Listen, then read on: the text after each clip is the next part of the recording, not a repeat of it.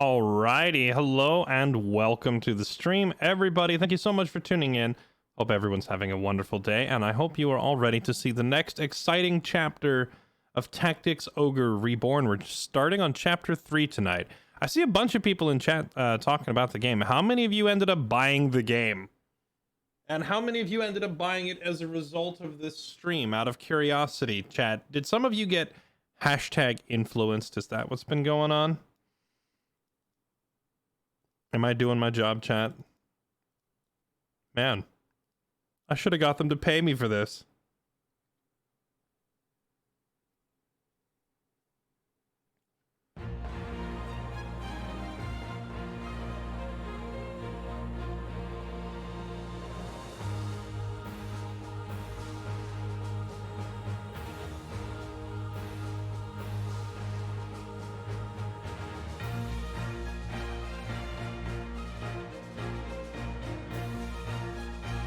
This intro music is so sick.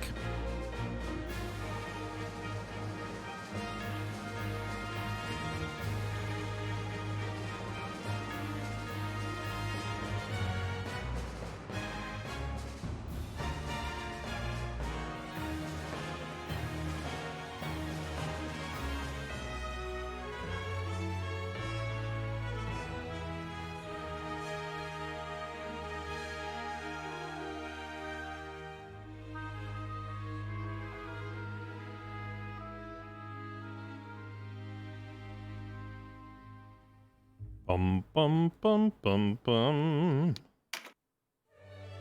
Okay, so at the end of the last stream, chat, we made it through the end of chapter 2, and we're starting today right at the beginning of chapter 3. I believe we ended chapter 2 with the Bakram choosing to basically third party. This is like it's like Apex Legends or PUBG. It was the Wallister and the Galgastani were fighting, and when the Wallister were just about to win, the nation of Bakram was like, yo, we're gonna third party that crap and take this whole island right now. So we have a third nation entering the war. Is my mic peaking a bit? Let me see. There we go. Let me know if that's a little bit better.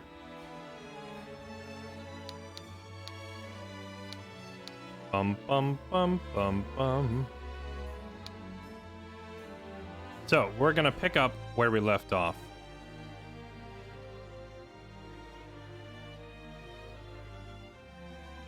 I feel like a lot of people tell me that my mic is peaking, and I also feel like a lot of people don't know what peaking means.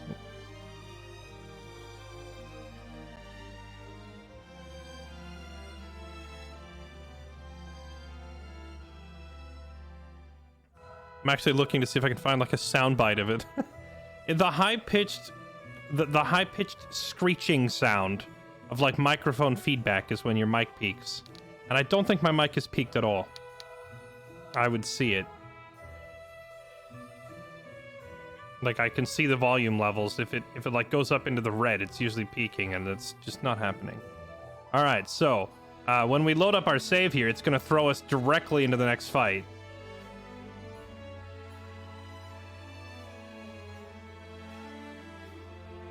Uprock77, thank you for the 43 months. Welcome back. Appreciate the resub. All right, here we go. Let's do it. Tactics Ogre. Tactics Ogre.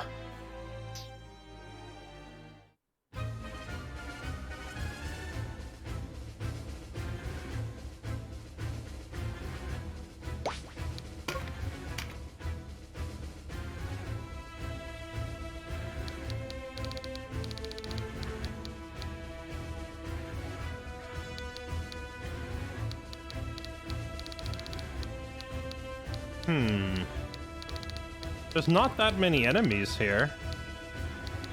And we have the high ground, and a bunch of them are squishy. Bum bum bum bum bum bum bum bum bum bum bum.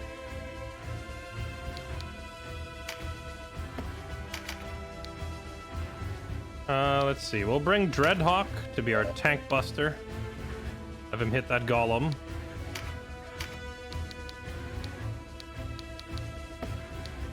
I think we'll bring Ebony in her new Dragon Slayer form. I think since we have the high ground and the enemy has squishies, we'll bring... Where is she? We'll bring Aracel.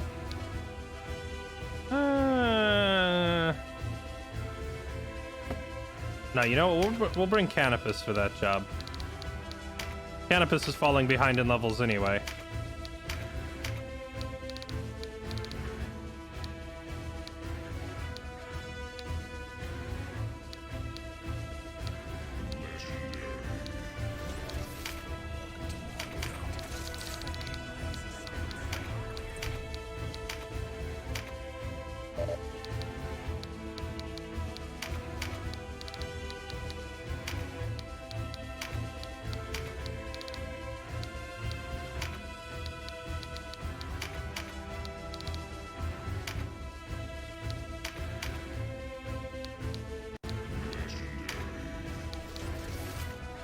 All right, let's do it. Oh, that's right. It did say bring an archer. That's why I was thinking of bringing her, and then I talked myself out of it because archers are just that bad. There you are, Denham. I was beginning to think you'd gone to ground a corpse. Headhunter Ganon. I don't know who you are. My thanks for holding on to the head of yours till I could come claim it. There sure are a lot of these headhunter, bounty hunter types in this universe.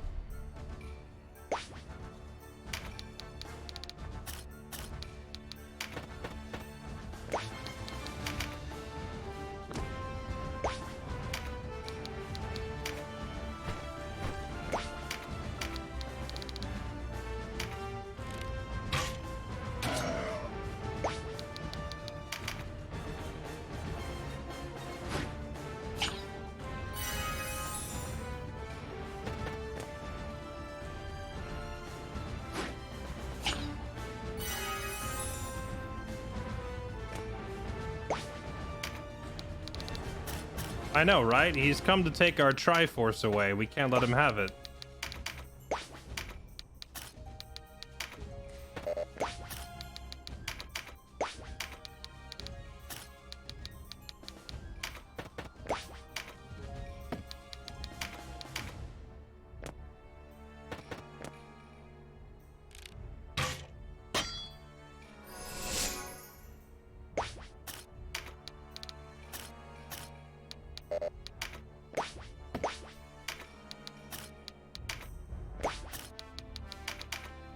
The Chunky Chad. Which one is the Chunky Chad?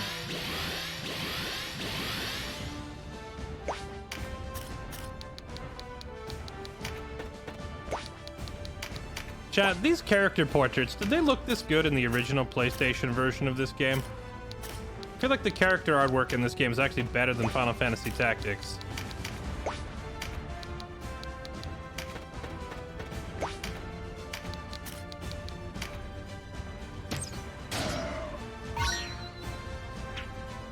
Oh no.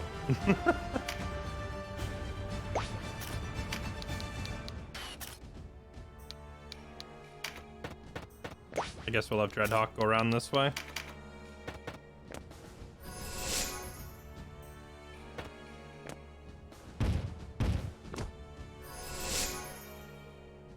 I wanted Dreadhawk to fight the Golem, but it's too crowded over there on that side.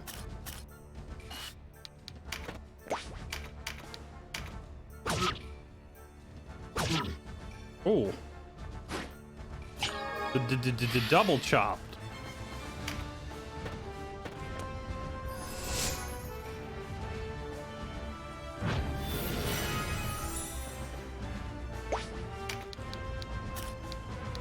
She just gotta meditate. I mean, she'll have enough mana to just go ahead and open up with Ruination here.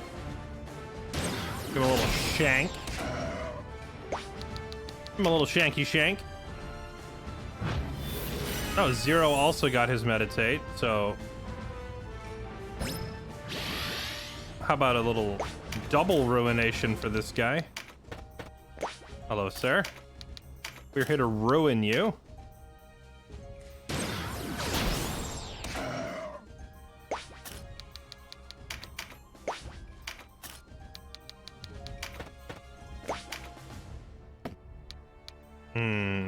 She's been very unlucky. She has not triggered her, she's not triggered her concentration.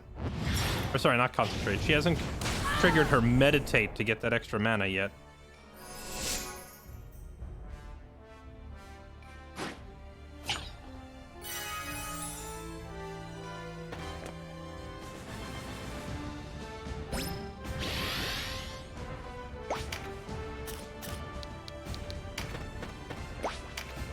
Bum, bum, bum, bum. 100 damage even from his level 1 spell. Orno's moving up in the world. He's becoming a stronger wizard. Oh, really? I can't even hop down here? Alright, whatever. I'll just bypass him then and we'll go start attacking their back row. You know, sometimes I walk and I stop and I pick up an item out of the ground. Is there a way to see where these items are, or are they just totally hidden? I remember that was a thing in Final Fantasy Tactics as well. Sometimes there was like hidden loot and you just had no way of knowing it was there except to get lucky.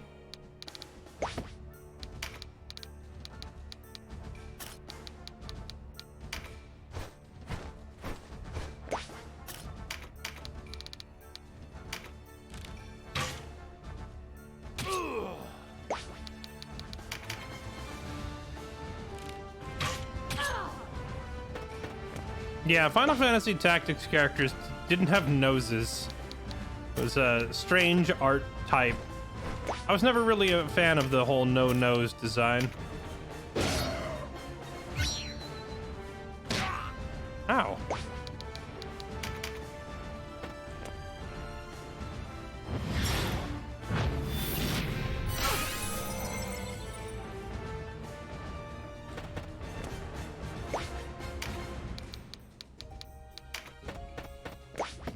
Actually, let's just have him bum rush these guys. Just get right in there. But can you put them to sleep? 4%, 4%. Yeah, I feel like these status effects are just never worth using. Their odds of success are so incredibly low.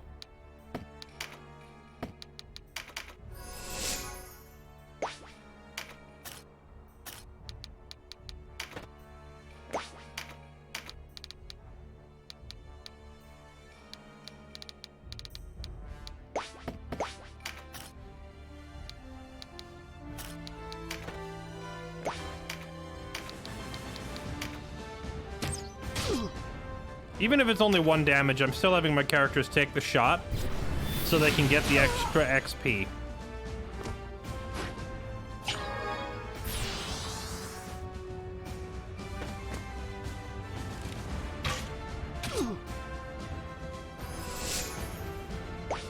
Alright, Sarah got absolutely roasted by that spell. I'm just gonna have her fall back.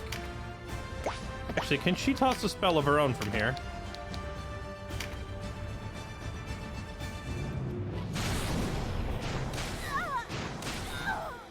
That's pretty decent damage.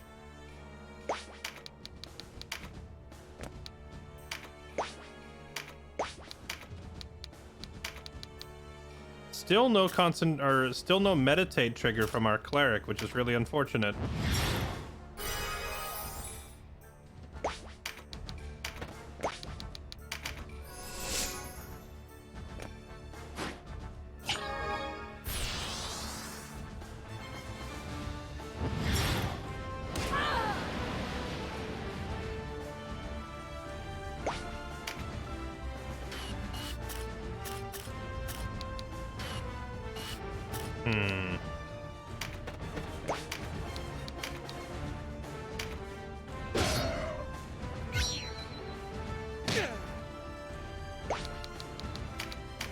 I guess since there's this golem and 2 other enemies who are trying to flank us, maybe we just pull everybody back to kill them first.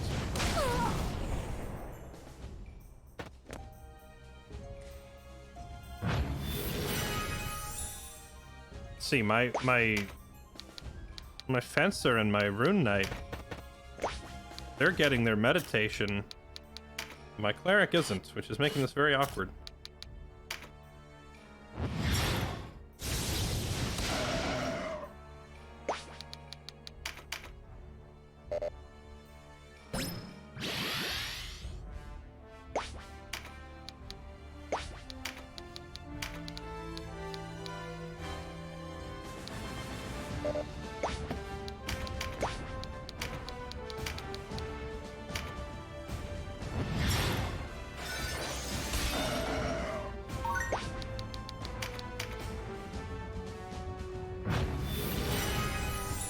Meditate.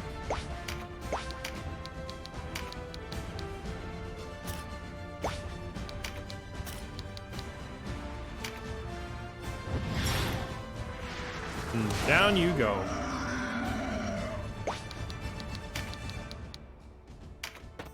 Nom, what do we got in here?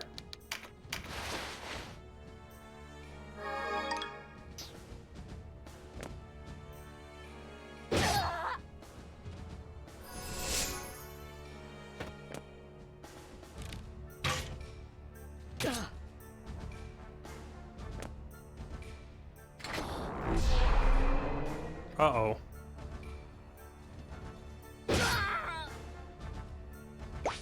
Our wizard has been frightened. Okay, so now we can move up here and start harassing these guys a little bit.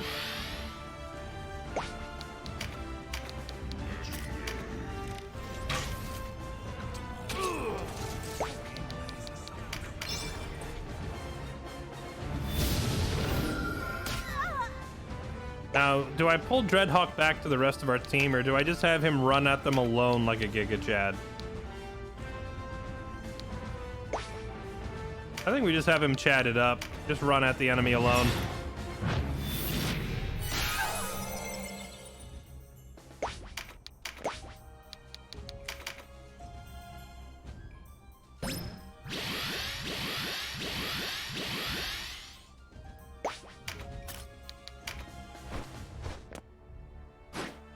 Go ahead and grab this damage upgrade and then destroy this man's face. Holy. Why does Raven hit so hard? It's the same as yesterday. Like, I don't know what happened to this character. He woke up, he chose violence. He's on roids. A 500 damage. What happened?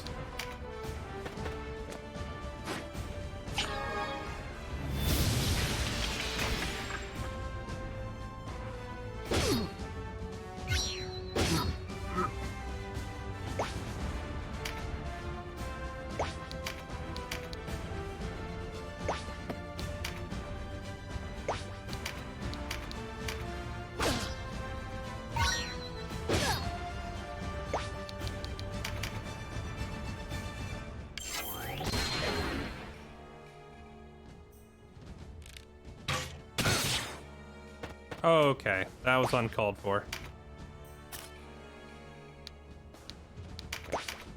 Can we just remove this bush? Can we just chop this thing down, please?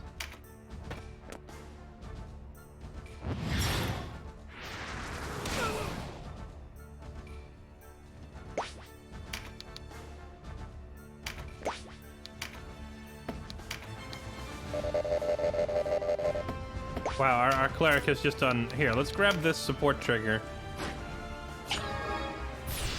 Maybe that'll make her more likely to actually get some meditation off, because she's had no mana this whole fight, because her meditate isn't going off.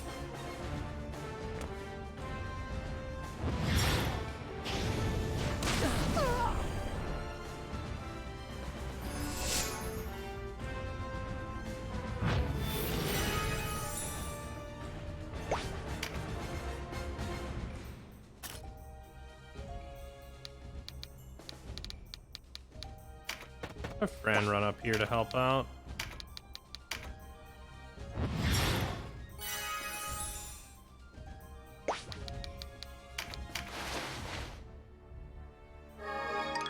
Loot! And then Zero can help out over here by stabbing this man in the face.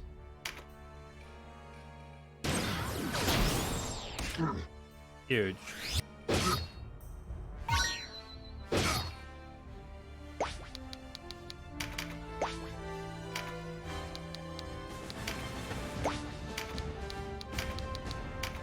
That should remove this enemy from the equation.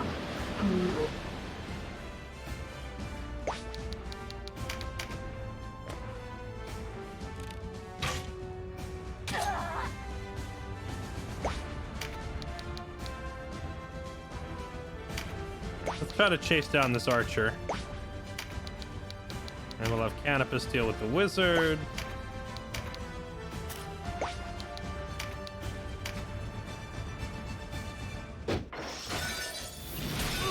Okay. Okay, bro. Okay. Maybe it's that move there, Ice Prison. Does that move just... No, see, the enemy just did it to Ebony, and she only took 270 damage. When my bird bros use that move, it does over 500, and I have no idea why.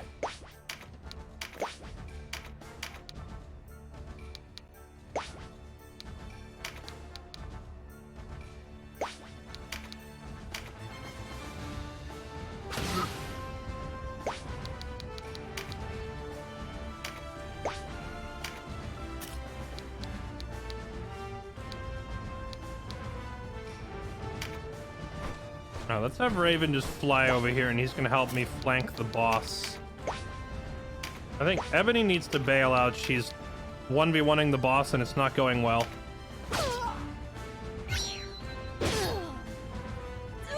Oh. Well. Maybe I should have ran away without hitting him.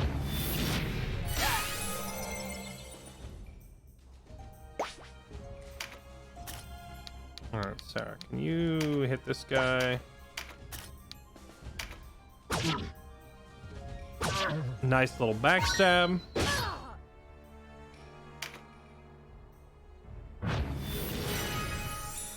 Hey, our cleric finally got a meditate, but it's too late because Ebony already got KO'd.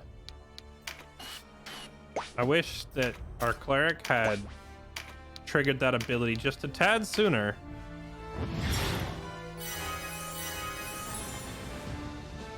Now we can actually start throwing heals out.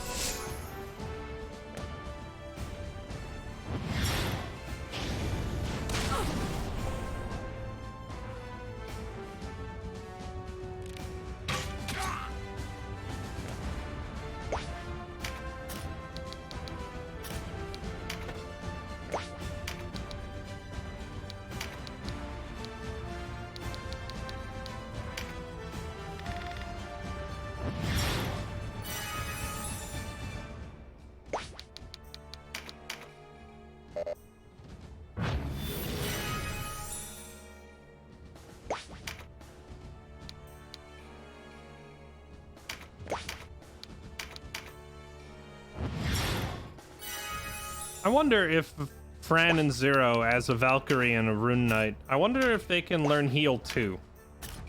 I need to have them try to upgrade to the next bigger heal. Also, Denim is kind of useless right now.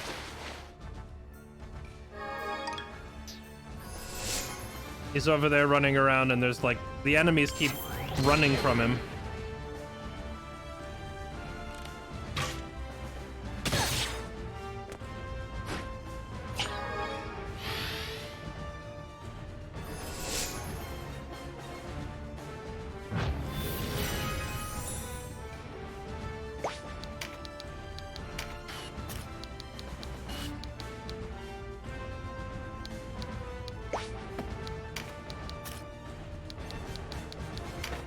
Have him hide safely in the back where he can lob tornadoes over the wall from safety. Like that.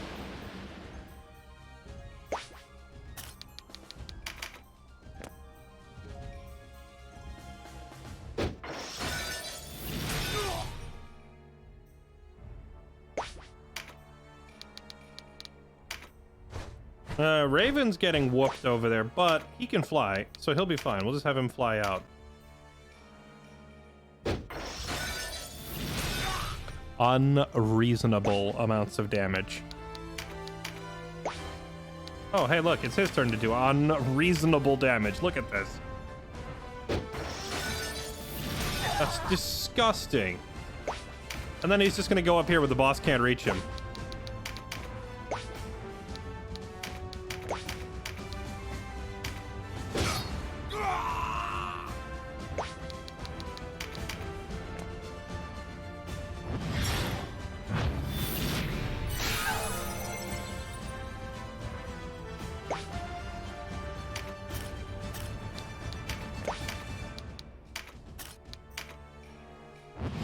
And we'll just go ahead and drop a heal on all three of them.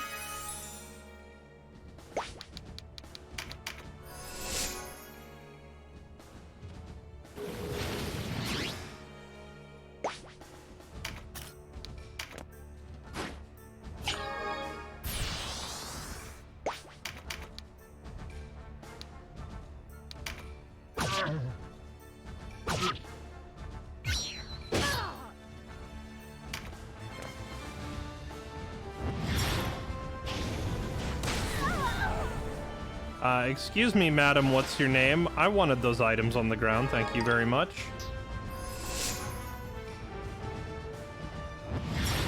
If we murder her, do we get those items back?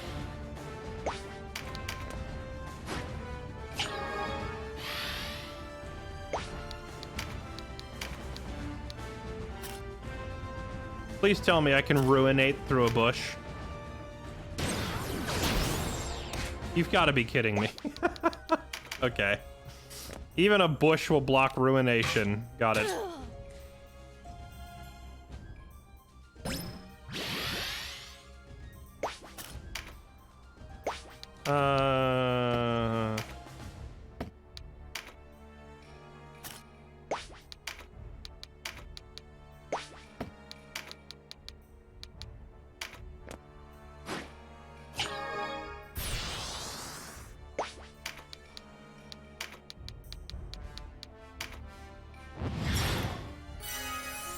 Yeah, that bush just got absolutely ruinated.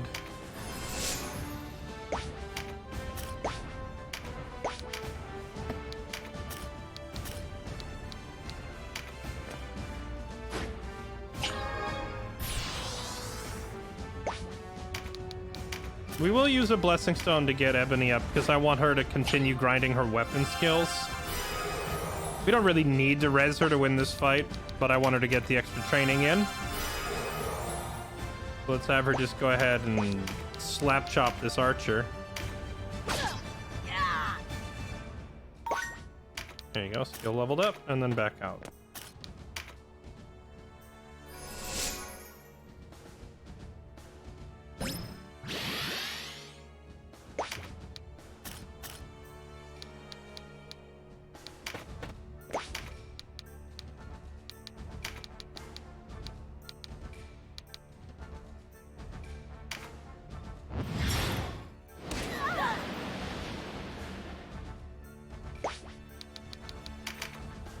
Not bad at all.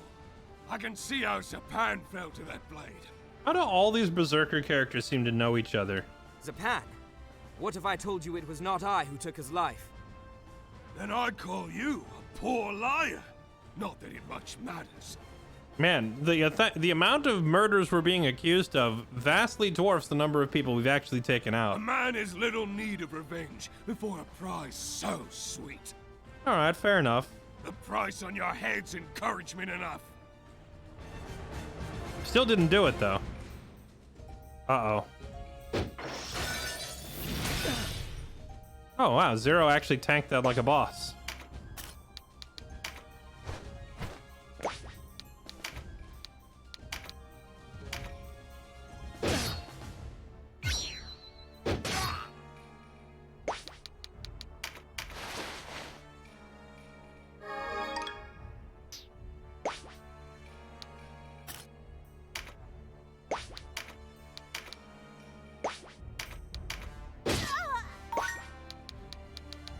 Oh, no wonder everything felt a little bit slower.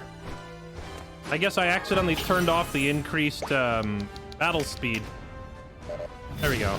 Now I've turned it back on. Oh, that feels a lot snappier. There we go. Take her out.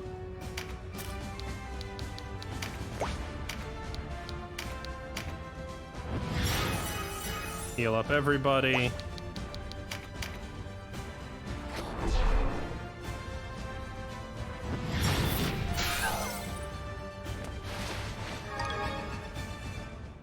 This guy, quit picking up all the goodies. Those are for me.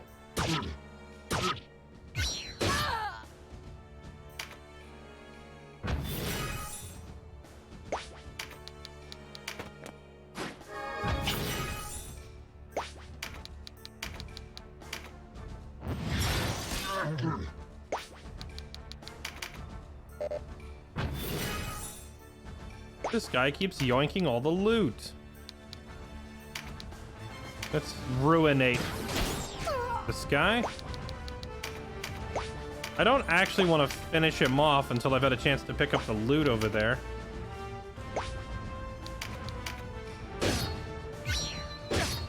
So I'm holding off on hitting this guy with all my big finisher attacks.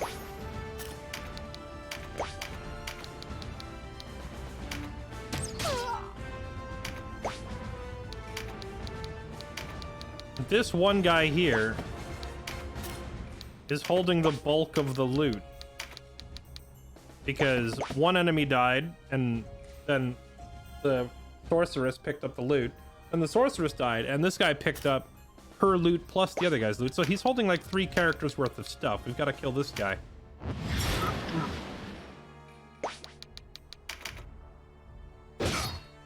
Okay, Raven is KO'd.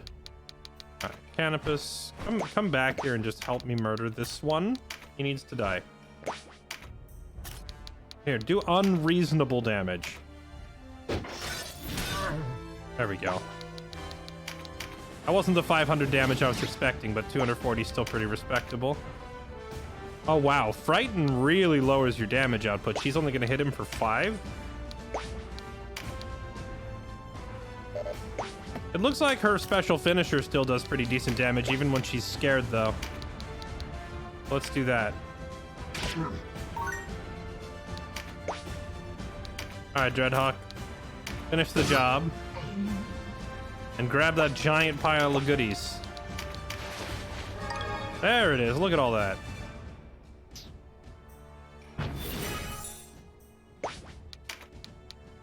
Now, I'm pretty sure this guy's going to attack 0 on his next turn, so we'll just put a fat heal on him in advance. There we go.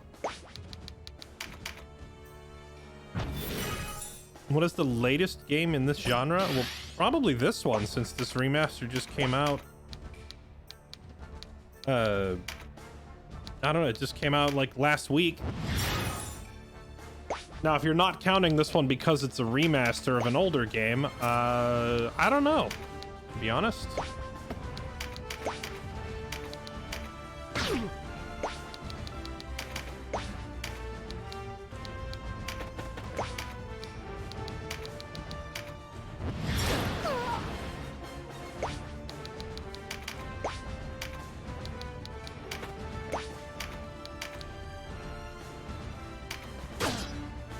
She's gonna get KO'd for her troubles here, but that's fine because the fight's about to end. I wanted her to get in there and get one last good smack.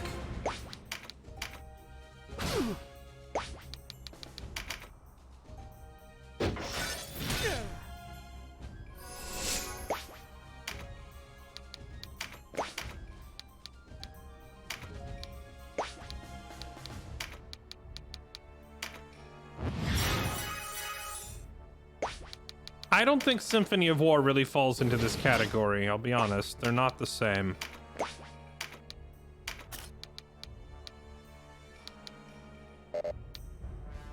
If we fry our own people a little bit, they'll get over it. No wonder the front had their hands full with you lot.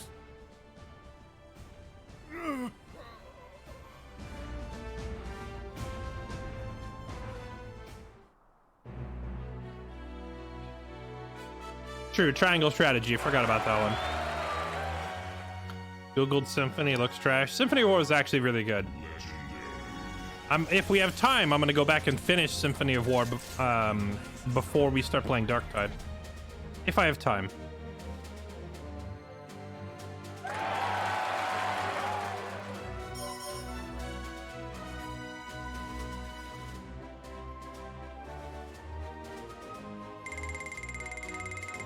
I'm sorry, only 1700 XP? Why is it so low? Like, the last story battle we did where we wiped out all the enemies, we got like 9,000 XP.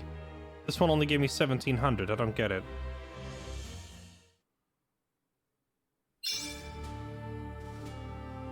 Shops have new items in stock. Reborn Aqueduct. Zodmoors. Kuritanai. Oh, I guess, okay, so it's not like one or the other. It's, we have to go through this one, then that one. Can we shop? It says new items in the shop. Yes, we'll sell all these coins. Let's see, what do we got for sale?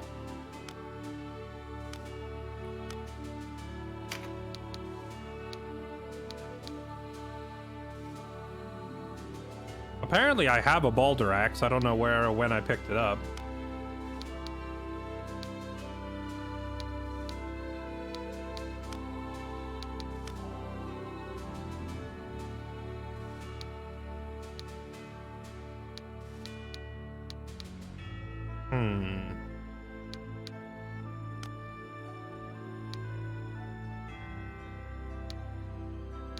A large two-handed katana that does bludgeoning damage? That doesn't even make any sense. There's not a whole lot new in the shops. The only thing new is like one new one-handed katana. I think these boulder axes are new. And then there's a two-handed katana sword, and that's it. Everything else is kind of the same. What about boulder bow? Crossbow. Ah, there's new shields available.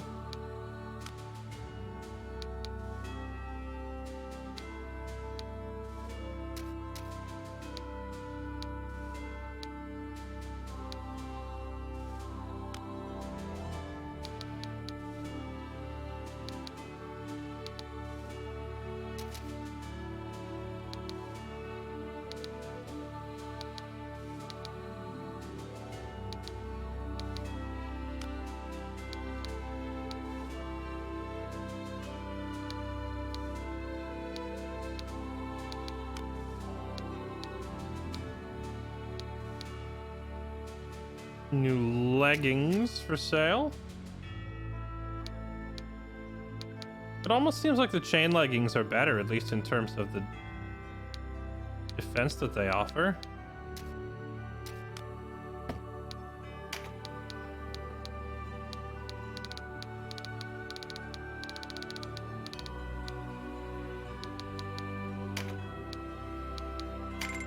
Buy a couple more heal spells for everybody.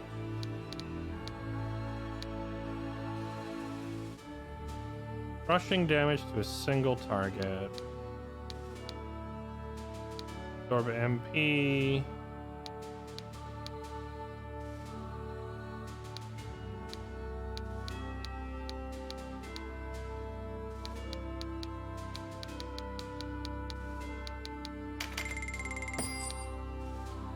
Need another Shadow Bind. We have two ninjas. I want them both to have this skill.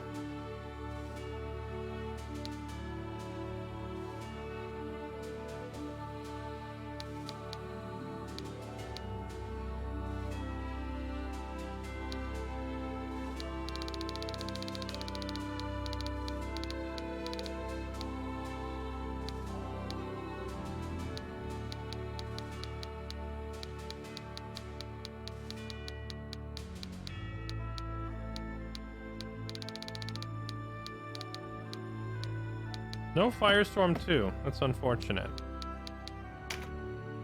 Okay, let's see. I know we picked up a Thunder Flare too.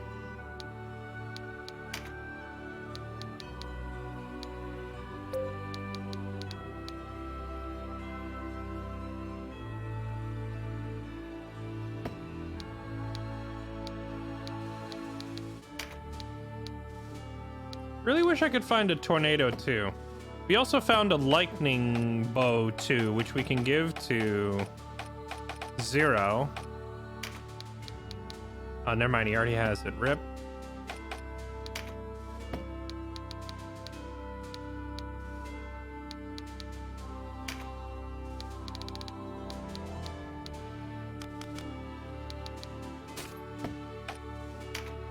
Upgrade the heals on these two.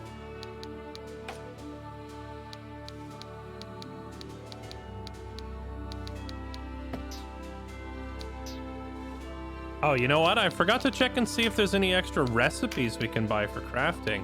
Ah, here we go. Tier 2 weapon crafting recipes. Let's get these. Weapons. Armors.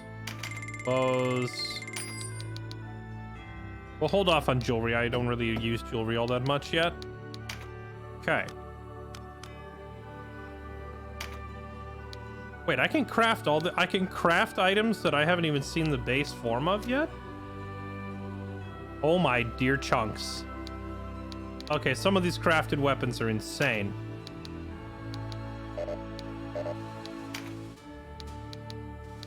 I need to get a cane blade first, though. Oh, well, that's a shame. We can't craft them until we get the base sword, but here, wow, the damage. That is some absolutely nasty damage on some of these things.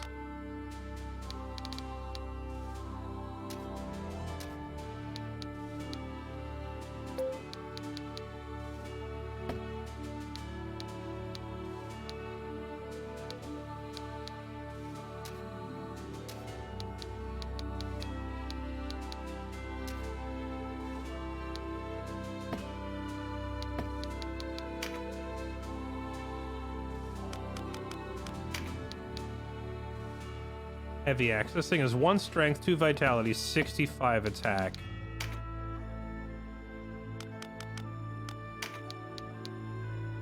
An increased Balder axe is 2 vitality, 1 dexterity, 4 int, 5 MP, 84. 84 damage.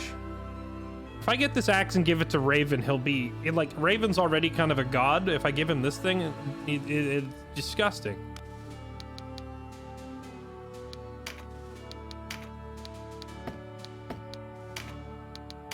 The only thing preventing me from really going ham here is lacking the base weapons. Like, I need the base weapon to upgrade.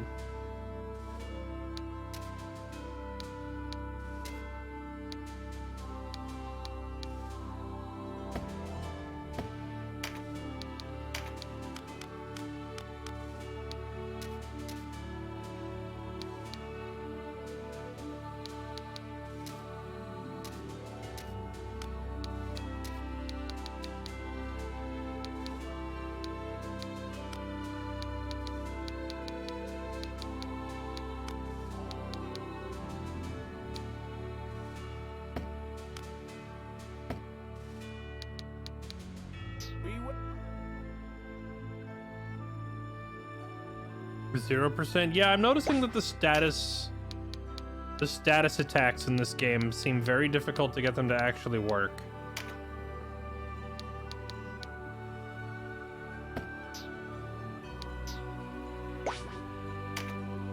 Okay, I think what we do now is I upgrade Zero and Fran, because they haven't had an upgrade in a long time, and now we finally have the next tier of spears available. Gosh, they're so expensive, though. That's just to buy the base spear. Then I'd have to pay for the upgrades on top of it.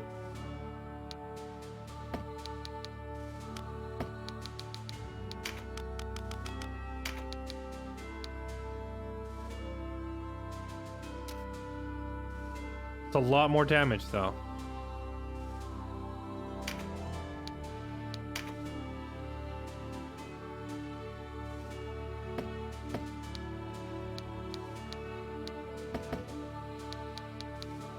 I think we'll do like the next story mission or two and try to get our hands on some of those base weapons first, because that's where the real expense is.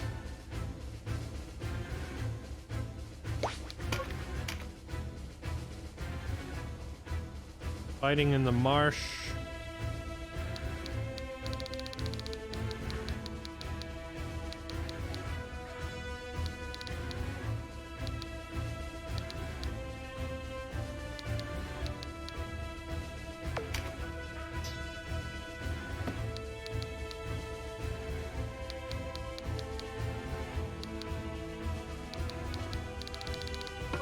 Okay.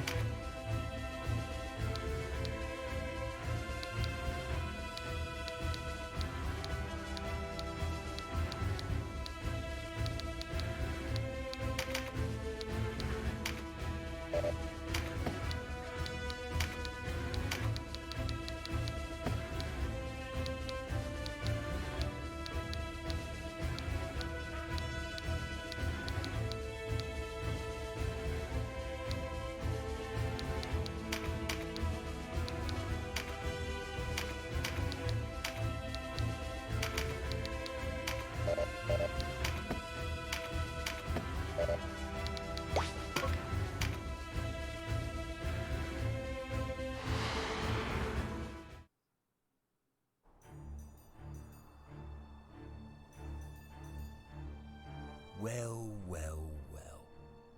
If it isn't Denham of Goliath, fancy meeting you here. I thought you fled across the waves for sure, headhunters baying at your heels. The wheel turns for me today. Your head will make a fine trophy, vice be damned.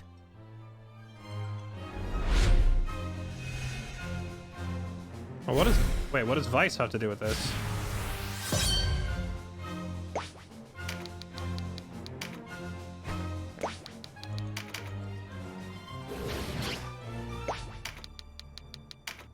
Well, 12.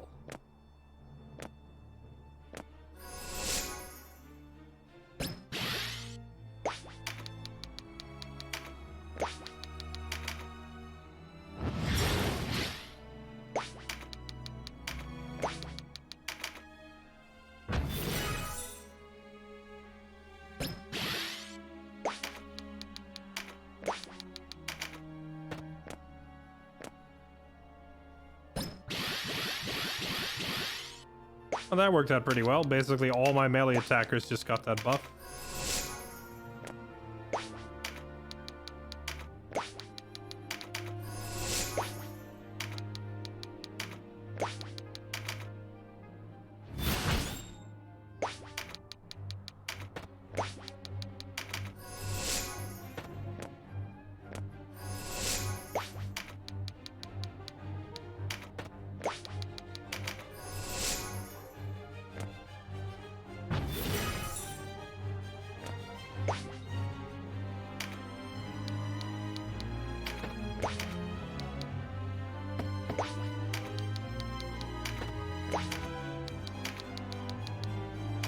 Start zapping.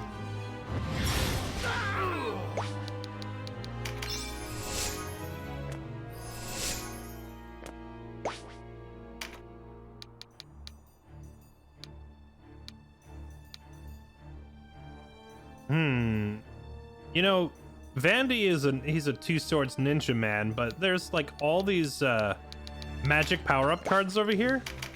What if I have him grab multiple of those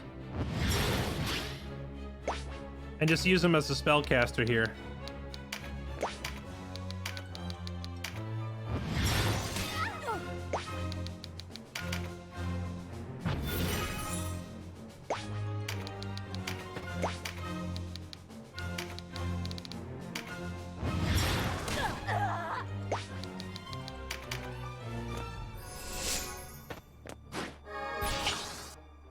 Thorno uses meditate, right? It's been 85 years and he finally meditated.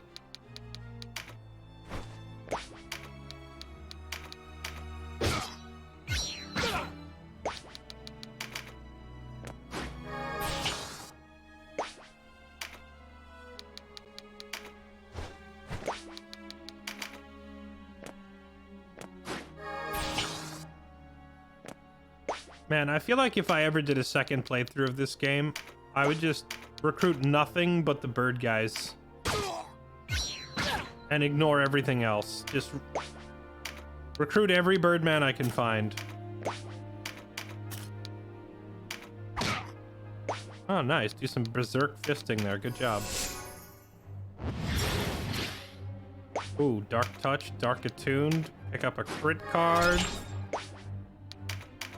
Pop on a Fearful Impact. I feel bad for this guy right here. Frightened, Breached, Dark... Well, that dude is now useless.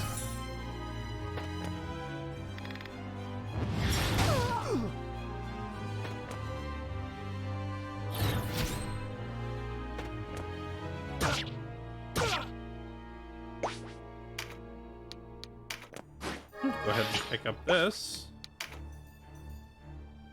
Oh, he doesn't have the... Okay, he doesn't have mana to attack. I'll grab that.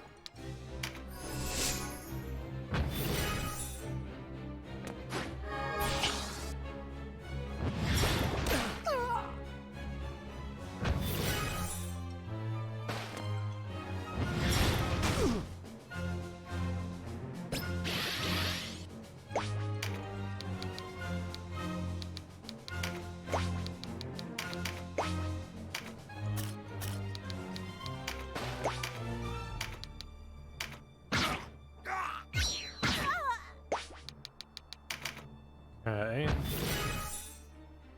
You try and gang up on one of these targets, I think. You have enough to ruinate somebody? You do. Ruinate this mage.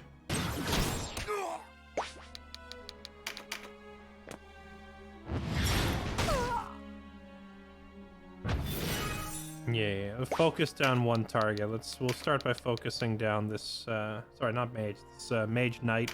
Knight mage, whatever. There we go. Almost. Raven with the finisher. Goodbye.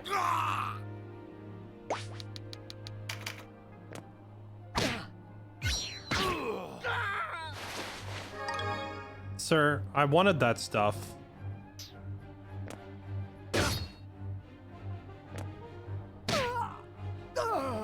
Oh, Zero just got clobbered.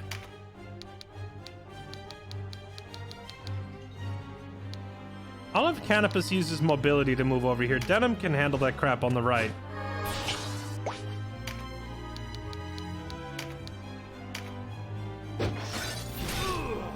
There we go.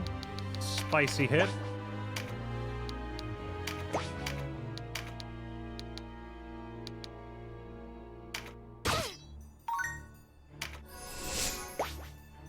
Alright, Ogre, are you still on a berserk fisting spree? You're not. He is done with his berserk fisting.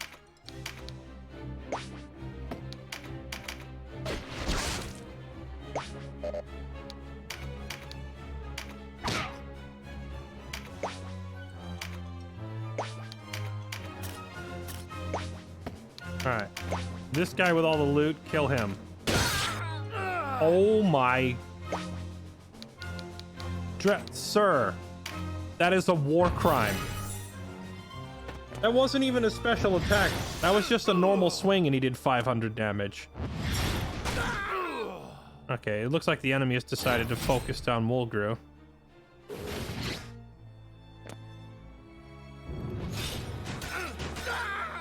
Alright, Mulgrew's gonna get KO'd. I can't stop all that much damage. Okay. Vandy has picked up not one, but 2 magic increase cards. So let's see how much damage he does with this. Not bad. 250-ish.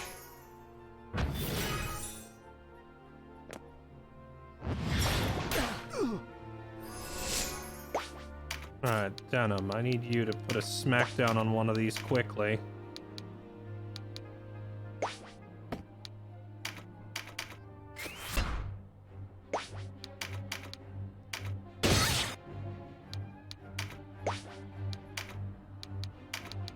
Okay. This guy is almost down for the count. Let's zap him out of here. Grab this magic up card. Now, they're either going to focus my wizard or they're going to focus my ninja, but either way, they're going to get another turn off.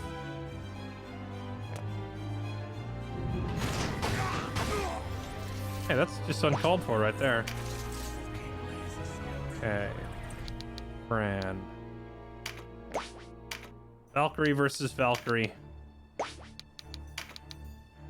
Hit her with that ruination.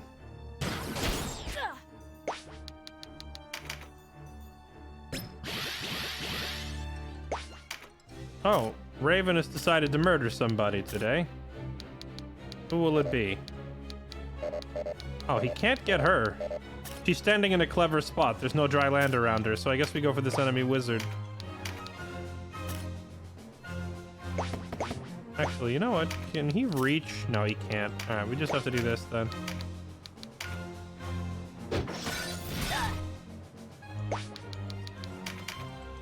Branded traitor, pursued by our armies and the Galgastani alike.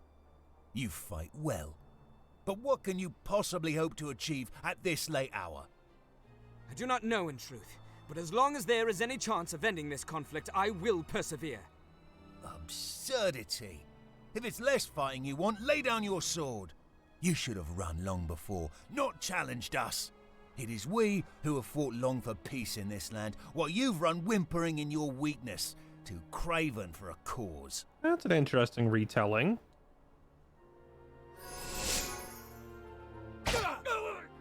Oh. That hurt.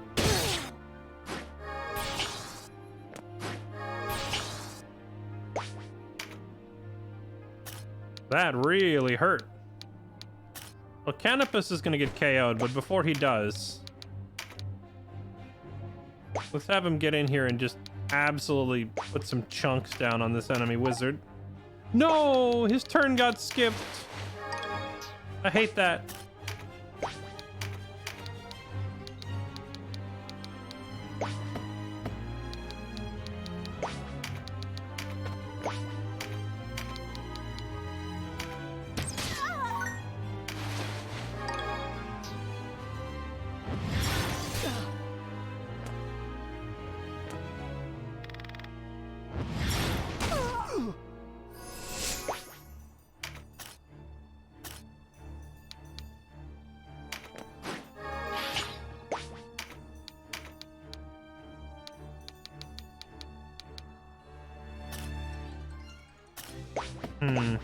So I've noticed that like enemy boss types seem to generally be immune to status effects, so I'm worried that having Dreadhawk hit this guy is just a total waste of time.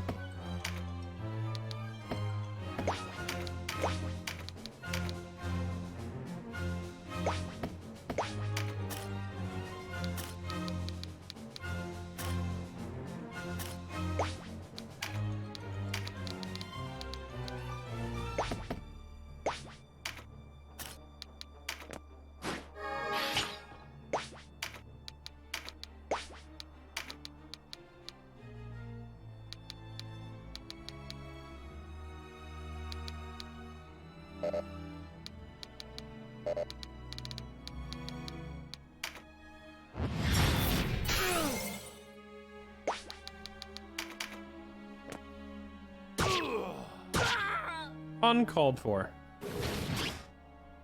All right, here we go. I was hoping for this. Vandy getting one more attack off before he goes down will be nice. No, he's 1 mana point shy. Okay, you know what? What if you just get in there and shank? How about that? Only 31 damage to that one. 116 damage to this guy, though.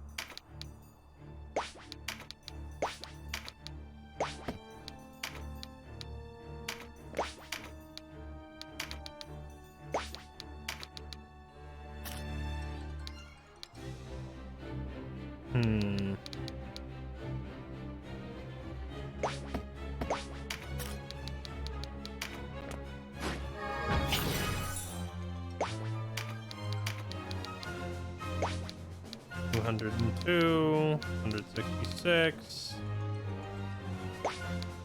I should probably have him start chiseling away at the boss. Oh, he could actually take out that enemy sorceress if he gets an angle on her from here, maybe?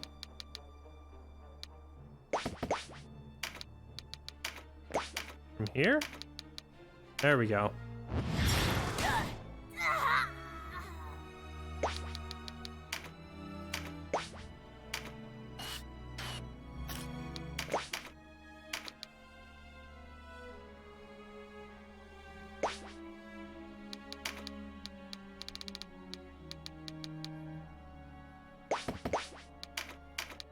Who can Fran actually get close enough to hit? Her, him, that guy. I would love for her to get up there and get rid of that enemy wizard, but he's too far away, so she's just gonna have to settle for this one.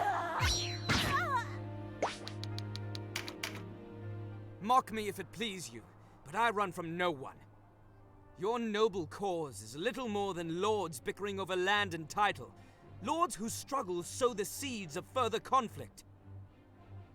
If it is true peace you seek, leave the Duke. He promises prosperity even as he salts the earth beneath us. Don't you hate it when they salt the earth? Always an eye for an eye. This war will never end.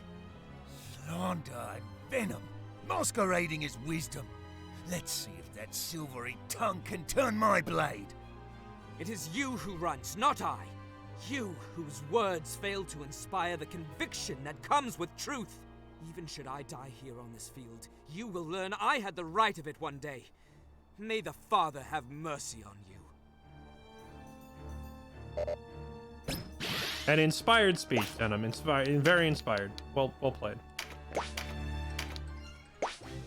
Now kill this fool, please.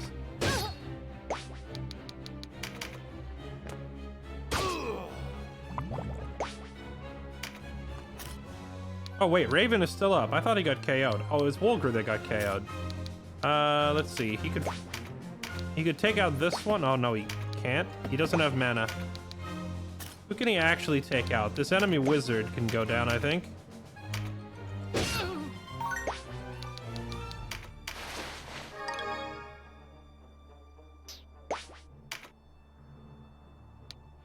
Canopus.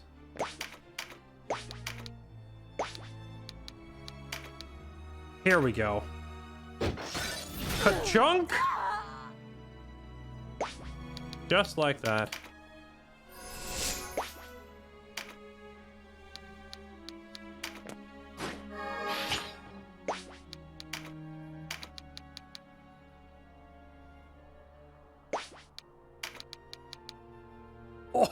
Oh, yes, Ebony, do it.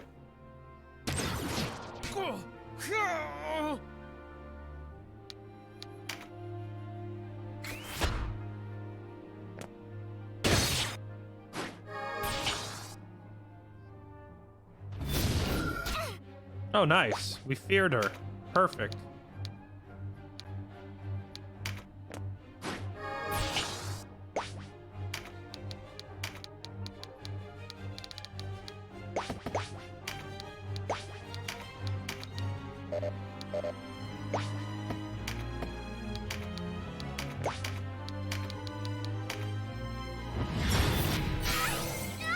Ooh, that crit.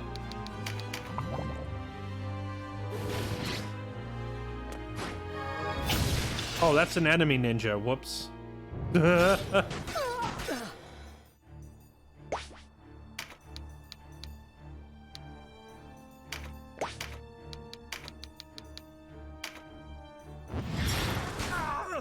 Time to start softening up the boss.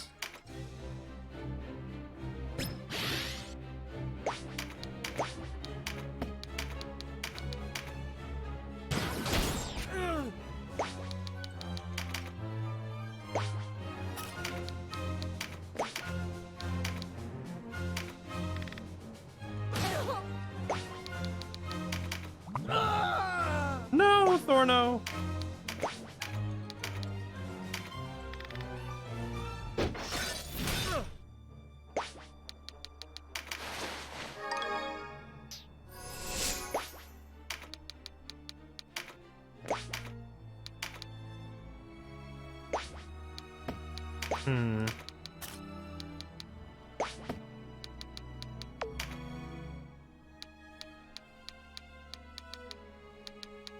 It would be nice to take out this guy and get his gear.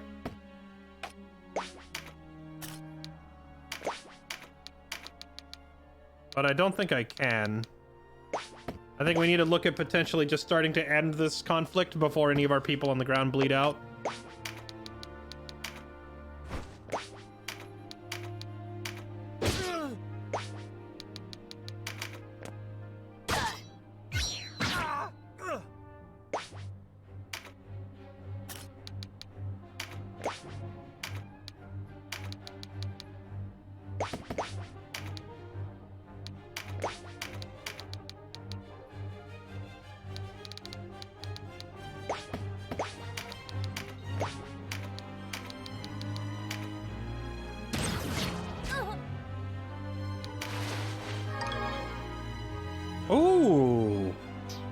3 more ninja marks.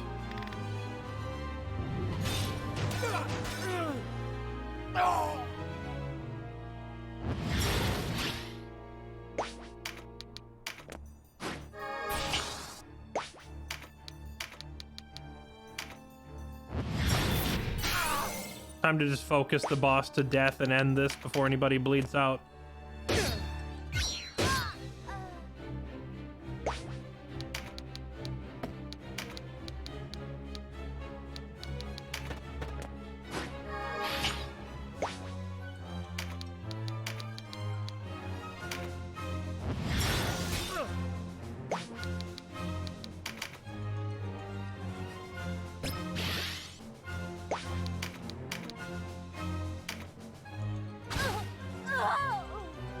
Go to sleep. Give me your loot.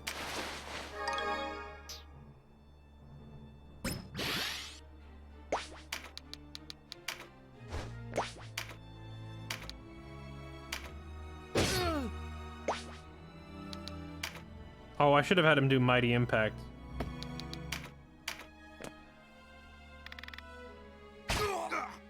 Ow. We can't finish him this turn, can we?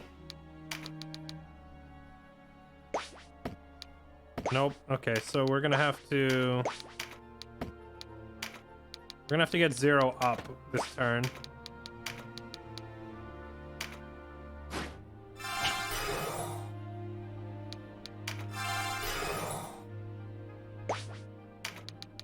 And then maybe 0 can finish the job? No, that guy is far too tanky.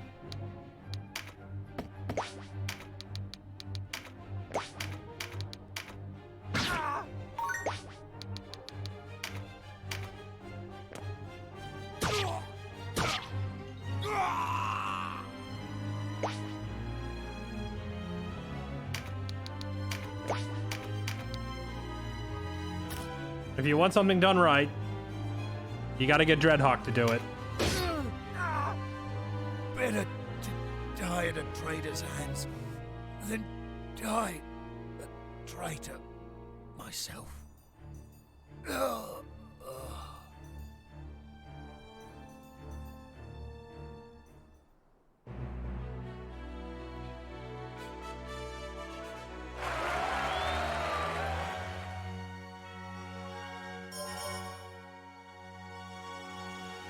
Oh, we got 3 permanent strength charms from that? That's really nice.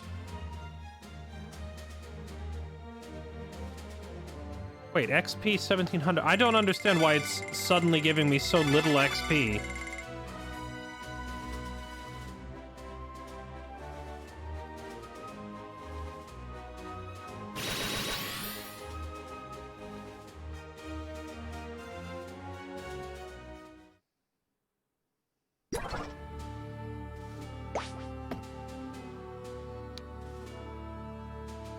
Wait, did we just unlock Bommamusa for some reason? I don't think we're even heading that way, are we?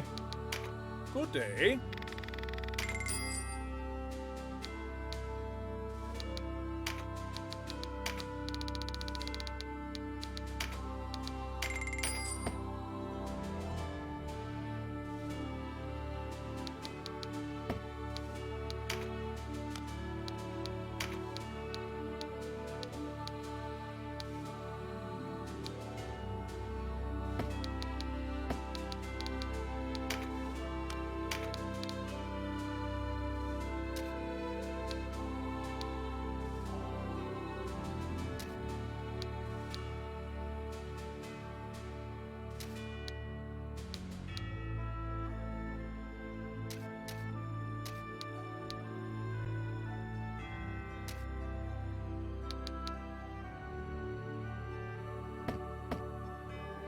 Very right.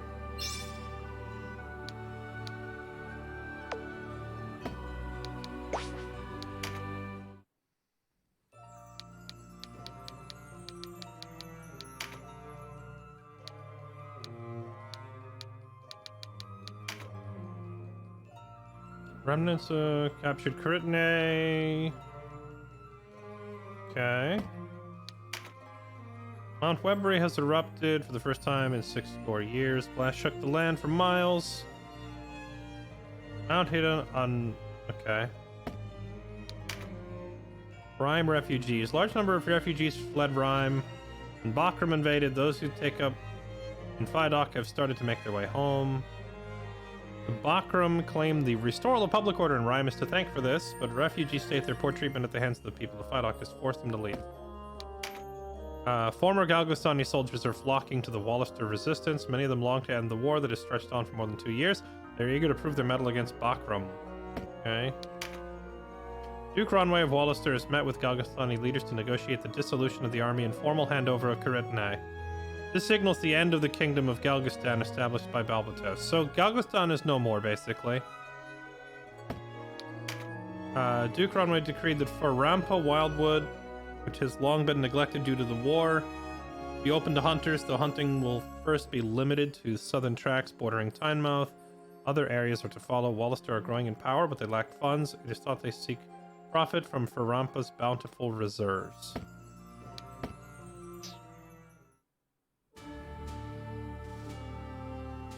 None of those mention Alma Musa. I'm just trying to figure out why this town that wasn't open before suddenly is, and I was thinking it might be hidden here in the...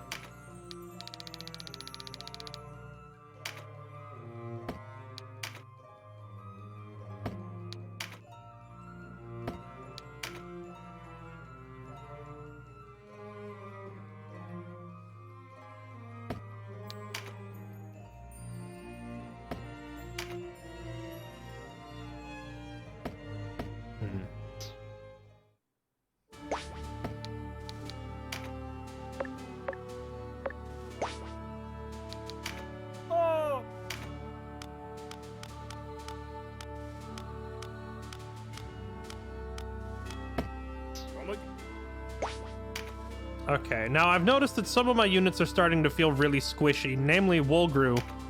He's gotten the crap kicked out of him in every battle for the past 10 battles, so maybe he needs his gear increased?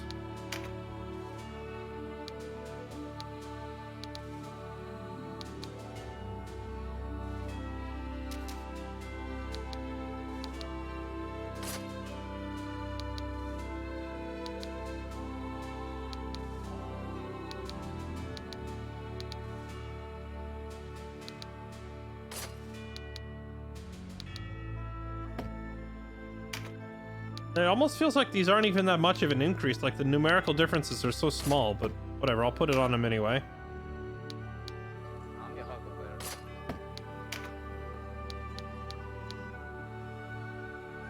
Okay, I basically just gave him the best gear in every category.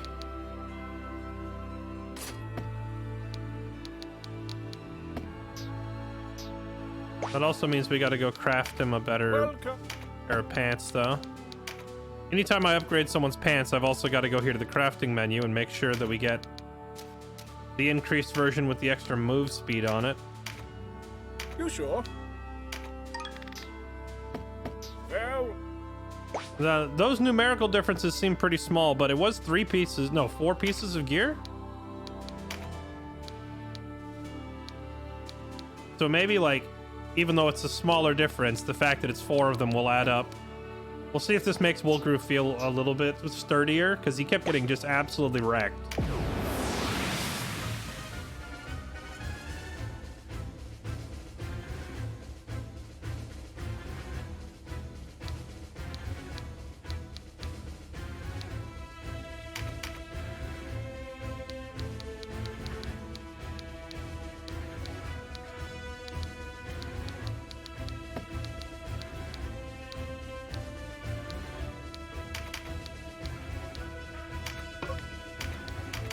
Definitely time to bring Lorm and her giant cock in.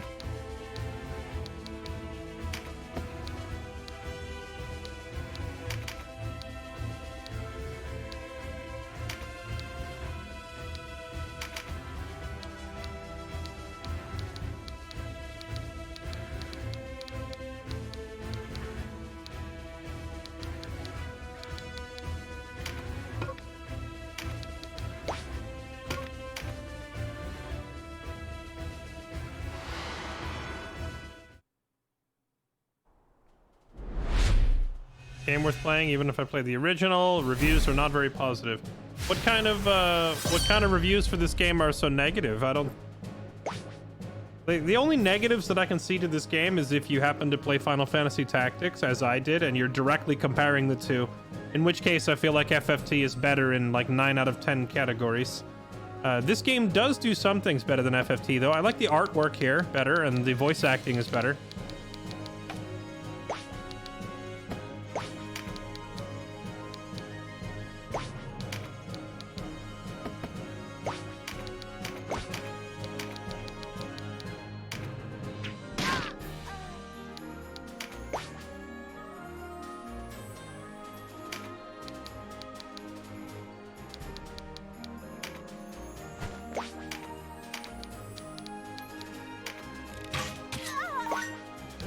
Game is overwhelmingly positive on Steam. Well, I'm not sure what you mean then about the negative reviews. Let me see. Tactics. Ogre Reborn. Steam. Let me pull it up and take a look myself here. Well, it's not overwhelmingly positive. It says mostly positive. But mostly positive is still pretty good.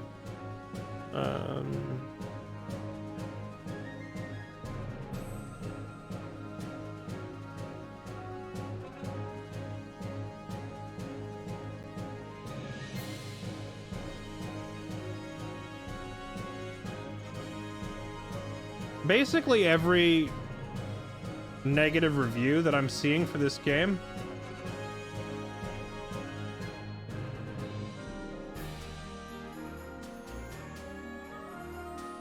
most of the negative reviews I'm seeing are about the blue card system.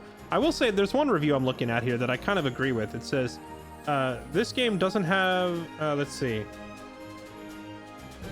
huge fan of Final Fantasy Tactics. Being able to pick up jobs you want on the fly, have an easy to understand menu to see how much progression you've made, and moving what you've learned from it to another job is awesome. This game doesn't have any of that. I don't know if skills transfer in combat. The only thing that levels up and stays with you is weapon finishers. The lame menus are hard to understand, and you can't see progression whatsoever, so I have no idea if it's worth leveling a job to see what we'll get later, or if it's a waste of time. I agree with all of that. This game definitely has its share of issues. Like, when you're playing in Final Fantasy Tactics, when you swap to a new class, you could see what skills you would unlock down the line, so you could plan ahead. This game, you don't know what skills your class is going to have until you've sunk time into the class, and you unlock the skills as you go. Like, I have no idea what skills a ninja is going to learn later. That wasn't an issue in Tactics, because you could see, like, basically their whole skill tree ahead of time and decide if you liked it. And then, of course, a lot of people complaining about the blue card system, which, you know, it is what it is. I don't think the blue cards are that terrible, but I could certainly do without them.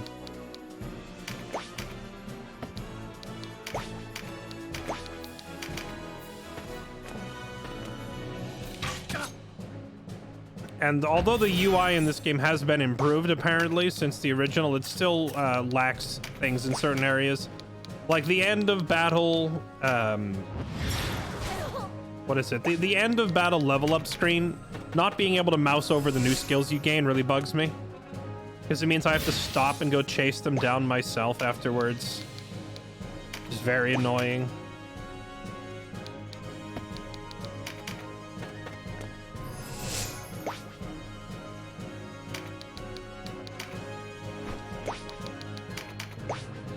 I mean, honestly, the one big thing, like, if I had to pick one difference that makes Final Fantasy Tactics so much better, it's the job system. It's being able to mix and match your skills as you please. With this game, there's very little mixing and matching. You pick the job you want, and you get the skills that come with it, and that's about it.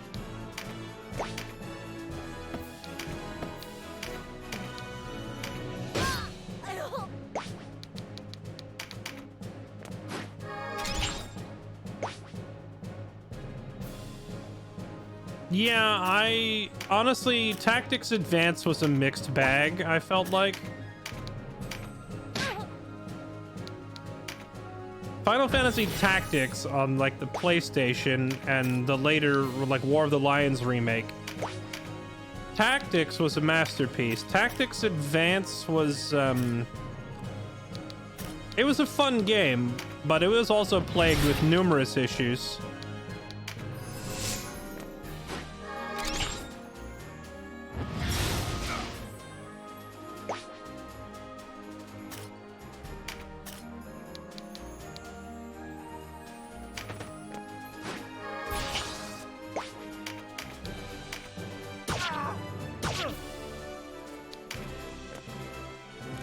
Final Fantasy Tactics Advance, let's see. Keep in mind, I haven't played that game in like 15 years, but I do have a pretty sharp memory, so I can tell you what I remember bothering me about that game. Number one, the law and judge system just arbitrarily screwed you over. Like, imagine you have an army and your favorite unit is knights, whatever. So you've decided that your army is largely comprised of knights. Then you enter a battlefield and randomly the game decides to pass a law, because the game had this law system that would implement rules and restrictions on the fly. So you could be doing just fine and then the game would randomly decide to drop down a law that's like, hey, on this battlefield, no broadswords or knight swords are allowed. And suddenly your favorite units are unusable. And there were workarounds. Obviously, you try to balance your army, have multiple types so that if one gets outlawed, you know, you can swap to a different one. And there were like a limited resource you could spend to nullify a law, but you know, that again, it's a limited resource. You couldn't just do that all the time. So there were workarounds, but it was still irritating to have the game just randomly remove certain types of classes from the equation, especially if they were classes you really liked. I found that system to just be irritating to deal with, and it didn't add anything to the game. Like, people will try to defend it by saying, oh, well, it was easy to work around, or you could do this and you could do that to nullify it, but like, what did it actually add? You know, there's no upside. It's just an annoyance. So, yeah, I hated that system, not because it was impossible to get around it, but because it was strictly a negative addition to the game. It didn't it didn't add anything whatsoever to the game other than an obstacle to your own fun that forced you to be like, all right, well, I can't use this character and I can't use this character, so I'll have to use this instead, which is just an annoyance. The other thing that I really hated, challenge. It didn't add challenge. It just added a nuisance. There's a difference. The game was still easy. It was easy, except you couldn't use your favorite stuff. Like, that's not a challenge. It's just irritating. The other thing about Tactics Advance that I personally didn't like was the level up system had a tendency to punish you for changing classes around.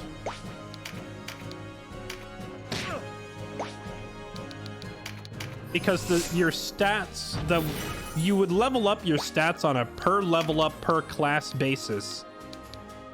And what this meant was that if you experimented a lot, your stats would be all over the place and it would backfire on you in the long run.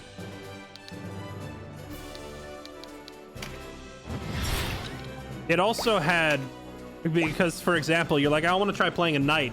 Well, if you level up your character as a knight for 2 classes, your strength and your endurance go up, but your other stats would suffer, like you'd become slower or whatever. And you're like, you know, knight's not working out. I'm going to try archer. Well, already you're at a disadvantage because the 2 levels that you gained as a knight, you were gaining like no agility and no dexterity because knights were very slow. So now when you decide to try archer, you're a very ineffective archer because you're missing out on agility and such because you leveled as a knight.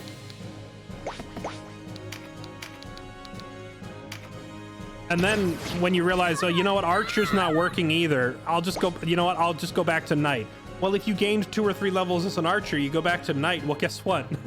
Because you took time off from playing knight, now you don't have the strength or vitality you needed. So you might think that by jumping back and forth between classes, you could round out all your stats, but it was the opposite. In fact, it would actually just make you less effective.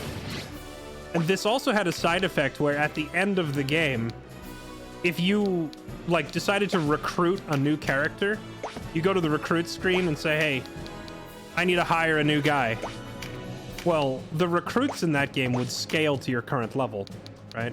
So if you're at the end game and you're level 45 and you decide to go recruit, the new recruits would also be level 45.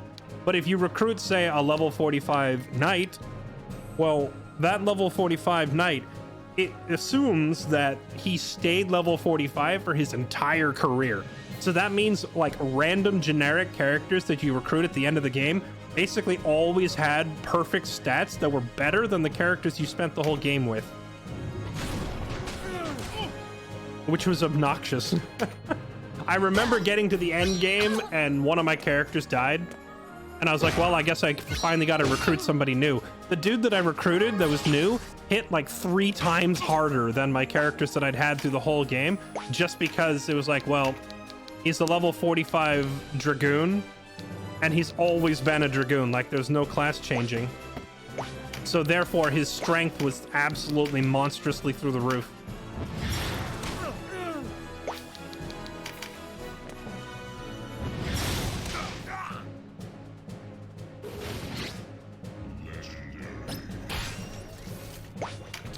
So yeah, that was a couple of my gripes with Tactics Advance. It wasn't a terrible game, but it definitely had like some eyebrow-raising mechanics that made you wonder what they were thinking.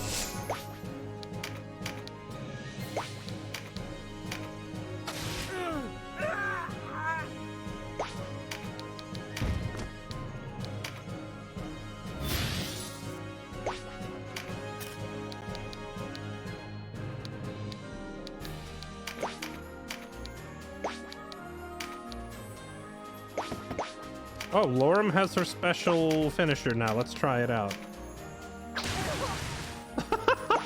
You literally just spray them like it's a fire hose. I love it. Oh yeah, that was another thing in Tactics Advanced that pissed me off. The skills in that game were tied to your gear, not to the class.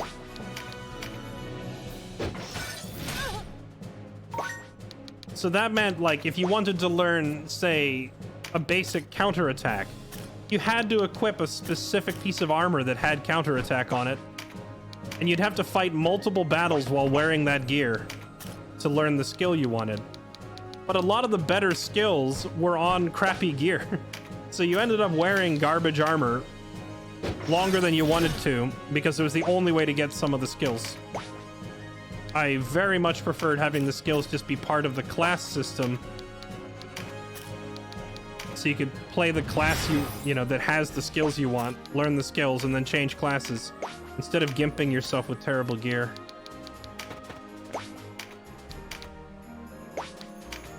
Hey, not bad for a game I haven't played in 15 years, Chad. I still remember that stuff. Yeah, I think that's about it. That's all I remember from Final Fantasy Tactics Advance.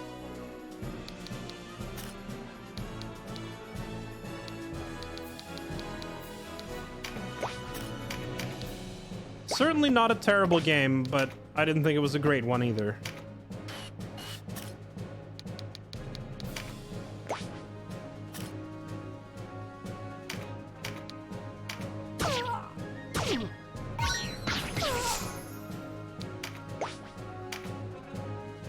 You like that? Ogre has parry and counter on the gear. Yeah, but in this game, you don't learn those permanently. And also, like, almost every sword in this game has either counter or parry on it. In Tactics Advance, there would be like 6 or 7 pieces of armor that have no skill on them whatsoever. And then there'd be like 1 piece of gear that has the skill you want to learn. So I would literally have to fight a battle and then like grind out battles until I learn the skill. Then I'd have to take that armor off and I'd have to move it to the next person that I want to learn the skill. Because some of the better skills were on like either unique pieces of armor you couldn't get anywhere else or stuff that wasn't for sale in shops.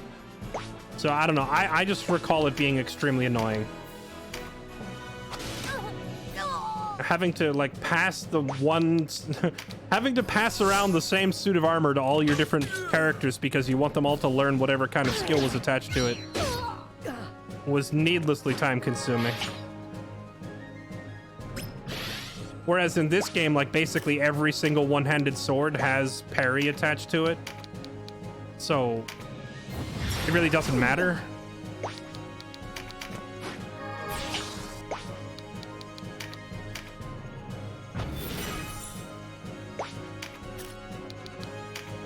Tactics Advance was your game? Oh, Tactics Advance is the game that I'm currently ripping apart.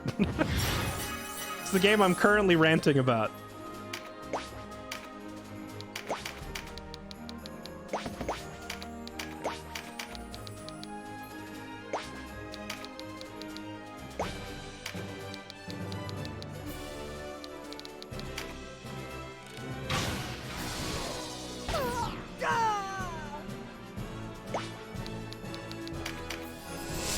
Yes, Tactics Advance did actually start with a snowball fight at the beginning. I forgot that until you mentioned it.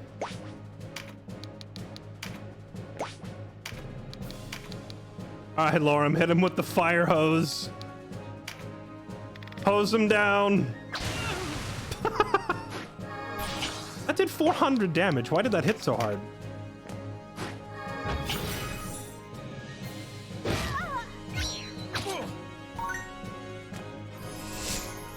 You know, I'll be honest, I think Tactics Advance suffers from the same thing that this game suffers from. Which is... it just gets compared to Final Fantasy Tactics.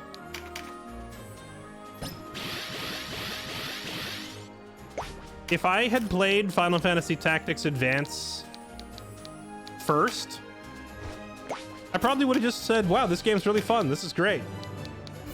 But instead, no.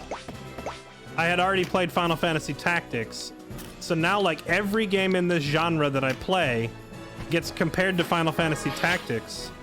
And Final Fantasy Tactics, let's face it, is, like, the best there ever was in this genre.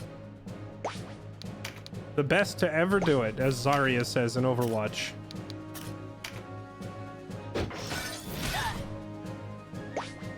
And every game that gets compared to Tactics just doesn't quite measure up. You know, they're all a lot of them are good. They're good, they're fun, but none of them like really quite nail the perfection that was Tactics.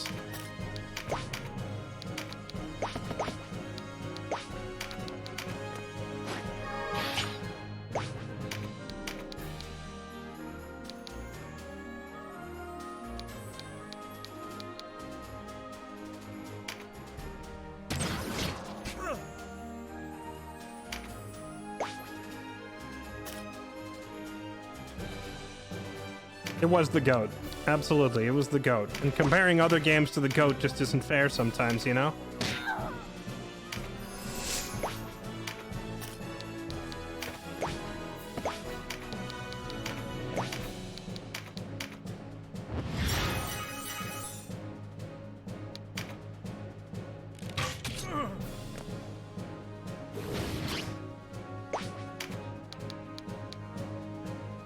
Yeah, Final Fantasy Tactics, I mean, I say perfection, but it wasn't a perfect game. It's about as close to a perfect game as we've ever seen, but it still had its issues. Difficulty spikes were definitely one of them. How many of you still get... how many of you, like, break down into a PTSD-ridden husk of a human when I say the name Dorter Trade City? You know? Pepperidge Farm remembers. The North remembers Dorter Trade City. Dear God, the difficulty spike. Or Riovan's Castle. Everyone who's ever played Final Fantasy Tactics just hears the name Riovan's and kind of shudders a little bit. Now that is a difficulty spike.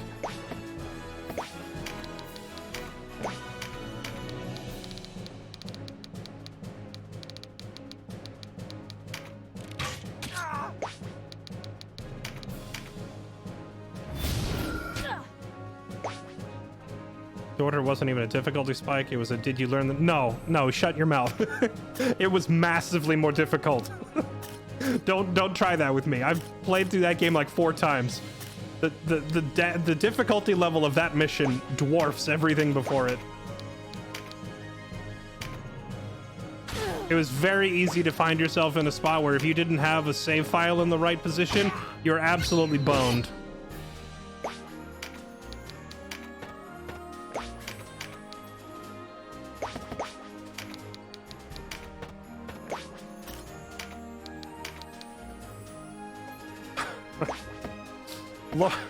Lorum's fire hose is the funniest move in this game.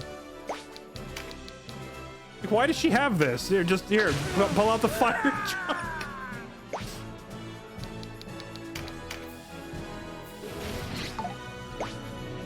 Used to think that too. The only reason you had trouble.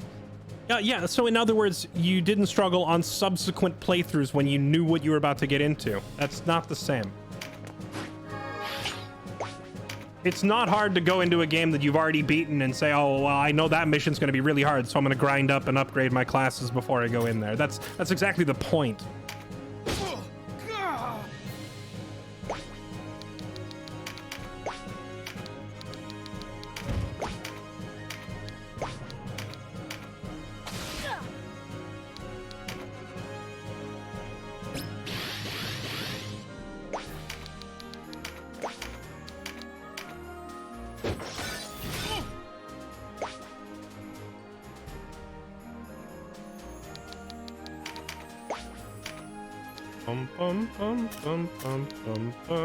Have a heal, sir. I'm pretty sure Dorter Trade City is long before Agrius has arrived. Dorter Trade City is early, and that's part of the reason that it's hard. Dorter Trade City is like one of the first missions that like really actually challenges you, but it happens early enough in the game that you don't have a ton of options yet. You probably haven't unlocked any advanced classes yet. A lot of your characters are still lacking some of their basic functions unless you really know what you're doing and you've min-maxed it. I'd say that a lot of games, especially strategy games and RPGs and blends of the two like this type, they have a tendency to get really easy later in the game because you have found what works by then. You find what works, and then you start grinding it and upgrading it, and it's like, oh man, I've discovered that this class is really good. So guess what? Suddenly half your army is made of that class. Because you find the broken stuff and you abuse it, right? So what makes things difficult in a lot of games is early on, you haven't found the broken stuff yet. You're not sure what works. And then, so the game throws even a moderate challenge at you, and it's very difficult compared to like stuff in the late game where you have all kinds of different options. All right, how much XP did we get here? See, look at this. This training battle just gave me 9,900 XP. The last story mission only gave me 1,000. The heck, man?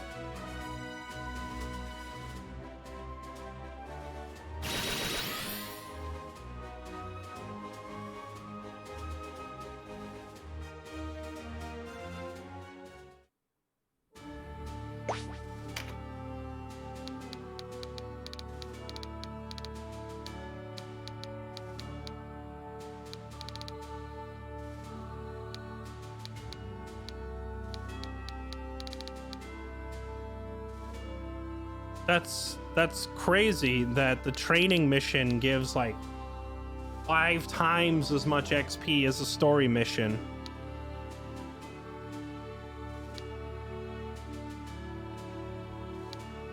That's true. Like these story characters that I haven't been using, I could level them just based on like the fact that these story missions give us these training missions give absolutely bonkers amounts of XP, so I could level them very quickly. Let's see. Raven, you sit this one out. Ogre needs to be in. He needs XP. Dreadhawk can take a seat for this one.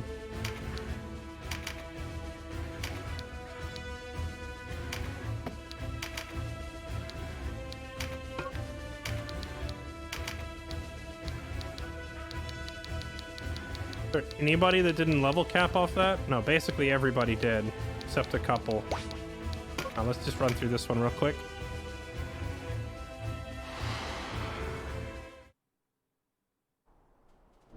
Percentage XP loss for every character that goes down. I don't know, maybe. That could be it. It seems like the game just gives you XP based on how many enemies you defeat. So in most of the story battles, I've gone out of my way to kill everybody to maximize our XP. But even with taking out every possible target, it's still giving, like, you know, between 1,500 and 2,000 XP. And then I come here to a training mission and I get 5 times that. It's kind of crazy. Feels very lopsided.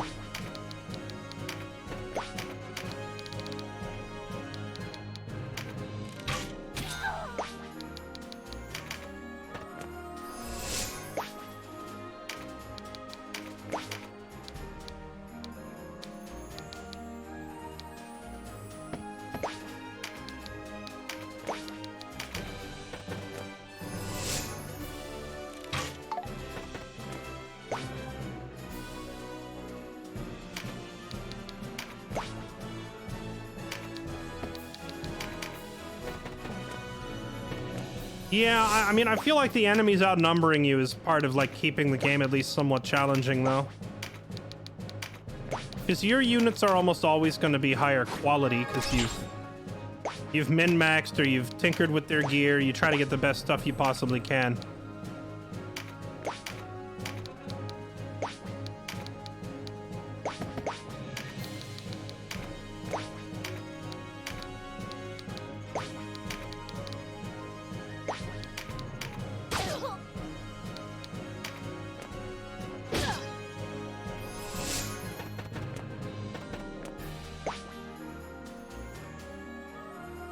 They are, Celia, but also they removed, like, the random encounters from this game.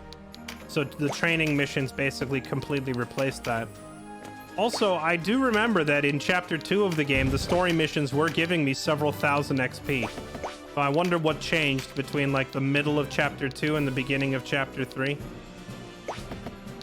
Because it wasn't like this for the whole game. Oop. Don't want to end turn. Want to throw a rock. Using my flying giant chicken archer.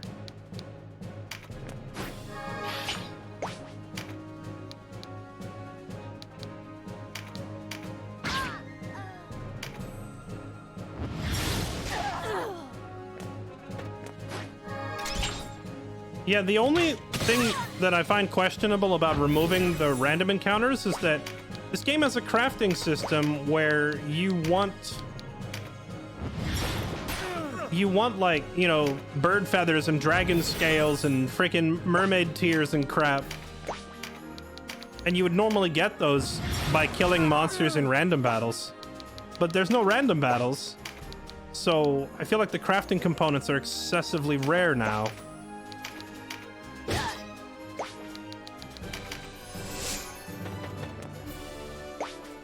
Or maybe I just haven't gotten far enough in the story to see those enemies consistently yet.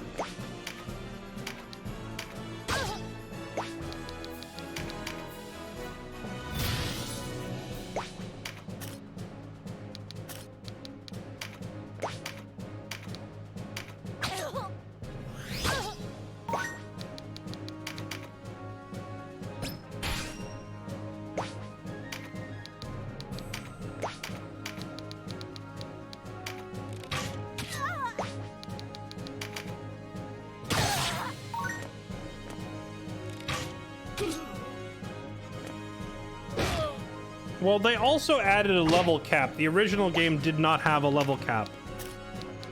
So it's impossible to go in here and just grind training missions until you're, like, super over-leveled.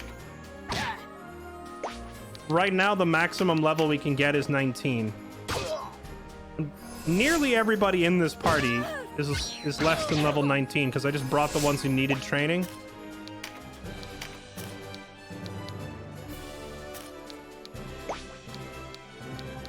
Oh, Ebony finally got level 10, and she now has her finisher for the one-handed sword.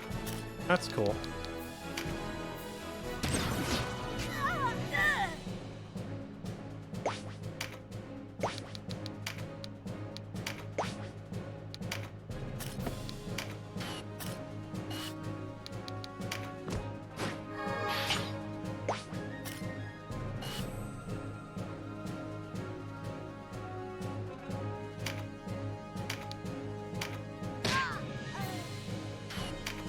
Big chicken.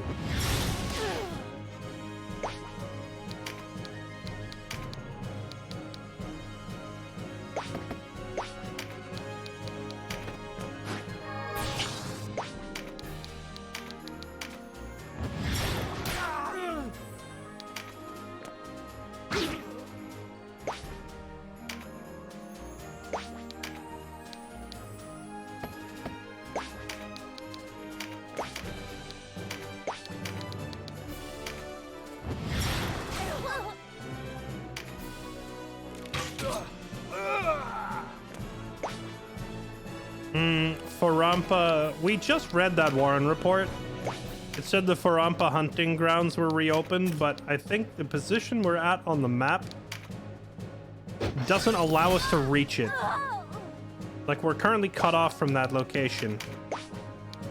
So we'll have to do that later in the story when we're actually able to get there.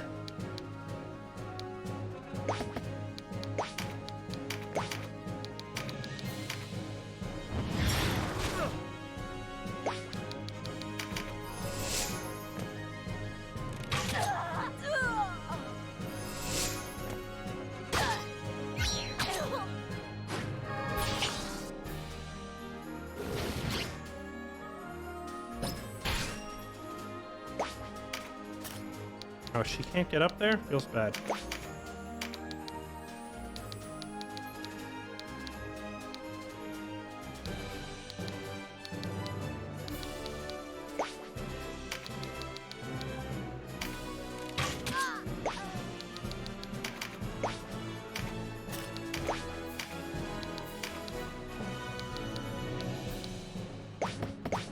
Sir, where'd all your damage go?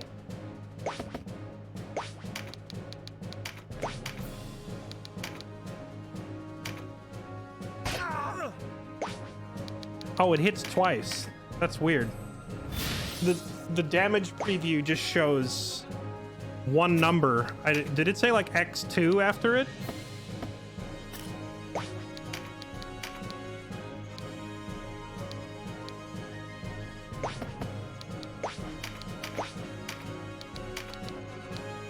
Alright, hit him with the fire hose. Hose him down.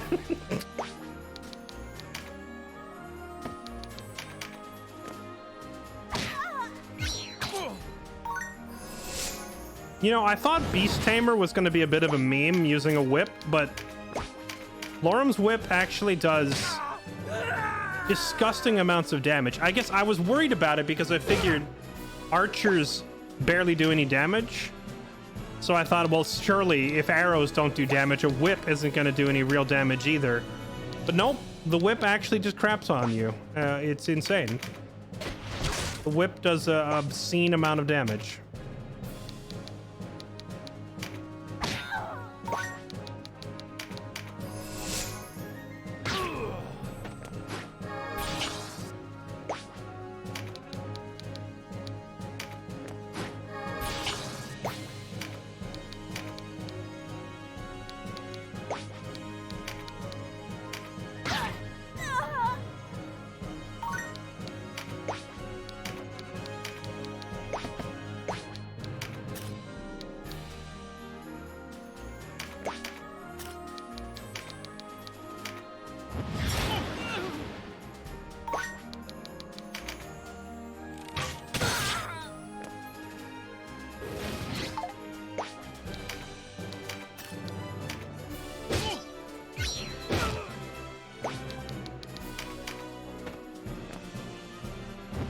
Man, I tell you what, after playing this, though, if I ever go back and do a replay of March of the Black Queen, I'm never going to look at Canopus the same way ever again. He's basically the protagonist.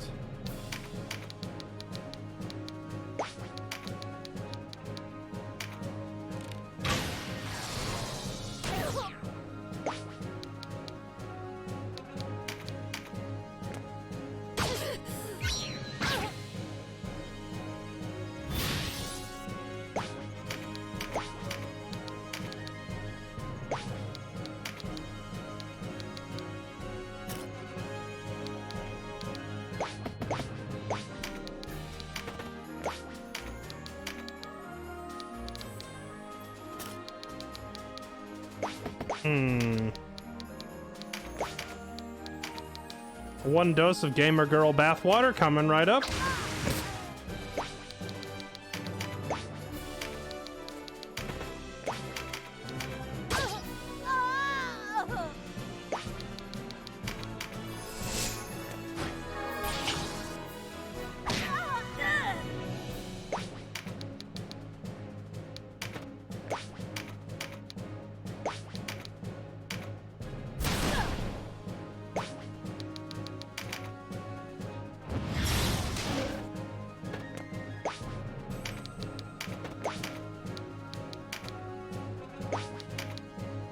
Oh, do you accept blood of our enemies as payment?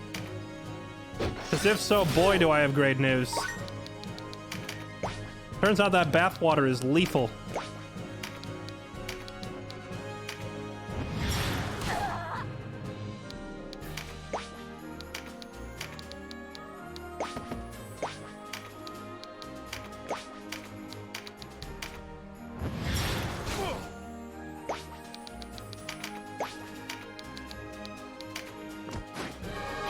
But you know what? You can take a break. We're gonna let your giant cock go in there and do the work for you. Look at this damage! Thundercock! 380 damage! And that was... that's just like... It's not even like a... what do you call it? Like a limit break or anything. It's just kind of walking in there and beak slapping them.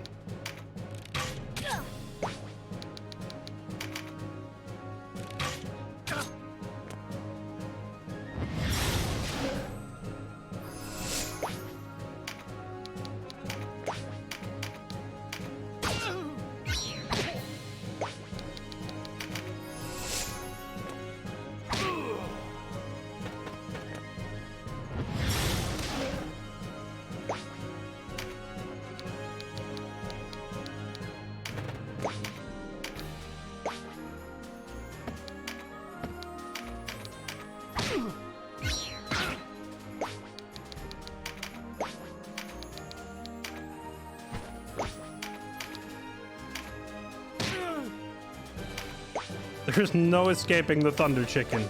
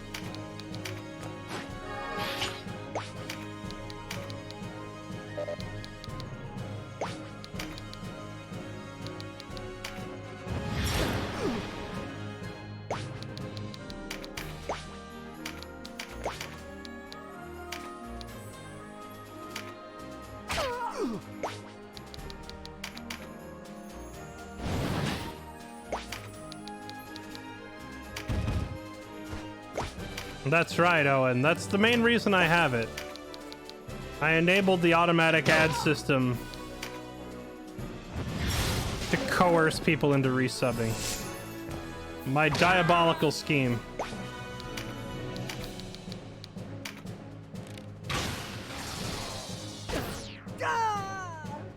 No, I'll be honest, I turned on the automated ads because it was very misleading. The thing that I signed up for basically indicated that we would never have... Wait, she can... Hold up. Valkyries can learn Boon of Swiftness? Bruh. But... Today I learned.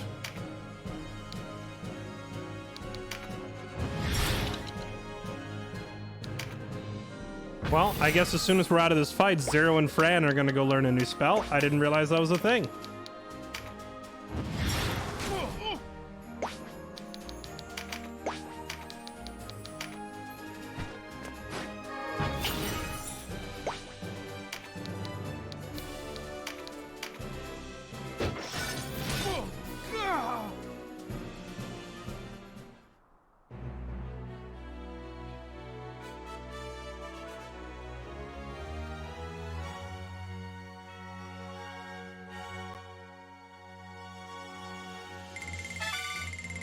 14,000? It must give you bonus XP for going in under-leveled. It must. 14,000 XP compared to the 1,700 we got from the last story mission. Or maybe they just massively amped up the XP the training missions give, so that, like, people don't have to grind as long.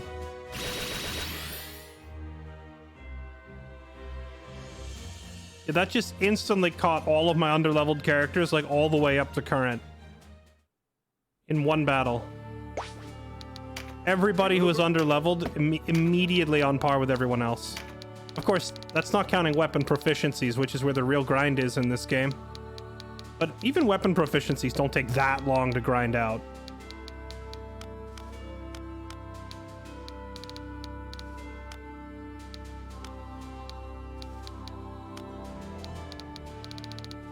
What am I looking for? Oh, right.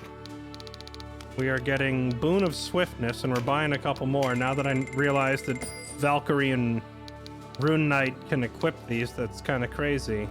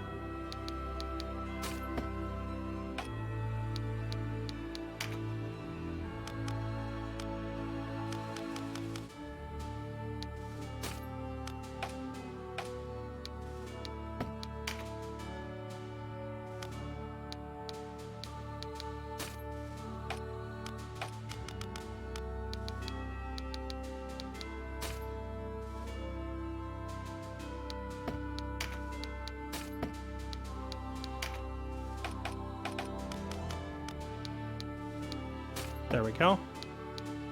A heal 2, lightning bow, instill lightning, and then she has heal 2, ice blast 2, instill ice, and boon of swiftness.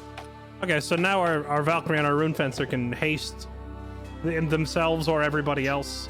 That's actually huge. I didn't realize they could get that spell.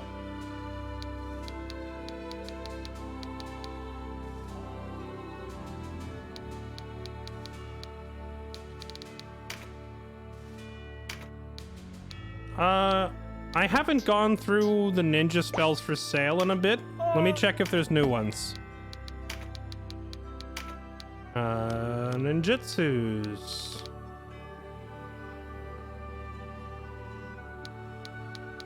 No, there's no auto aura spell, whatever. They're just not for sale yet. Unless they're, like, hidden somewhere.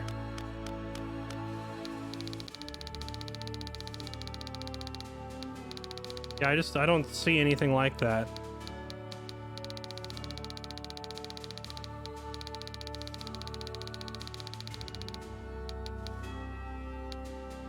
It says indirect ninjutsu spell causes melee weapon of a single target to silence opponents. Oh, triggers auto. Okay, I didn't realize that these were auto because it doesn't say. It was saying indirect. But I thought that was something you had to trigger manually. So this does silence and this does what? Stun?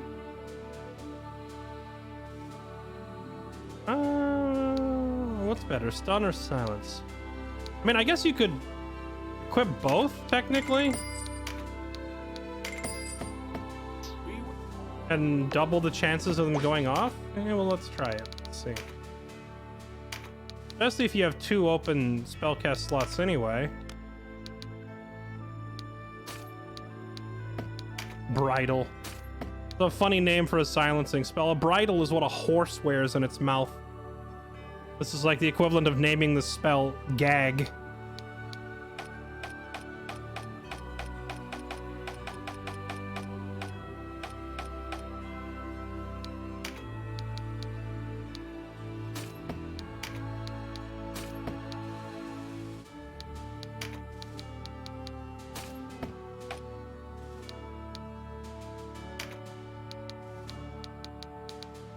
There we go.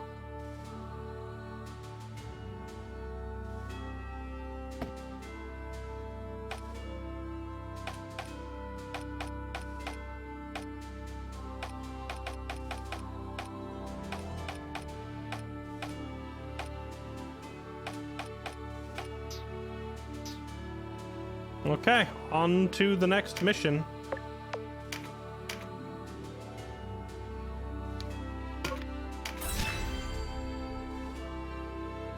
Name the spell STFU. Yeah, basically.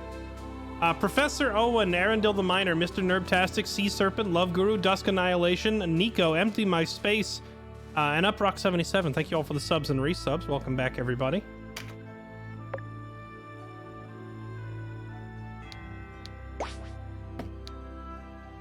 Gates of Karitanai. Wait, that is literally the map for Rio Veins. Chat, this exact map is in Final Fantasy Tactics. 100%.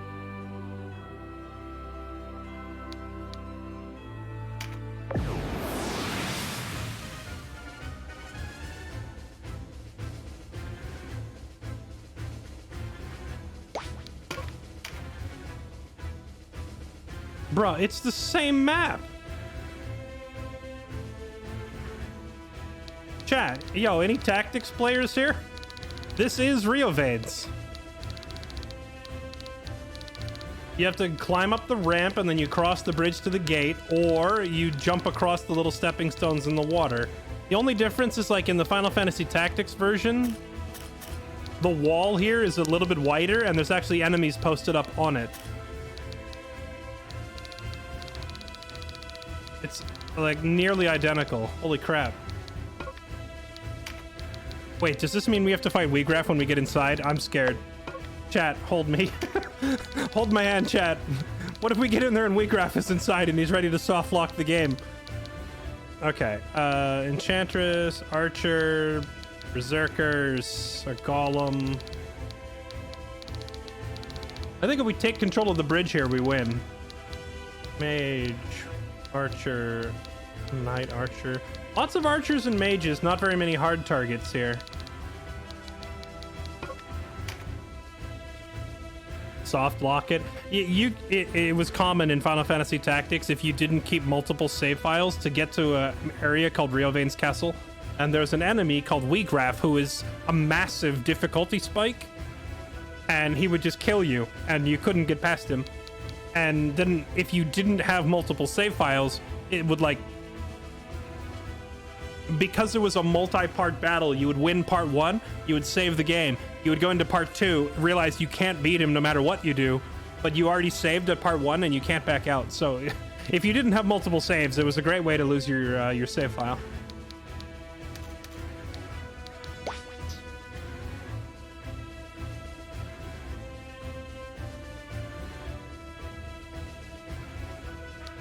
Okay, we'll definitely bring Dreadhawk. We'll bring Ogre. I think I'm gonna have my fencers sit out here. I don't think I need them as much. I need Voltaire. And then we'll have Fran sit out in favor of Thorno and Kylie. I don't think we need Ebony here either. Let's have her sit out. So we'll bring Kylie, Thorno.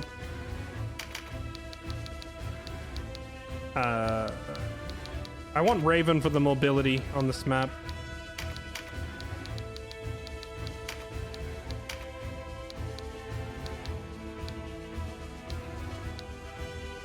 I don't think we really need our ninjas here either, so let's bring Canopus.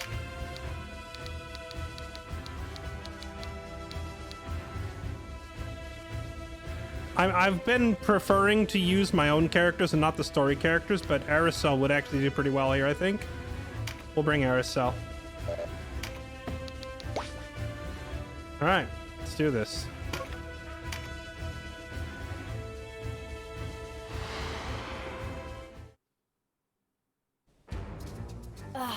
The Duke outpaces haste itself.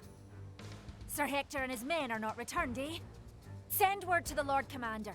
Tell him to rally what troops he can.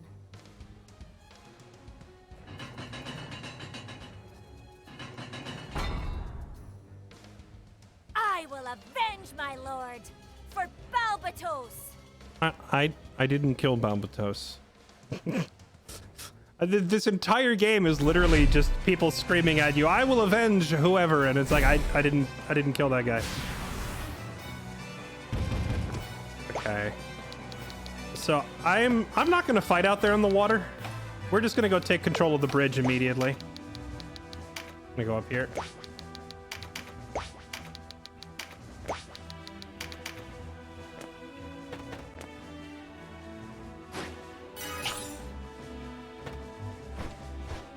Hey, look, he's doing the thing.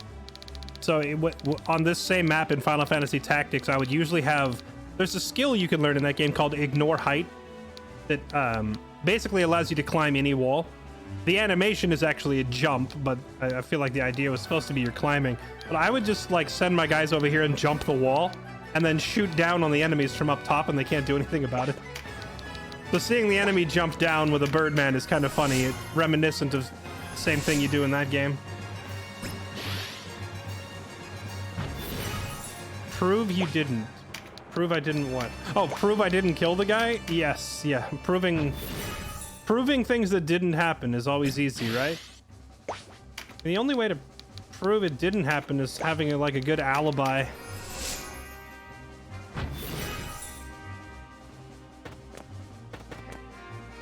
Hear me. We are not of the Wallister Resistance. What of it? You harbor no more love for us than me. Well, you're not really giving me a whole lot of reason to love you right now. We defend Galgastani honor to the last. If you'll not listen to reason, perhaps your men will. You are defeated, routed by the Duke's armies, and yet you persist. Do you not see that this struggle leads nowhere? Or would you carry on the good Hierophant's work and rid the Isles of the Wallister? You have us exact. We will fight until the seas run red with Wallister blood. Oh, well, that makes this easy. Do you all share her bloodlust? If we cross swords this day, the conflict will not end here. Those same swords will be taken up by your children and ours. Is that what you want? To me, it sounds a grievous error.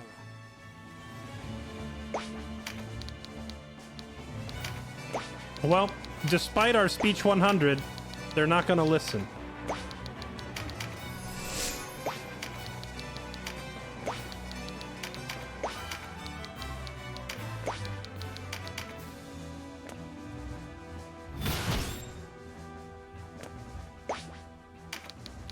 Jump was the offensive skill that you would use to target an enemy.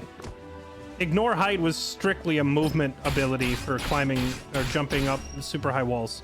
But they were both Lancer skills.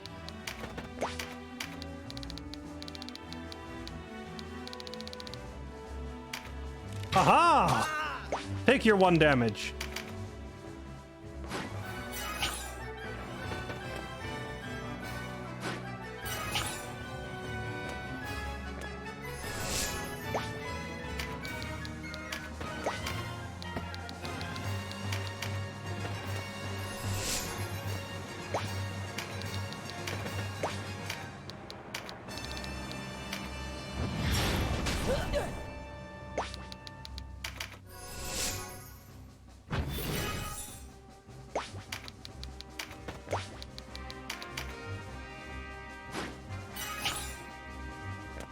Chat, aside from boobs and no boobs, is there any other difference between wizard and enchantress?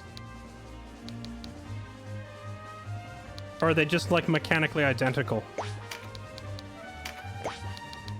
I know that in Final Fantasy Tactics, like the female characters tended to have 1 extra magic power and the males had 1 extra physical power. I wonder if this game does anything similar or if they're like legit identical.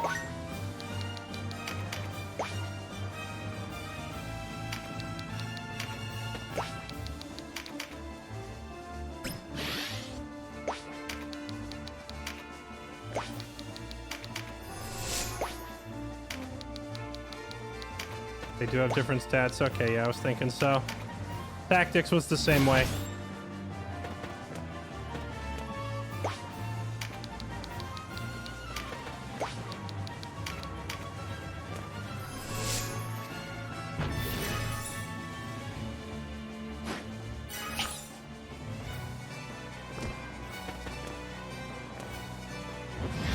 Yeah, well, see, that's the thing that makes it a little bit harder to compare, is there is an element of RNG to a character's stats. So, like, if I compare them and I see, oh, the dude has 2 extra strength and she has 2 extra intelligence, that could be a difference based on the sex of the character, but it could also just be straight up RNG because the character's stats are not set in stone in this game. So it makes it harder to compare. There's a little bit of randomness to it.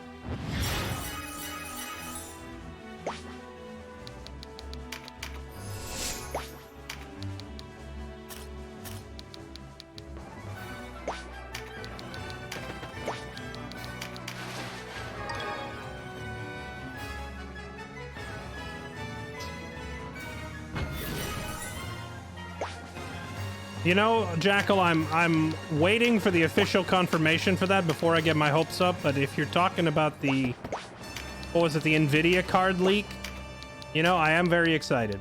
I am very excited and I hope it's true.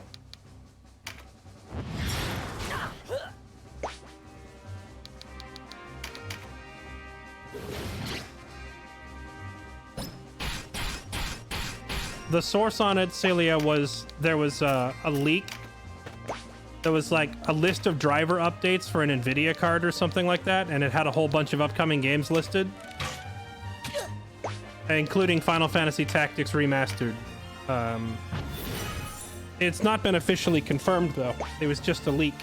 And also, well, the reason people are pretty hopeful about it is because the other games on that list, most of them have come out. Like, in fact, I believe Tactics Ogre Reborn was on the list.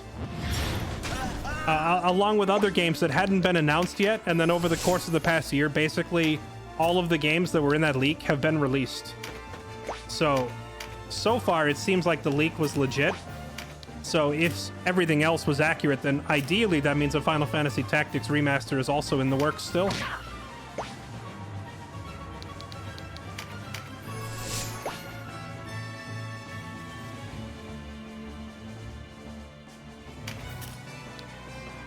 Oh, I know. Trust me. My body is ready, dude. I would love a remaster just like this for Final Fantasy Tactics with full voice acting and everything.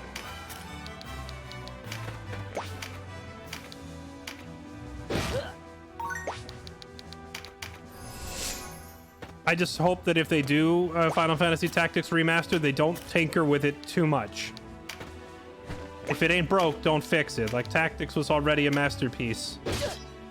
Like, please don't put little blue cards all over every battlefield in Tactics, you know?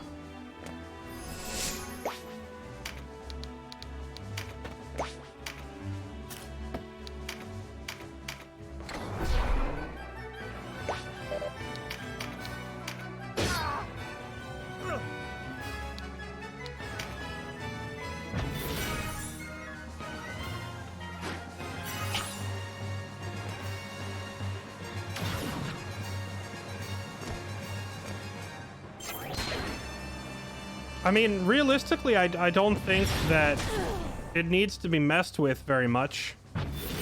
If I were given creative control over a Final Fantasy Tactics remaster, let's see, I would have an option for like a difficulty selection of like classic versus a more streamlined experience.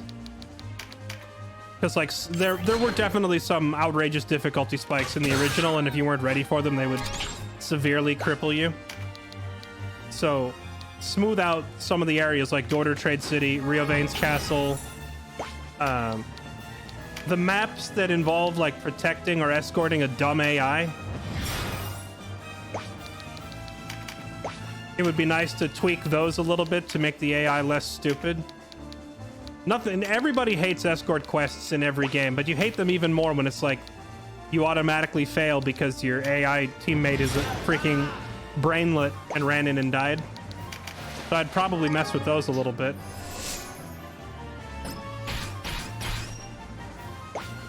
It would also be nice to see them add the, what's it called? The Deep Dungeon? Is that the name of it? The super challenging endgame dungeon? I would like to see them expand that into like almost its own game mode. Like add the Deep Dungeon as a permanently ongoing, like a roguelike, where you just keep going deeper and deeper. would be really cool.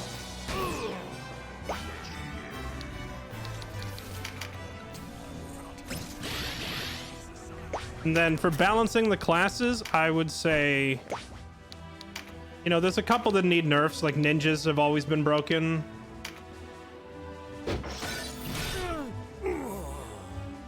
I say as Raven does 600 damage.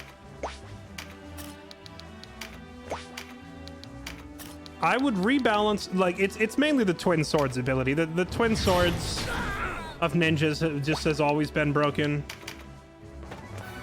So I would say, like, if you have a sword in each hand, I'd say, like, the sword in your second hand only does half damage or something.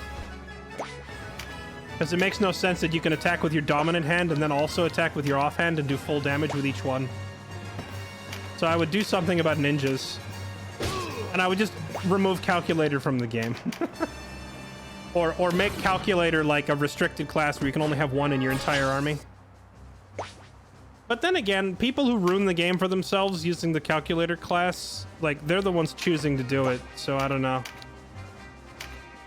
Maybe just leave Calculator alone for the meme lords who want to destroy the game. Like, if you know the class is broken and you decide to abuse it to make the entire game trivial, that's on you.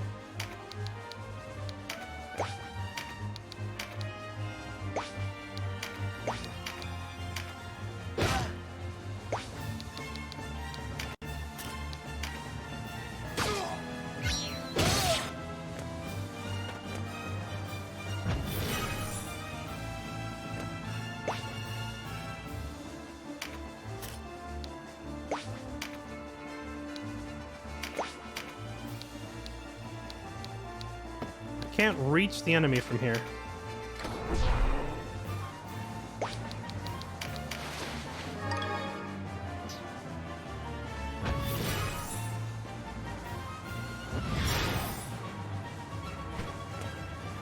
Also, what spell did she just use that hit me in an AoE? Firestorm 2. I want that spell.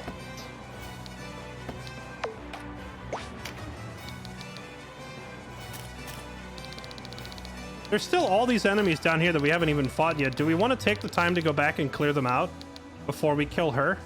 Because if we kill her, I'm pretty sure the mission ends. Let's have a couple of our characters turn around. I want to go fight these guys down here. Because they're almost all using better gear than we are. Like, that's a lot of free upgrades down there.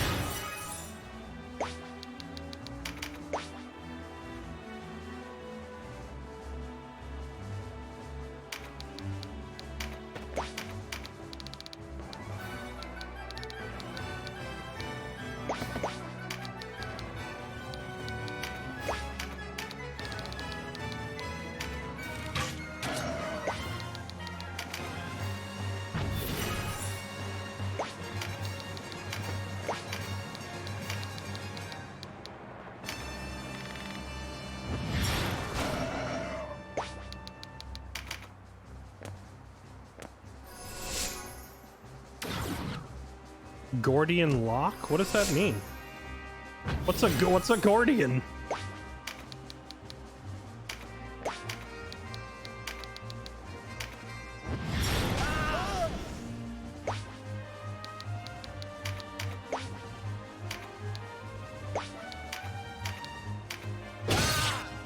Oh, that was a nasty crit.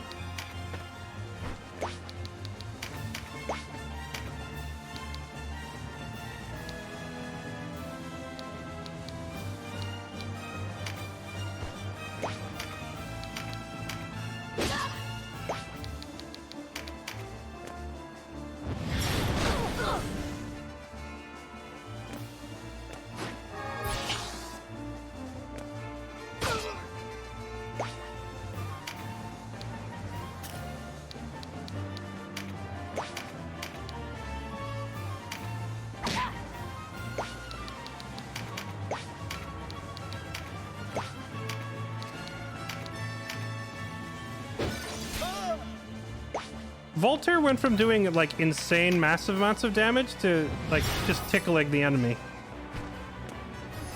I gotta admit, I don't understand the balancing of this game's classes in some cases.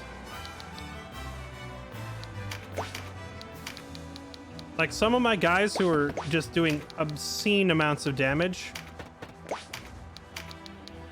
are very suddenly just tickling.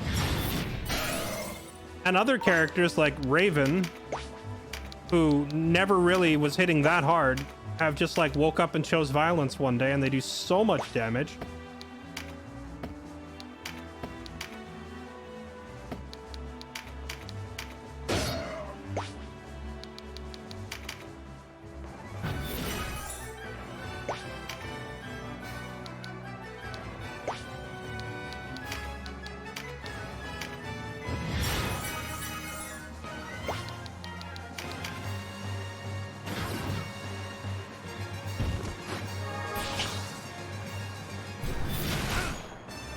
I like how that thing was like, screw you, Denim, and just ran past me. It's like, I'm not fighting you.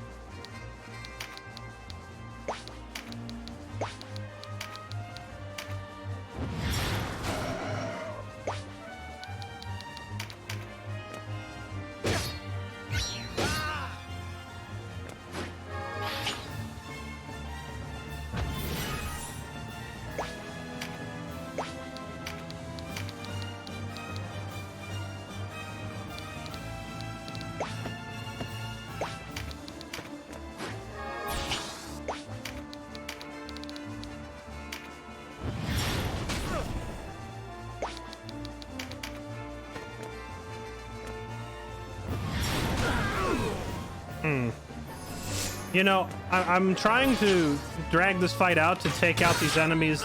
Well, rip Thorno. I was trying to take out these enemies down below, but honestly, she does so much damage, I might just have to kill her in self-defense here. Because if I leave her alive, she's like dunking on my team super hard.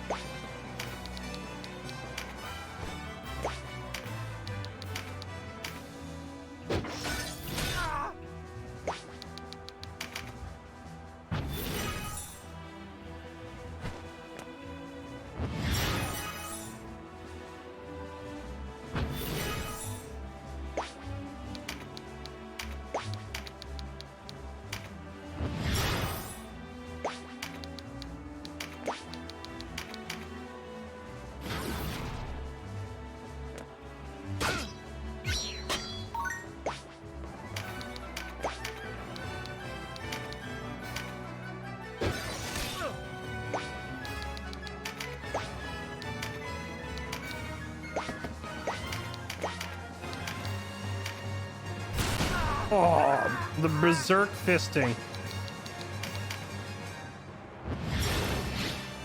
Now I wonder, can I fear and breach a golem? Will that make this thing easier to fight?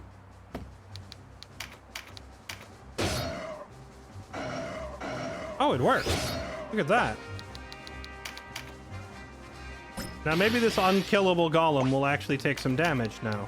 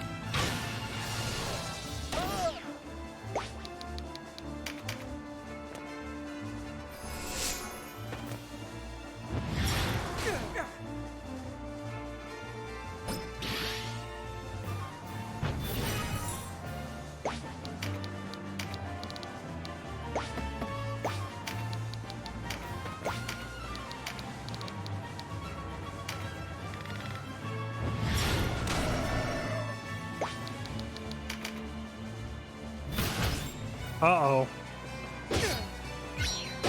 Okay, that wasn't so bad. You appeal to the mind, but it is our hearts that move us. Wallister are less than filth, night soil to be cast in the gutter. We must rid the Isles of your kind if there is ever to be peace. This seems mildly racist. Once you've killed the last of us, who next? The Bakram? Who will follow them? When the last of your enemies has fallen, what will stop you turning against each other? Your disparate religions, customs, beliefs, fertile soil for dissent. You are the problem here. I will not be lectured by this lowly creature. The Galgastani are not my enemy, nor is any clan. It is people like you. With clever tales, you pit neighbor against neighbor. And for what? Power? You poison Valeria and all within her.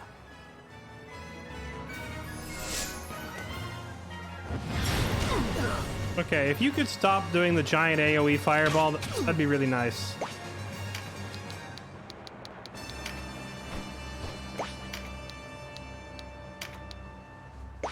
Oh, this guy's a freaking Chad.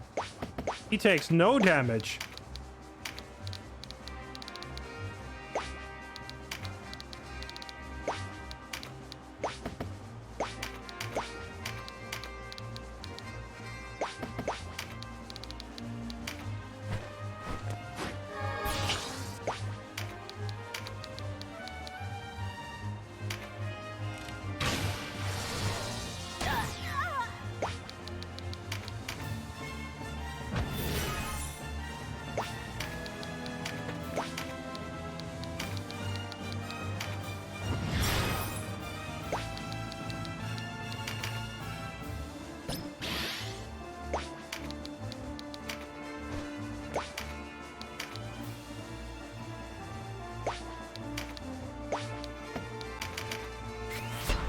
Mighty impact.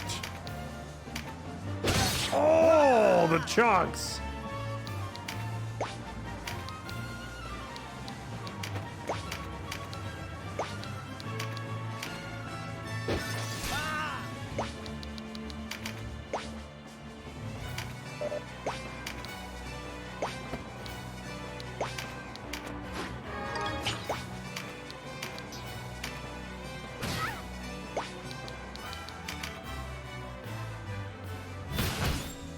Oh yeah, time for some berserk fisting.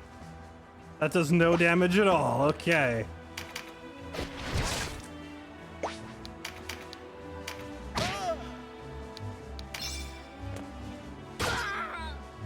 Oh hey, the using an AoE attack, our berserk fisting actually just did it. Because his berserk attack has splash damage.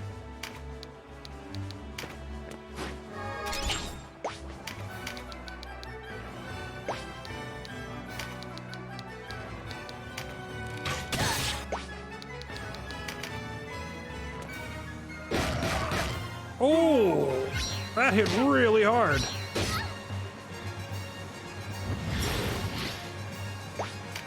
Here we go.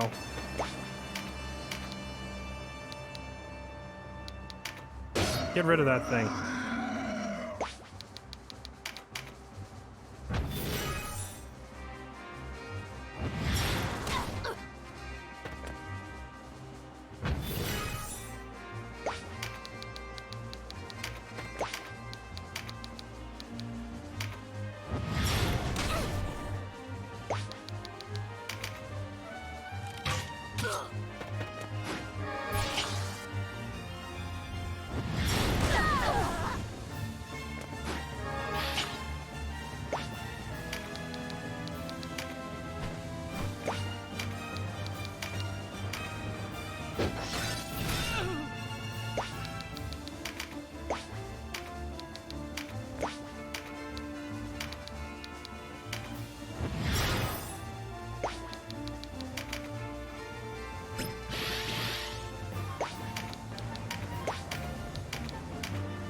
Boom!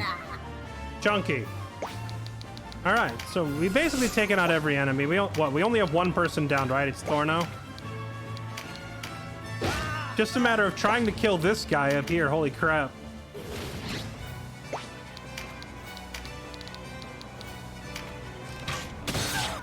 Oh. Double critical Samara Cell is kind of disgusting.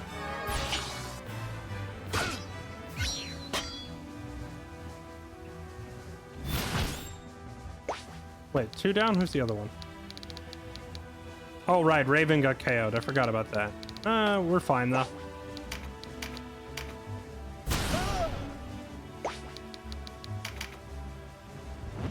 Whatever kind of defensive buff this guy up top had is worn off.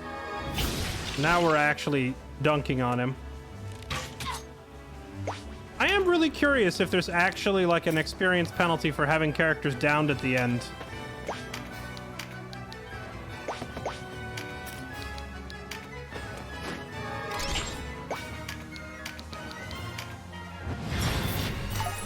Because you would think, since we've taken out all these enemies, we would gain huge amounts of XP here.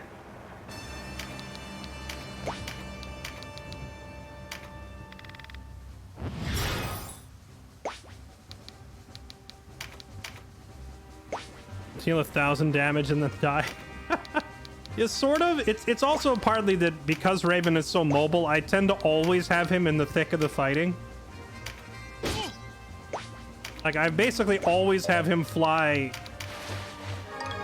to the most dangerous enemy and pick a fight with them. So it's not really a surprise that he gets dunked on pretty hard sometimes.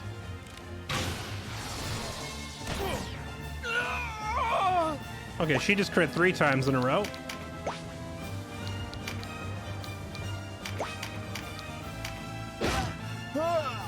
Alright, everybody's down except the boss.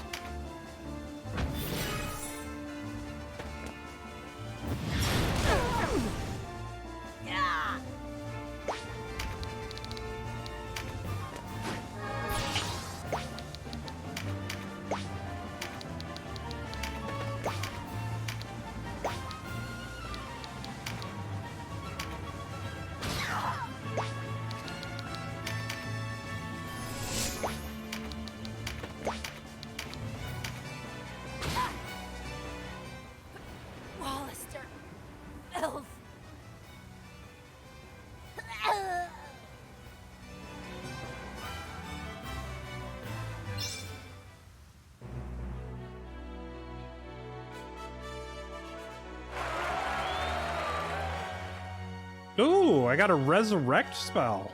Okay.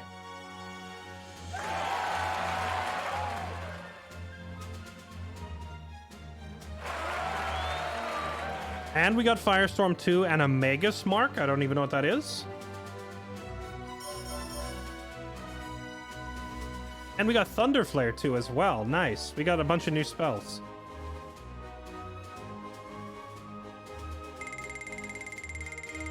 Oh, yeah. 3,300 XP. Not that it matters because everyone's level capped already.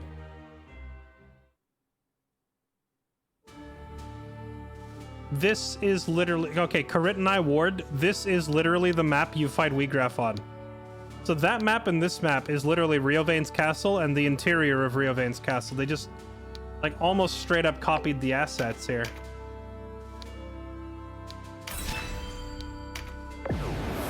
So, what we were talking about before with getting your game locked, you see how we're in, like, a dungeon now? We finished the first map.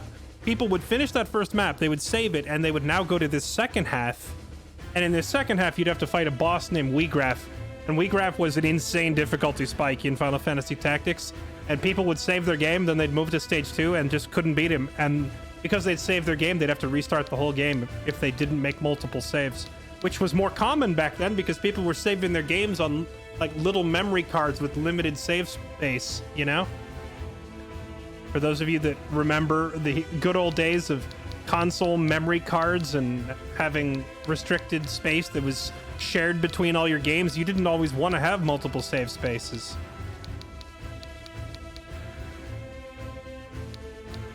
Okay, can we scout this place? Let's take a look. Bruh, this is some nostalgia right here, man. Wheatgraph walks out, stands right here, has his little monologue, then he walks down and the two of you fight down here. Bruh. Alright, what are we dealing with here? Who the heck is this? Is this like Sir Leonar, but like 10 years later after he's gotten fat?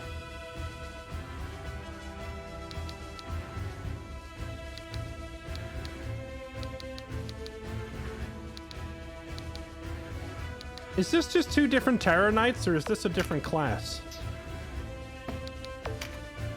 Or is this like the Femme Terror Knight? Let me see. I can't really tell. The Dragoon. That's a Dragoon. So that's a Terror Knight? Female Terror Knight? That is the boobed Terror Knight. Got it.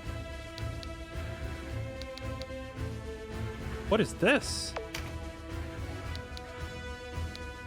Warlock. Drain Mind. Okay, we're running into new enemy types here. They've got a pair of clerics in the back. Warlock. They got a couple of bird bros. Rune Fencer.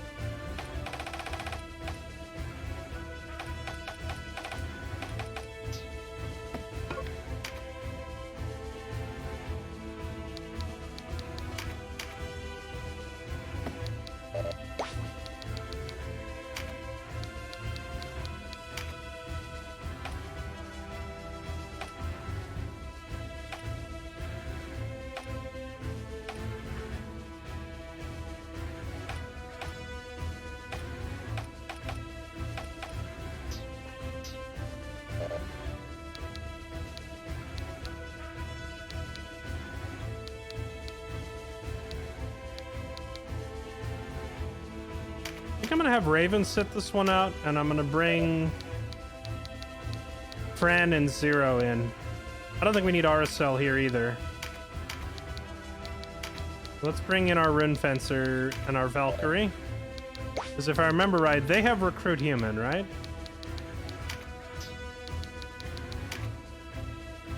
Think they do?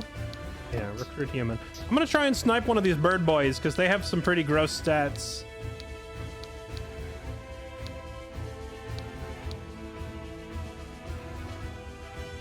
And if I'm gonna drag this fight out longer, I should probably bring a second cleric. So let's get Donalto in here. Kylie, why don't you take a break? Let Donalto come with us. All right, here we go.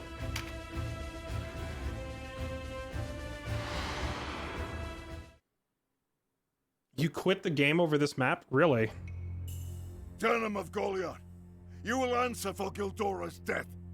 Clever ploy, feigning to be at odds with the Duke. A deception worthy of Balmamusa. I mean, we literally just asked her to stop fighting and she refused, so we killed her. I don't know what else you want me to say. I am not the Duke's man. It shames me to think I ever was. Men like you and the Duke think only of your own reward. Do not cast me among you. How many have you slain to slake your own thirst, eh? There is blood enough on all our hands, boy. How many have I slain from... Like, basically none. You all keep attacking me. And soon it will be your blood.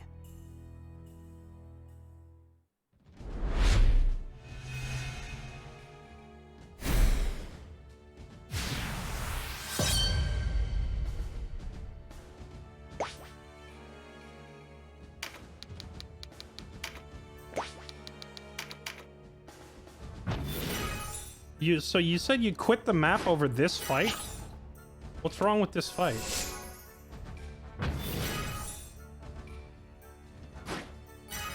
Unless that dude in the middle has some insane skills. I guess we'll see here in a minute.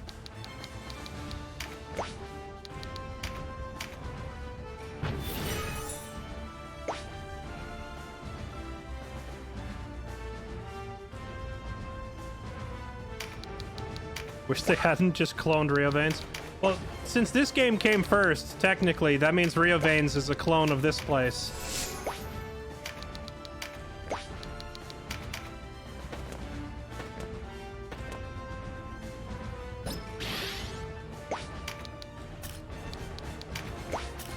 When you say you, like, raged and stopped playing the game,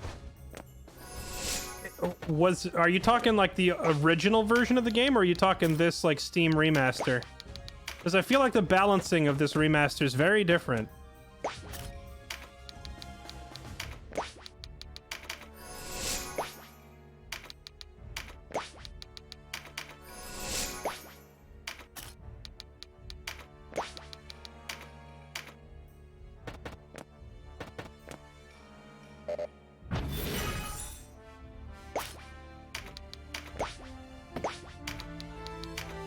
I know that Warlock in the back is going to drop AoE spells on us, so I'm trying to approach cautiously here.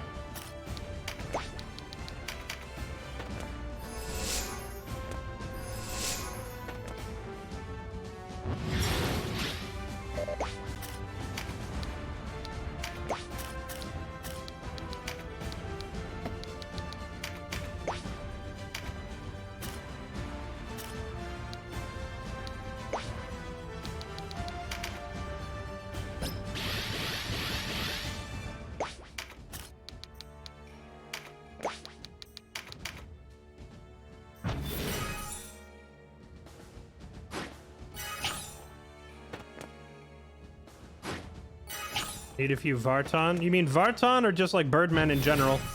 We've gotten through the game so far only using 2 Birdmen, but if I'm able to, I'm going to try and recruit one of these guys. I would love to get one of these dudes. The problem is their proficiency is in spears. I don't know if I want a flying rune fencer. I'd rather have a flying warrior or berserker. Like somebody that can land next to the enemy and hit them for 1,000,000 damage. Rune fencers don't seem to hit that hard. But I guess a flying spellcaster would be pretty nice to have.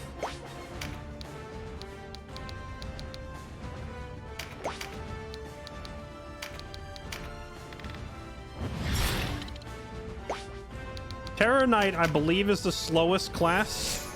Or at least of the classes we've tried, they are the slowest.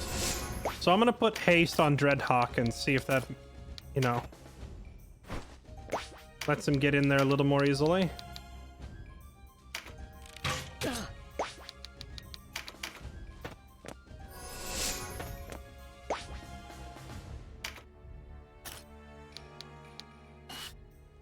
It looks like if you go down into this pit, it's too tall to climb back out. So I'll have my more mobile characters go down there, but I'm gonna have my big beefcake bros stay up here, elevated, where they can just hold the line against the enemy Terror Knights.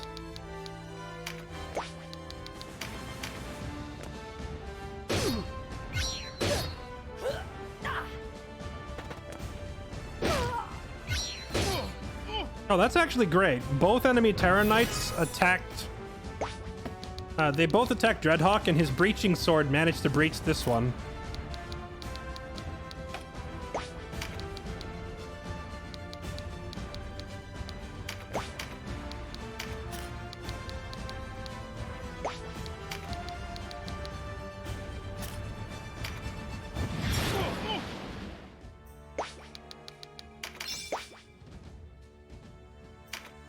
Okay, I think I'm gonna have the Valkyrie, like I'm gonna have Fran go one side and Zero go the other and just hop down, because they can spam spells from down here on ground level.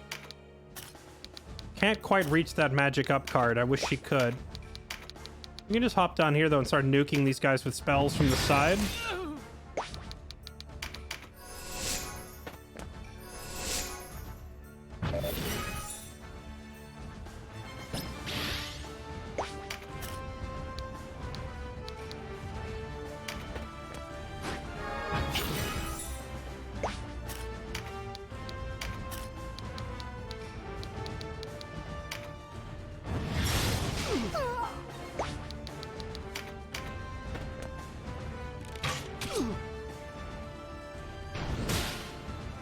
Oh, we got a Mother's Blessing. Perfect. That means we can just walk up here and completely top off Dreadhawk.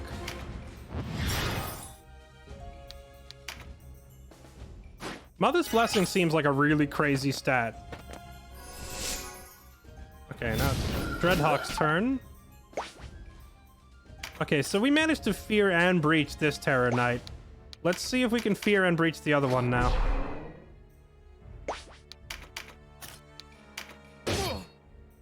Frightened, breached. Bingo! There we go. And then move up. Push through. Okay, so both of them are terrified and both of them have lowered armor. So we should be able to hit pretty hard here. Yeah, look at that damage. Oh!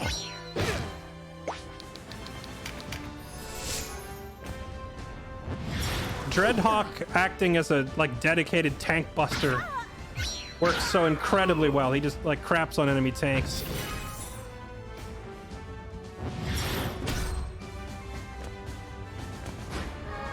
Oh, the enemy just removed the breach condition. I didn't realize you could do that. Oh well, we'll just have him do it again. Man, if I had an AoE fireball spell right now, bruh. You know, I could have actually stopped and equipped that new spell before this fight, and I wish I had. Because we would be absolutely demolishing them right now because they're all stacked up like that. My fencers are getting hit. Let's heal them. There you go. Have a heal.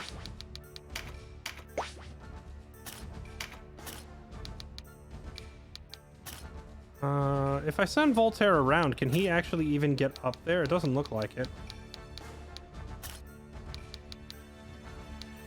Yeah, this is too steep. He's just gonna have to walk up the middle and be like a backup healer. Oh, actually, he can get a hit on this guy. Hey, he can quote get a hit. Get a hit for almost 300 damage. Berserk fisting time! It's fisting time! You get fisted!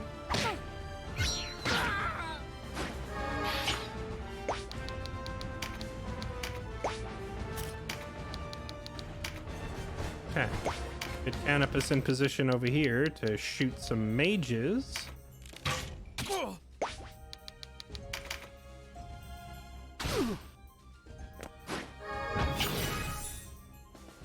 Enemy Terror Knight literally running away. I'm sorry, who just took him? Who just got hit for 10,000 damage? Was that Zero again? Yeah, Zero just got hit hard.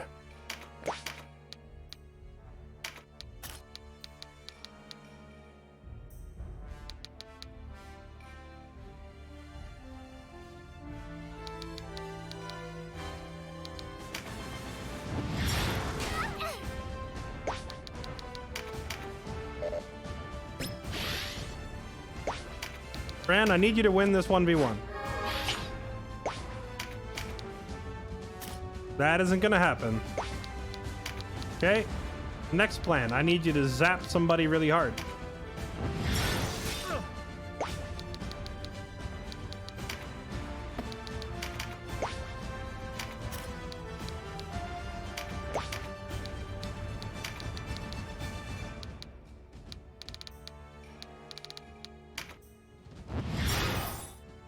Keep dropping heals on Zero. The enemy has decided to focus Zero.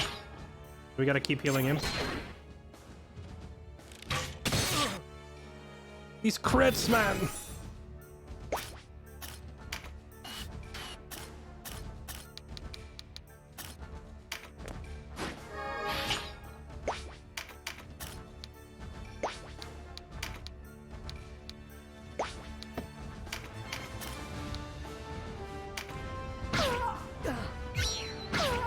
Spicy damage, though. And there it is.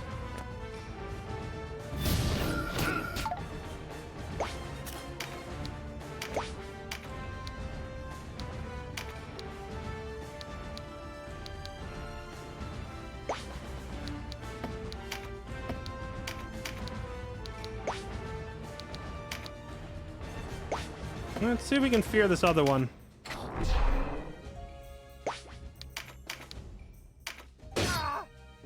There it is. Feared and breached. Ow, that hit hard.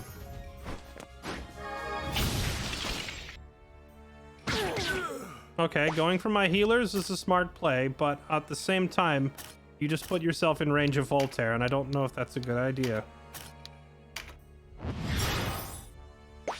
Heal him, take a step back.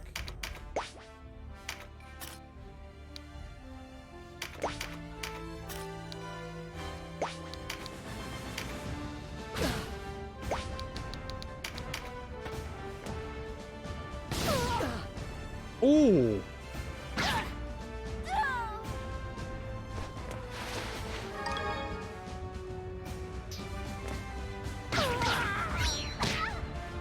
That boss just did 300 something damage.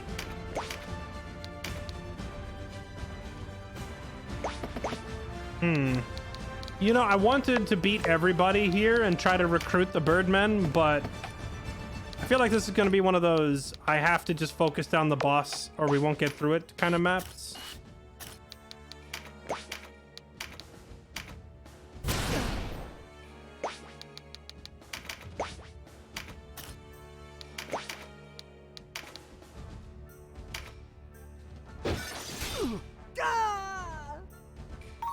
I do wonder if I had taken the time to equip that that AoE spell, how quickly we could maul our way through these guys. Because they're all standing in a tight little cluster. If I just had two of my mages move up and do like a nuke in a circle, I feel like it would obliterate them.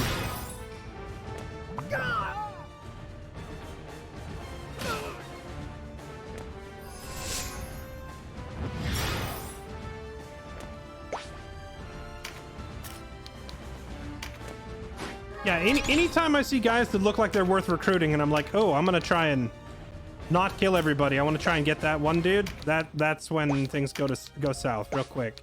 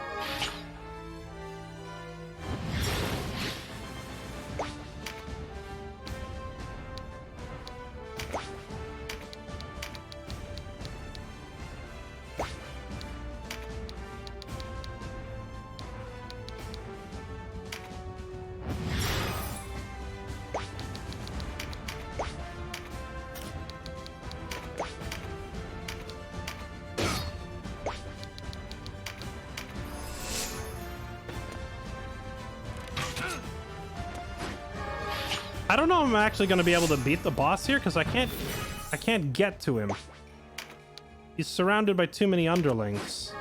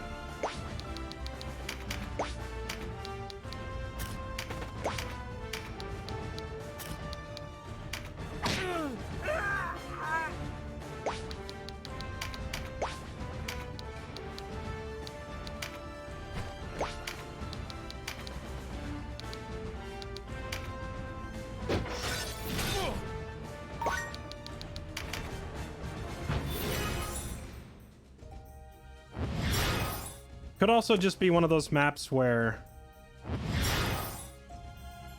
I'm gonna end up having to spam out the little resurrection whatever, like, or spam the res stones and get all my people back up.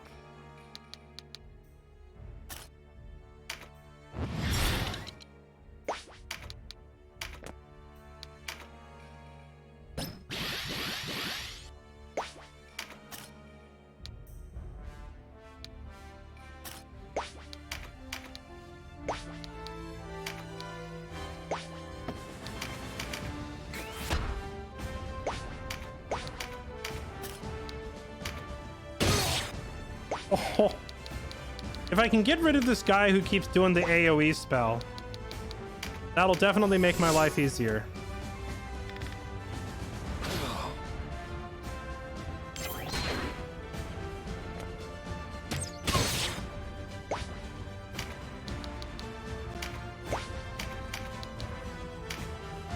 There we go. All right, no more AoE nukage.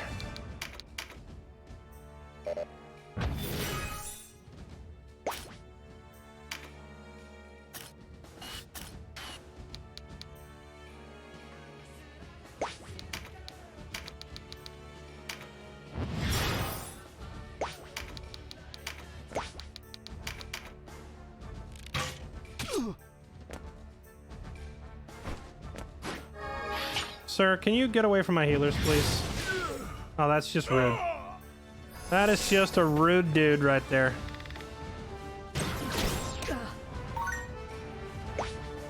Oh, Zero actually survived with 4 health. What a Chad.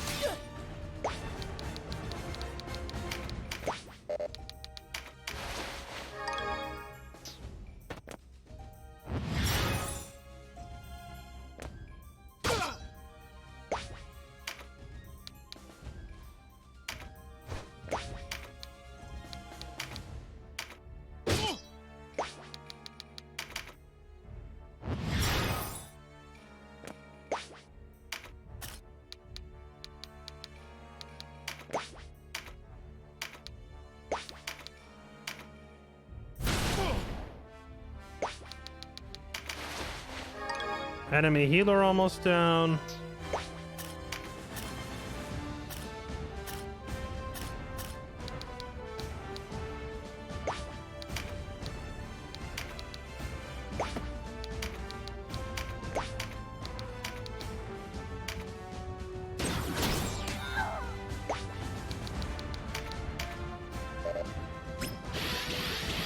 Okay, who to murder? Get rid of the healer. I think getting rid of the archer would be better. I could hit her for 258. I could just delete the enemy healer right now. Let's delete the healer.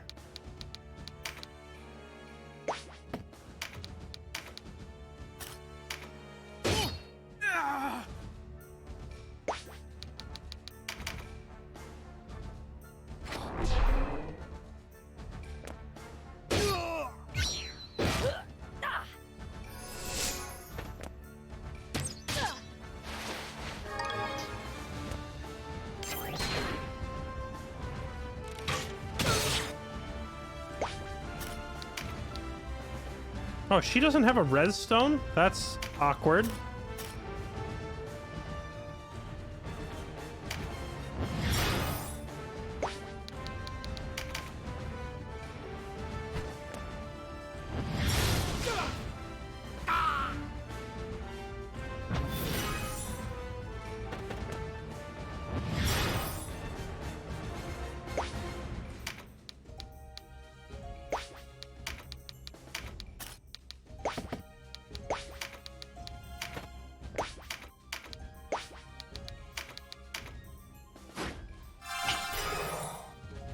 Get Fran up.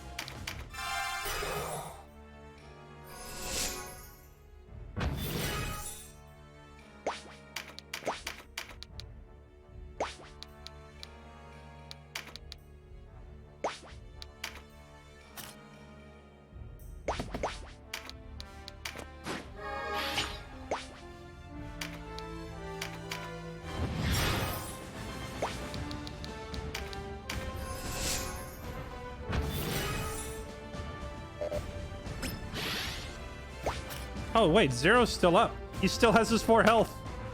The enemy never finished him off. That's actually huge.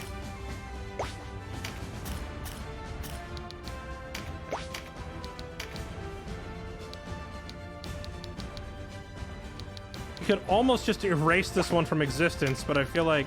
Oh, he doesn't have a res stone on him either. All right, whatever. Do this.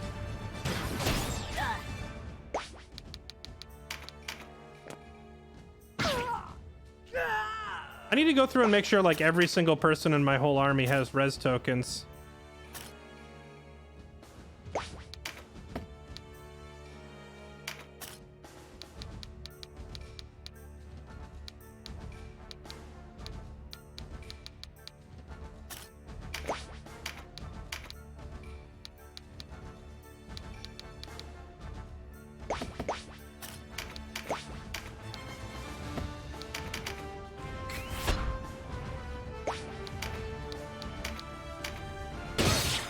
Jeez. The damage.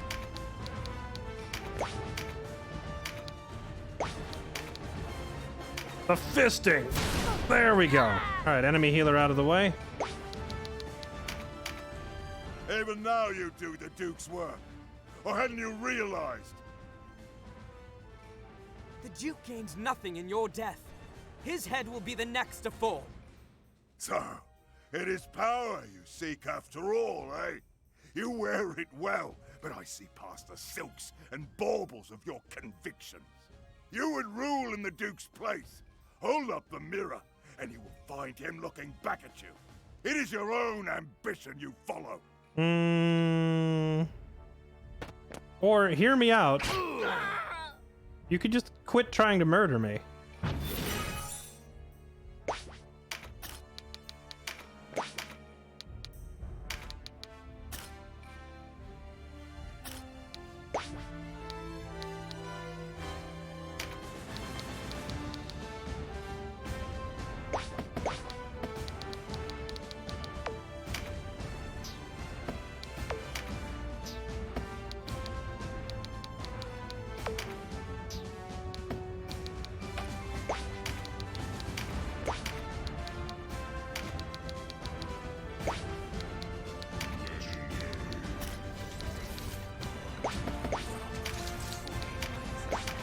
I can't quite get in range to get a two-person heal down there.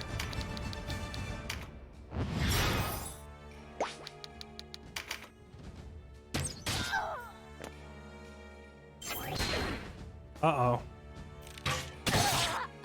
Oh god, that damage.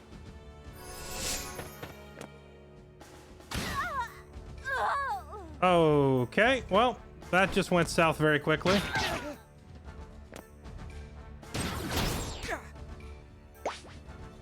And here I thought we were gonna be clever, chat. I thought I had it.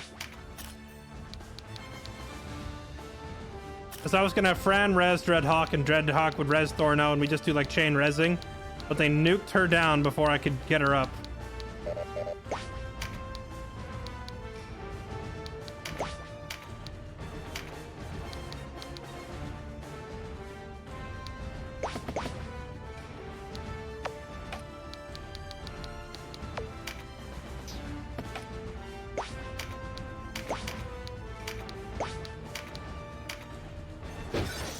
Voltaire, go down swinging then. Do some damage.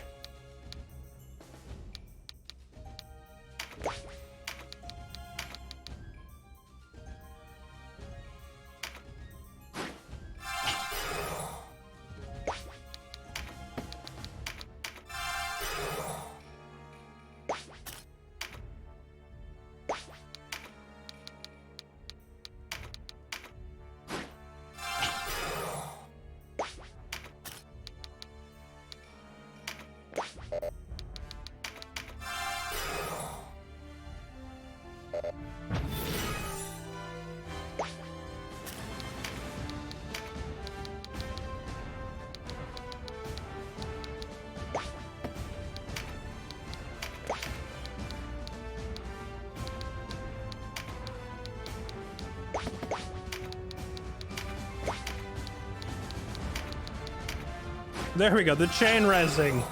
Get everybody back up.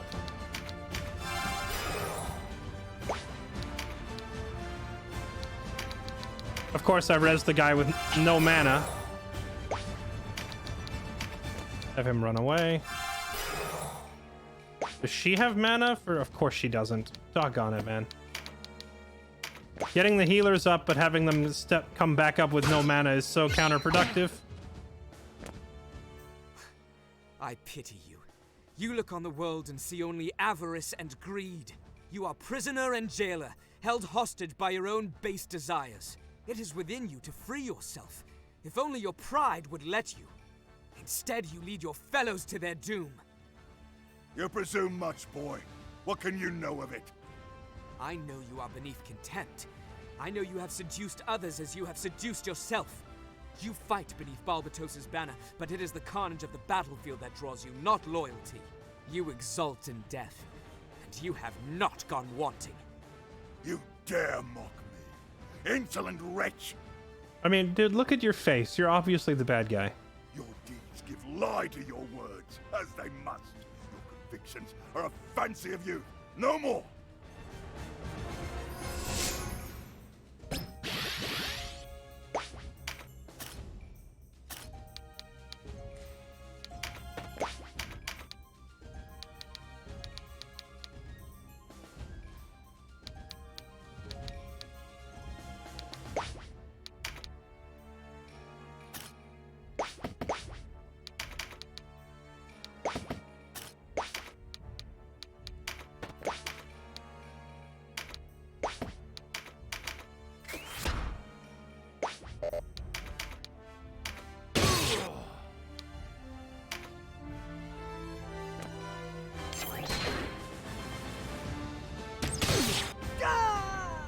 No!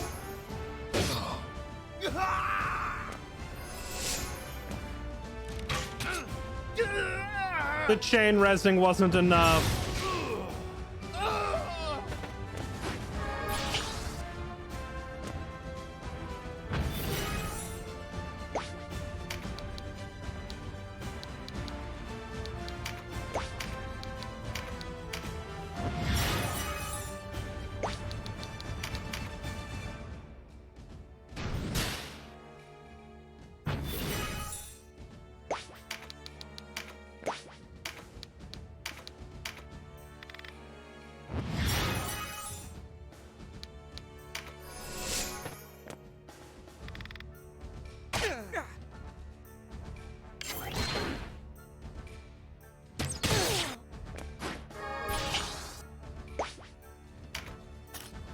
Honestly, I feel like we're gonna have to try this again, I think. But also, I don't think I really need to change much. I literally just need to equip the AoE spell and come back in and do this again with AoE magic equipped, because this whole map is what giant choke point on the bridge, right?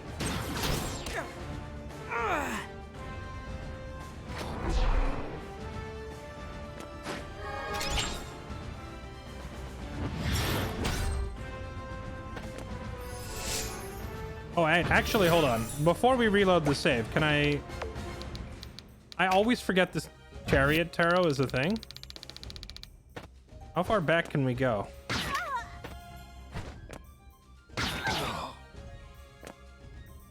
I feel like at this stage the fight is kind of already lost.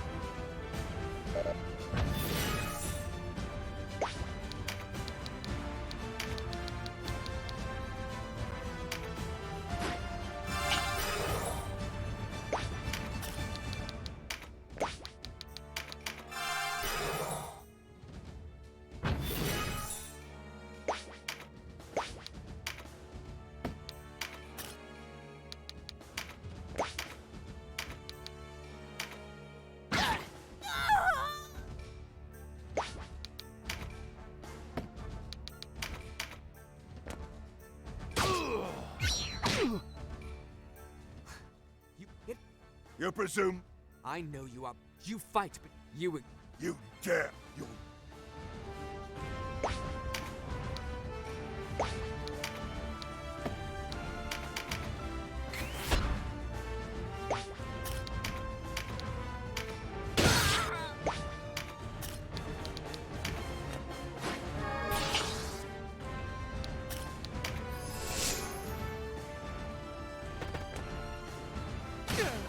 Ow! My face hole.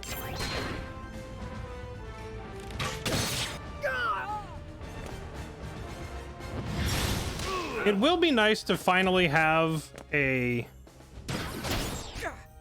resurrection spell that I can use that doesn't consume 2,000 gold a pop, you know?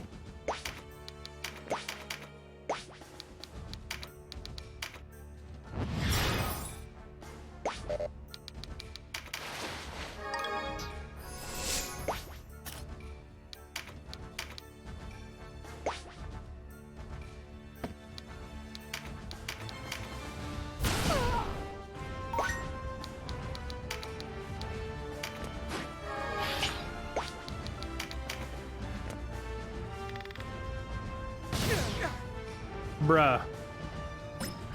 That poison skill sucks so bad.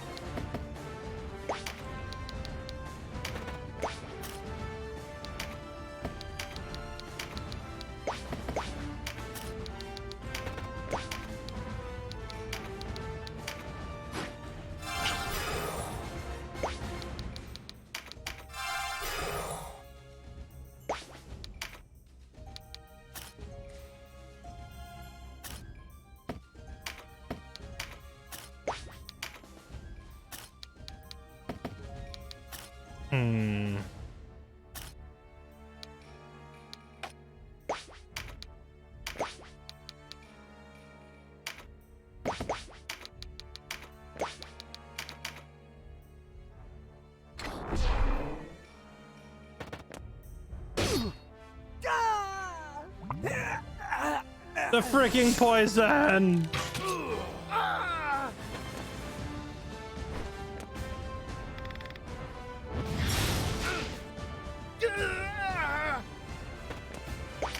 Nah, alright, it's not gonna happen, even with trying to use the tarot thing. Alright, let's try this again. Alright, where's load game? Why is load game not an option?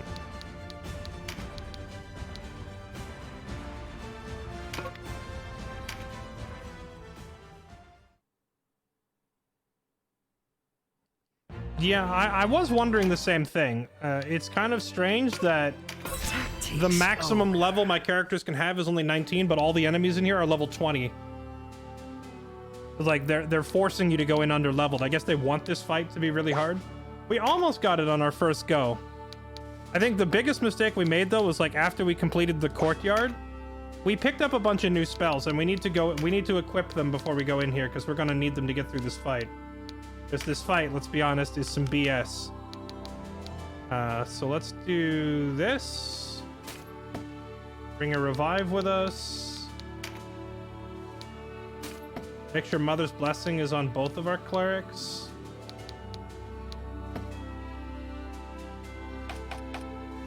And then Thorno... Where's that spell we picked up?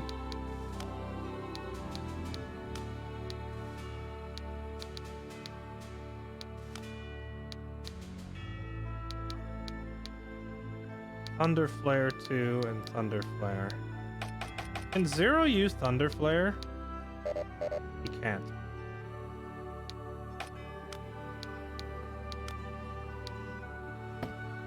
Kylie. Okay, so let's get her that spell. Firestorm 2? Yeah, there we go.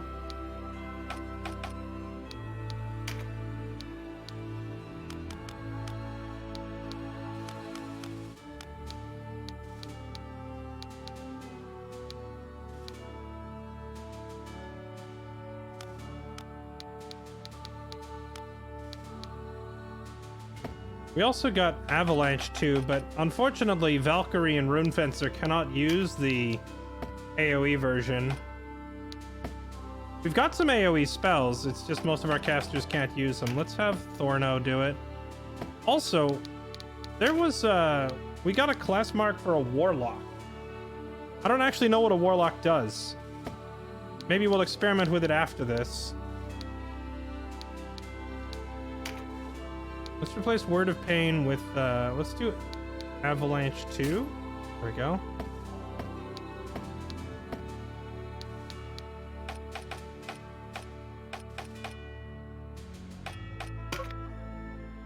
No, I don't want to dismiss a unit. What are you doing?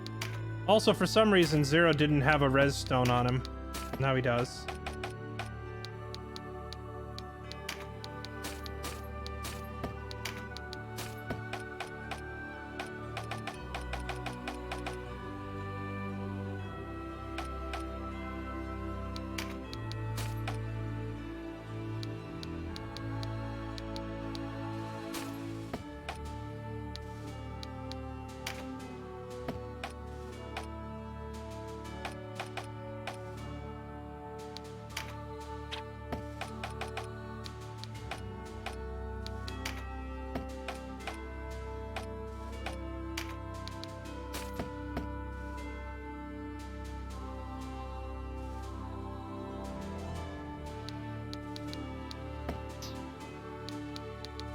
Alright, let's just do that. I think just equipping a couple of new spells, I think will make all the difference here. Let's try it again.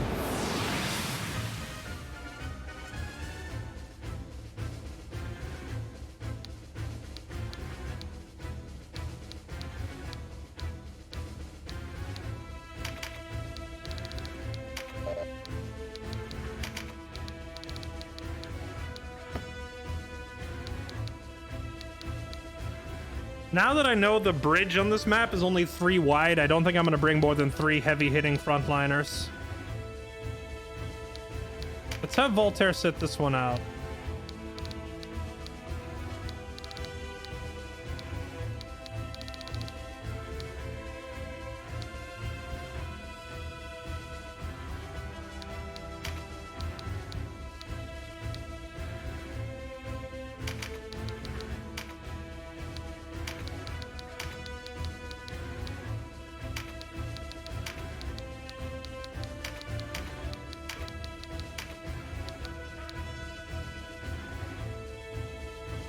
Bum bum bum bum bum bum bum bum bum bum bum bum.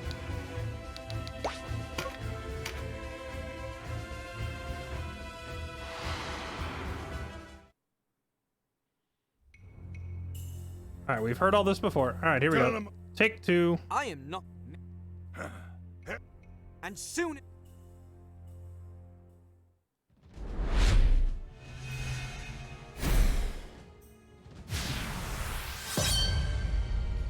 Are you talking like the old version of the game Pandemic or this version where the bows have been nerfed into the dirt?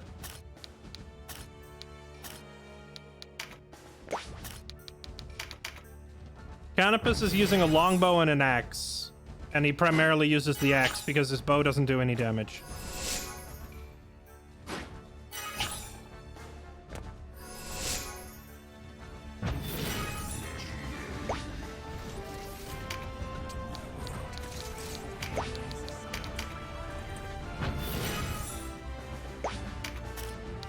I think we're gonna do the same strategy.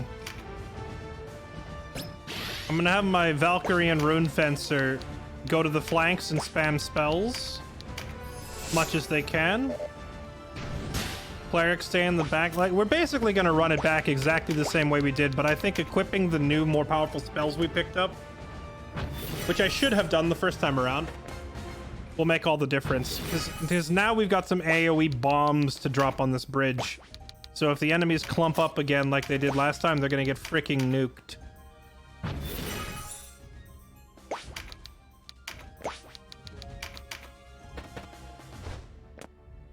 Yeah, we're back, and this time we brought grenades. That's pretty much it. It's like, sir, are we adapting the strategy? We're just bringing more grenades. That's all.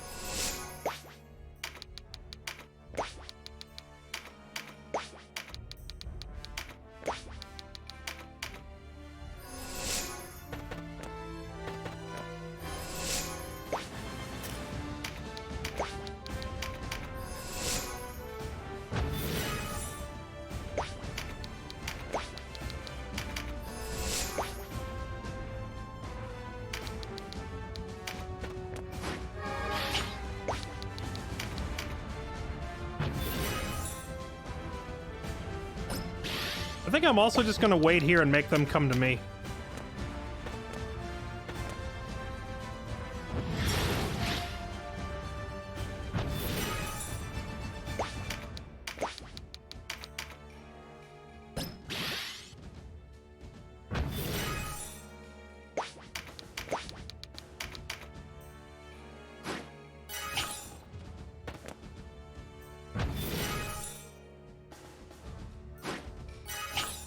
I'm gonna wait for them to step down onto that death trap of a bridge, and then I'm gonna spam it with AoE.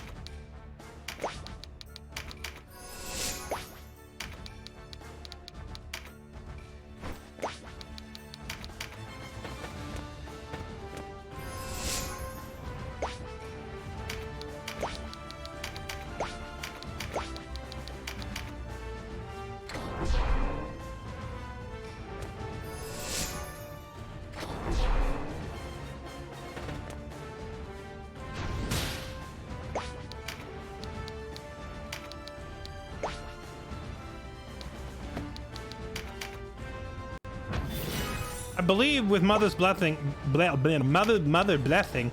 I believe with Mother's blessing, if I had chosen to use if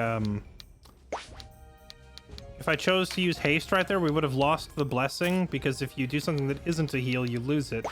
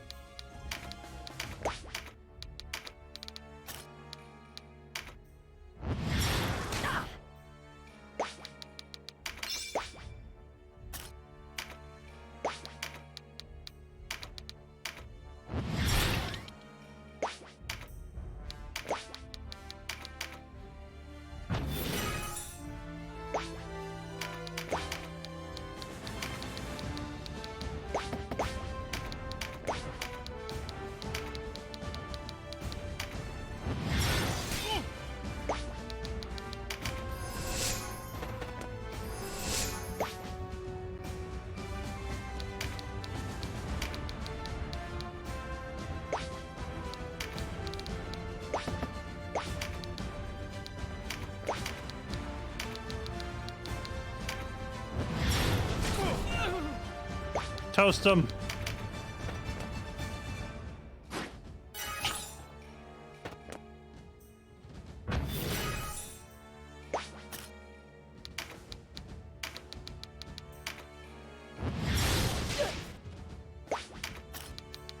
Yeah, this is much more KEKW.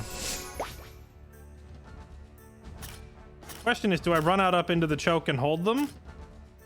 Or do we keep falling back? I think we just fall back a bit further.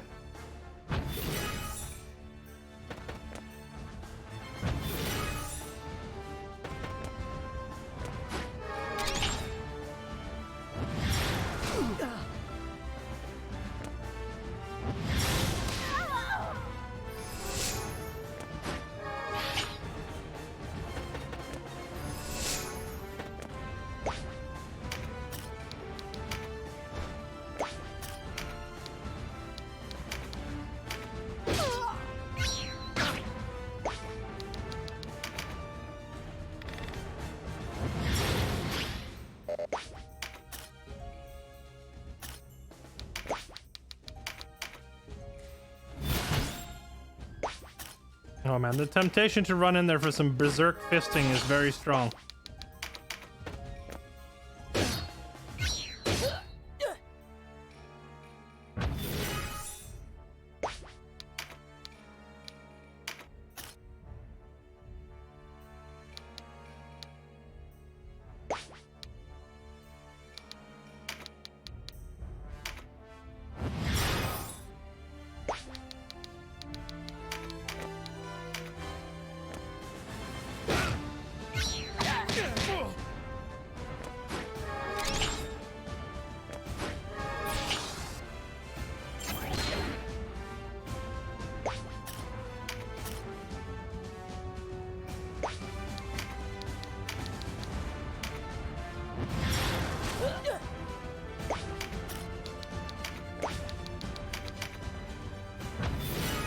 Does she have ease?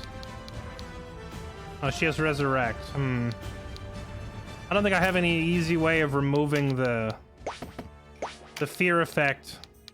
Like, we're good at scaring the enemy. We're not so good at unscaring our own, unfortunately.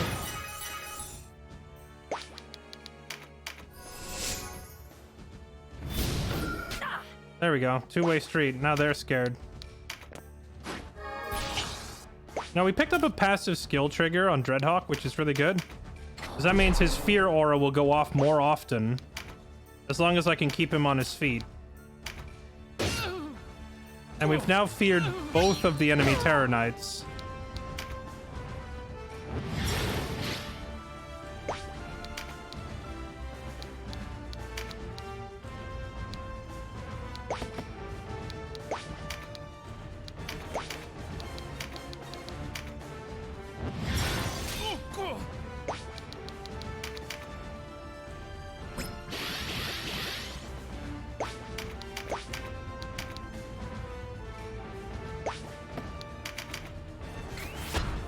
Mighty impact.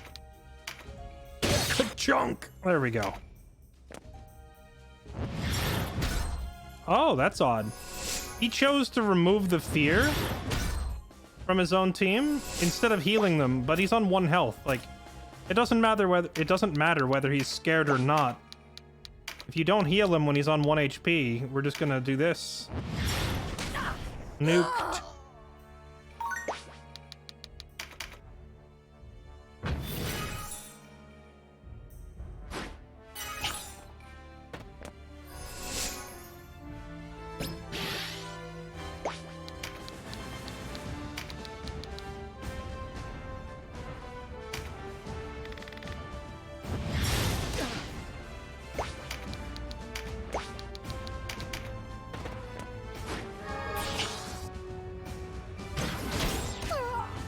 Ow, that's a lot of damage.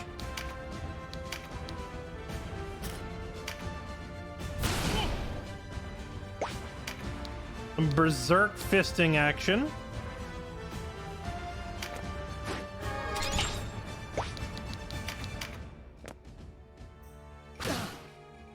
Oh no, please. No, he's down. Actually, wait, he doesn't lose his blue card buff for going down, does he?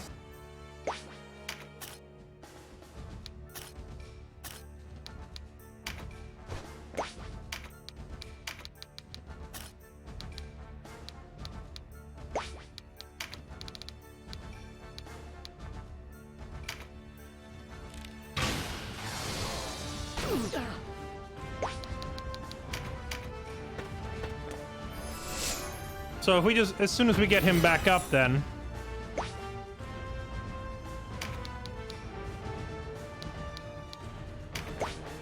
he'll start doing his AoE fear again.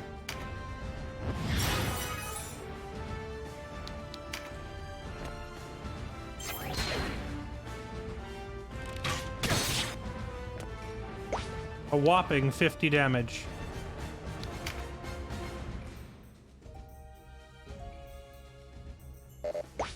Let's have Fran take this other Terror Knight out of the equation.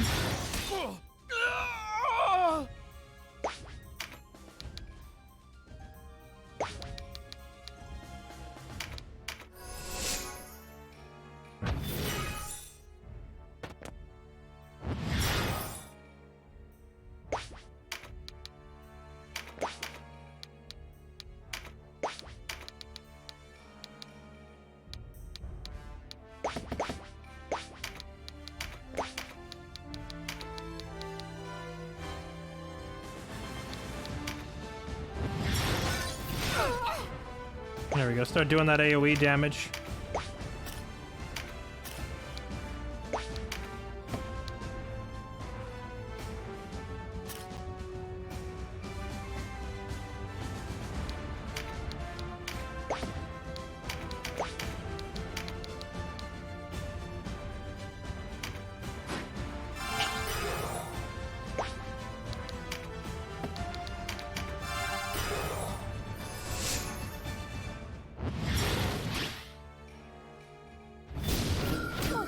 Yeah, there it is. Start putting that fear on everybody.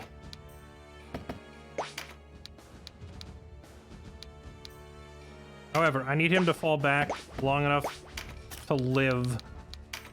I need him to stay on his feet. Actually, if he falls back to here, is that enough?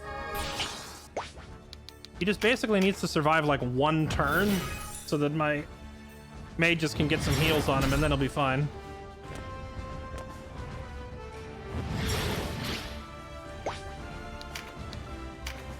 There we go. Heal him up. You're fine. Get back in there, bud.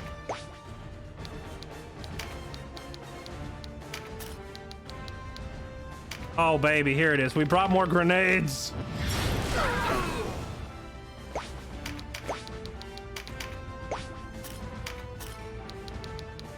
Okay. That guy down there, that's the enemy with his AoE stuff, so we gotta target him.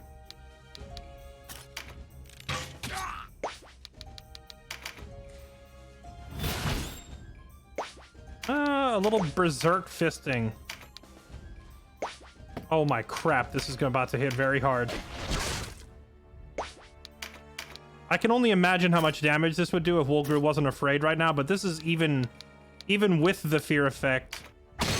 Oh! Ogre! He just did 1,000 damage! It was like 300, 500, and 200 again.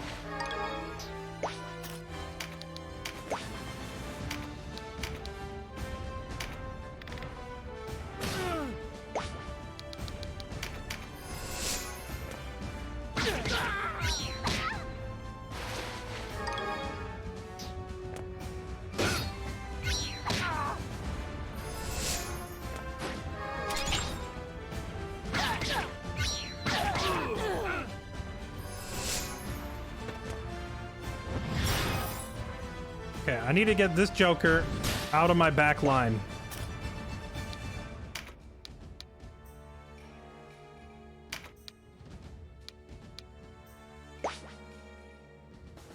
Wait, do I have Mother's Blessing going right now? I think we just do the double powered heal on Dreadhawk. Yeah, there it is. Get him basically to full health again.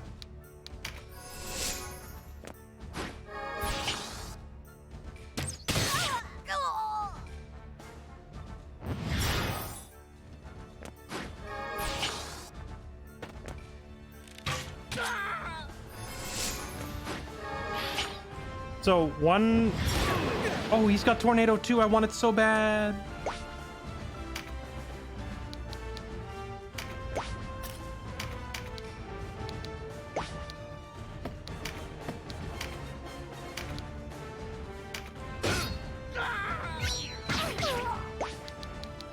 So Kylie has the spell that actually matches her element.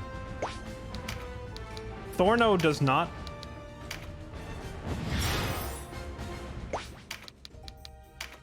Thorno's using an ice spell, but he's an air elemental mage. Kylie, however, is a fire elemental, and she actually got the fire spell. So she's doing much more damage than he is. However, that enemy mage is using Tornado too. That's the air spell that Thorno needs. So if we take that enemy warlock out, and we get that spell, then we're in business. But this guy needs to die first. Fall back.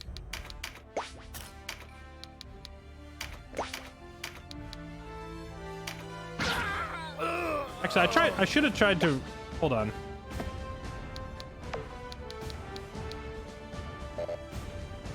You cannot use Chariot Tarot while a unit is taking an action. Okay. Can I use it now?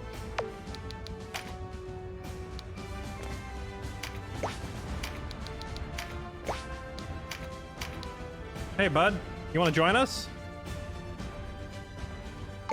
Alright, well, it was worth a try. Now we stab him to death.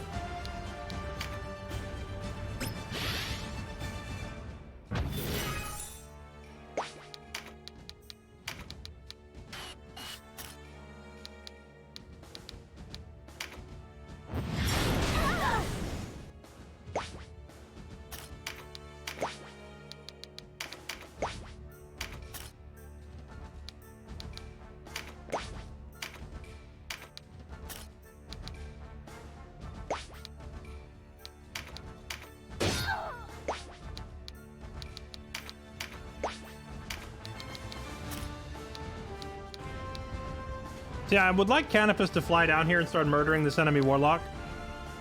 But this guy here will probably one-shot him.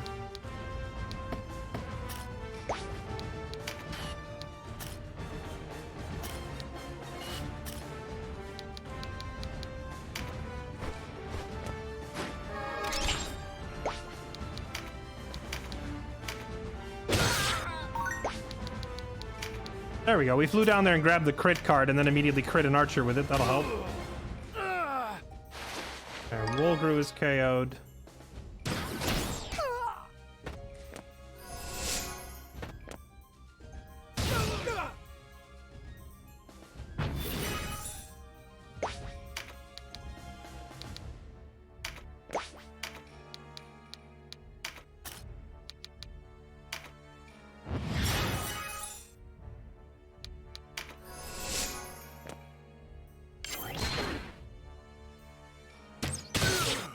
Ow!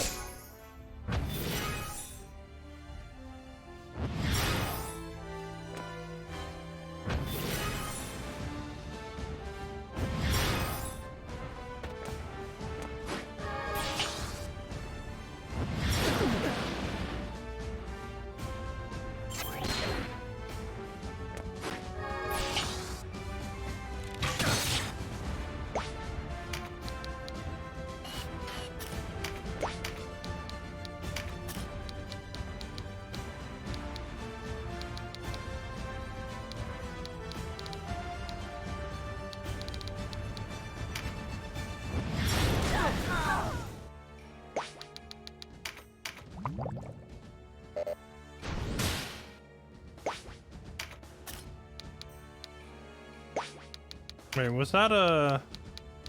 Oh, she's got Mother's Blessing. Perfect. Okay, so that means we get ourselves a fat heal. We're not really in a great spot to take advantage of said fat heal, though.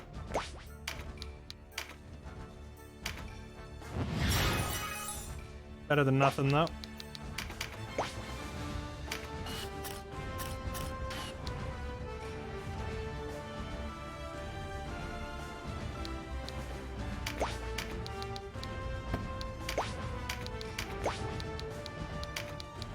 Now let's try and get our people up and healed before this turns into an unrecoverable death spiral like last time.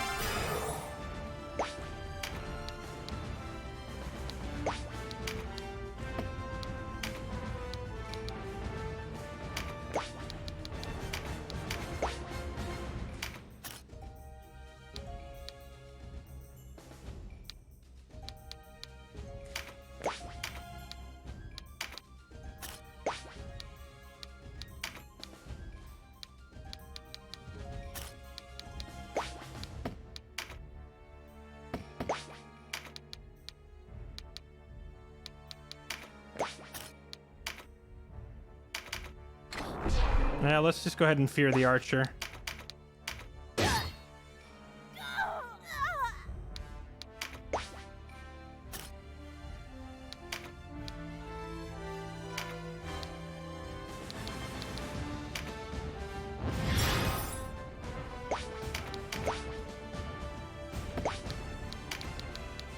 And then spread out, because I know that freaking Joker back there with his AoE magic is going to destroy us.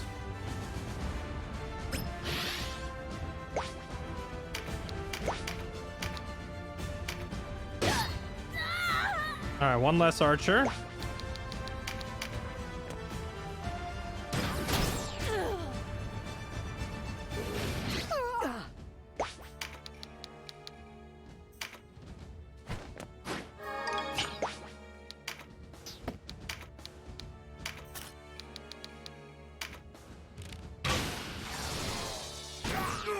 Oh, that crit was so good, it almost killed him.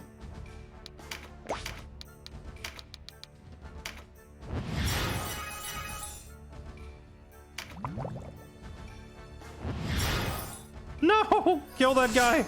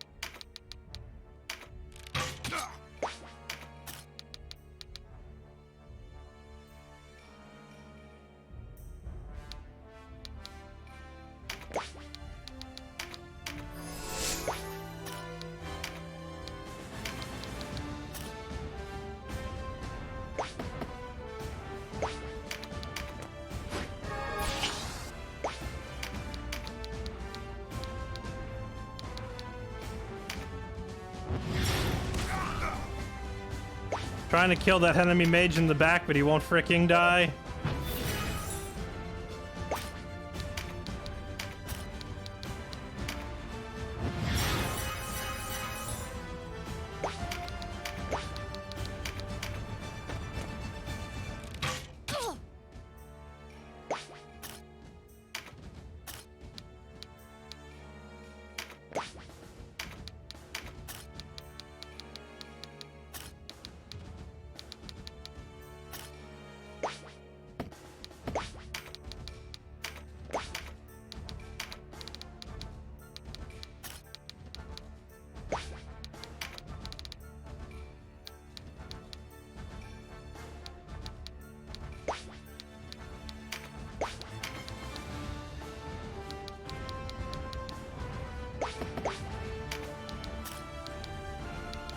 I can't angle a shot on him no matter where I go from here.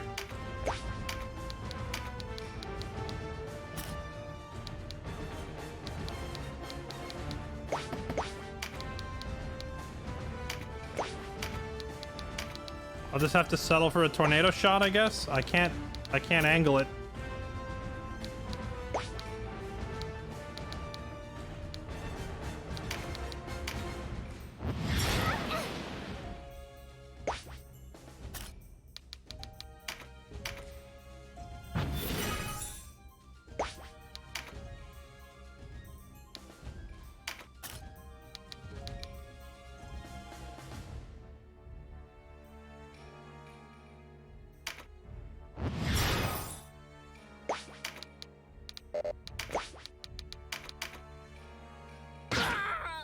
Ow, rude.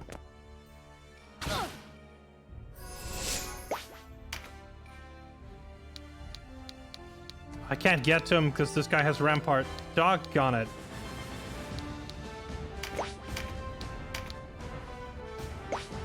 Wait, if I manage to push this guy off the edge, that would be huge. Let's see if it can happen. Nope, no knockback. I tried.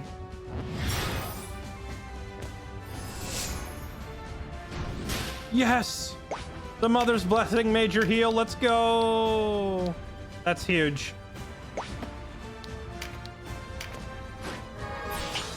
Ready for the fattest heal of a lifetime, chat? Boom, boom, boom, boom. Over 1,000 healing in one turn.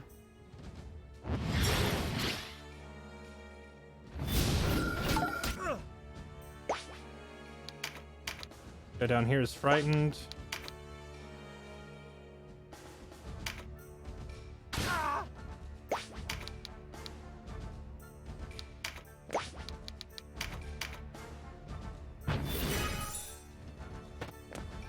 Yeah, the problem is clumping up for a big heal also means clumping up where a mage can hit us all.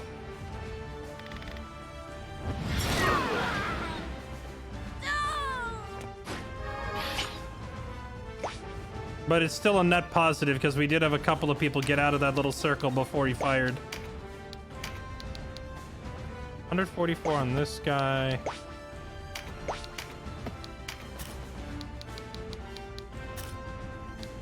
Okay, well, you know, the boss has come over here by himself at this point, so I'm thinking maybe at this stage we just try to focus down the boss super hard, yeah?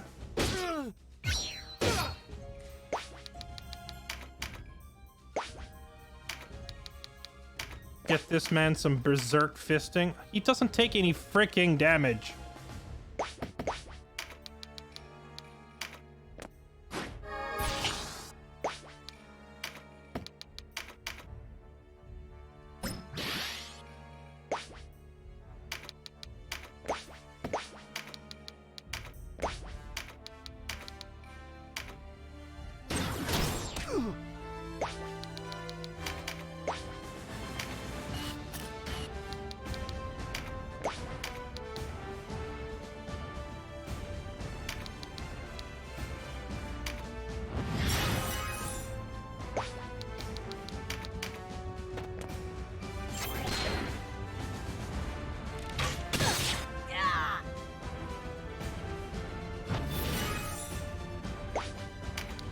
Yeah, the boss is indeed chadding our backline. However, I think he's gonna die for it. I think he's overextended.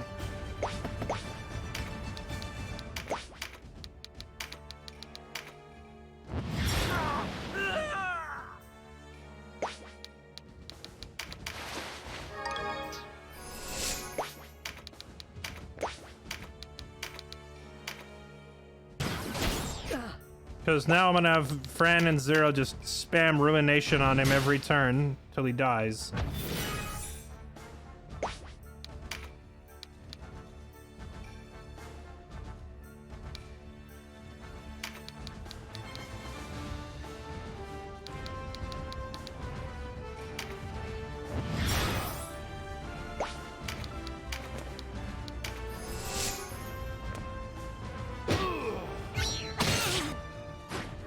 You gotta admire the balls on that cleric to walk up and actually punch a berserker.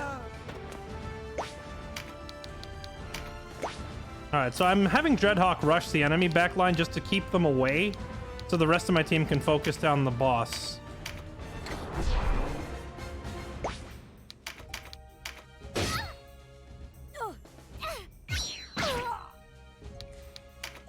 And since he has Rampart Aura, they literally can't run past him.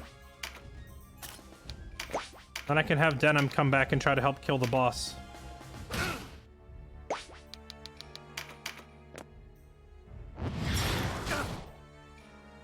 No! They took out Canopus. Even now you do. The Duke. Sir, hit it.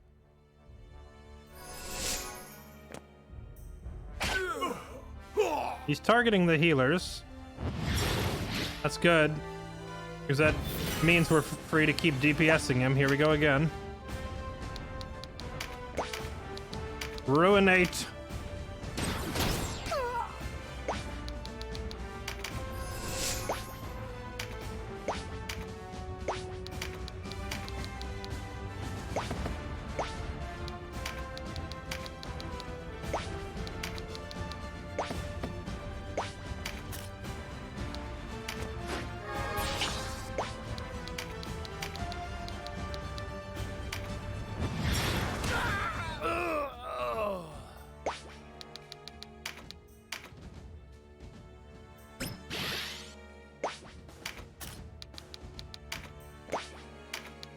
No mana for Ruination. Lightning Bow would do 53. Get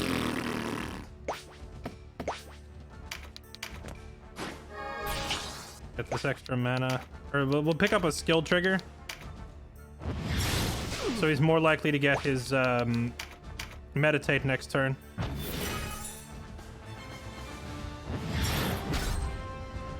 Yeah, the fact that bodies on the ground block archer shots and such is kind of absurd to me.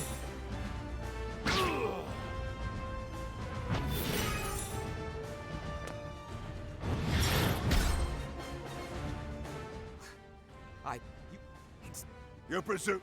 I know. You...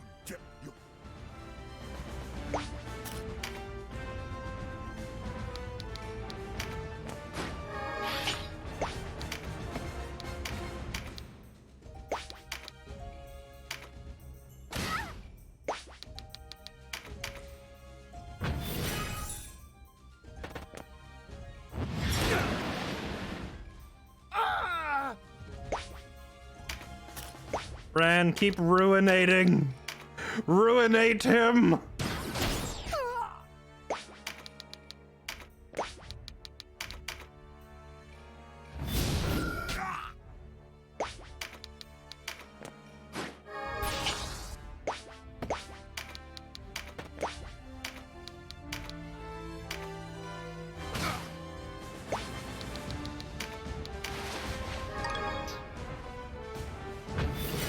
There we go. He got the meditate. Ruination. Ruinate. Keep doing it. He's almost down. Beaten by a boy. Piece of blood. Oh, piss and blood. Oh. Caritni is yours. You've bought it at a dear price.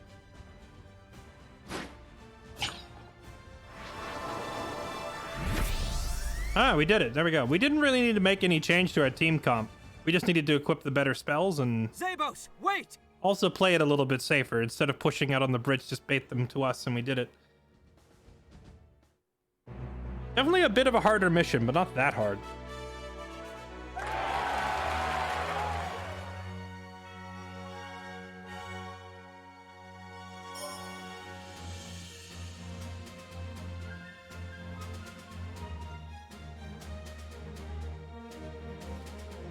What makes me very sad is we didn't get Tornado 2 off that Warlock. I really wanted to kill him. Zabos has fled to Brigantis, then? No doubt about it, my lord. I have heard the castle stands empty. Its lord lost to the war. In truth, no, my lord. As Caritni sat invested, another force was to lay siege to Brigantis. The attack at Caritni was only a feint to lure out the Duke's armies. The resistance would march unwitting into a trap. Then the greater force at Brigantis falls upon them to deliver the coup de grace. Your arrival, however, has left the plan in tatters. Why tell me all this? Unlike Zabos, I know when to bend the knee. And there's more.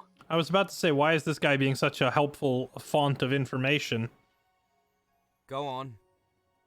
There are others in Brigantis Castle. Men and women who spoke against Balbatos and sought shelter. Zabos means to use them as hostages. The Resistance's lack of concern for Galgastani hostages makes little difference to him. He will dress the ramparts with their corpses before the castle falls. An example to those who would cross him. The man's mad. A foul business, my lord. I wanted no part of it. I thank you for your candor. I will leave for Brigantis at once. Now we just hope that this guy isn't lying. You've a noble heart, my lord. Noble. There's more to nobility than blood, my lord.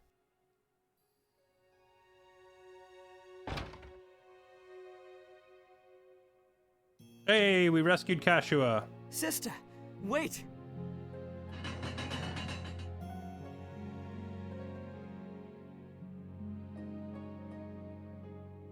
What does the great hero need of me? Don't you dare get pissy with me. I have listened to everything you've said throughout the whole game. Basically, you've been my favorite character. I've risked life and limb to save you multiple times now. Do not! Please, don't. Do not turn into a pissy child all of a You're sudden. still upset, aren't you? If you have no urgent need, I'll be on my way. Pissy child inbound. Here we go. Then you will return to Goliath? I shall. Fight on as it please you. I don't give a fig for your war. Look, figs are delicious, okay? I don't blame you for not wanting to part with yours, but still.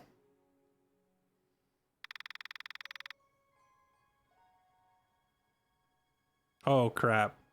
Ah, crap. Chat, How do you calm down an angry female? I've never successfully done it. Not even once. Literally always make it worse. And I feel like both of these are just gonna... They're both traps. Chad, look, I've actually talked to a woman or two once or twice in my life. So I know from experience, these are both a trap. That's the neat thing. You don't.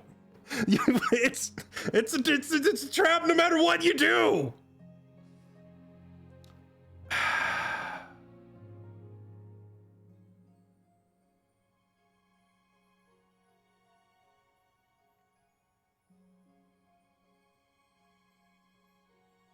You move out of the way and say nothing. See, the game's not presenting that as an option. It's forcing me to actually talk to an angry woman. And I don't know if, Chad, I don't know if any of you have ever tried this. It doesn't work no matter what you do.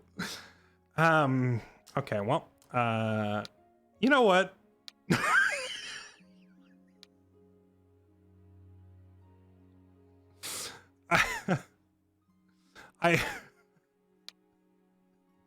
Like, I feel like the situation is already unsalvageable, so I'm kind of tempted to just meme on it. Don't answer for 30 minutes and trigger a secret quest. Huh. That's a honestly great idea. There's a hidden quest here, so you're saying if I don't click anything for 30 minutes. All right, chat, I'm gonna go get dinner. I'll be right back.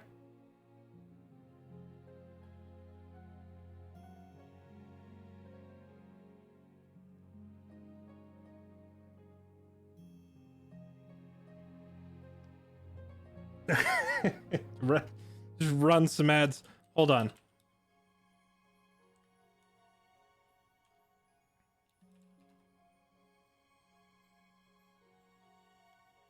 It's been fun going to bed. Good night, Celia. Thanks for hanging out with us.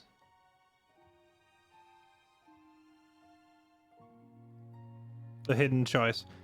Okay, chat. Does this choice actually have like a major impact on the story? Like, can we keep her from leaving? Or is this just... Normally, I wouldn't care. But I kind of like Kashua. She's probably my favorite character in the game. So, normally, I have a very strict no spoilers policy. But just this one time, you know, if anybody could shed some light, I don't want to lose her.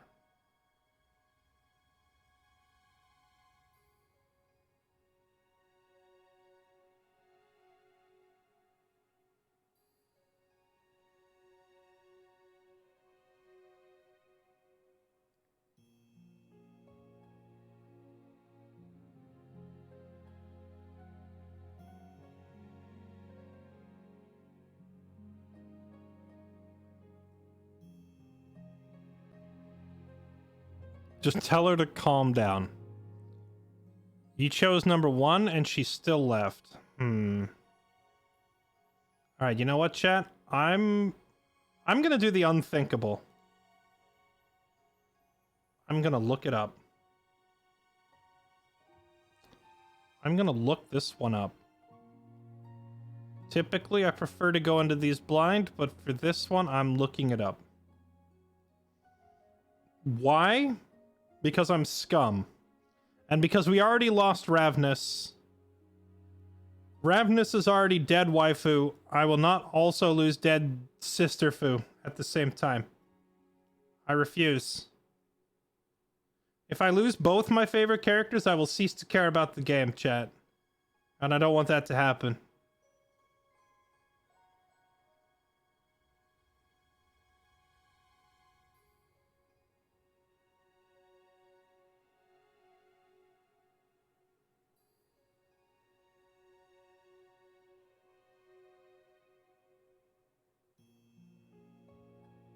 Oh.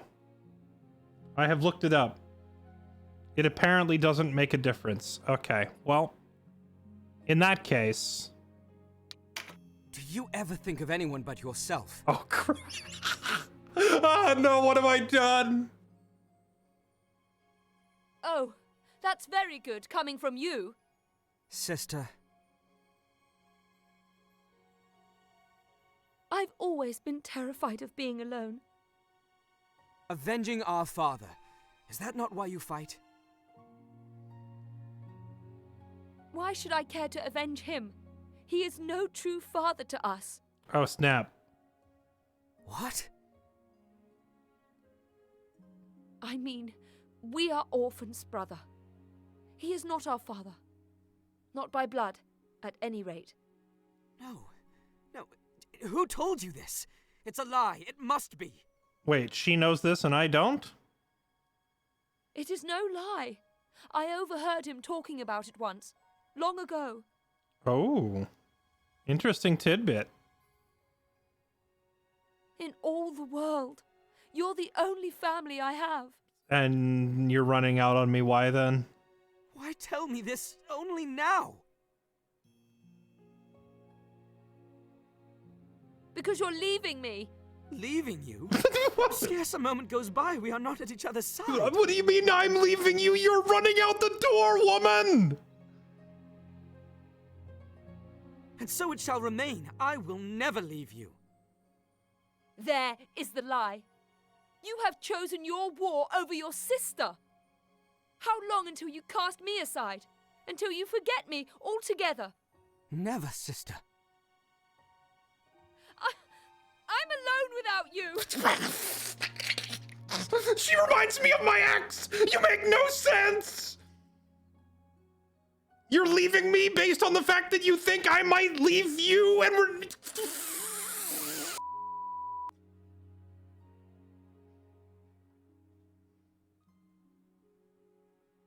Koshua!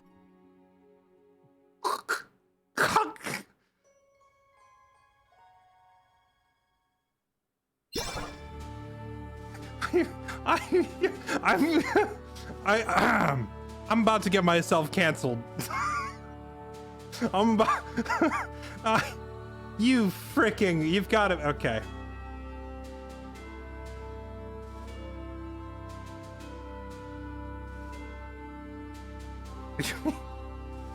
She storms out the door. You've left me, Dunham. Wait, what do you mean?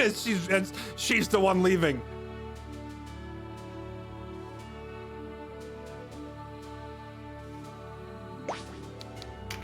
Welcome.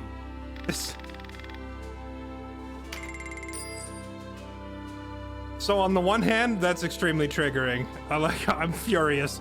But on the other hand, that's exactly what every argument with my last girlfriend was like. So I guess props to the writers for making it fairly accurate. Win your waifu back. She's our sister. She's not even waifu. There's not even a relationship to argue about there. The weird thing is at the beginning of the game, she was all for it when it came to recruiting the Zenobian Knights and getting them to fight for us and like pushing the war forward. But now she's acting like she had nothing to do with it. Chad, you're leaving me, so I'm leaving. Liz, no, stop.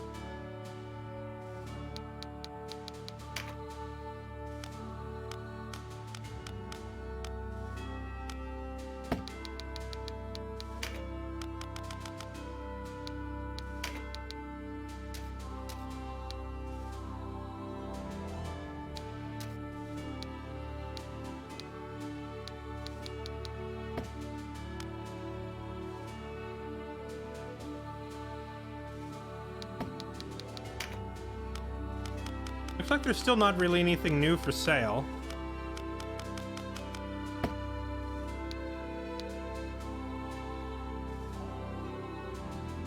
That's true. Actually, okay, hear me out, chat. That's actually a scary thought, now that you bring it up.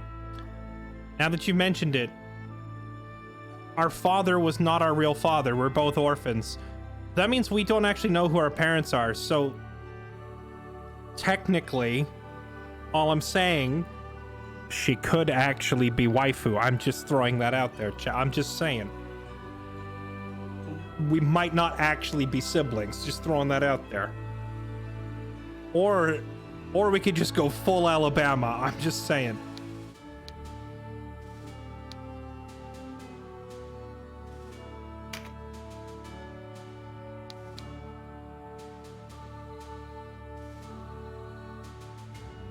She is still your sister. You don't know that!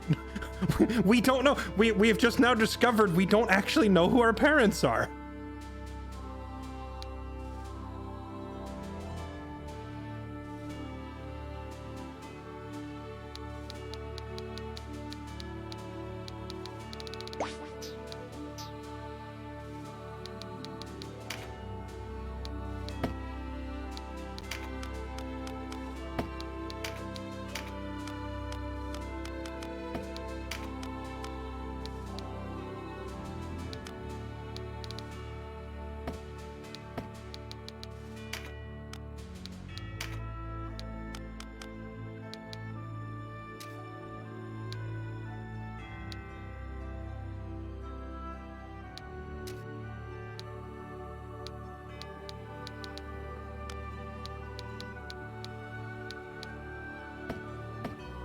Come again?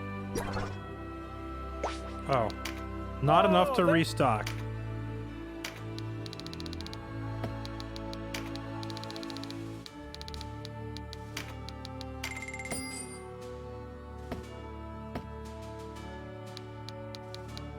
Come again? So it looks like the way forward is up to Brigantis Castle. It looks like reading that entry on the report about the hunting grounds being open has unlocked a new area. Shall we go take a look at the hunting grounds? Wait, no, stop. I just remembered. We now have... We have the ability to become a warlock.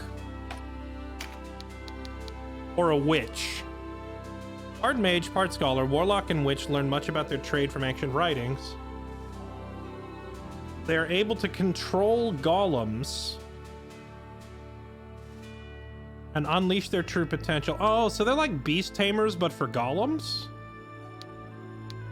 So here's the question, chat. Do we want Thorno and Kylie, like one of them, to turn into it? Or do we want them to stay as their wizard and enchantress selves and just recruit somebody new?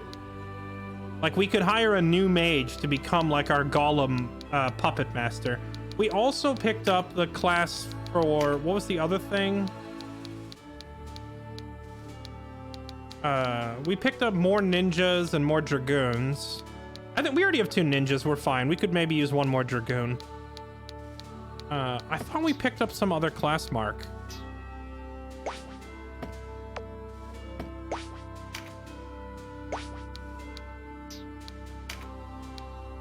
I feel like we picked up something else and I can't remember what it was.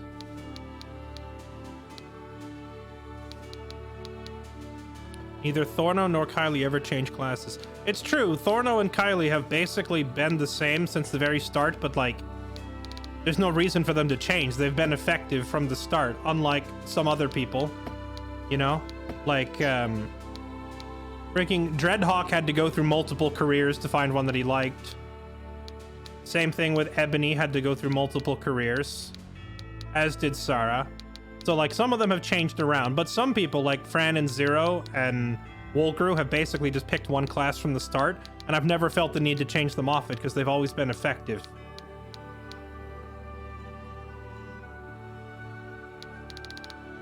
Yeah, Denim has been a warrior the whole game, too. I never changed him off it, either. He's doing just fine. Although I will admit, my frontline melee guys are starting to feel very squishy, like they're getting KO'd in every fight. So I don't know if I need to splurge and spend money on armor or just like try to upgrade all this stuff to +1 armors. Or get this guy some Balder leggings and upgrade them to +1s. Like we need better armor on our frontline melee fighters because they're just getting clobbered.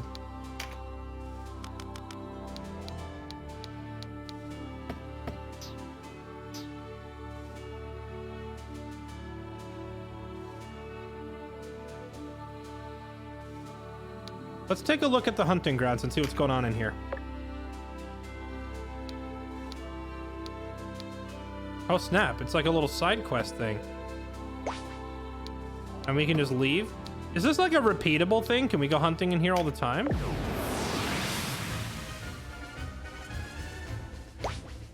Oh, we can only bring 8 people into the hunting ground.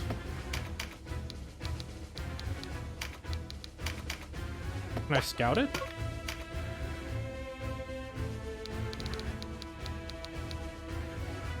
There's a guy here.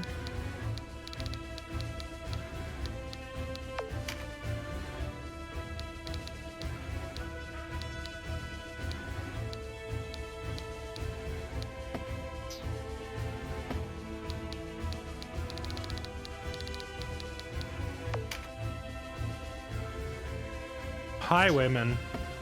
So we come here to hunt big game, and instead we find these nerds. Why do they all have such high intelligence? Oh, it's because this Baldur gear all adds intelligence. Okay.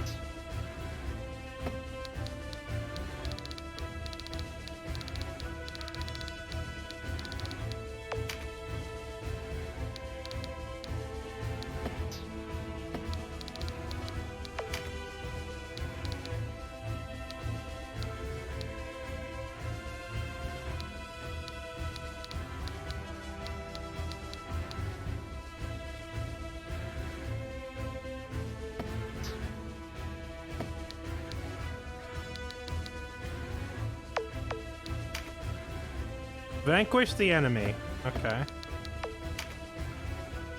What's this guy's name? I'm gonna try and recruit. I've wanted another Birdman for a while. We'll try and get him. Okay, so it's all human enemies.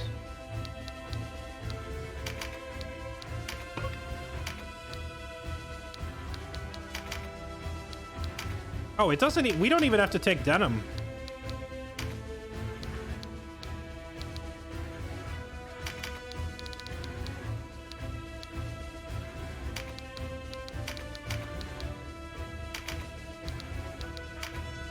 Now let's have Lorem and her giant cock.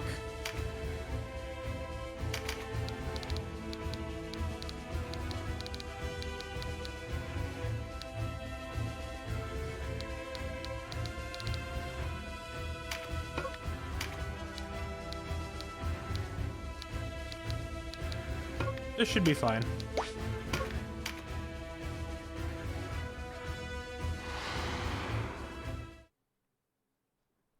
Need more knights. The thing is, there's too many other classes that do the same stuff that knights do. There's little reason to bring along a knight when we can just bring a terror knight or a dragoon to accomplish the same purpose. Like, having Voltaire as our one knight has been fine, basically, for the whole game.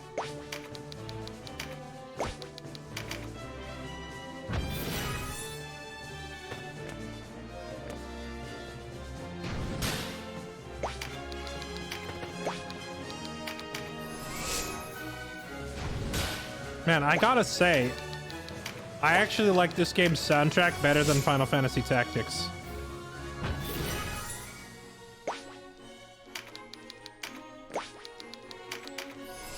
Knights are able to heal, but like only kind of in a crappy way.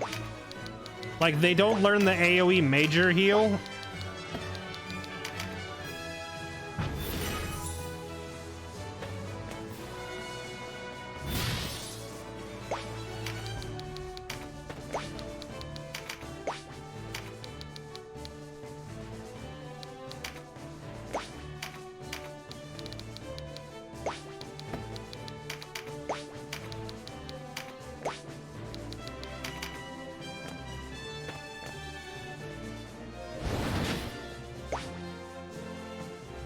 This game's older than FFT, Jen, so what are you talking about?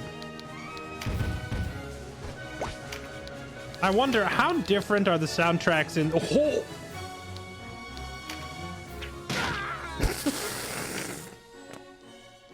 The chicken is a better archer than any archer I've ever had.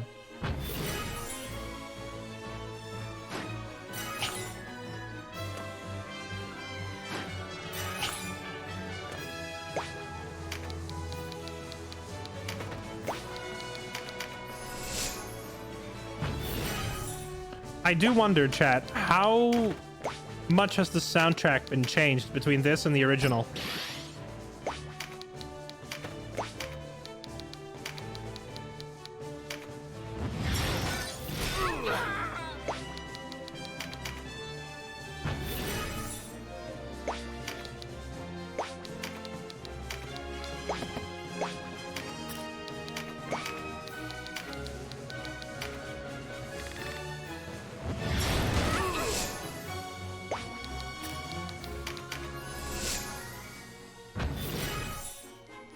Like, I wonder how much the audio has been touched up compared to the OGs. But remaster or no really doesn't matter. I just like this game's soundtrack better. It has nothing to do with the quality of the audio. I just like the arrangements of the music better.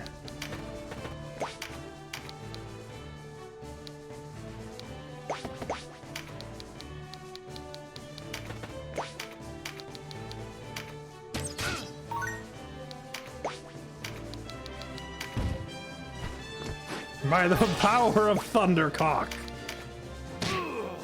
Correct. Dude, why in the world would you ever have archers in this game when you can just get a giant flying chicken with 1,000 health that does more damage with its ranged attacks?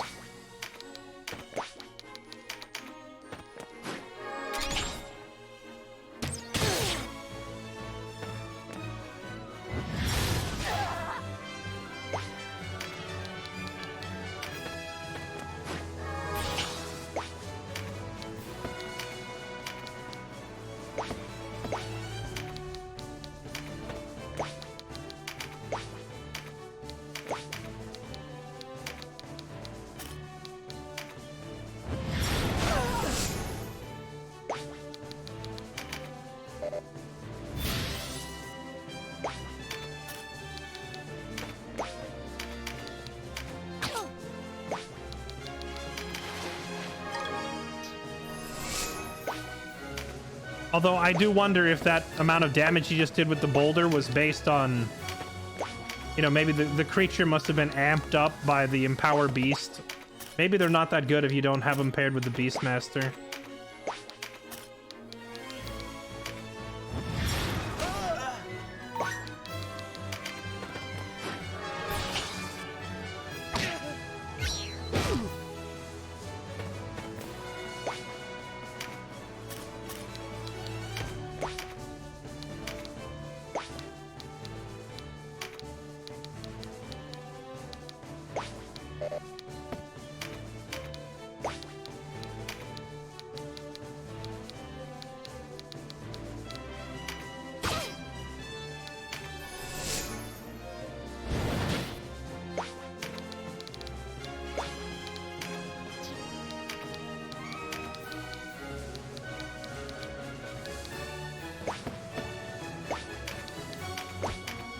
Sniper Chicken is in position.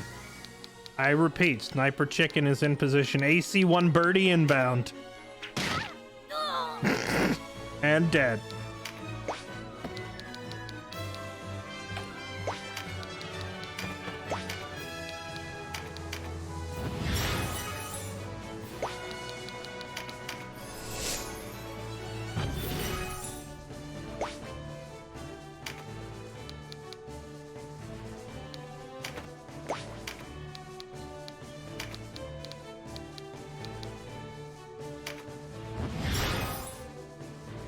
Yeah, truthfully, that's what I've been using the Dread Knight for.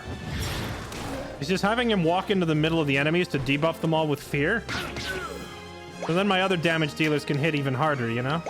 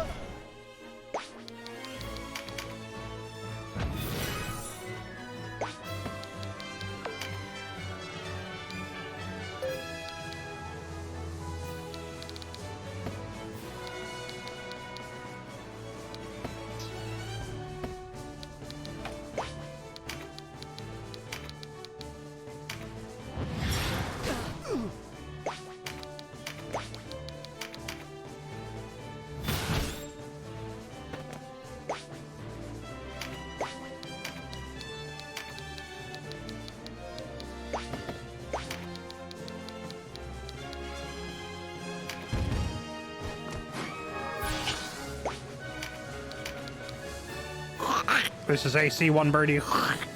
Calling for reinforcements. Missile strike inbound.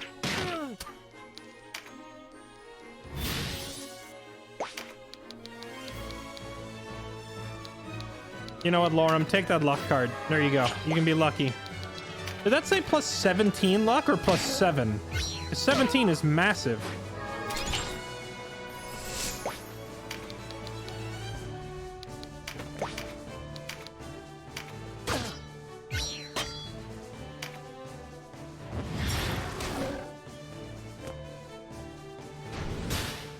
That's a huge stat increase.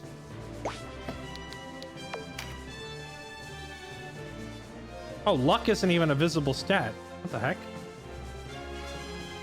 You can't see someone's luck. Huh. I have no idea what a base luck looks like then.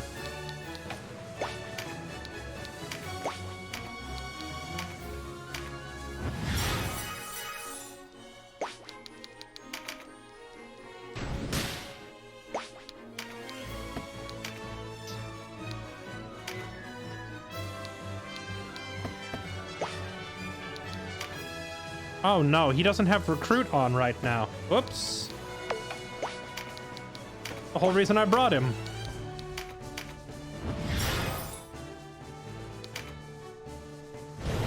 But hey, at least we finally have a battle where I can try to recruit somebody without an annoying boss dude one-shotting everybody and without annoying guest characters ending the fight prematurely.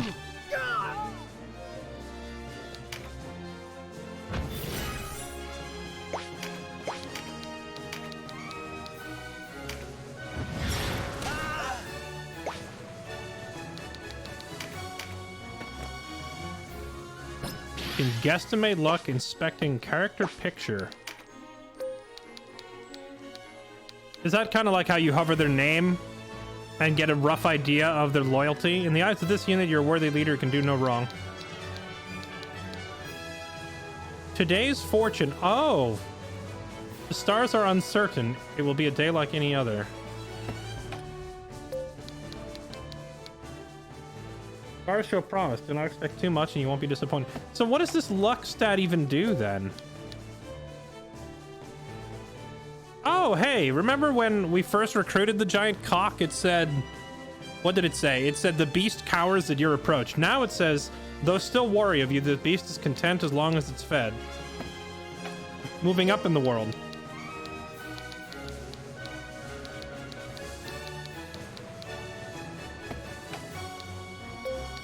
Well, everybody else is on like 5 or 6 stars. Lorem is on, oh wow, that luck card. The stars shine bright, unexpected treasures await, 8 stars. So her luck seems to be much higher than anybody else's. I wonder if it's just because of that one card. Or if her luck was already a little bit higher. Seems like everybody else is 5 or 6. That's like a baseline. So it was a huge increase then. If it's on a scale of 1 to 100, then the 17 is a pretty significant increase.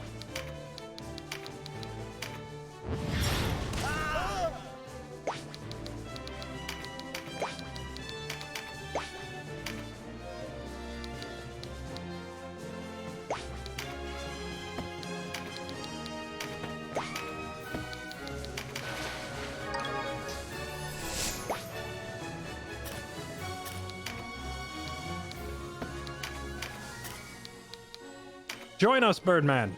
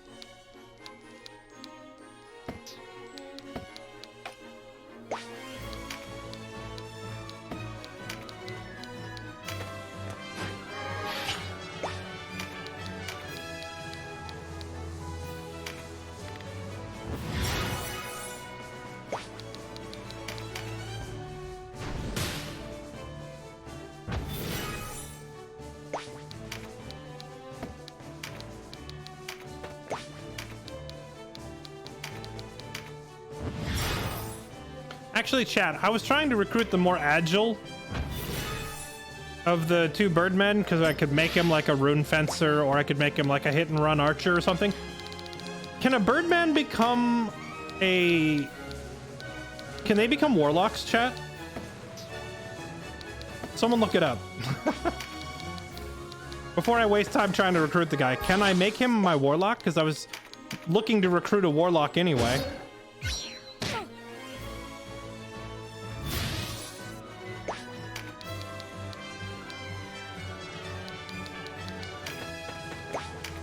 All right, here you go. You get the bathwater.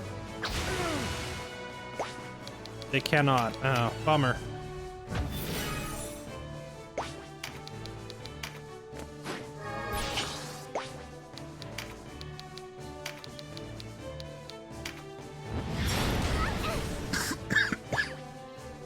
It's warrior, cleric, Barton, and wizard. There was like 7 options last I looked. There's a couple others.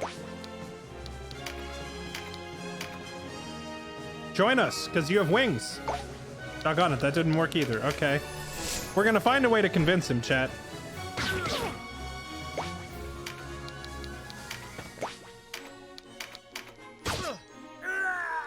Oops.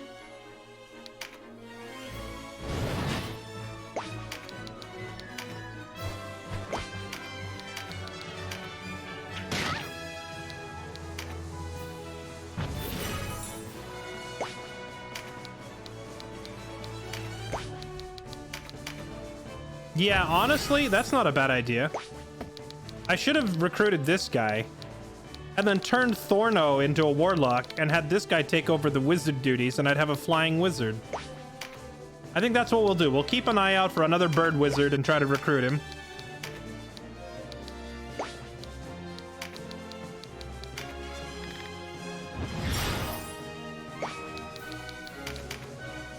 You know, it occurs to me that the bird dudes, I don't think we've ever seen a woman, have we? Are all of the winged, is it all dudes? Oh wait, that's right, chariot card. You're right. Thank you, chat. I keep forgetting chariot is a thing.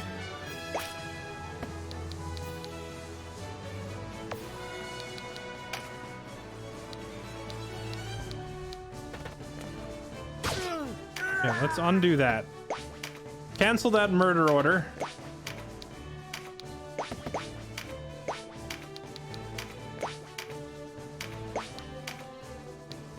Yeah, maybe they're just like dwarves. You can't tell. It's the beards and the feathers, you know?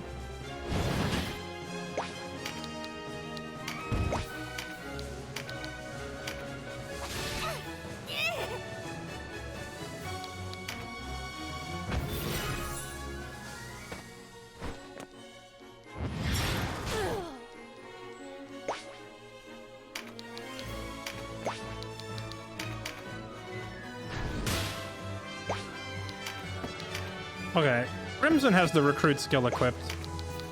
Go talk to this guy.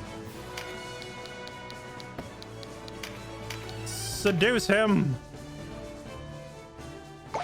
Nope, that didn't work. Alright, chat, we've tried appealing to their ego. We've tried seduction. Neither of those worked. Subdue him? Yeah, he's not into that, Lorem. It's not gonna work.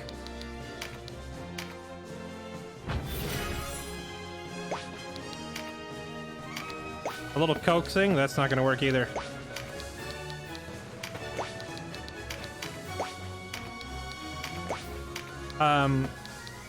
If you join us, we'll help you figure out where all the women of your species went. We'll look for them with you.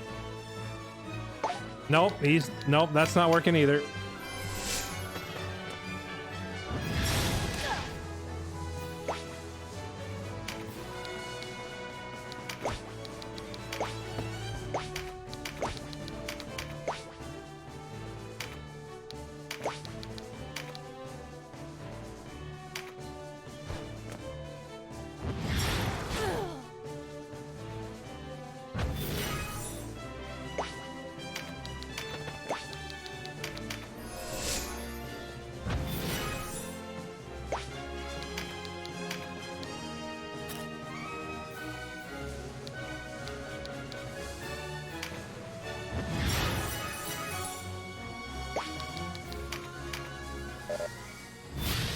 Well, the thing about the game's recruitment mechanics, Celia, is it's entirely optional. Because you can just go to the store and you can pay to recruit people.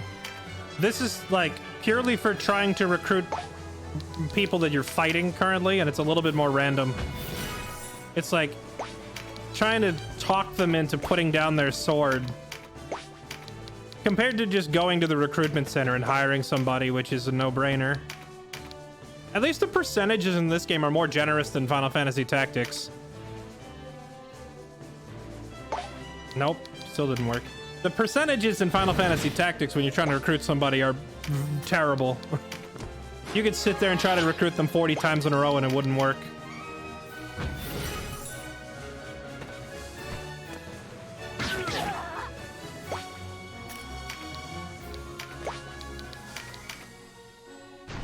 Yes, exactly. Orators and FFT could do the same thing, but their odds of success were extremely low. At least this game, it seems to be like roughly 30%-ish most of the time.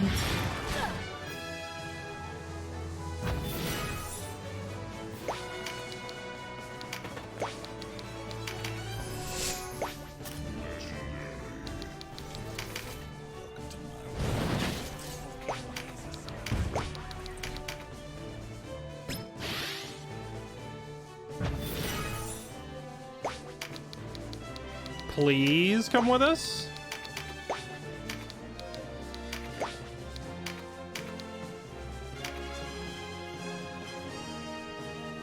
Hey, that was it. We just didn't say please. Easy. All right. How about this guy? All right, will please work? What if we just say please? Hey, man. Please don't make us kill you. Oh my God. It was just, I didn't say please.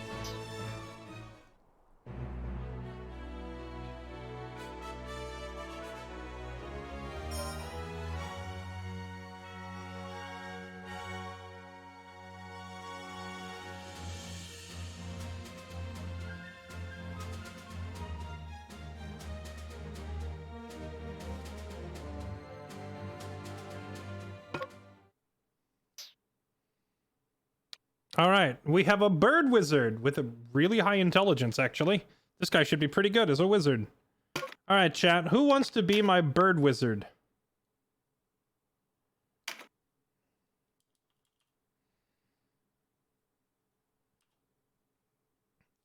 Raise your hands. So we're recruiting 2 birds. One is probably going to be like a hit and run, like ninja spear guy with a bow or whatever. And the other one's going to be a bird wizard.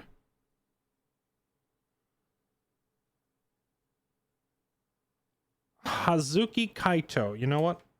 I like it. Kaito. It reminds me of Batten Kaitos on the GameCube. All right, the bird wizard Kaito joins us. Okay, and then the other one, Folk, will also join us, and he will probably be a more physically oriented character. Turn him into like a ninja or something like that. I don't know yet. Turn him into turkey sausage. What is wrong with you?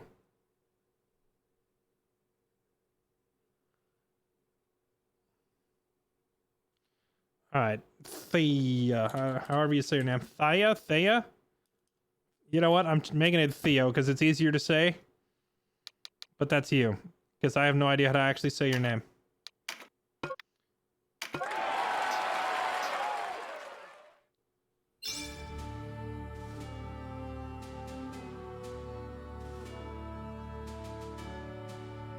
All right, let's take a look at our new feathered friends. Okay, so here's what we're gonna do. Kylie, she's doing pretty well as an enchantress. Thorno, we are gonna turn Thorno into a warlock. Well, actually, I don't know. Are Kylie and Thorno in here, or have they both gone to bed already?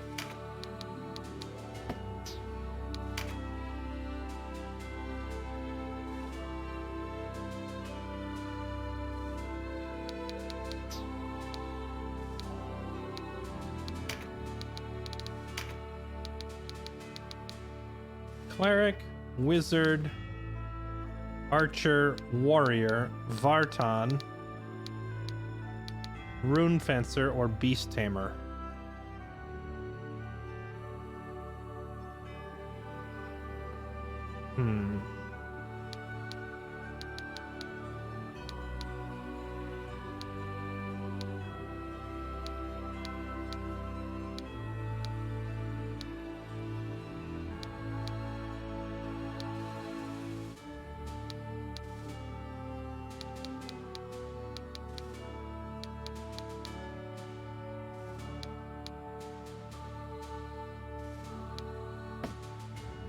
I could just leave him as a Rune Fencer, to be honest. I was hoping to turn him into something similar, like a hybrid character, similar to what Ebony has become with a sword and crossbow. I was hoping to do something similar, but I don't think a warrior class can use a crossbow, can it?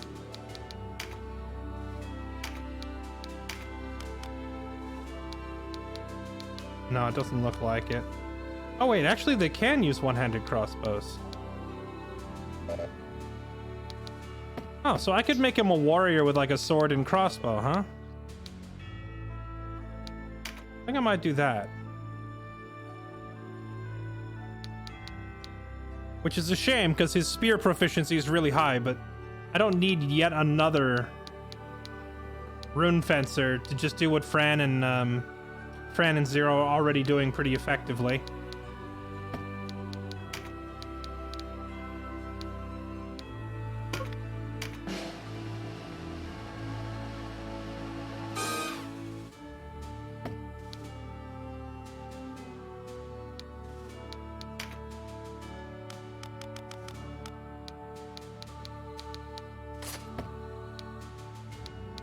This guy's got a full set of Baldur gear, just like that.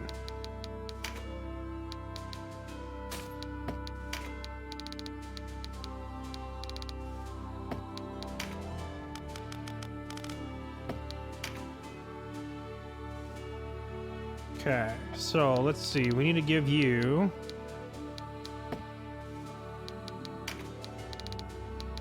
Mighty Impact, Vigorous Attack, Resist Charm, Siege, Petrify. Probably give you Pincer and Crossbow skill and Sword skill. I'll have to bring him along for the next several fights to get his weapon proficiency up, but it shouldn't take that long. And then Kaito, we're not really going to change you very much.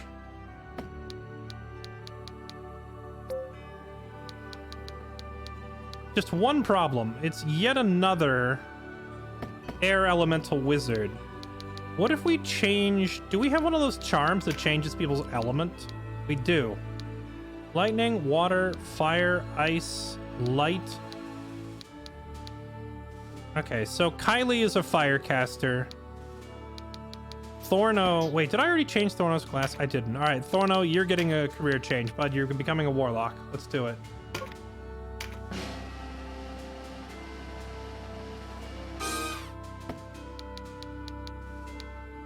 And he's also air type. So what we're going to do is we're actually going to change Thorno.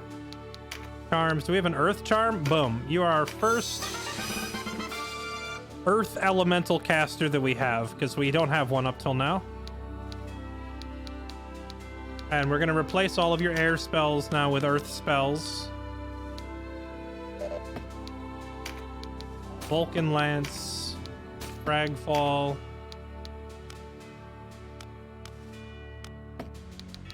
I need to buy a Vulcan Lance level 1 from somewhere. Actually, Canopus has one and he hardly ever uses it. Let me just take that off of you, bud.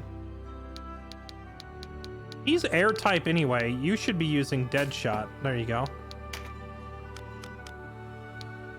Yeah, put the Deadshot on you.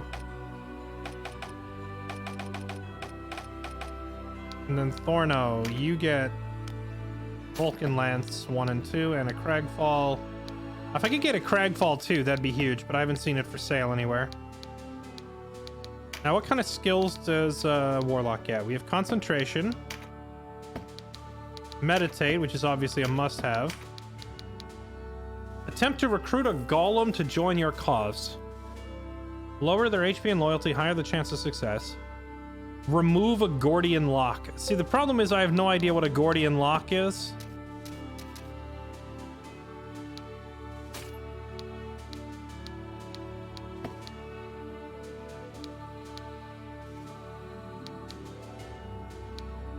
But there we go. All right, he's now Earth type, and we'll try to get him a golem pet to use, use as his little buddy.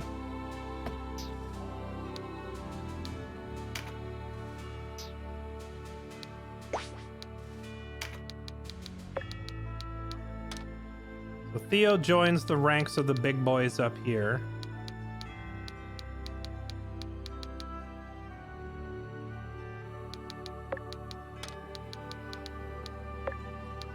Kaito, our wizard, go here.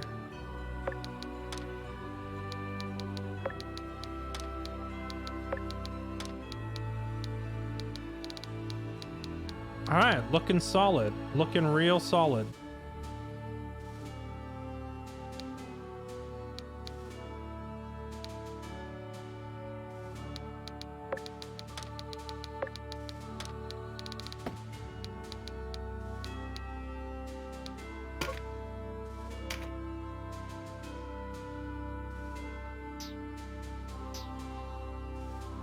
Hey, Bunny Bob, how are you? Oh, this place is bigger than I thought. We finished this first one and it opened up even more areas. Okay, Kaito. You are... What were you, air type? He is air type. So let's make sure he has dead shot.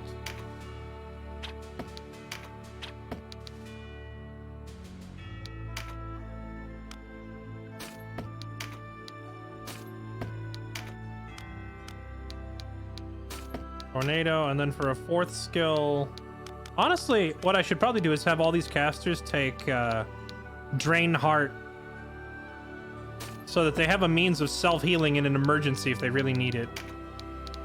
Concentrate, serve RT, Coke, save Reptile, Petrify, resist Charm. Let's do Insight, Meditate.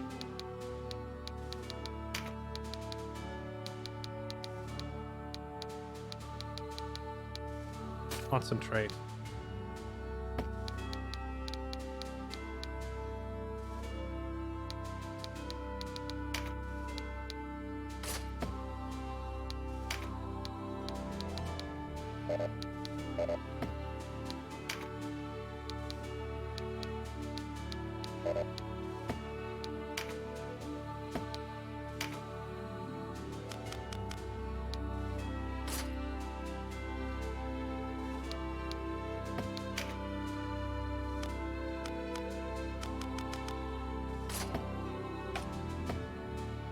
Okay. Looking good. Kaito, new friend. Yeah, we just recruited 2 more bird buddies. 2 more bird buddies. Theo and Kaito are joining us. One a warrior, one a wizard. And Thorno got a new look. He's now a warlock. So we'll see how these changes shake out for us here. I'm actually going to leave this place briefly. Just to buy spells that fit these new setups. Take a look. Hello. Arcana. Okay, so we need another dead shot. Another Vulcan Lance.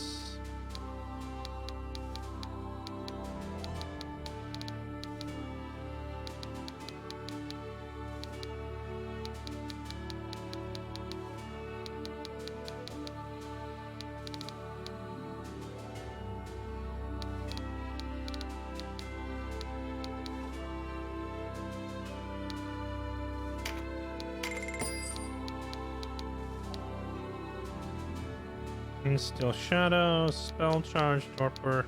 Why is there so many dark spells compared to the other elements?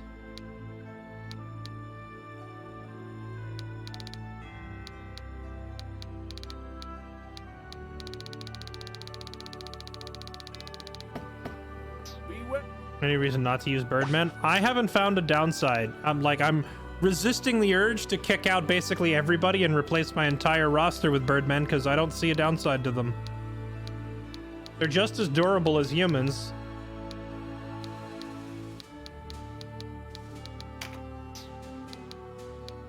And also airborne.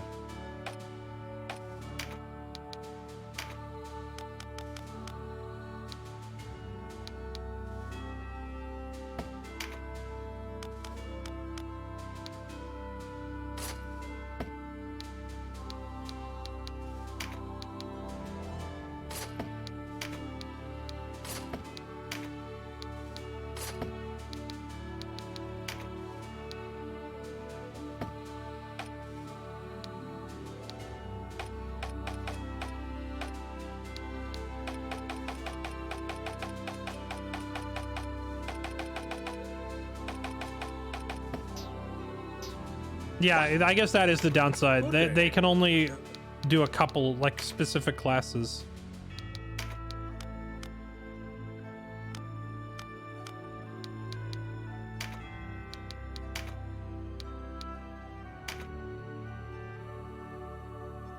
What do you say? Come again. Upgrade everyone's pants.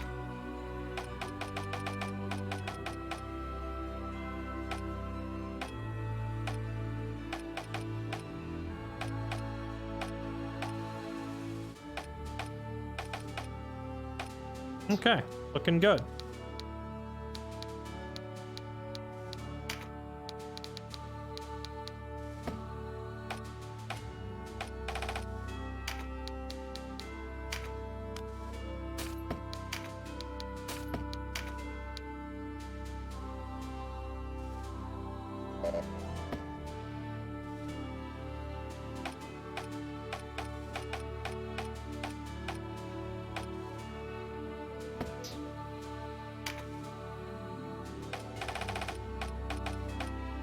Kind of insane that Canopus's, Take a look around. his magic stat Be well. is almost as high as the other wizard, even though Canopus is, like, not even... Oh, this class cannot equip it. Okay, I misread. It's crazy that his intelligence is almost as high as the actual wizard's, even though for the most part, I just have him flying around shooting people.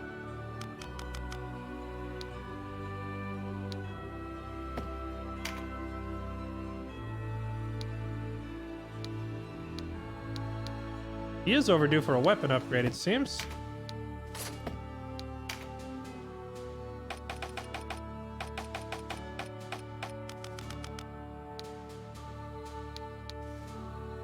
Holy upgrade and a half.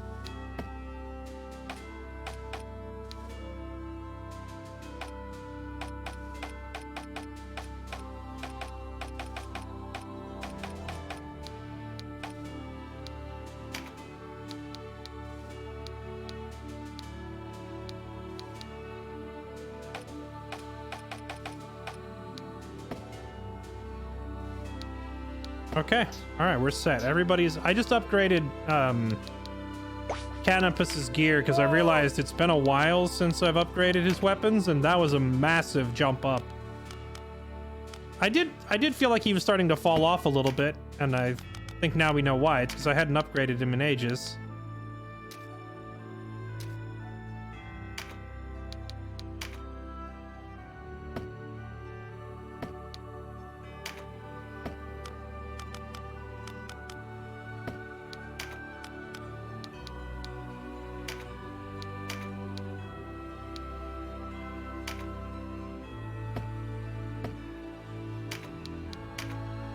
You sure?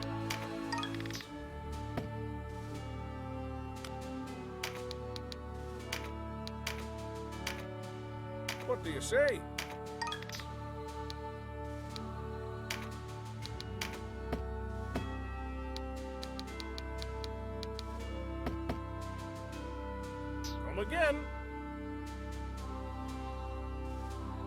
Alright, back to the hunting ground. Let's try this now. Bunch of upgrades have been made. Wait, hold up. If I leave, we have to clear the first map again? Is it the same?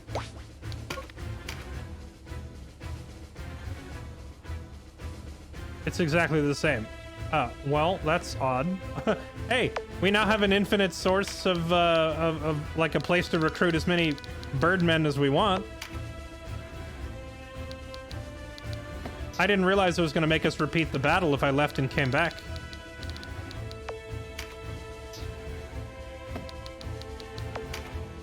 So, in theory, chat, we could replace our entire roster with flyers. Okay, so who do we bring with us this time? Thorno, obviously, we want to bring him along to try out his new duds. He's a warlock now. We will bring along both of the new bird boys we just recruited.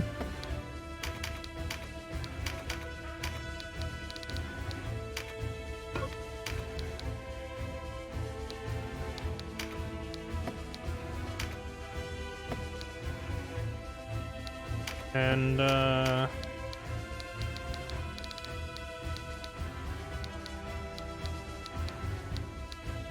we'll let Canopus, you know, stretch a little bit.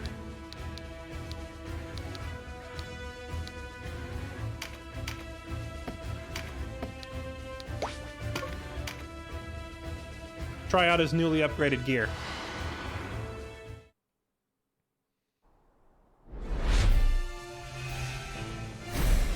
I know, right? Operation Air Superiority. Although I didn't bring Raven with us. But yeah, we are basically the Air Force now.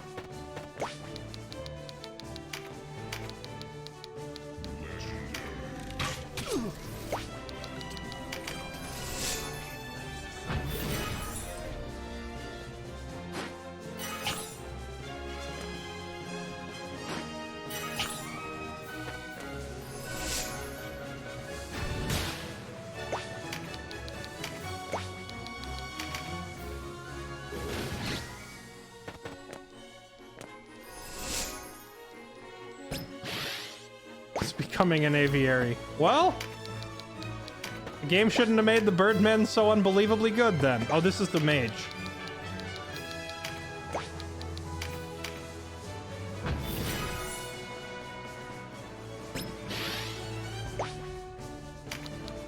All right, Thorno.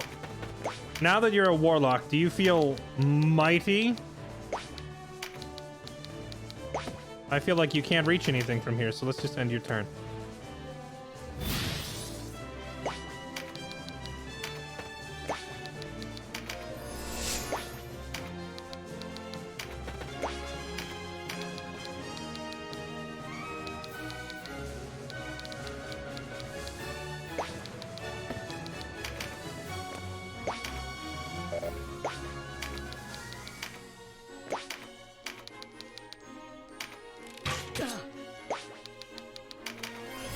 He's only doing 22 damage, but his weapon proficiency is also like 0.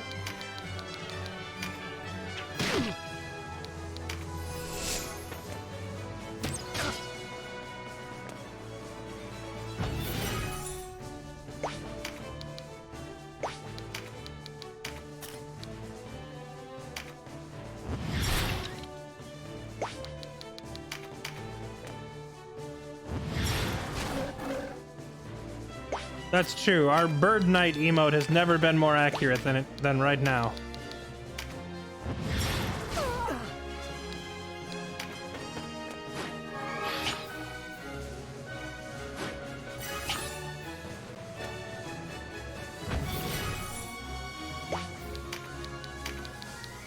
Oh. Excuse me?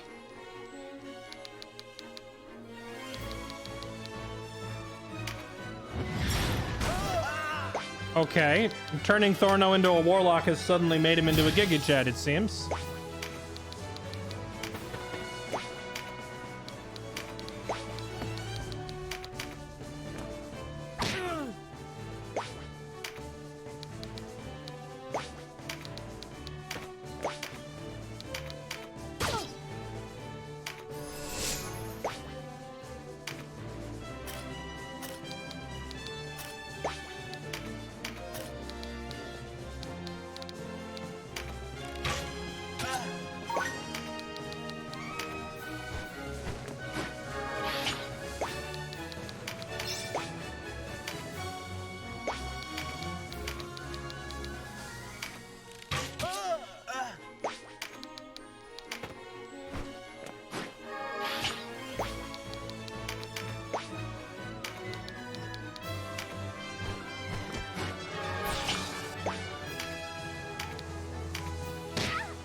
The AC1 birdie.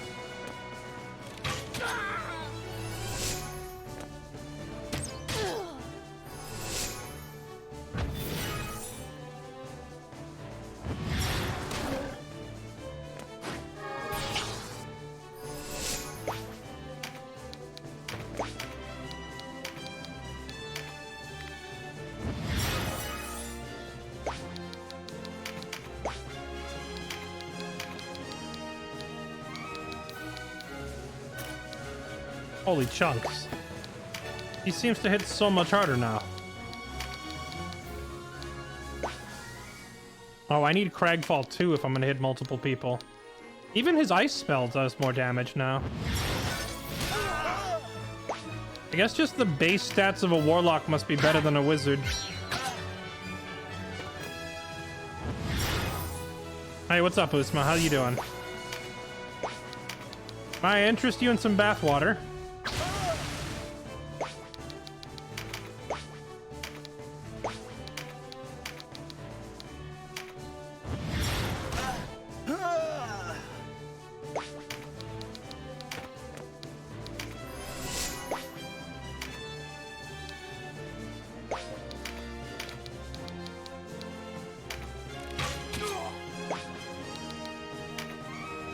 You know, when I was training the other new characters in their weapon proficiencies, it seemed like they gained a skill level almost with every swing when they were level 1. But Theo has made 3 bow attacks so far in this fight, and he hasn't gained a skill level at all. I wonder if there's, like, some sort of factor that controls how quickly they level it.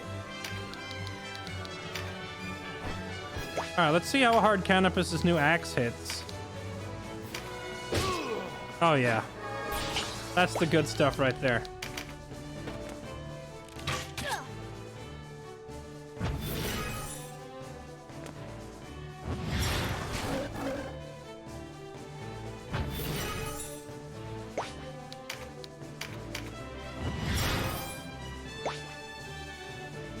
What faction? I believe it said Highwayman. Oh, it says Clan Galgastan. I don't know if I have any Galgastani in my army. Somebody in chat earlier said that, like... Oh, wait. Oh, no, that's an enemy. Okay.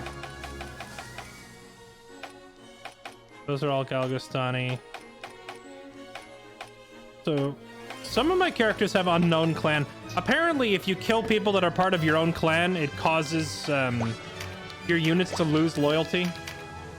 But I don't think I've ever recruited a character from Galgastan. Not that I've been intentionally avoiding them, I just have yet to find one that I'm like, man, I really need that guy in my army. So basically, everyone that we have recruited is either unknown or Wallister. But I guess if you recruit a bunch of Galgastani and then kill a bunch of Galgastani, your Galgastani units will revolt and leave. But that's not really been an issue for us.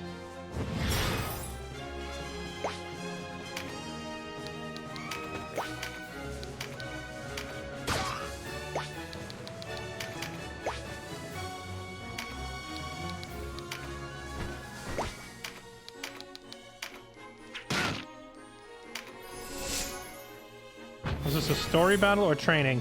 This is a hunting grounds area, so I went in here to see what kind of hunting you can do here and see if there's like any like rare components or anything we can pick up. Well, while we were here, like in our very first battle, we encountered 2 very promising what are the birdmen actually called? Is there a name or is it just the winged? We encountered 2 very promising winged men and decided to recruit them.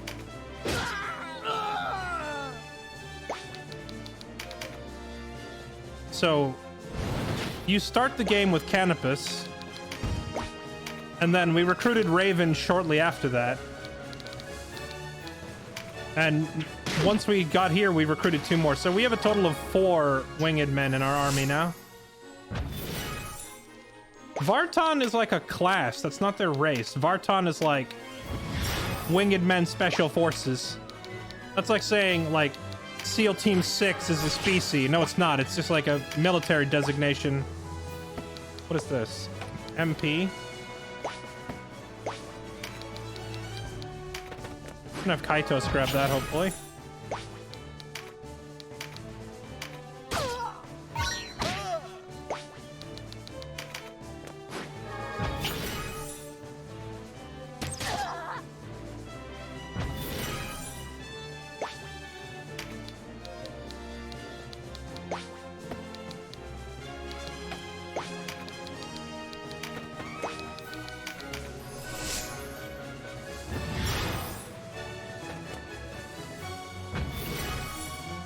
Yeah, it's funny because it's never really explained. It's just like in the Ogre Battle universe, some humans have wings. That's it. They are the winged, but they're still human.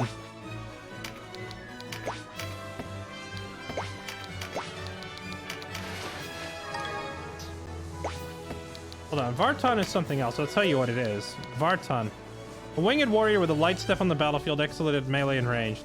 Yeah, it's not really specific.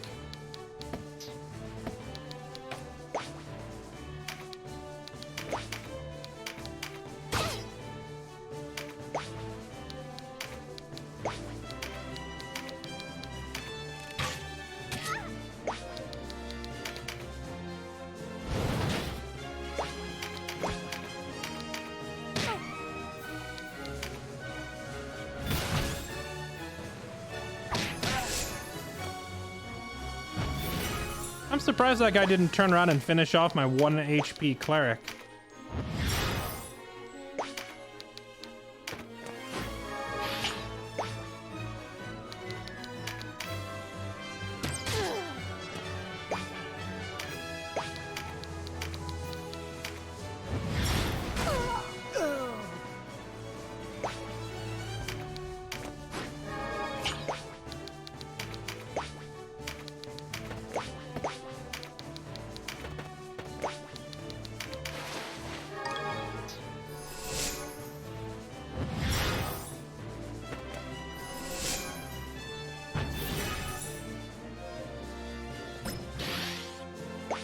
You know, it's really strange to me how if you recruit a new martial character, like a physically oriented character, they have to grind all their proficiencies from scratch. But if you gain a new wizard, legit, you just equip the spell and you're golden. Very odd to me.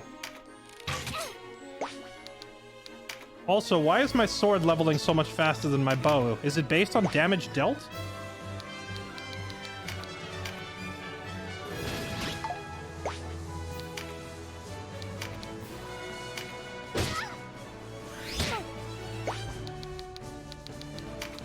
It must be based on the damage you deal.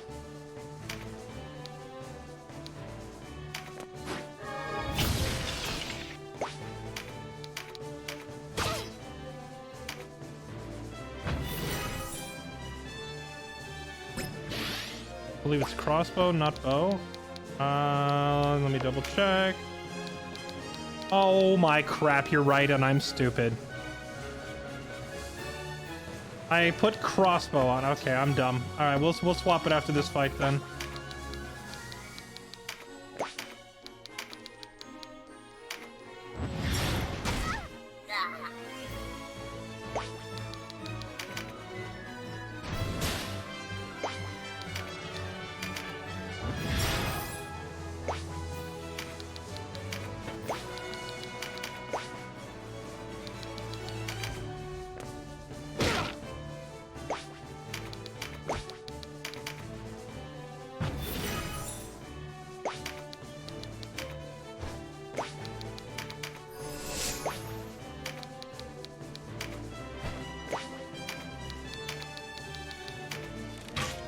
It's kind of weird to me that bow proficiency doesn't level up, like, if you don't have the skill equipped. You'd think just running around using a bow would level it anyway.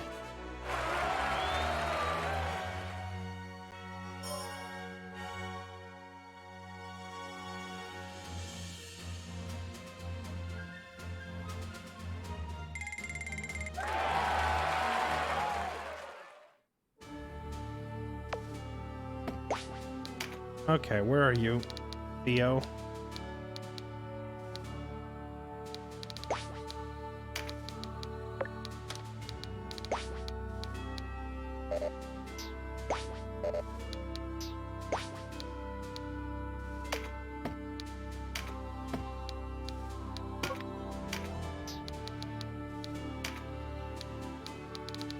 wrong bow type. There we go.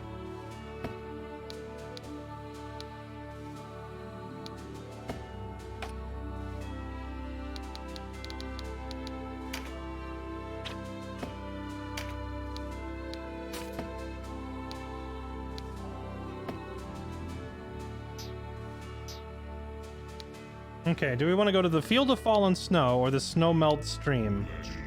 Both of them sound like cold areas. This last area here looks aquatic to me, lots of water. This one looks mountainous to me. I think let's go up into the mountains. I don't really feel like hunting octopus. Vanquish the enemy. What do we got here? Ah, there's a griffin.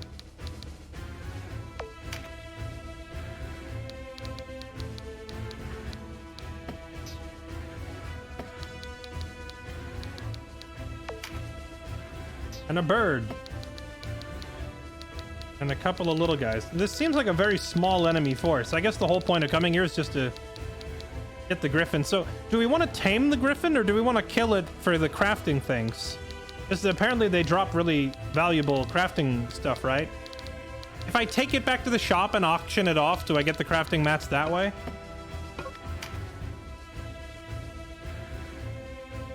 Fix Theo's bow proficiency. Did I not just do that?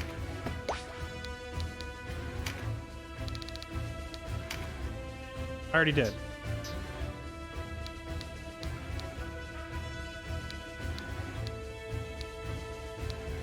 We'll just keep the same party. We sent them in here. They'll be fine.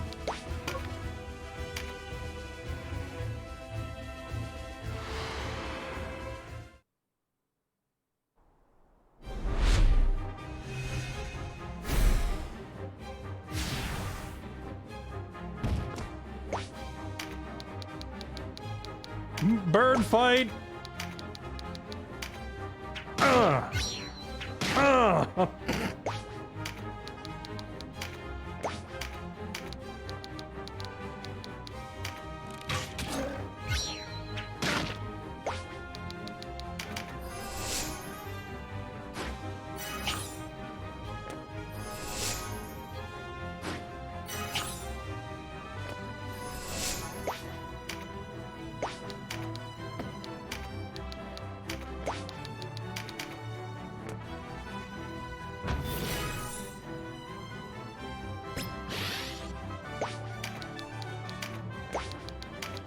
Chat, can I just say thank you all for hanging out with me tonight? I appreciate you all.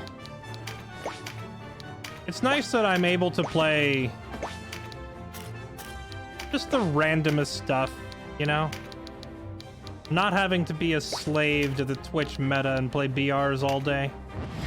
I'm having a lot of fun playing this.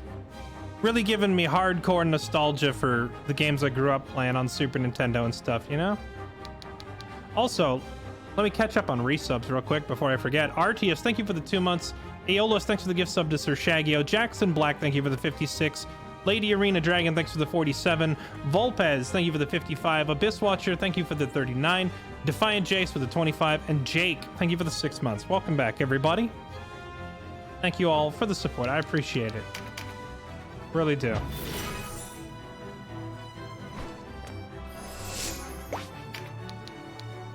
And it's nice to take a break from, like, you know, multiplayer, competitive grind games and just sit here and enjoy a nice story.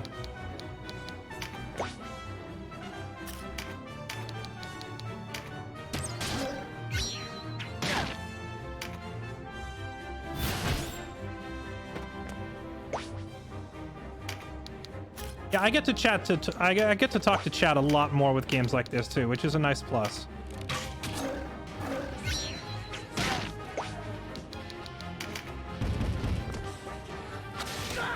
Ow. Bad bird. Stop that.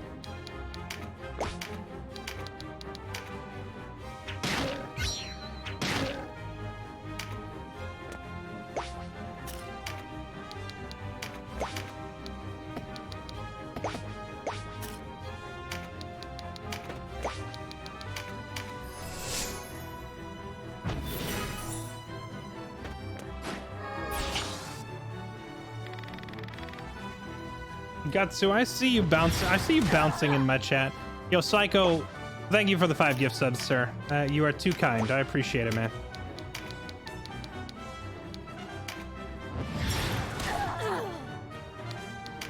Man, I should have got flying wizards ages ago. If I had to restart this game from scratch, man, I would just recruit like 8 birdmen right off the bat. I don't think you can make your entire army into winged, but I would replace basically all of my Valkyries, Rune Knights, and Wizards and Warriors, all of them. There's no reason not to just get the flying version. There's no downside.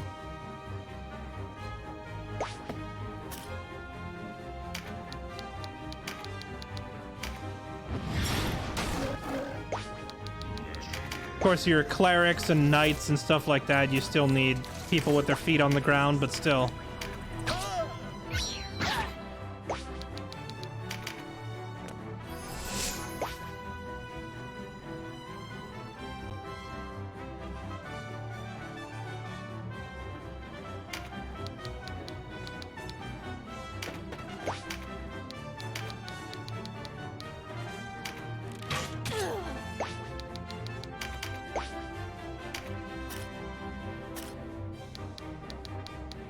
Dun, dun, dun, dun, dun, dun, dun, dun, dun.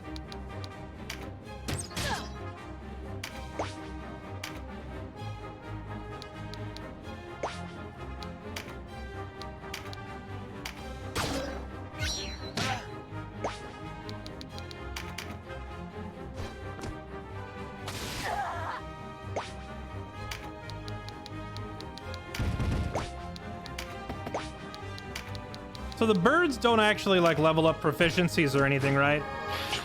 So there's not really much of a reason for my bird here to farm XP or anything.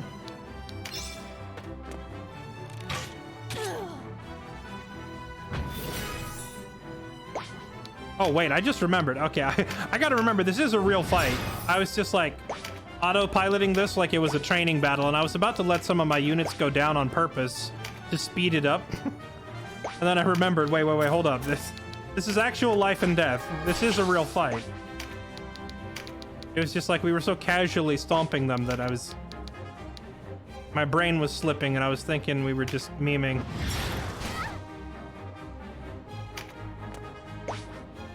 Why is the bird so tanky? All of the monstrous units seem to have massive health pools.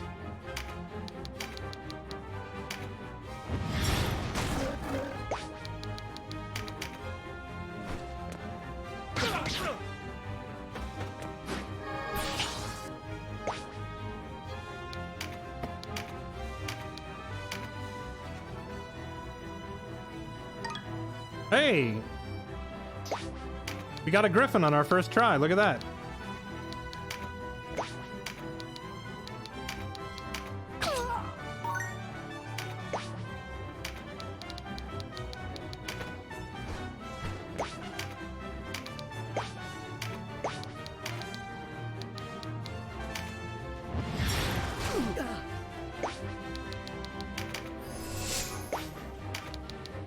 Dun dun dun dun dun dun dun dun dun dun dun dun dun dun dun dun dun.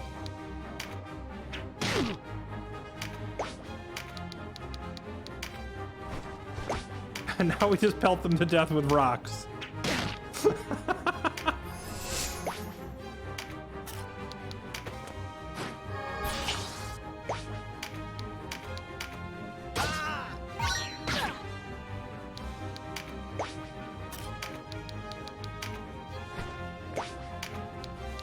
Chat, there was some, like, feather crafting component I needed earlier. And I think I remember seeing people say I need to farm griffins. So would it have been better for me to kill this griffin to get the feather that I'm looking for?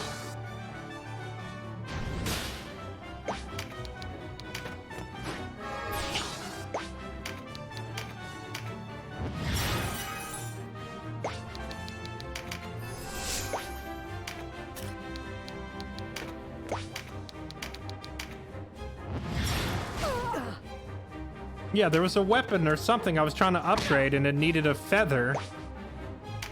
And I didn't have the feather. But apparently I need to kill griffins to get it.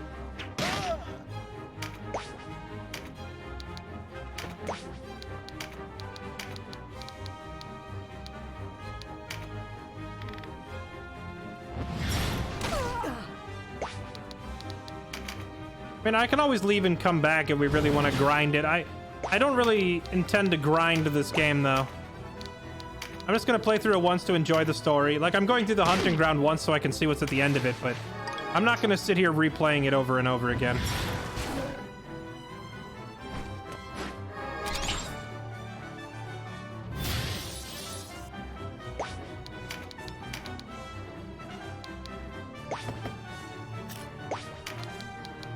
Sir, may I interest you in some genuine grade A gamer girl bathwater? Oh, he did not like that. 400 damage?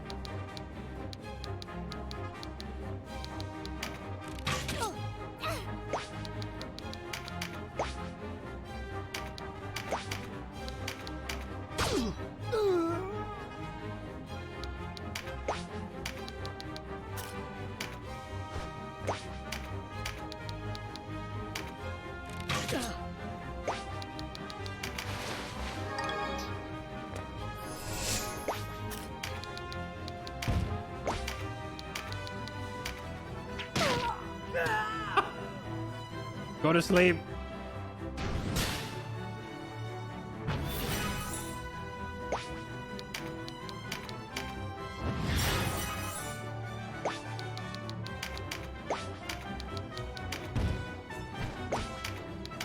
Eat rocks. Oh gosh, the damage. Wait, who have we not taken out yet? Oh, this is an enemy here. Whoops.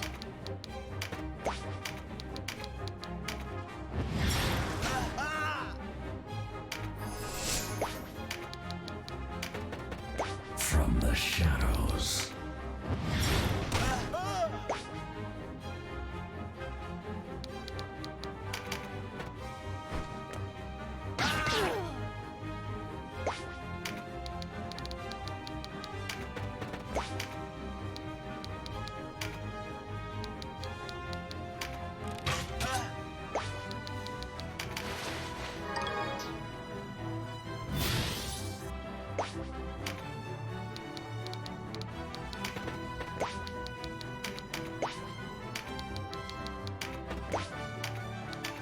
Hello, my friend.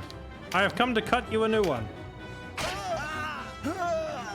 Go to sleep.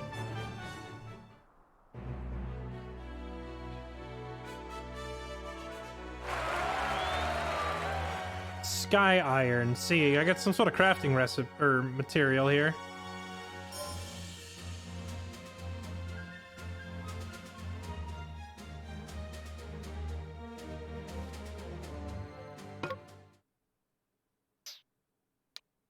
I don't know if I'm actually going to keep this thing. Chat, I don't know if I'm going to keep the bird. Because I don't want to fill my whole roster with random critters. I might just auction this one off. But we also might keep it. So we might as well name it.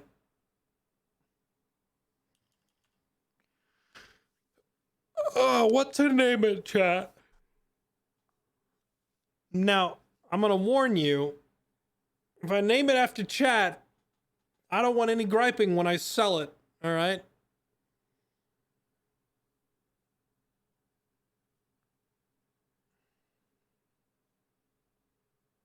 Name it something silly. All right, you know what? I'm going to pie versus cake. You're in the game, all right? I'm naming it cake.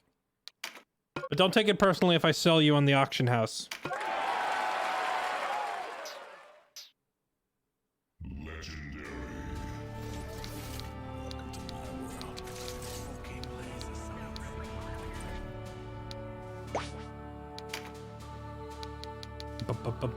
Bird, bird, bird. Bird is the word.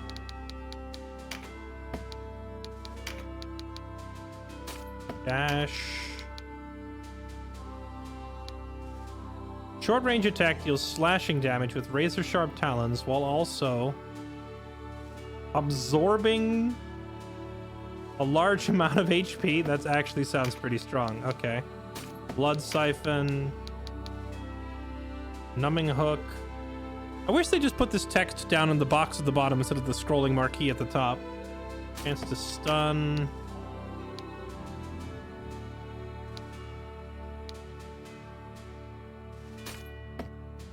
Stun Breath. Is there no Boulder Toss? I'm kind of upset. The Griffin doesn't get a Boulder Toss the way the other one does.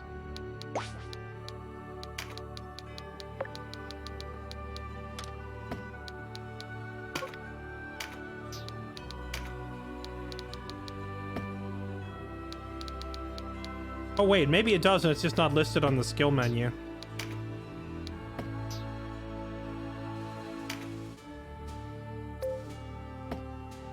You can press F1 to show it at the bottom. Oh. Yeah, I don't want to have to do that every time. I wish it was just, like, by default. Like, look at the huge amount of empty space on the screen. Like, look at all this empty space here, right? They could just have that text down there. Would be nice. Alright, here we go.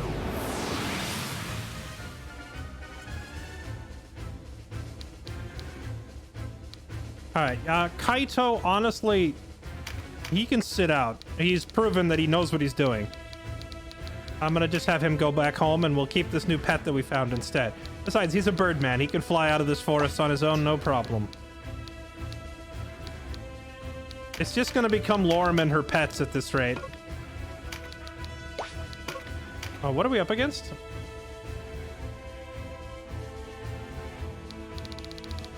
Okay, some random knights. Galgastani knight. Chat. The lady knights in this game are so incredibly waifu it hurts. I want one. I'm gonna recruit this one.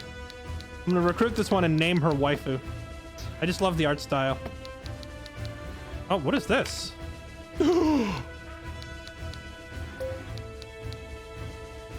Samurai waifu. Chat. We found a samurai waifu. I haven't seen a swordmaster in the game yet. What do swordmasters even do? So swordmasters are this game's equivalent to samurai, right? A war dance that inflicts breach on multiple nearby targets. That sounds so good. Until next attack turn, unit will preempt incoming melee attacks with an attack of its own. It's not a... Hamedo, that was the name of the move in Final Fantasy Tactics. Hamedo was the technique where someone walks up to hit you, and you just, like, hear them coming, and you spin around, and you launch your attack before they get to.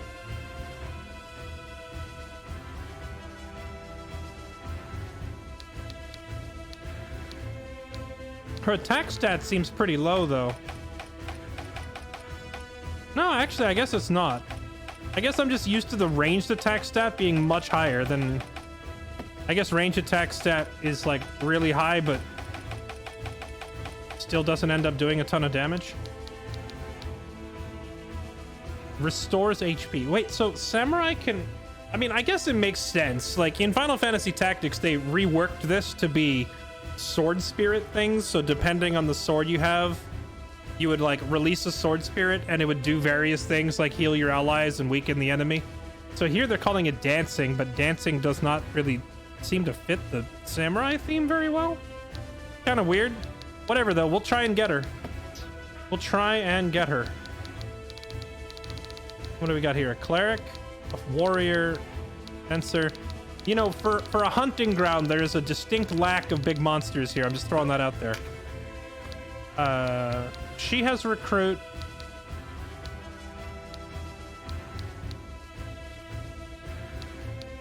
If I'm gonna try and recruit someone, I need at least one more person with the recruit skill. Let's bring Voltaire. Voltaire has been our... No, I didn't mean to retreat. Let me guess, she's not there anymore.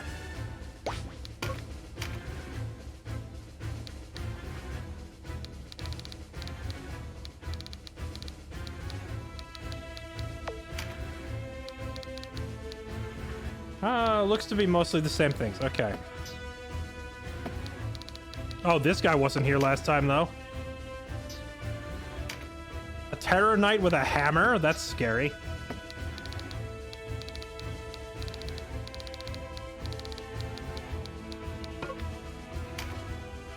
Okay, so there's no monsters here to even hunt, so we don't need Ebony, because Ebony is like our Dragon Slayer / Monster Slayer.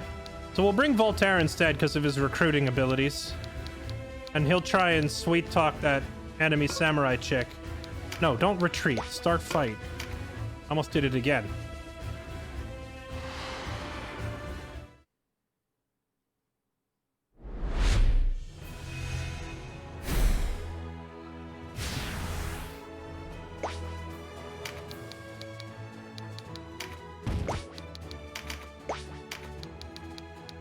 Go, birds.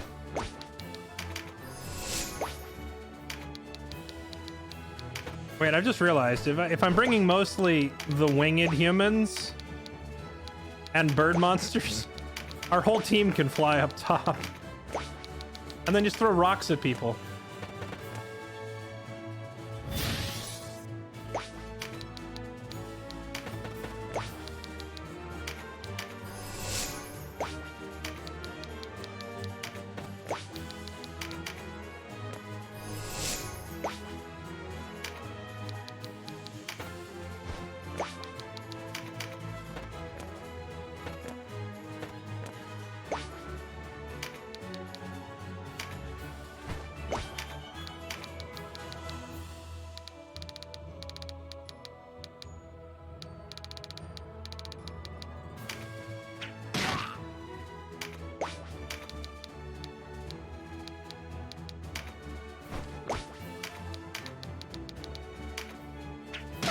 These guys are not taking much damage. Were my animals too far away from Lorem to get the combat buff? I saw that Empower Beast triggered, but it looks like it didn't hit them. Either that or these heavily armored enemies just don't care about rocks to the face.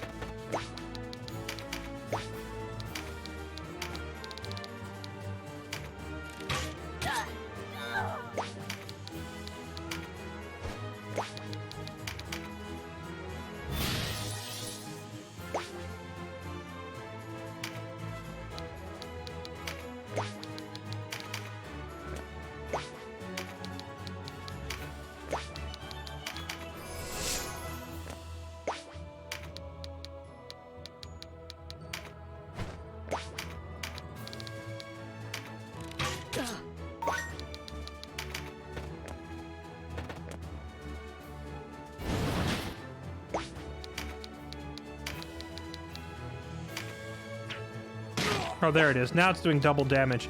I guess it just didn't get the Empower Beast buff on the first turn.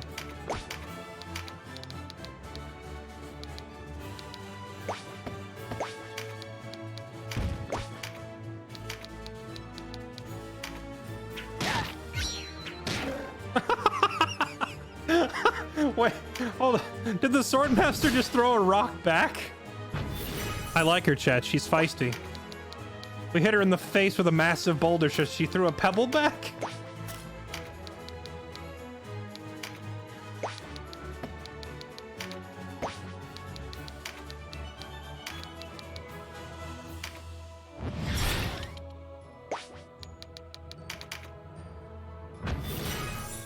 It doesn't matter that it only did 1 damage, alright? It's about sending a message. So she just used preempt. So that means if I try to hit her, she's gonna stab me in the face before the hit lands. That's such a cool ability.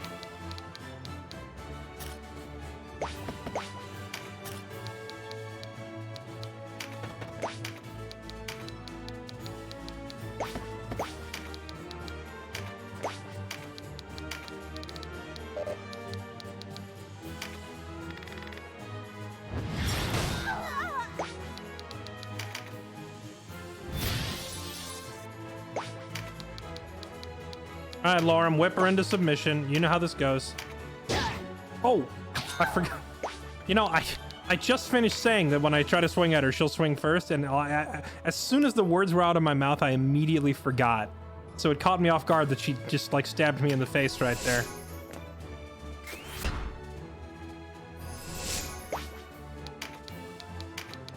This guy is losing a fight to a bird with rocks. You know what? Fly over there and get that damage card. We're gonna bully this guy a little bit. All right, let's see. Voltaire, can you recruit her yet, or do we need to beat her up a little bit more?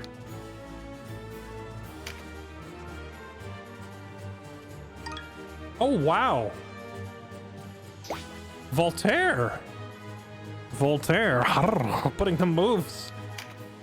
She just signed right up. That was only a 16%er, and he got it on the first try. The chicks dig Voltaire. Oh, and perfect. She's Wallister. I honestly, I didn't even look. I was just excited to see a new, like, samurai class. So I didn't even check to see what clan she was.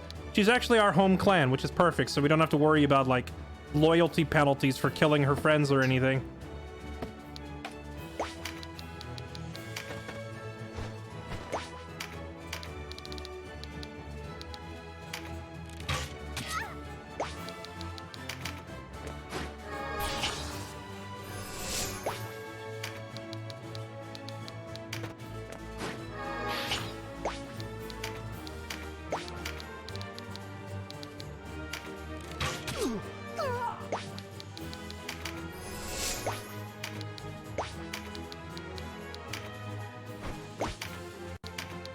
Bird time.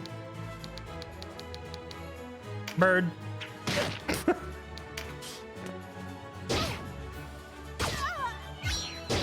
Oh my crap. So they try to... Wait, so that goes in addition to the counter? Okay, that's even better than I thought. Because I thought that when they swung at you, you always counterattack, right? It's just part of the job. But not only did she counter, but she struck in advance and then also countered. So the enemy tried to hit her and she hit back twice. That's actually super sick. I thought that preempt just meant that your normal counterattack would instead go first, but it's actually a whole second attack on top of the counterattack.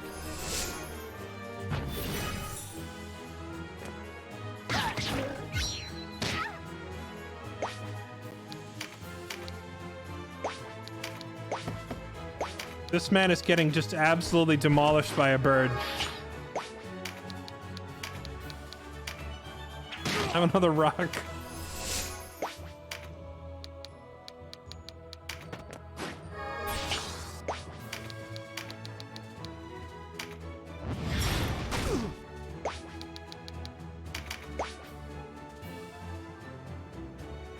Yeah, that's true. If I had a weapon that had like an increased chance to push enemies backwards, imagine using that with preempt. They walk up to swing at you, and you push them back before they even get their swing off. Would be crazy.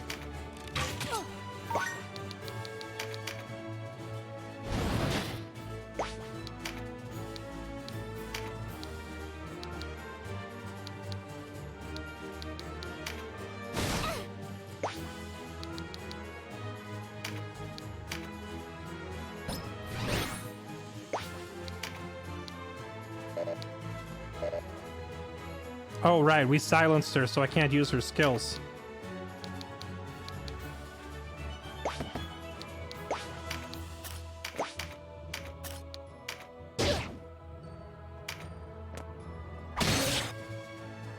Oh, jeez, that guy. He is done being bullied by the bird. You see that?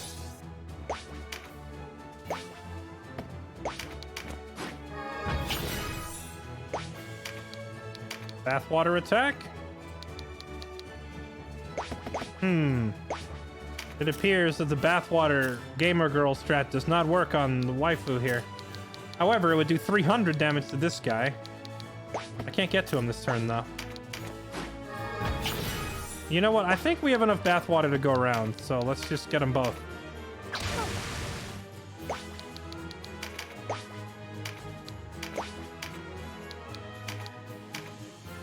Can you get off our new waifu, please? Thank you.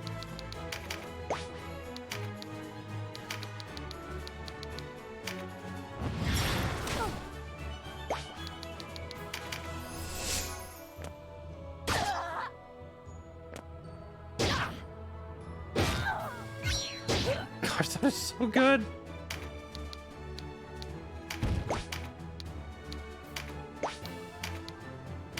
Give me all my health back. That is so cancerous. That is so absolutely stupid. It just full heals itself off that. I guess we're keeping cake, chat. I was gonna sell that thing, but it seems too useful.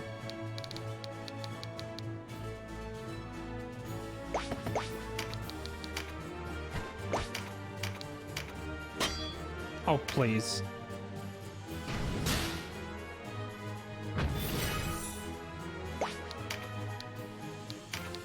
You know what? Honestly...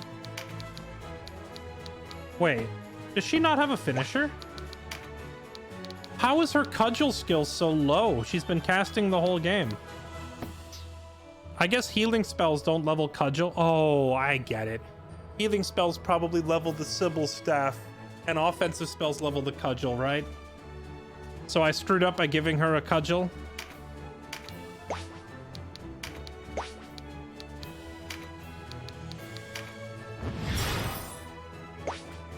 The Knight Lady. Honestly, we already have multiple knights in our army. I don't think we need another one. The thing is, I don't want to have so many characters in the army that I can't actually use them all. I'm already having to trade people out on a regular basis. I don't want to make it any harder on myself than it needs to be.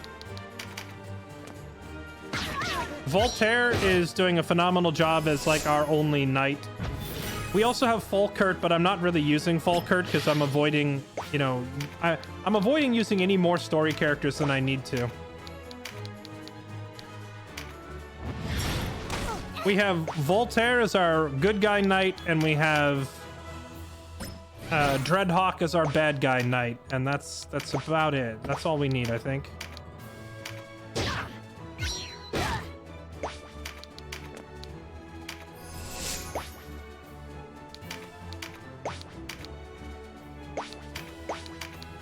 Never, never turn your backside to Lorem. You know what has to happen now. You get hosed down.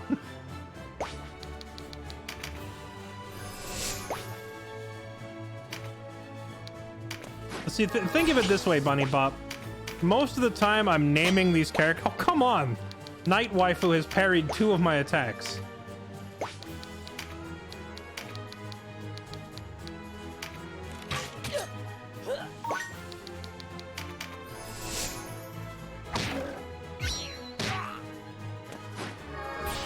Think of it this way, like most of the time I'm naming the characters after chat, but that also means that I don't want people to feel left out if I recruit them into the army and then never use them.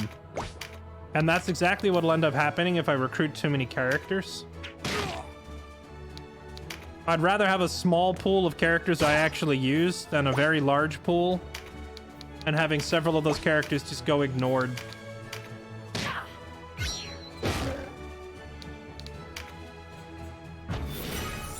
But Night Waifu has parried 2 lethal blows in a row, so you know what? She's earned it. We'll try it.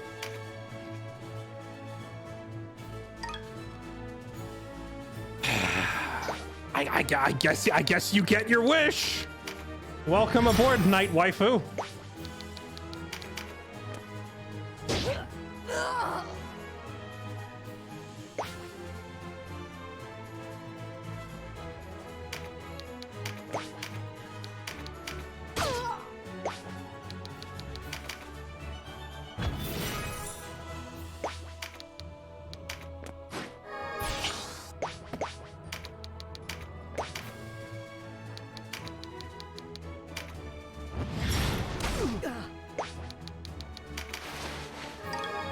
I love how on the first map here, we took home a pair of birdmen.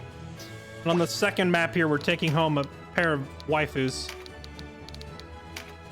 I just came in here to get crafting mats, not to double the size of my roster.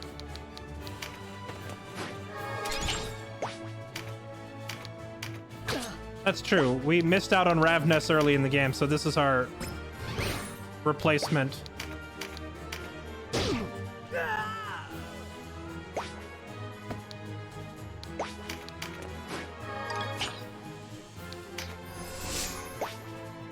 This poor guy has been spent the entire fight getting bullied by a giant bird.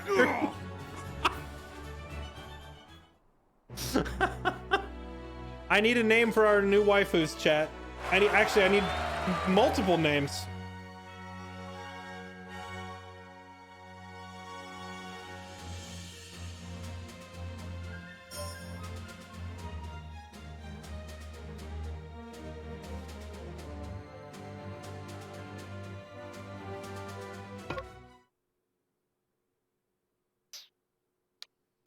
So what does she come skilled with? She comes with 19 proficiency in one-handed swords. That's pretty crazy. Full set of Baldur gear. Tower shield. I mean, she's stacked and ready to go.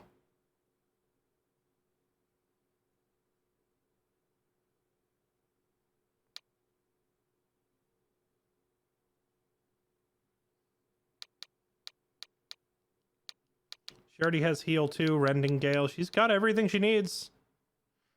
Ooh. Oh. The one drawback. She's from Galgastan. So we're going to be murdering her family left and right. I hope she doesn't get too upset by this.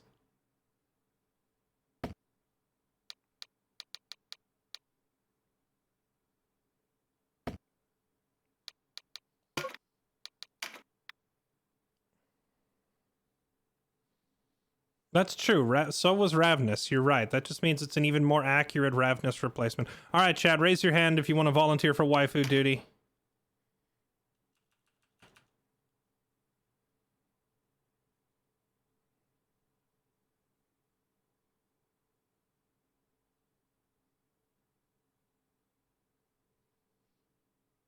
True. Ravnus did stay. She was like half.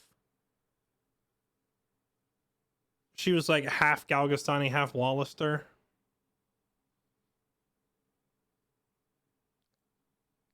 Give it to Bunny Bop. That's cheating. I would never.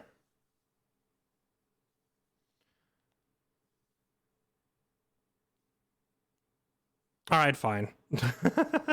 Bunny, what do you want your character to be named? Give me something that at least somewhat fits within the game. Yeah. Everybody wants Bunny Bop. Okay, Bunny Bop, it's you. You've been nominated by chat. I need a name. I need a name that is at least, like, not completely lore-breaking. You can't be Gamer Girl 69. It's 420 YOLO. Bun Labop. Bun. Bun Labop. I like it.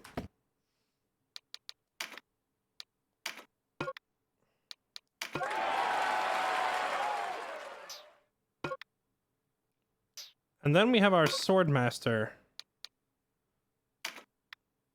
Alright, I'm gonna give it to, let's see. Alright, Echo, you are in. There you go.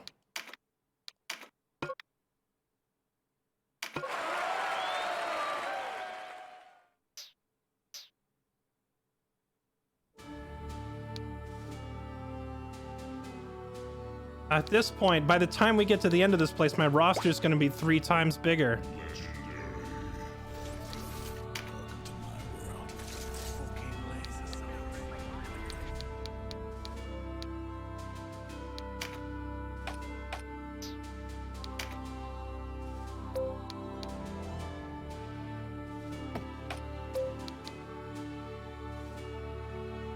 This unit often speaks on your behalf to win others to your side. Echo is loyal right off the bat.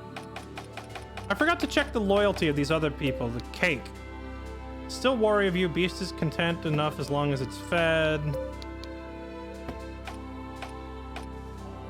Kaito. Speaks on your behalf to win others. Okay. Vandy has come around to our side. Theo, in the eyes of this unit, you're a worthy leader who can do no wrong. The only one who's going to be rough here is Lady Bun. Though not openly discontent, this unit makes no effort to keep counsel with you. She doesn't like me. Then why did she join us? She doesn't like me. I would presume she doesn't like me because of her... It's because she's from Galgistan and we've killed a lot of them. Bunny, what do I have to do to get you to like me, huh?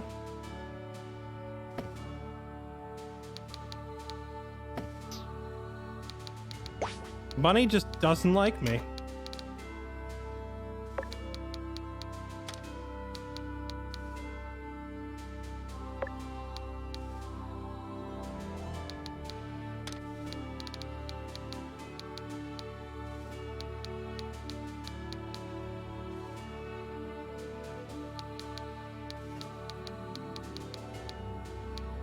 That is a fair point. Her options were join us or die. So she went for join us. That doesn't mean she likes us, though. Oh yeah, hold on. Let me do a quick gear check on these new people. Echo, what are you wearing? Balder stuff.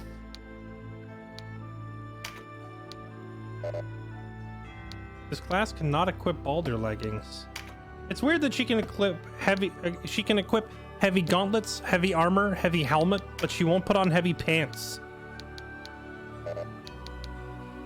Confirmed, Echo does not like wearing pants. Echo, can you confirm or deny you're against pants in general? Is that what's going on here? Okay, what kind of abilities? Cause two-handed katana attacks to score automatic criticals with 100% accuracy. These attacks are not subject to counterattacks. Ooh. Okay. Increase attack by 25% when making katana attack. Okay. All right. Just a whole lot of killing is what this character does. Constitution, insight. Preempt. I'm almost tempted to give her siege. Immunity to Rampart aura. That would mean those annoying choke point maps where we can't get by monsters and knights. She'd be able to run past it. And that might be better than Preempt. Or maybe better than Mighty Strike. The thing is, I'd have to give up one of these other very good skills to take it.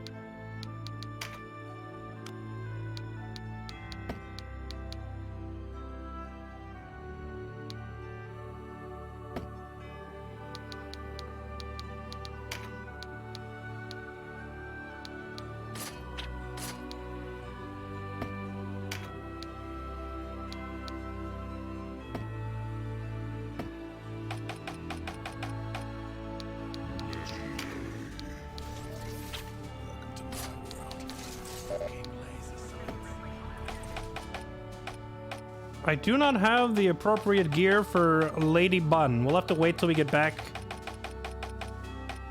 We'll have to wait till we get back to civilization to equip her properly. We did have a spare set laying around for Echo, though, because she refuses to wear the heavy armor. All right, Howling Hills. Let's see what's in here.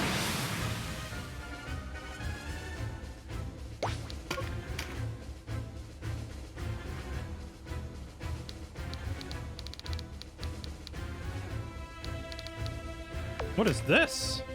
Oh. We found Swordmaster Bro. Not gonna lie, Swordmaster Bro looks kind of silly. I'm glad we picked up the woman. Because the dude, he looks kind of goofy. Not gonna lie. Bunch of dragoons. All right. This is a very heavily armored enemy group here. Can we bench the monsters? We probably could.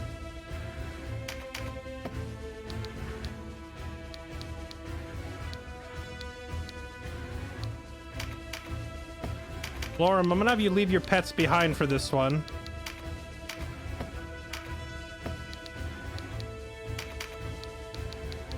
Because I need Dreadhawk to get out here and flex a little bit. Who else needs training?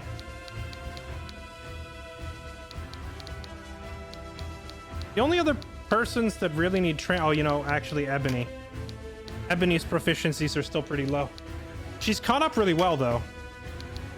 I think Theo is currently the odd man out. Yeah, Theo's proficiencies are terrible, so he needs a lot of work. Most everybody else's proficiencies are caught up, and Ebony's up over 10 on both of hers, so she's getting there. All right, let's do it.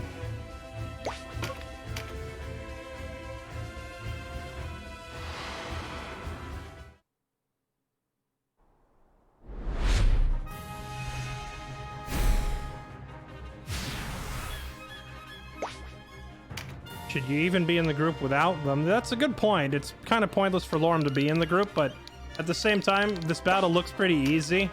And no one else in the army really needs the training besides Ebony and Theo. So as long as the two of them are in here to like work on their weapon skills, it really doesn't matter who comes in here for this. The only one who like actually needed to be in here is Dreadhawk. Dreadhawk fills a very important role in our army of reducing the armor of enemies.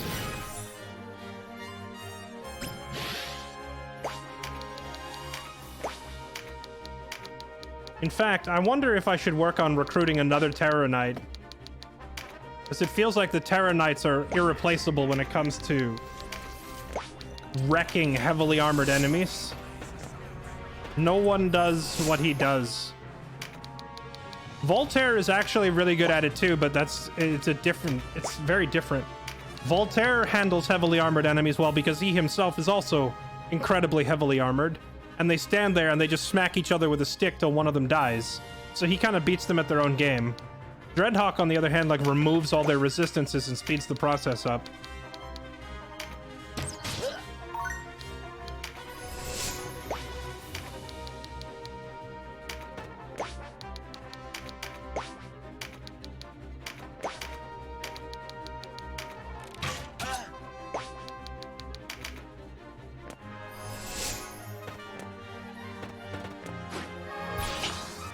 Turn Denim into a Terror Knight? I mean, honestly, we could at this rate. Actually, it's not a bad idea to do that. Because Denim, like, he doesn't really use his warrior skills much anymore. He used to use Mighty Impact a lot, and that carried our early game, but he's not really using Mighty Impact because now he has the finisher, Sonic Blade, and if he turns into a Terror Knight, he would still have Sonic Blade. So he would keep his most useful skill. It's definitely worth considering.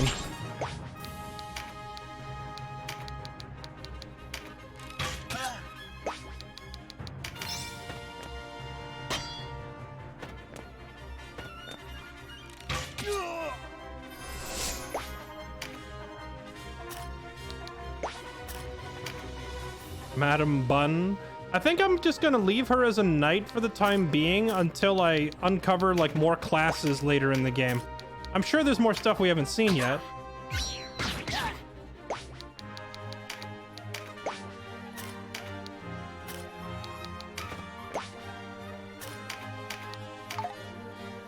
Oh, Voltaire's turn got skipped. That's unfortunate.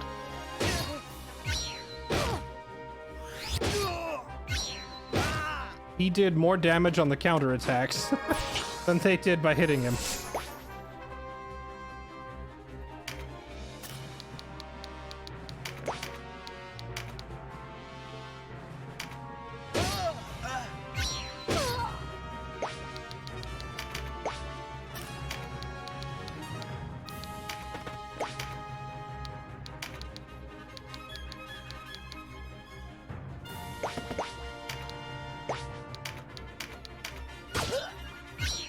Yeah, I don't think I would make Bun into a Terror Knight, no, because the thing is, her proficiency is one-handed weapons. That's the big difference between her and Dreadhawk, is one-handed versus two-handed proficiencies. If anyone was going to turn into another Dread Knight, it would be Voltaire. He would honestly make an incredible Dread Knight. Actually, or Terror Knight, he'd probably be better at it than Dreadhawk too, because his weapon of choice is a hammer. So he already cuts through armor pretty well.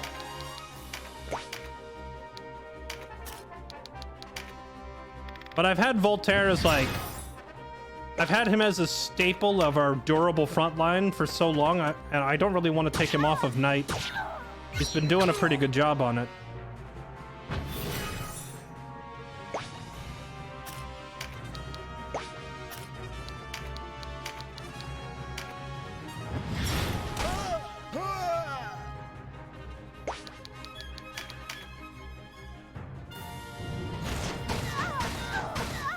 Okay, we'll use whatever that was. Never do it again.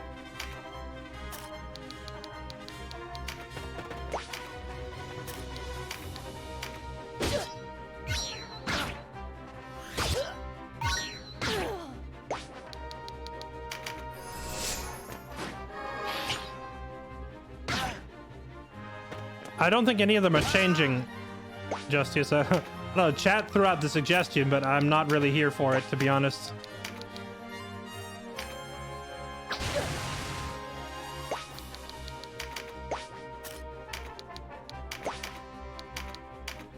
I'm probably not going to change Voltaire off of Knight, because he's been doing a fantastic job as a Knight. And I'm probably not going to turn the main character into a Terror Knight, just because I don't like the idea of it. It doesn't fit the lore.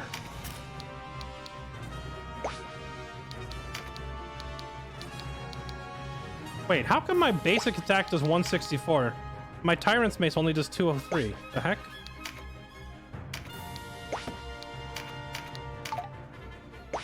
Oh, maybe it's part of this, like, paralysis condition that he has is messing him up.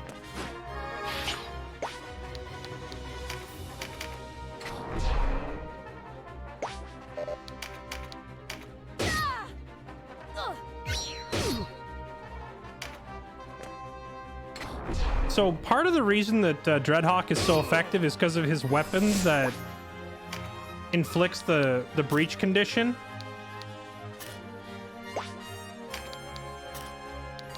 Now I noticed that like his weapon that has the breach attached to it is only like a tier 3 weapon. The problem is I looked at tier 4 weapon and tier 5 weapon and tier 6 weapon. None of them have breach. How are you supposed to find a weapon with breach if all the better weapons don't have it?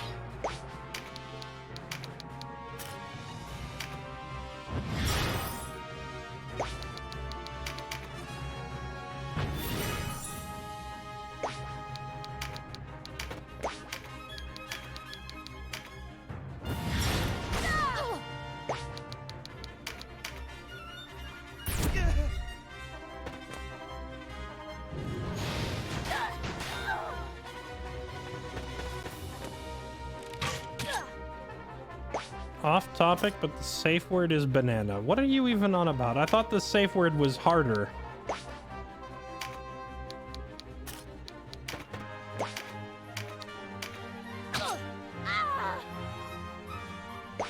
Okay, enemy Terror Knight is down.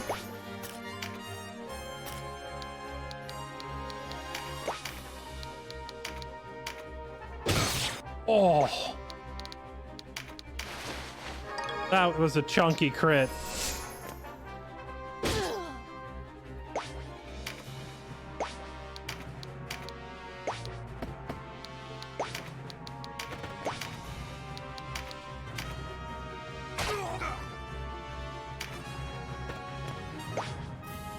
Blame Brad. Oh, actually, yeah. So I got a tip earlier that said blame Brad. I assume that was you, Jaeger. But what Brad are you? You mean Brad from Table Story? He's the only Brad that I know. Wait, no, actually, I know another Brad. There's a Brad that works at Twitch. I don't know very many Brads.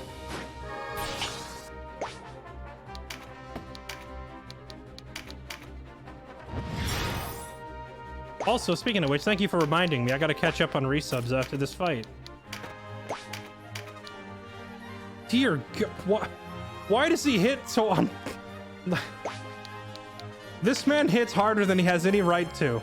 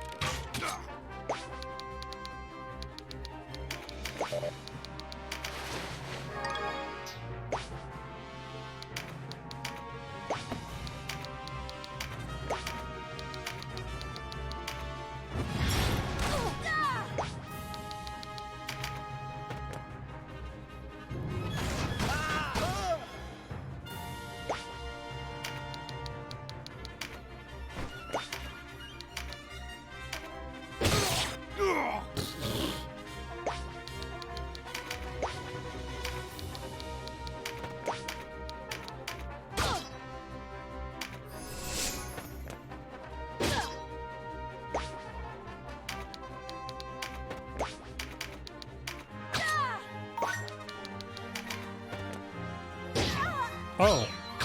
I forgot about Mr. Samurai Bro up there.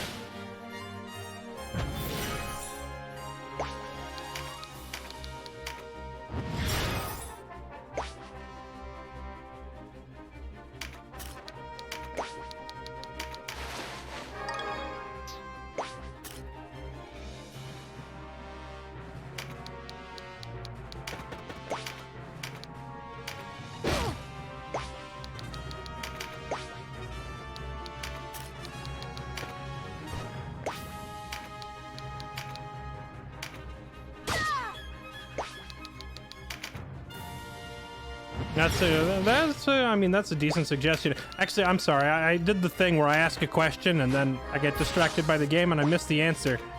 Is there like only one weapon per category that has breach? Because of all the different two-handed swords, I only saw a single one that had breach.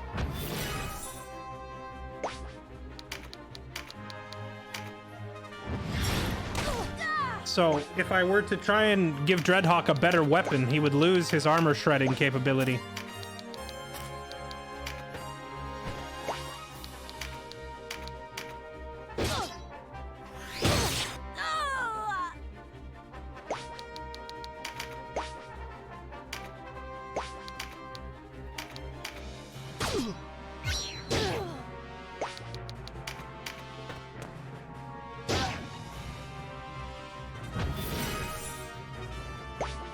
The next one is Zweihander. No, that's the one he's using. Pretty sure he's using a Zweihander +1. And my issue is that all of the weapons better than a Zweihander, none of them had the armor breaking capability.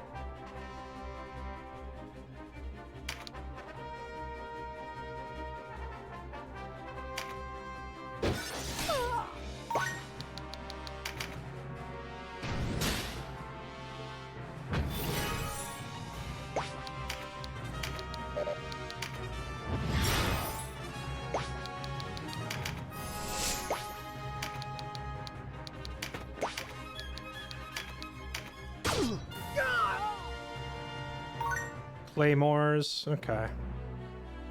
I guess we're just not far enough in the game to see a claymore.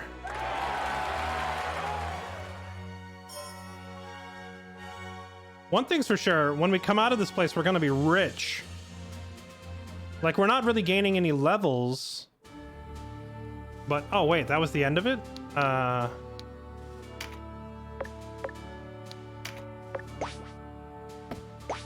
Okay, actually, before I forget, Crimson.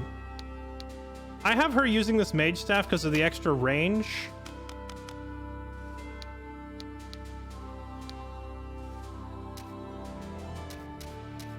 Is there any reason?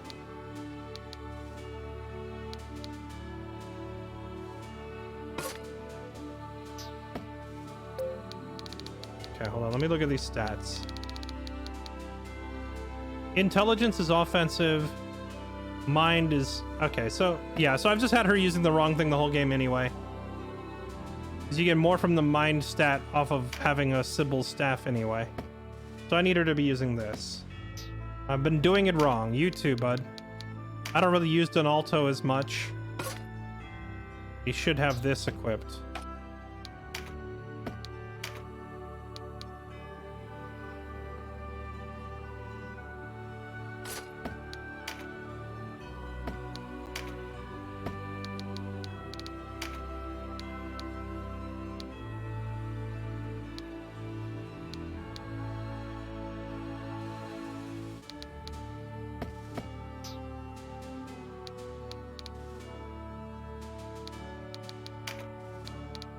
Change their skills? What skill? I'm pretty sure a cudgel includes...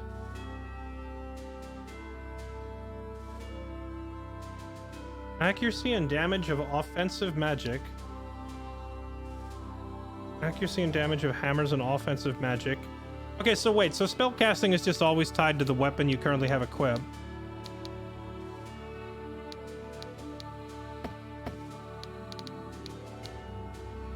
Yeah, this is a cudgel. Okay, yeah, so no, she has the right skill.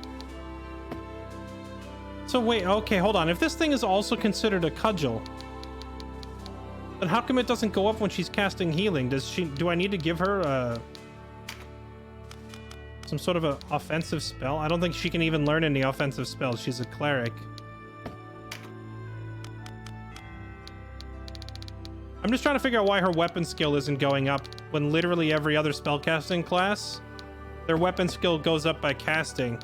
But I guess clerics just get left out in the cold in that department.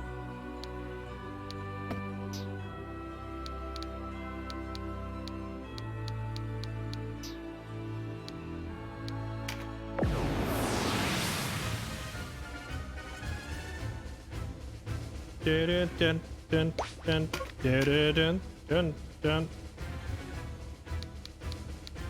Oh my crap. We went this whole area without finding any dragons, then we walk in here and find all of the dragons. All the dragons. A flood dragon.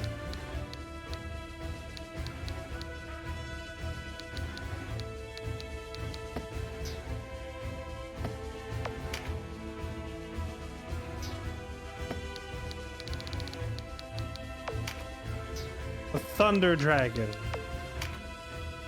Earth dragon. Cloud dragon. So Chad, do I want to catch them or do I want to kill them for crafting mats?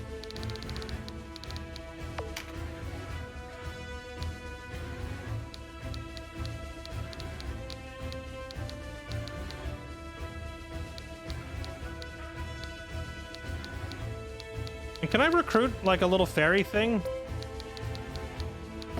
I guess I'll have Canopus try and see if he can recruit it.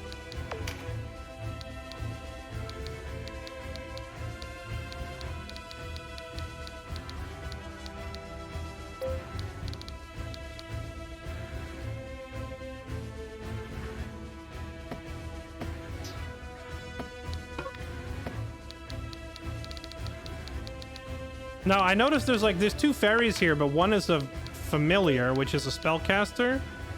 Minion of cunning folk able to attack and use utility spells to weaken foes and strengthen allies.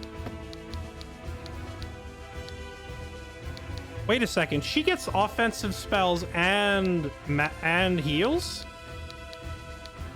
We're gonna try and get the spellcaster. What about a rogue? What does a rogue do?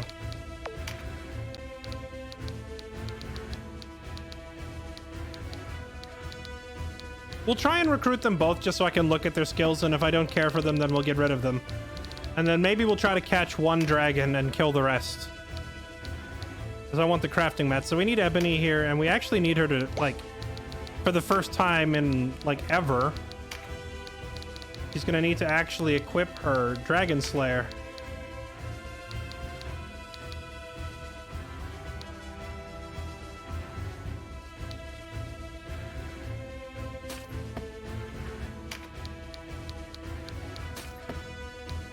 Dragon's Bane and Dragon Slayer. Here we go. She's trained all her life for this moment, chat.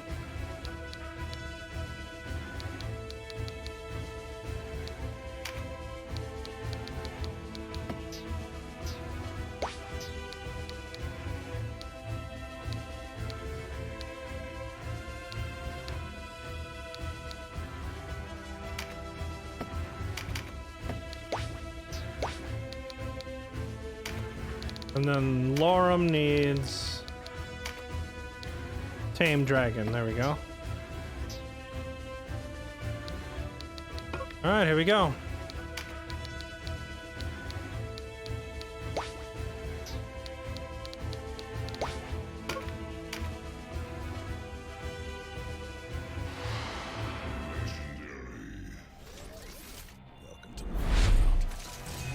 Oh, actually, I should have checked to see if he still had it. The one who can recruit the Fae is Canopus. He's the only one I have that can do it. But I forgot to make sure it was equipped.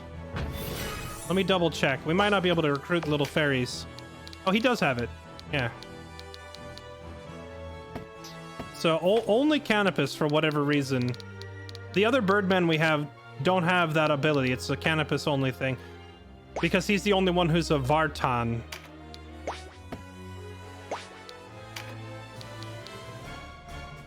Oh, it's playing boss music. That's kind of scary.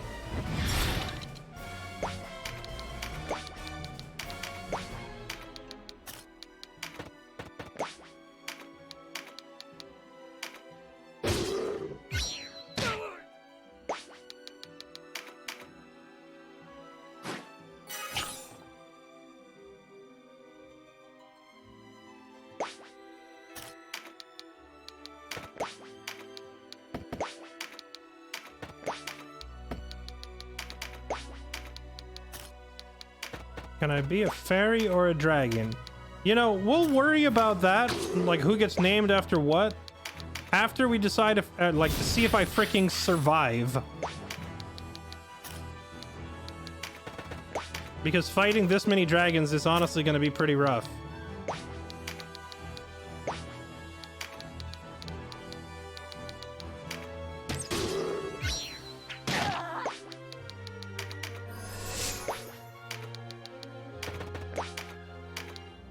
Oh, baby, that Dragon's Bane buff from Ebony is massive. Look at this damage.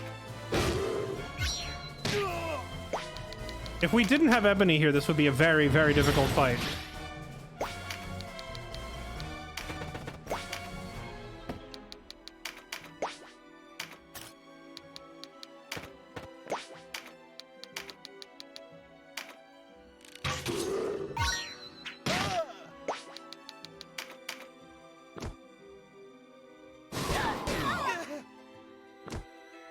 Yeah, they have phenomenal amounts of HP that we have to try and cut through.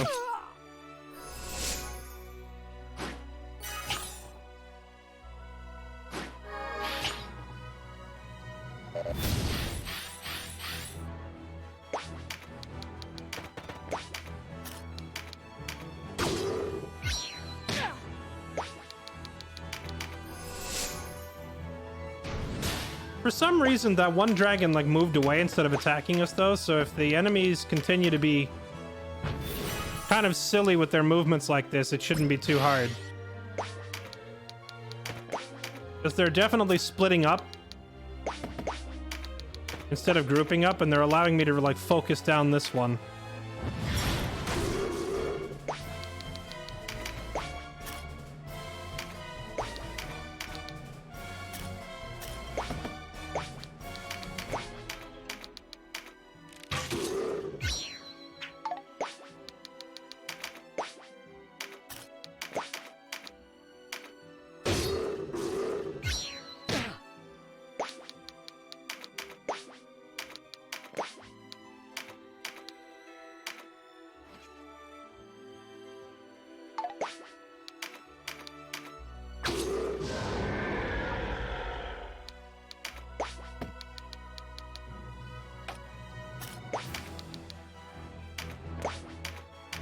Alright, one down already. I thought this was going to be a difficult fight, but they're being really goofy about it splitting up like this.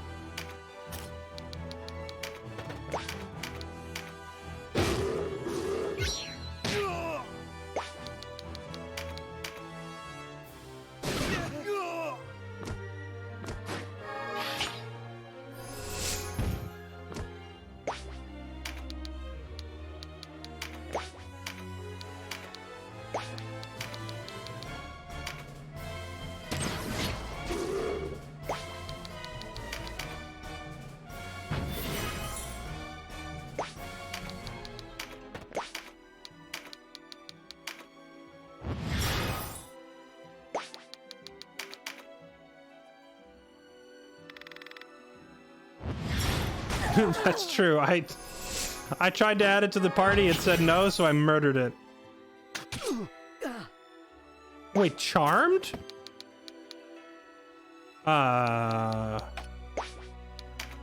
Can you break a charm with damage? Time to find out.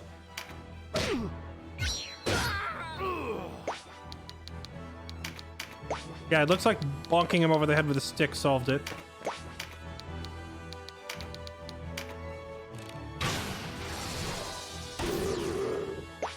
Dreadhawk, get your mind out of the gutter, all right? The little fairy is not gonna be your girlfriend. Snap out of it.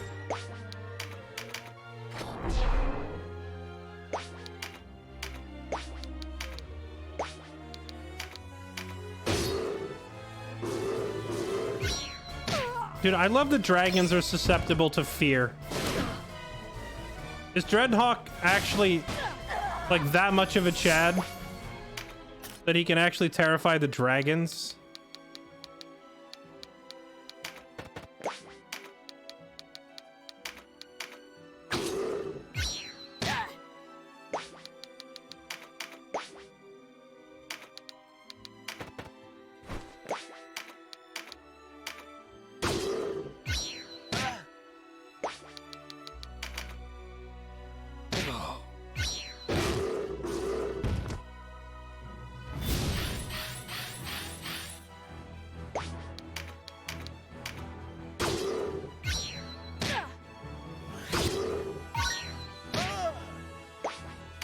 Oh wow, this dragon just got absolutely roasted.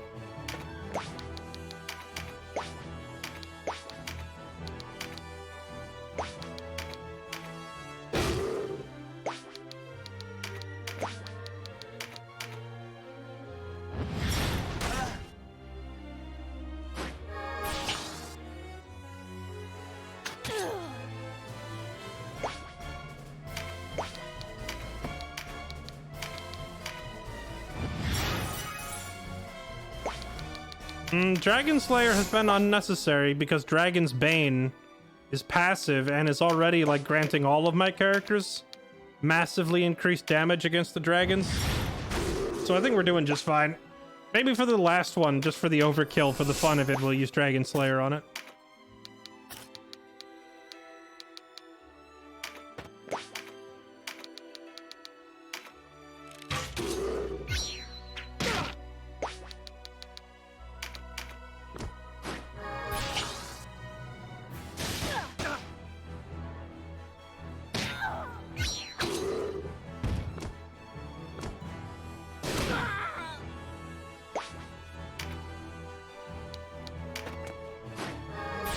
Actually, wait. Dragon Slayer doesn't take my turn, does it? Well, we can do both. Does she already have Dragon's Bane going as well? No, actually, she doesn't. I would like to try and get Dragon Slayer and Dragon Bane going at the same time, just to see if they stack and how much damage it would do. All right, here we go. Let's try this again. Tame Dragon. 0%.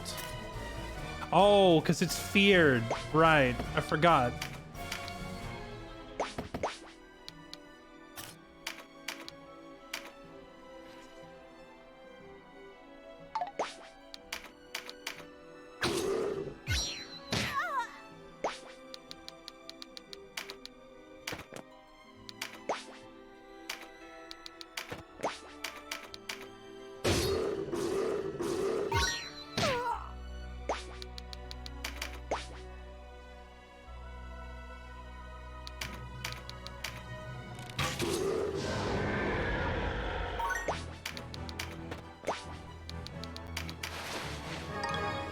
Beast Fangs.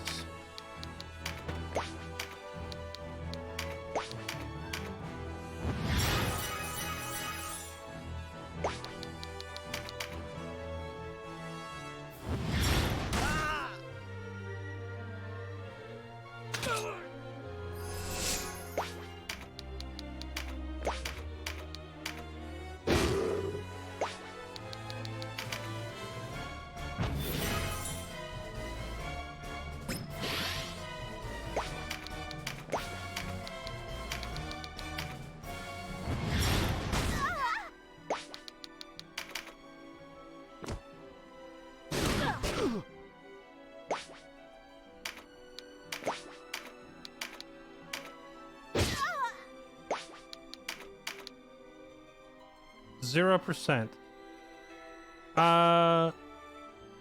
Is this thing not a fairy?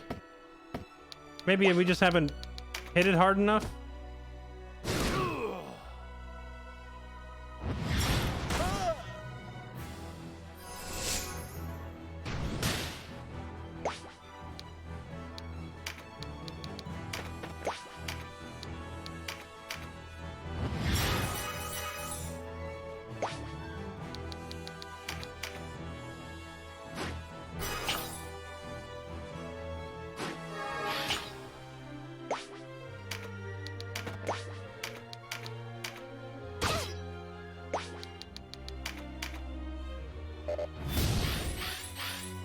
There's Dragon's Bane. And there's Dragon's Slayer. Now we get to find out if they stack.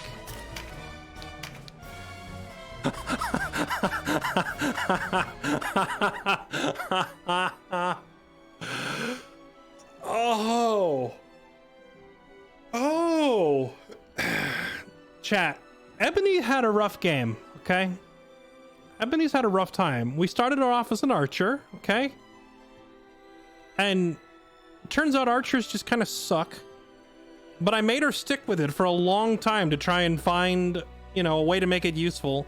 So she spent many, many battles being totally useless. Then I finally turned her into a dragoon, and she had to level again from scratch, like all of her weapon proficiencies. So that's several more battles of being totally useless. But it all led to this moment. He's the first person in our group to be able to hit for over 1,000 damage. And I think up till now, the hardest hit we've seen from anybody was only 600. So she's almost doubling the damage of anyone else in our army at the moment. Freaking 1,000 damage. Get out of here.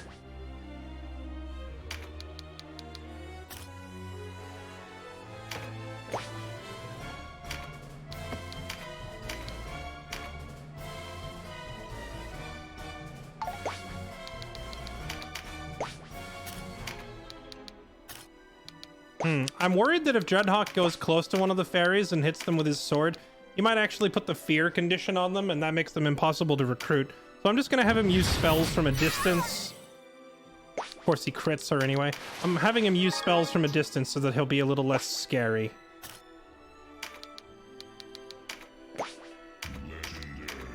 Bonk.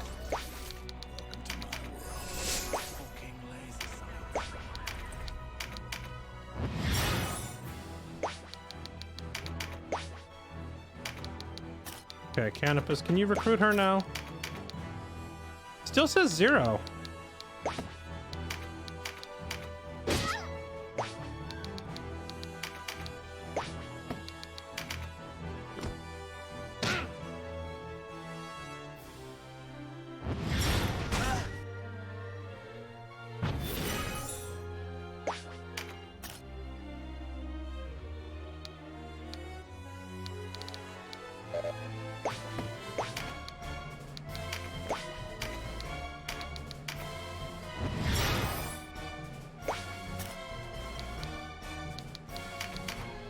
The icon is wrong. Yeah, maybe these things aren't fairies. I thought they were.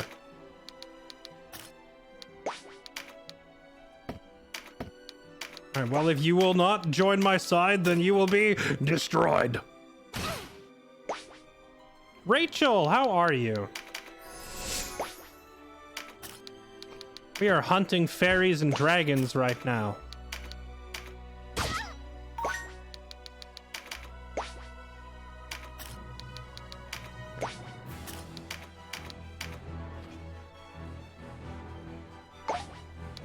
Taming the dragons is it's taking a hot minute.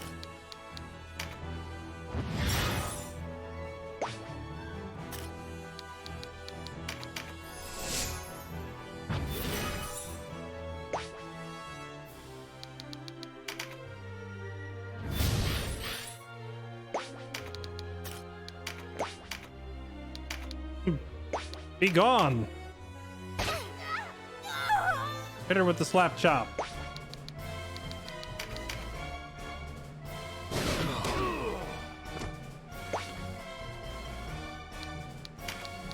The rogue part is the problem? That is kind of strange. I wonder... Okay, hold on.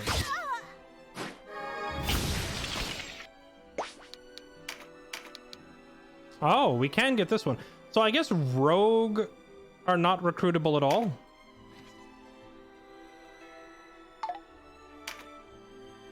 Come back, little fairy. Ow! Stop that! Rachel, if I catch this fairy, I'm naming it after you, okay? But if you could stop throwing molten balls of jagged rock at us, I would really appreciate it.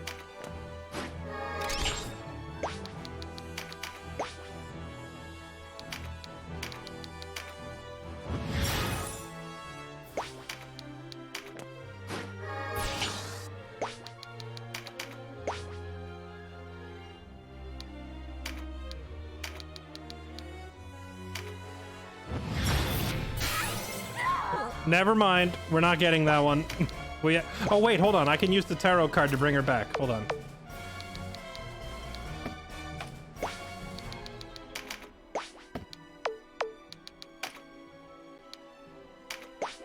Because we got a crit. We don't want to crit her. If we crit her, she'll die.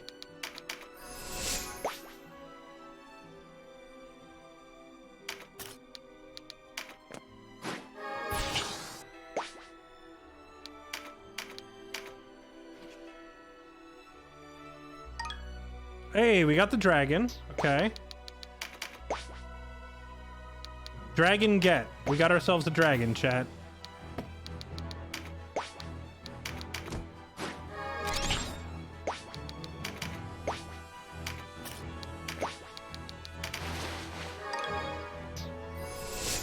Okay, now it's just the fairy. Here, you two train on each other. There you go, good job. Stop! That was really mean. You just KO'd our new dragon friend.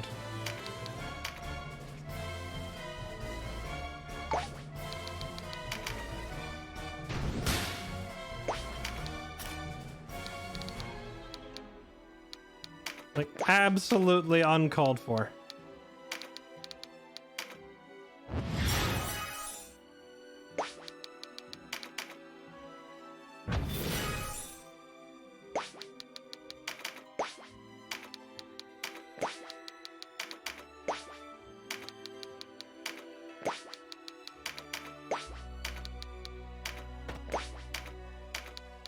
I need to soften her up a little bit, but without critting.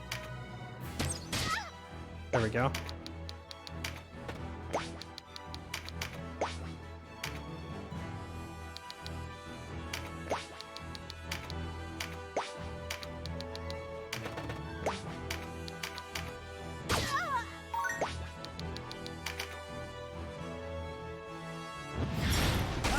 Can you please stop with the Listen, the giant molten lava balls of rock that you're throwing at us, Rachel, can you please knock it off?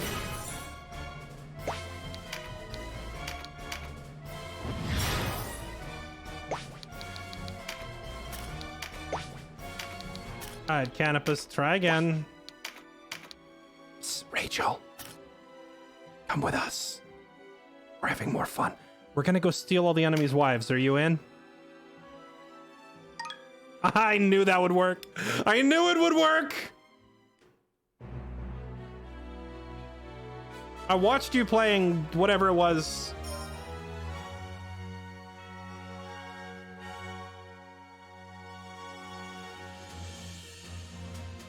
I forget what game it was where you were stealing the enemy's wives.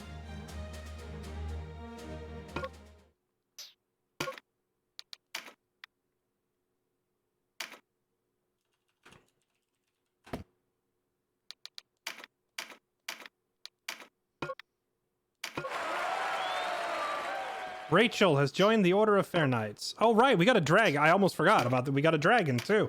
All right, chat. Who wants to be a dragon? Dragon? Jeez, nuts. Okay, no, I'm sorry. We're not going to name it that. All right, I'm going to look over there. Who's the first person? Shaggy-O. Sir Shaggy-O the dragon. Let's go.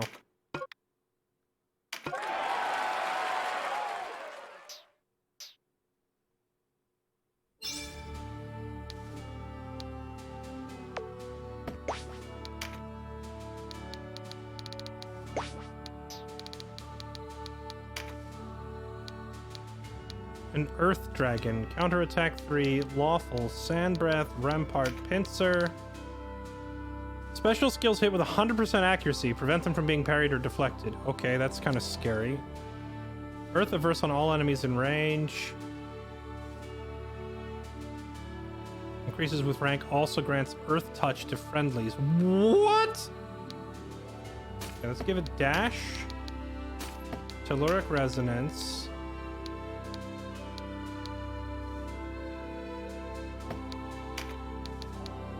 Sand Breath.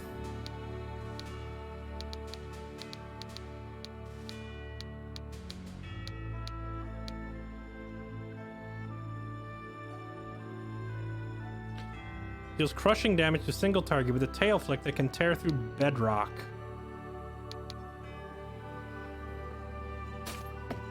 I'm gonna take the accuracy and combine it with Sand Breath. I think will work out pretty well.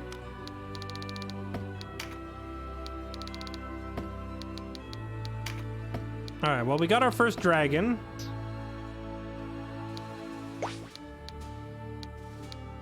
Now, chat, I saw somebody say that selling dragons and whatnot, the only thing you get is money, right?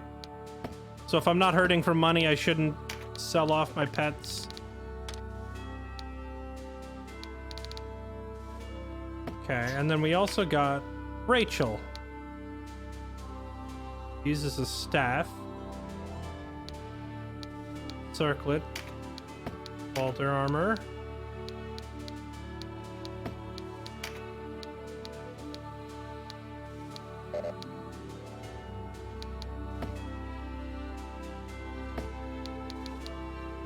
Magic leaves. Spells.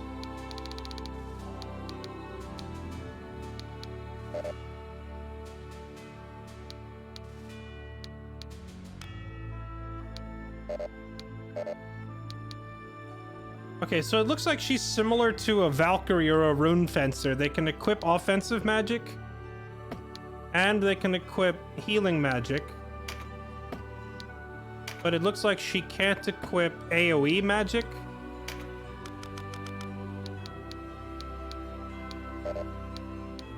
Or resurrect.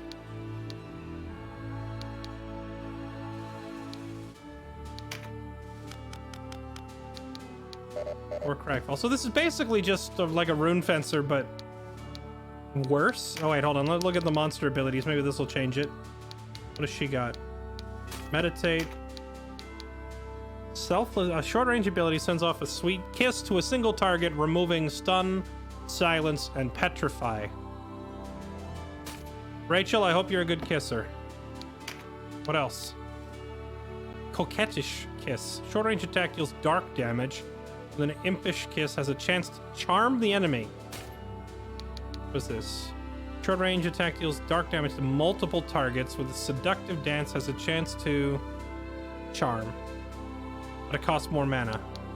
I think I'd rather the AoE charm, yeah? Cudgels. Wrathful Strike.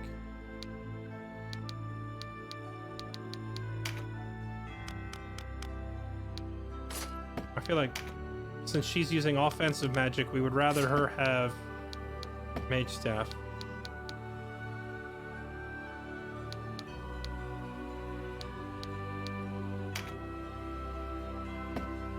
Wait, why does it say Seductive Dance in the description, but the name of the move is Virtuous Dance? Is it virtuous or is it seductive? I feel like those two things don't go together very well.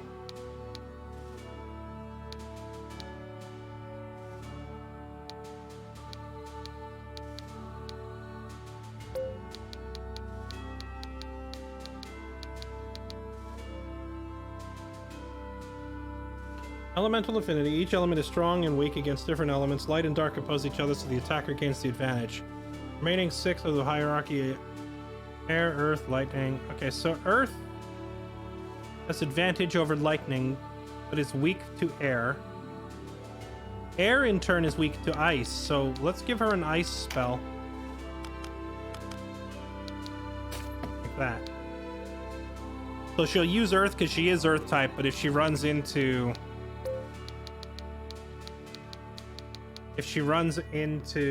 air element, which would have the advantage over her. She'll counter it with ice. I think it's a good setup.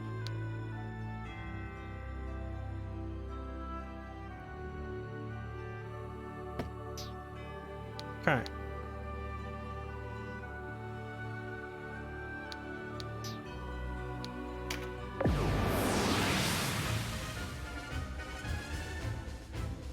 Alright, what are we up against here? Ooh, undeads. Undeads and some sort of imp creature.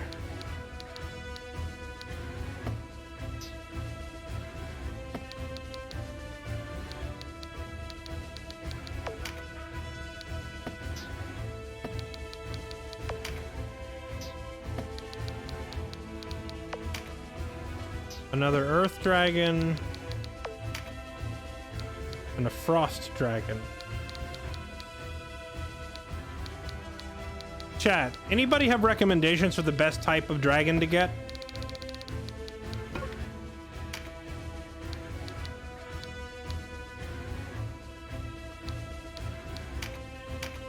Donalto hasn't seen action in a while. I think I'm going to bring him with us because there's a bunch of undeads. Our clerics can finally flex their offensive prowess. We don't need a Dread Knight for this. Dreadnought, you can take the day off.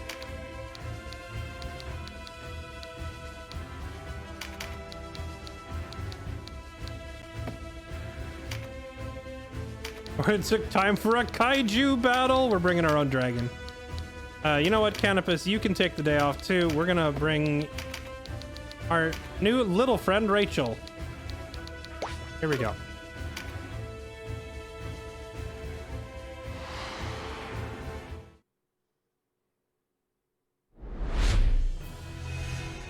Dragons can change with class marks. That feels a little silly. I'm just gonna change my entire species.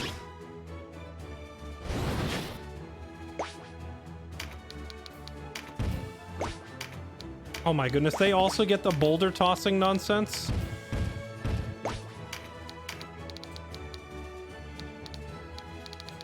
Oh, you know, I just realized Lorem has enhance, or she has Empower Beast. She doesn't have Empower Dragon, so I'm not gonna get an accurate comparison to like the Griffin.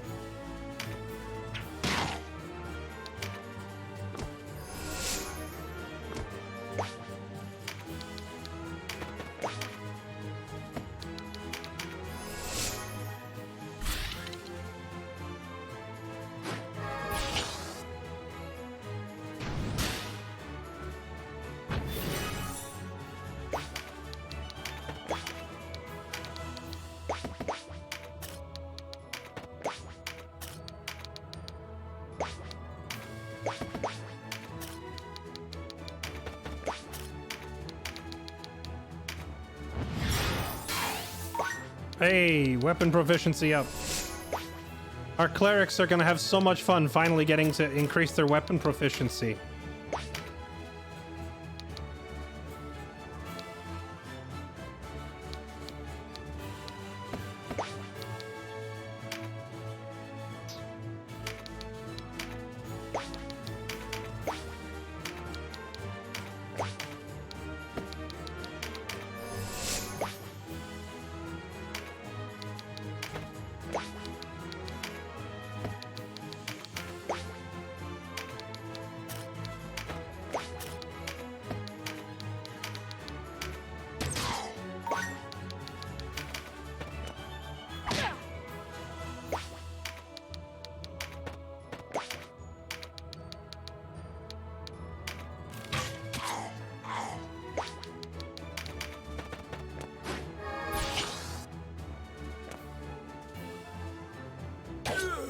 Hey, you little...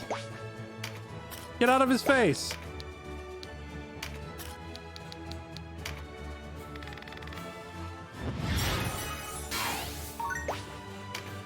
Oh, look at that. Donalto weapon proficiency up.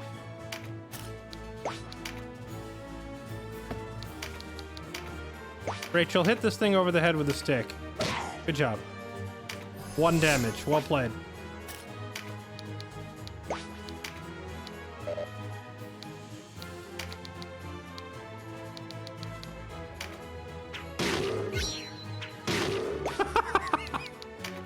The boulder tossing is hilarious.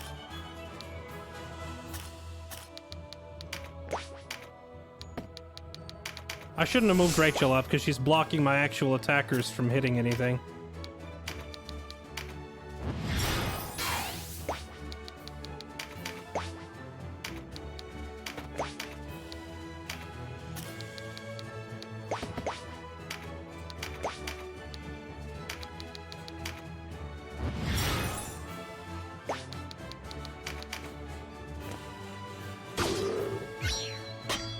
And this game's soundtrack is so good.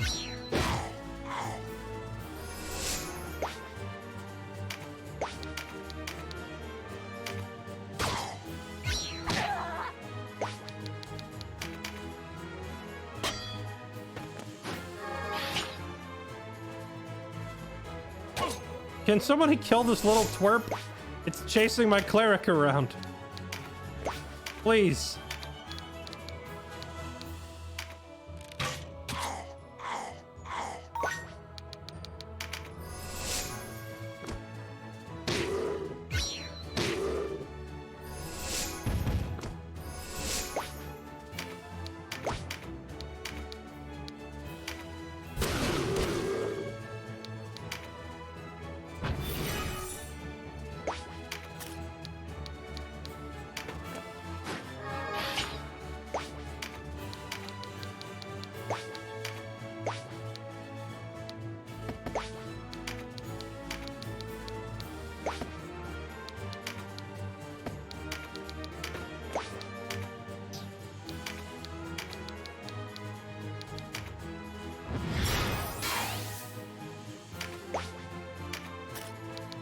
Alright, Rachel, do you have mana now? You do.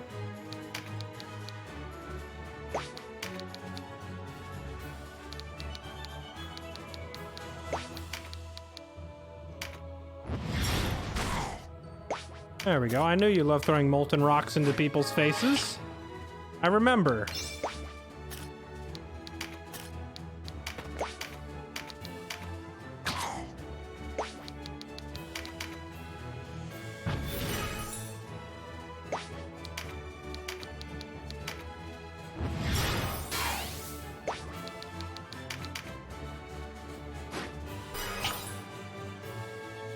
Man, I would love for my clerics to get their proficiencies up to 10 before this fight is over, because it seems like it's a rare opportunity for my clerics to get to go on the offensive, you know?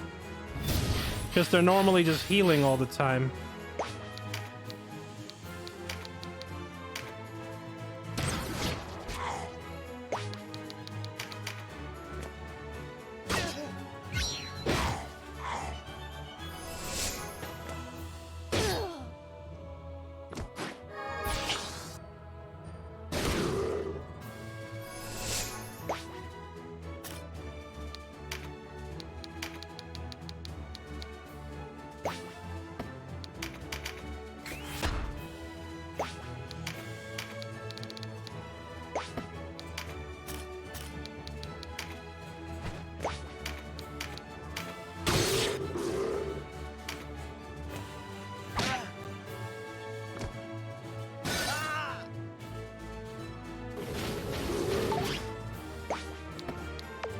This thing hits hard.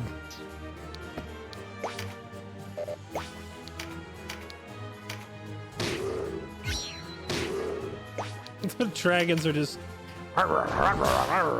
biting each other.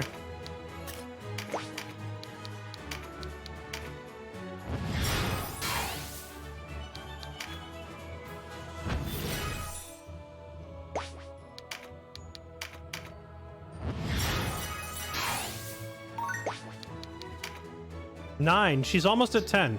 That'll be huge. If we can get her proficiency to 10 in this one fight.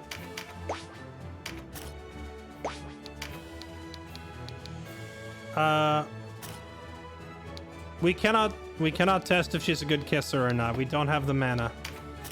Okay, we'll grab this MP restore and check next turn.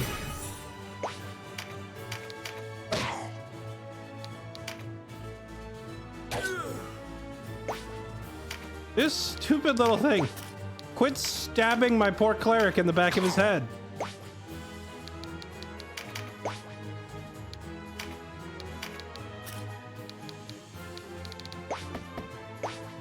Theo might be biting off more than he can chew, trying to fight 2 dragons. Let's heal him.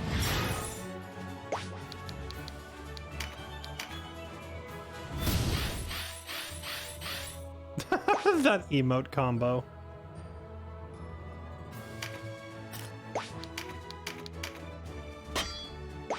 Really? This... You little... It's parrying everything I do.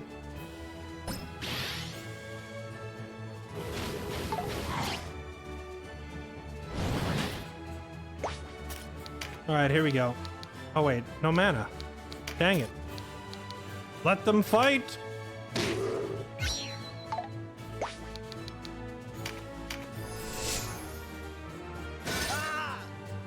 Alright, we need to get Theo out of there. He's actually just getting decimated by those dragons. I would heal him, but my clerics are having way too much fun zapping undeads.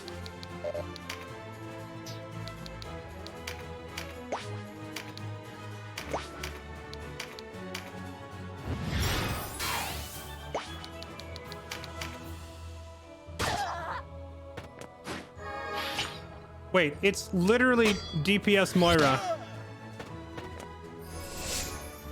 Our healers are too busy DPSing, they're not actually healing anything.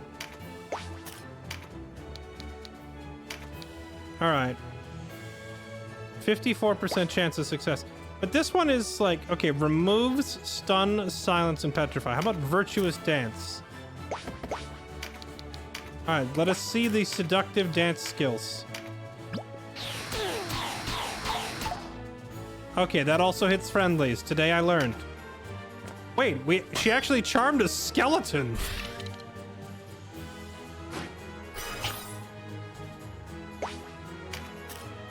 She successfully charmed a skeleton. That you gotta be pretty talented in the sexy dance department to manage to charm something that doesn't even have, well, you know what I mean.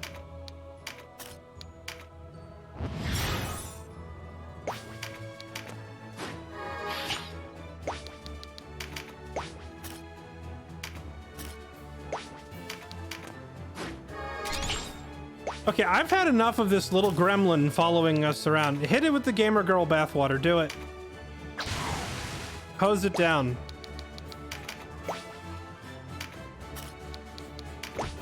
It didn't die, but that's okay. We're gonna make sure it dies. Hit it with a rock. No, it blocked. It blocked the rock. This stupid thing.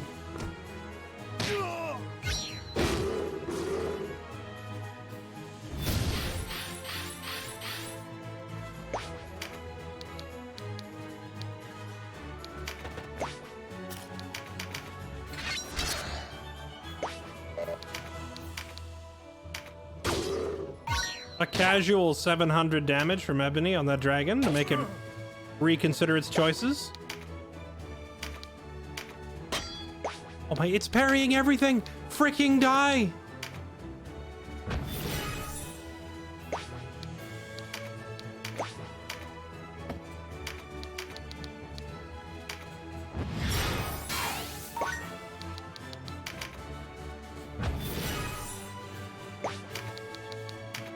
No, forget the dancing, forget the seduction, the kissing. No, no, no, no, no.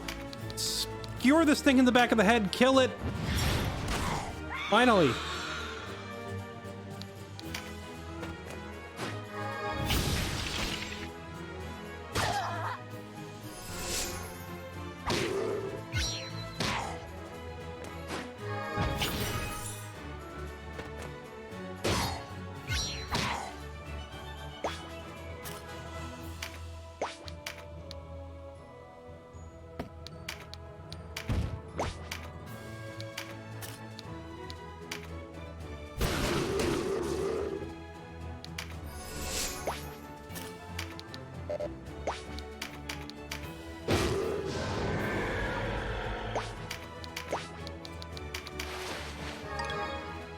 Oh wow, Beast Horn, Fang, and Claw.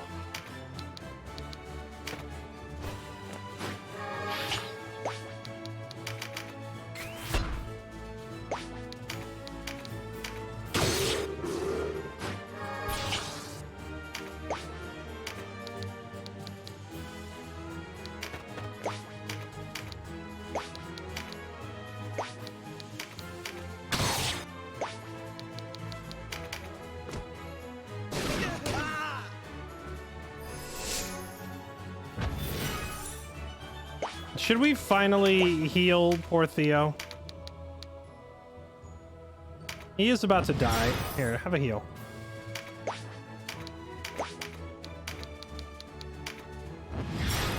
There. Alright, now no more griping.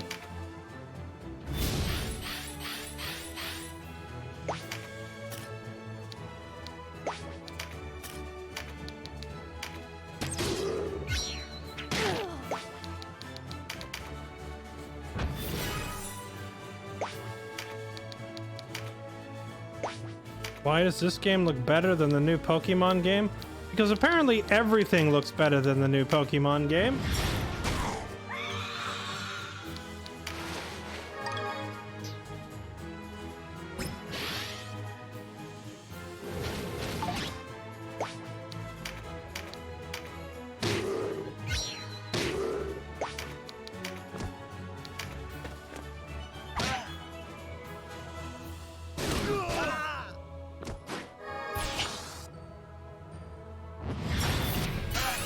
Theo!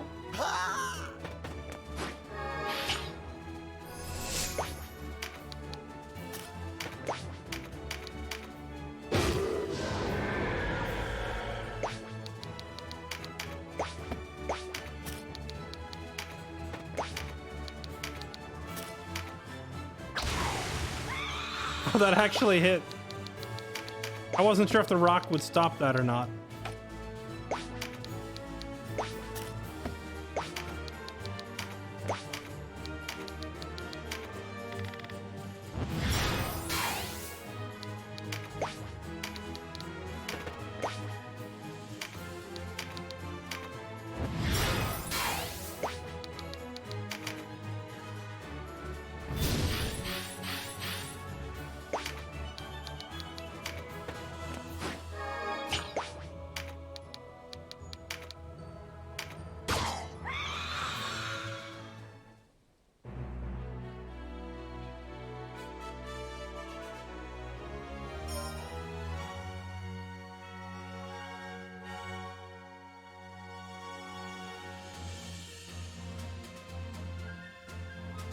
Haven't got to watch for a couple days. Did the party get backstabbed after inciting a riot?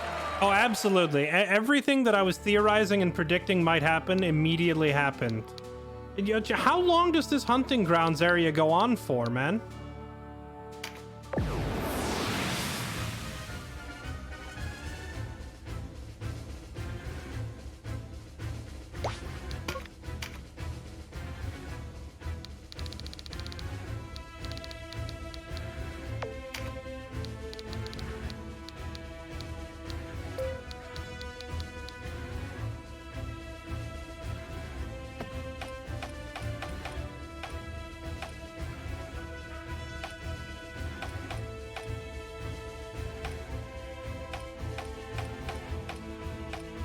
Oh, right. The dragons don't fly. Chat, do any of the dragons fly? I almost feel like...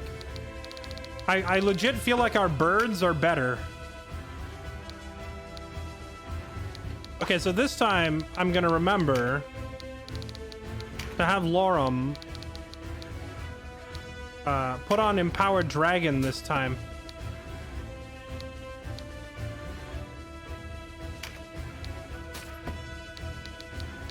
So that we can actually see how strong the dragon is when it's powered up.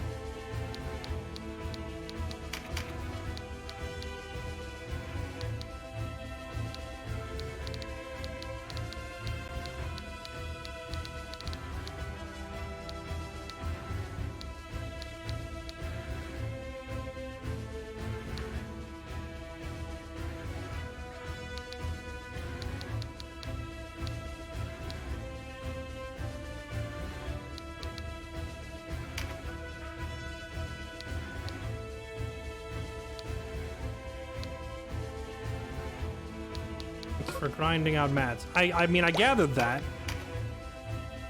That much I figured out. I just wanted to see what's at the end of it. I didn't realize it was going to be like the biggest dungeon in the game.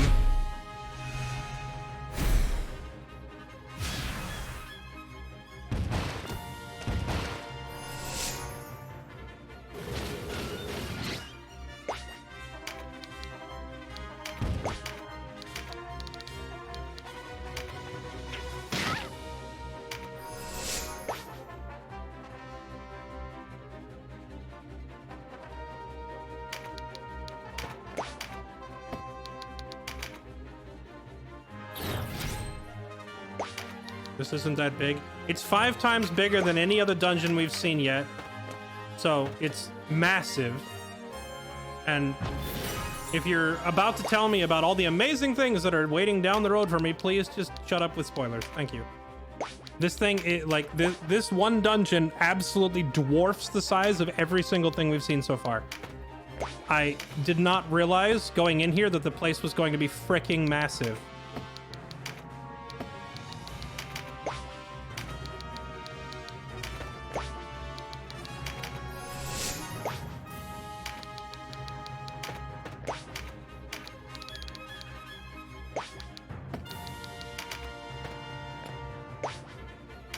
You know what bothers me, chat, on it bothers me on a spiritual level?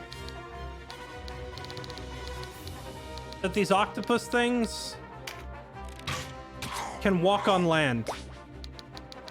That's some nightmare fuel.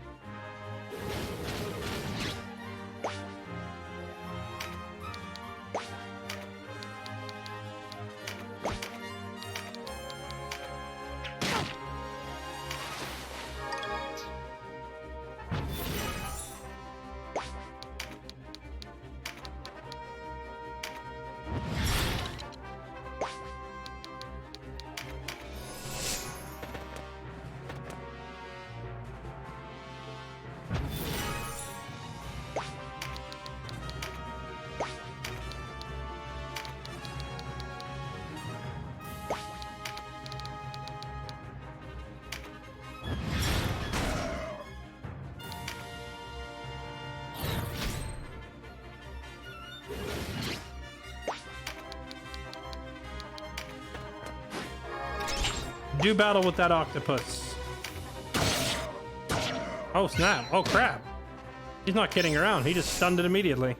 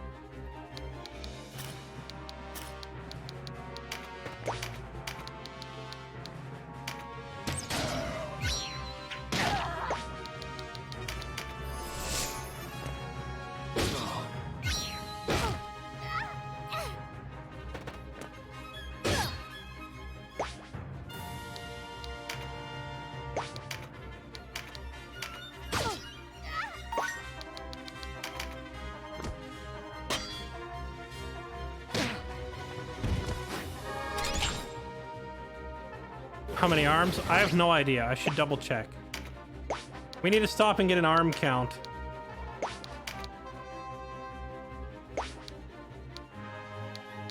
Wow, bite does so much more damage. I guess she must have a lot of resistance to like bludgeoning type damage. Wait. How come she has a counter over her head?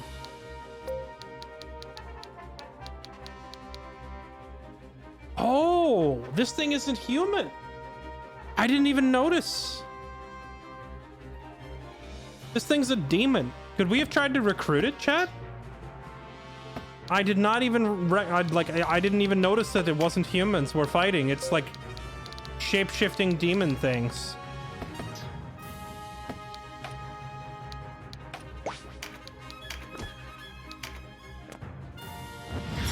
I thought it tasted funny. Yeah, I know that you kept eating it anyway. You like, it tastes funny, but it's not gonna stop me from eating its face.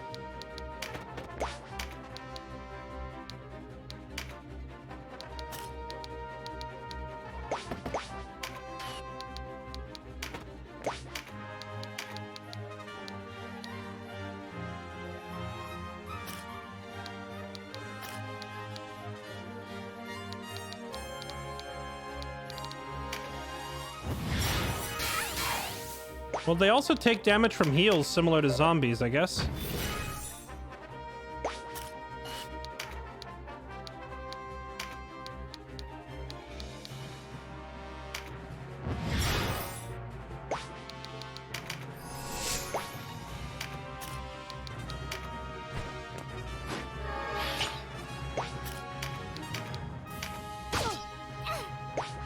Oh, if he did Mighty Impact, he could have one-shotted her.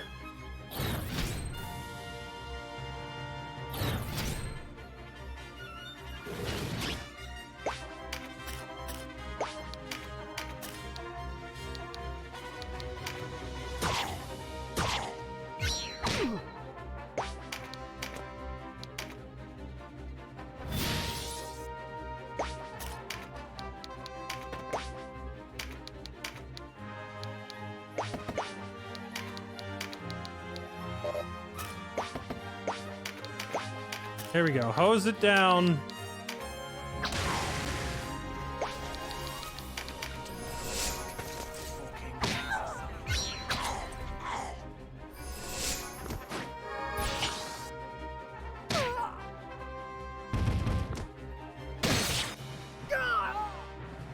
I'm sorry, Doe. What kind of satanic ritual speak are you typing in my chat right now?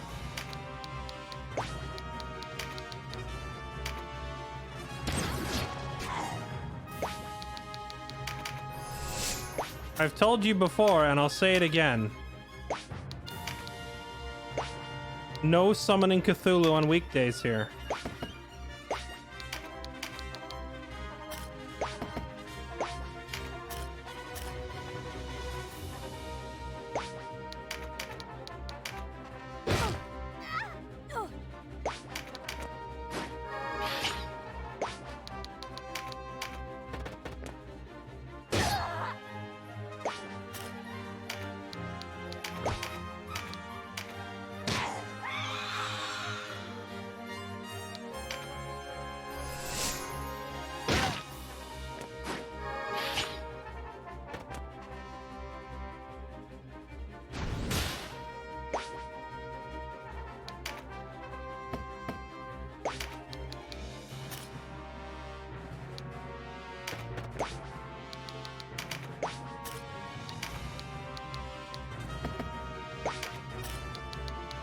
All right.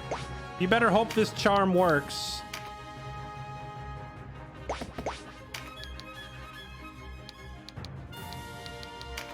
Because if not, you're about to star in your very own hentai. It worked! She charmed the octopus!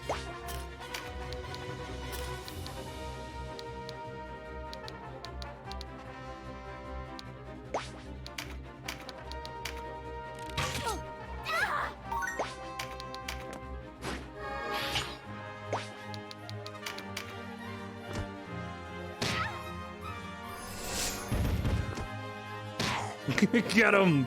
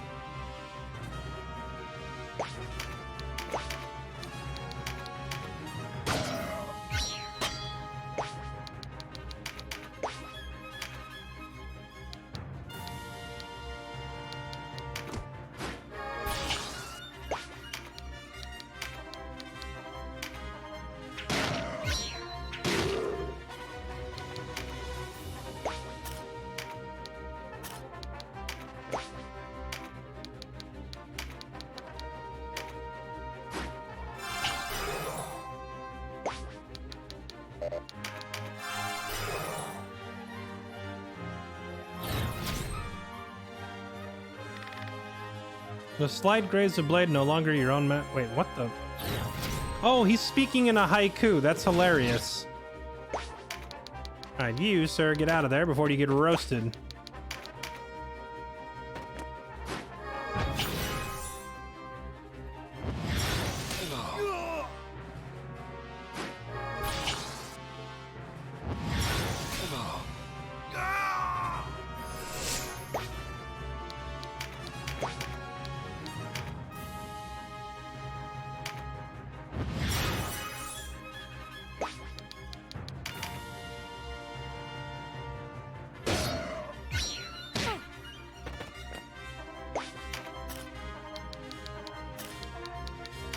Alright, well, you probably shouldn't have walked up in range of Theo.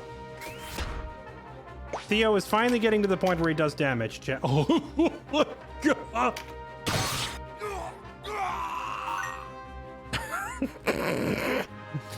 Remember how Raven just flipped a switch one day, woke up and chose violence?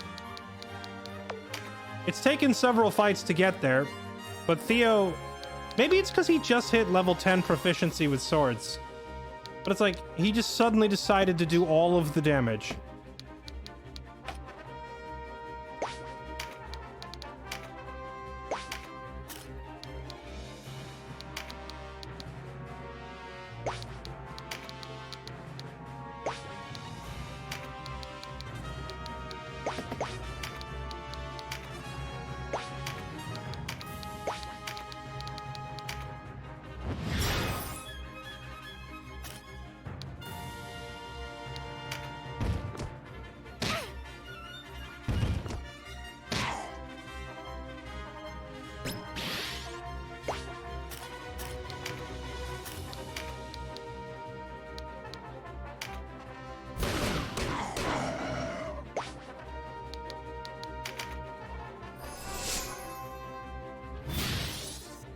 Man, the AoE shenanigans on dragons is pretty strong.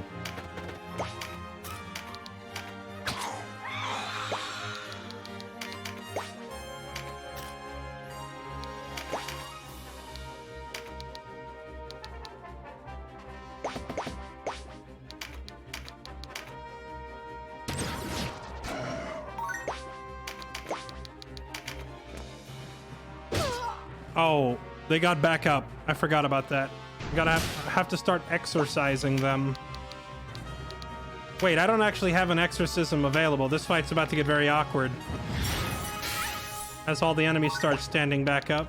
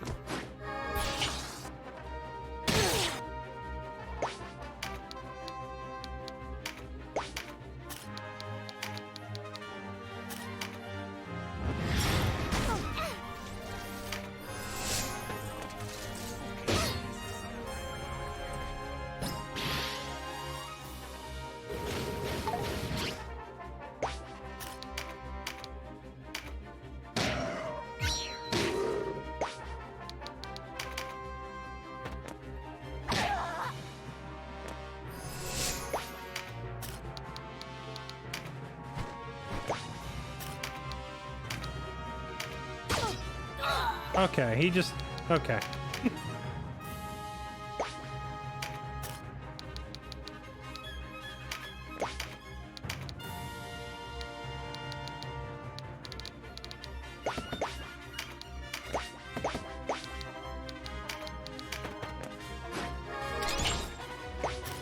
Yeah, these things are like undeads or demons called Umbra. And they've taken on a human form, which at the beginning of the fight, I didn't even notice we were fighting undeads. So I have to adapt my strategy a little bit here. Because they're gonna start getting back up and I'm gonna lose the war of attrition.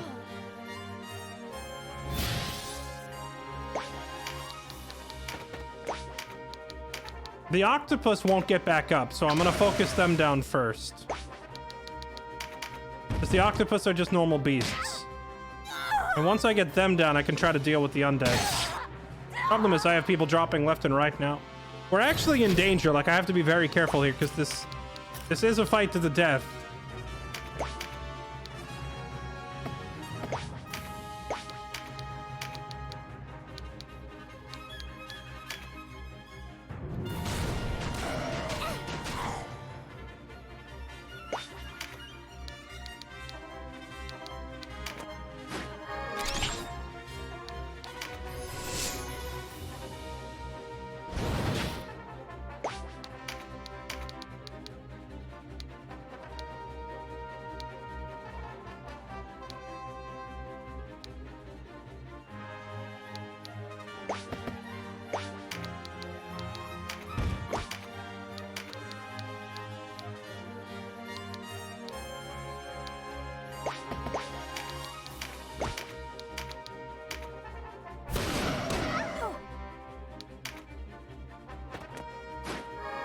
See, now that thing's getting back up.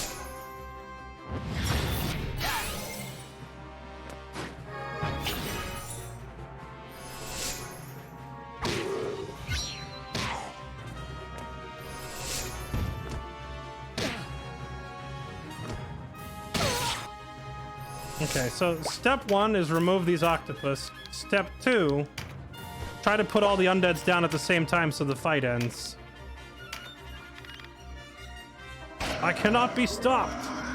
I mean, he's not wrong. That was like 600 damage right there.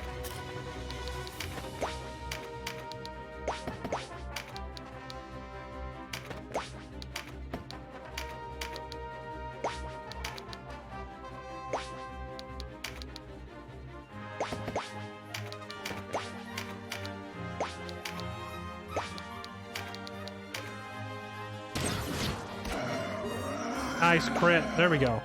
Wait, hold on. Are even the octopus undeads? Oh, that's awkward.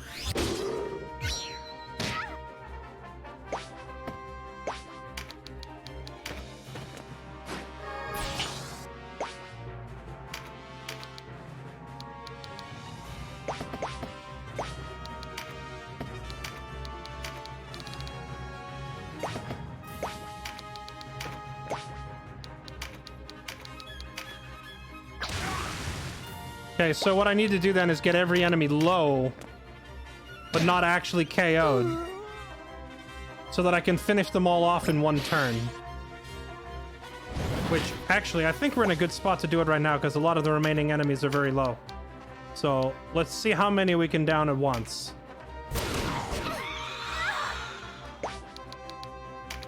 Dragon making life much easier in that regard.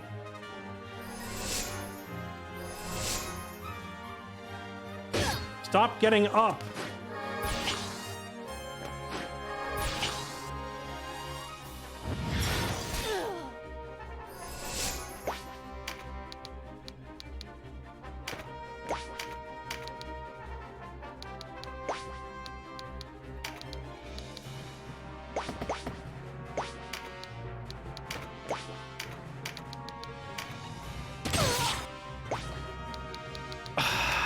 She crit the body on the ground, I forgot.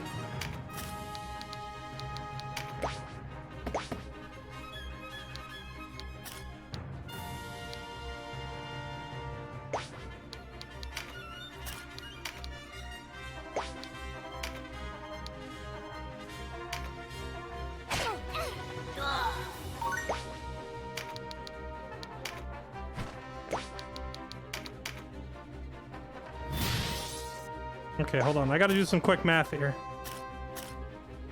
She goes, then the wizard goes, then that thing, then the dragon. And the wizard goes, and the dragon goes again. Okay, no, we got it. We got it. So I kill this guy, remove him from the turn order.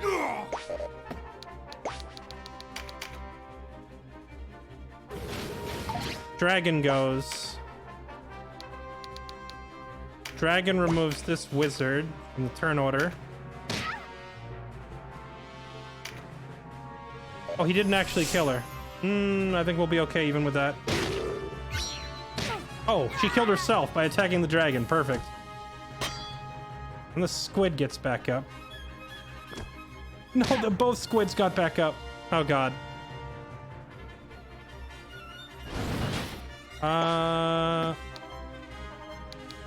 I have to get Volterra. All right, never mind. I can't finish it in time because all the enemies are getting back up. I'm gonna have to tarot it now because, like, so the enemies getting back up doesn't show up on the turn order.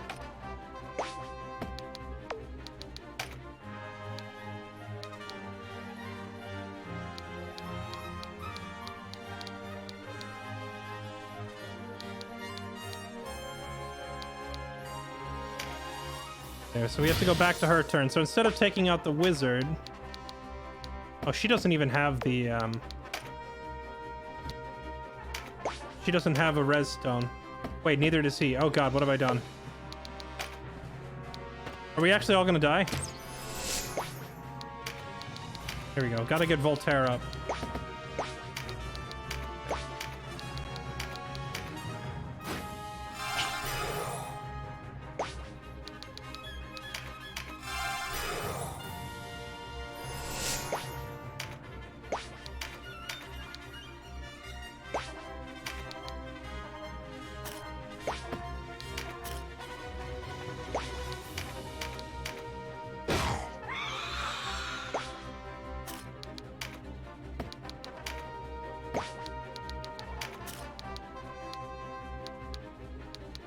Move away from the wizard so you don't get one-shotted.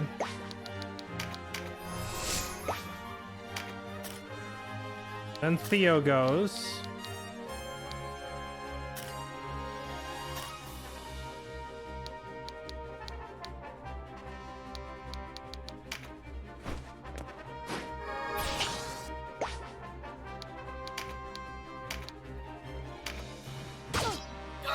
Theo kills her.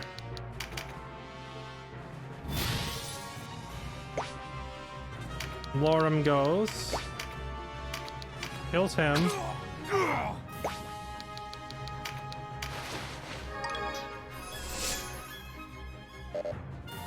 Okay, I think we got it. Now, as long as the dragon can do enough damage to kill this Terror Knight, I don't think it can. That's awkward. Quickly! Before they all start getting up!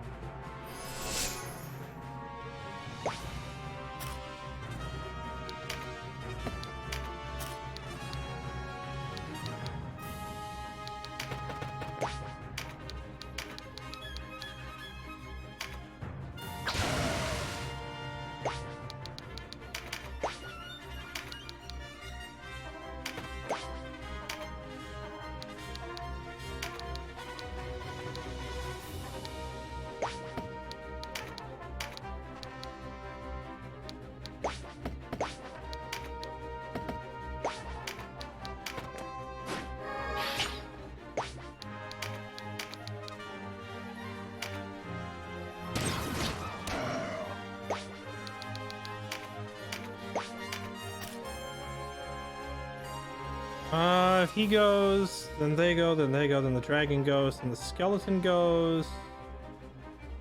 Then that thing's gonna get back up. Gosh, this is actually turning like I didn't notice that all these things were undead because they're disguised as humans, and it's really turning this into a nail biter of a fight.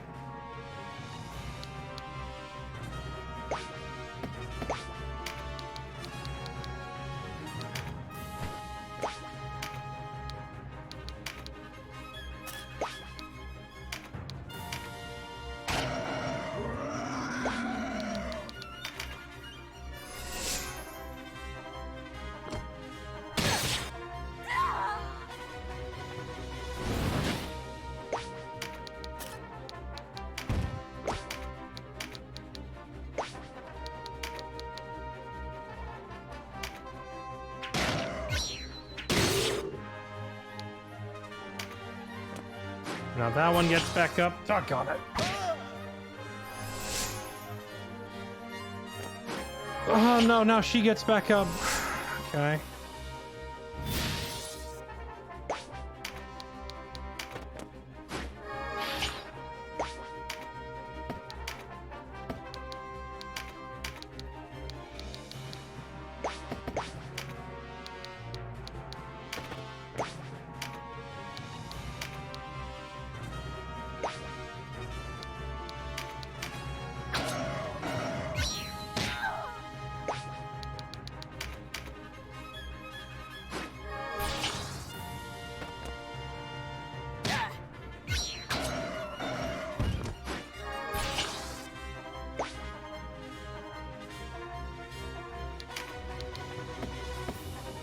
Now I'm one turn for my cleric bleeding out. How far back can I go?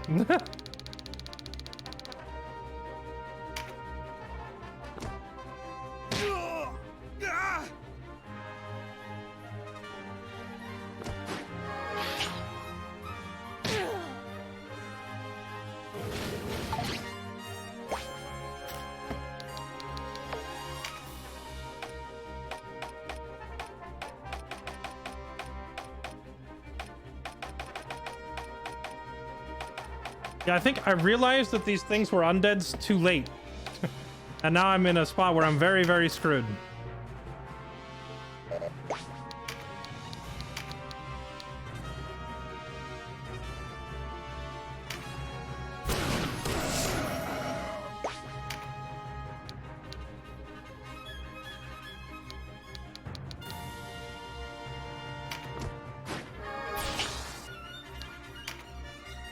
No, there's no retreating. This is a battle to the death, whether I like it or not.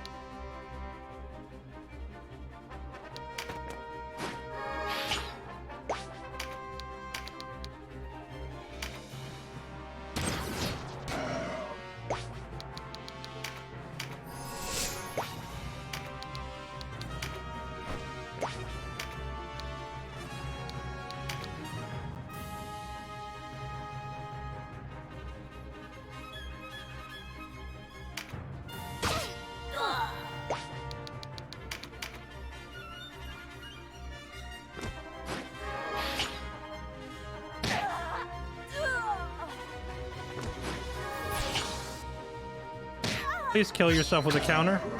Oh, wait. Maybe we did it. Maybe. That might have done it.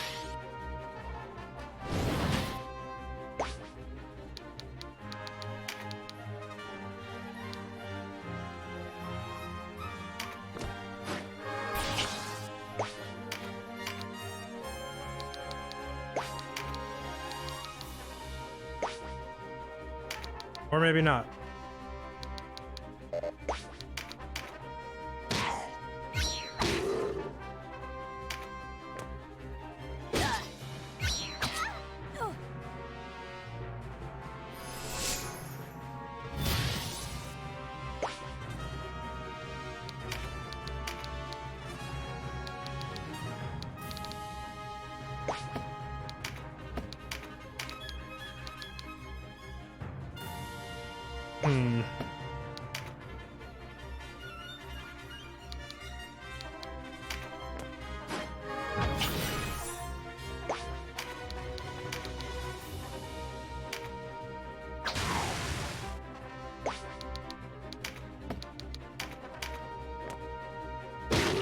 They're all getting back up.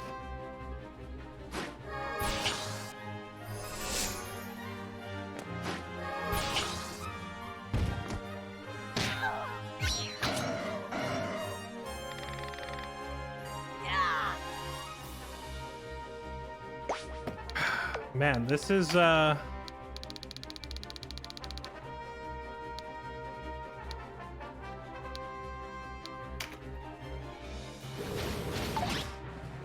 there's no solution that I can see.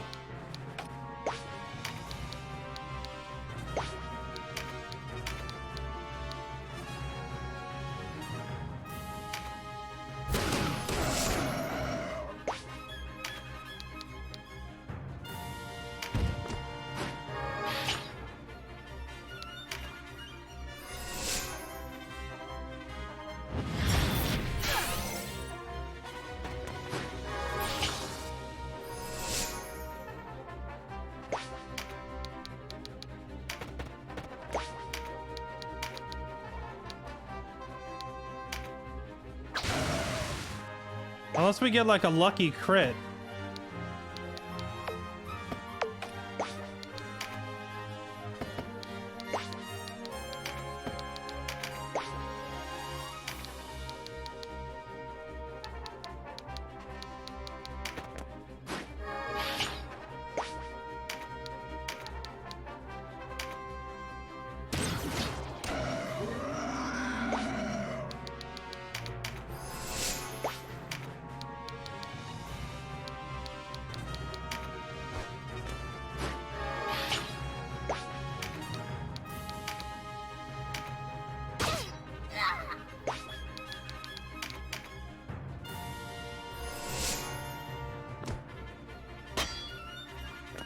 Oh, a crit and a parry. Maybe that was it. Maybe we've RNG'd our way to freedom here.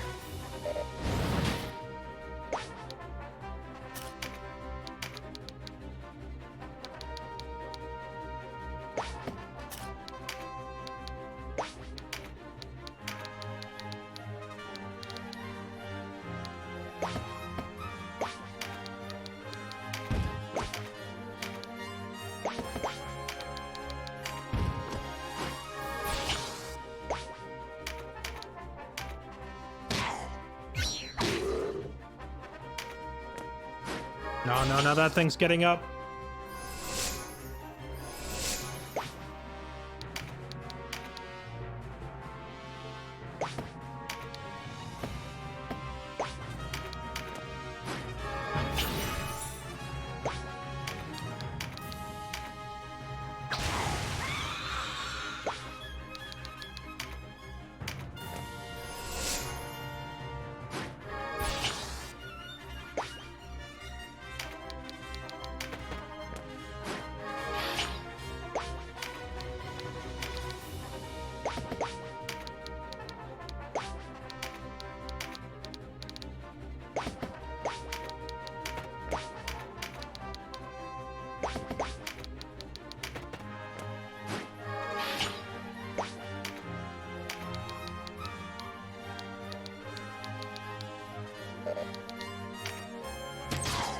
Oh, thank goodness I can target a body on the ground to hit an enemy directly in front of me.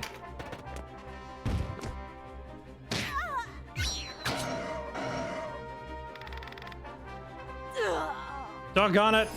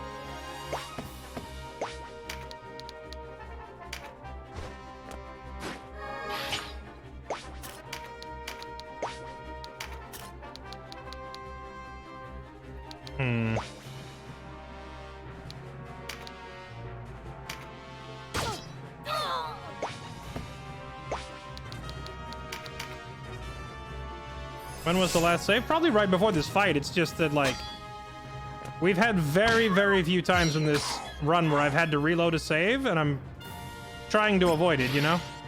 Like, 99% of this run has been Iron Man style, just take it as it comes. So I'm kind of, like, really stubbornly trying to figure out a way through this, because I don't want to lose anybody. I just wish I had noticed that these things were all undeads, because I would have approached this fight very differently.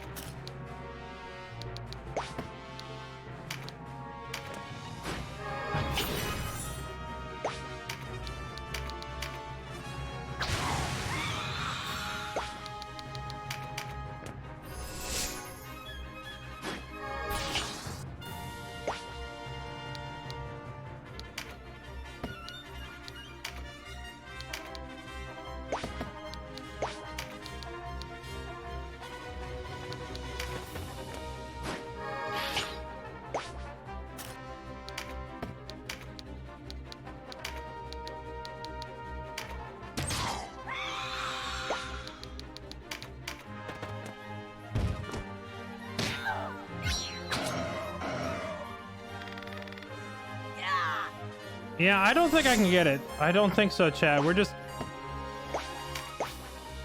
gonna have to reload and try again. If I were gonna lose a person here, honestly, I'd be okay with it. But I think the whole squad is gonna wipe. Because we're just all gonna die. Because there's no way to actually end the fight. They're all just gonna keep getting up.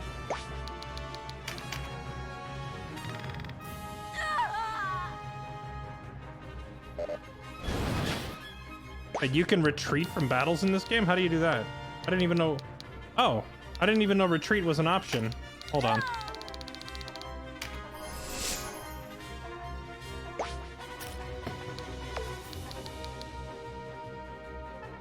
If you retreat when people are on the ground, do you take them with you?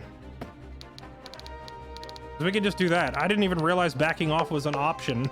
I thought we had to fight to the death.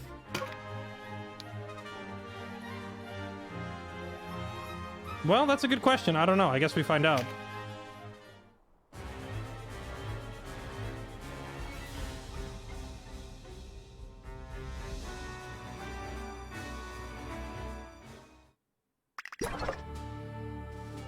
Can be, yeah. Yeah, asking and of course getting the yeah, nah, yeah, nah, yeah, nah. What's this exclamation point?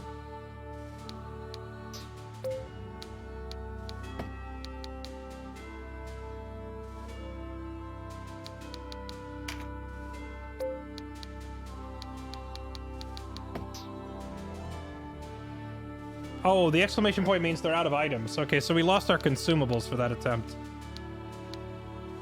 Okay, so you can just retreat from a random battle, and it looks like your people are on the ground. Okay, thank goodness. I was worried we were stuck in an unwinnable, unavoidable scenario there.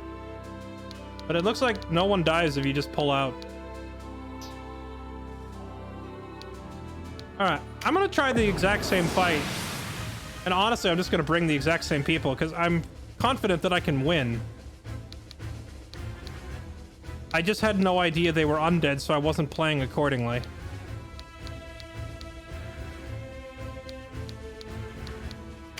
Maybe one change we'll make is have our cleric bring an exorcism just in case.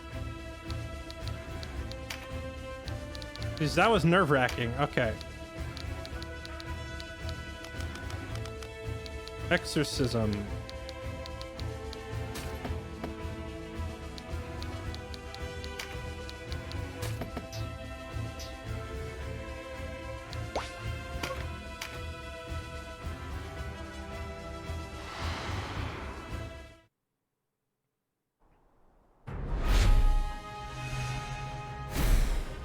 Oh, there's no octopus this time. So it's still a bunch of undeads, but no octopus.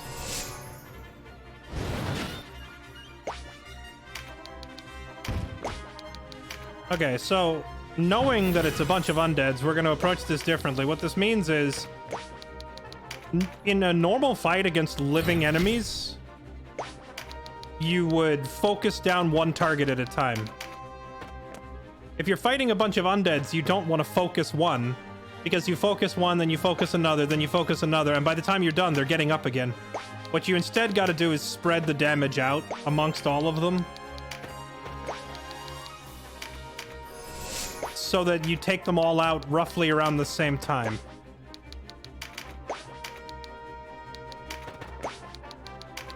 And if there's one of them that ends up being an odd man out, that's what exorcism is for.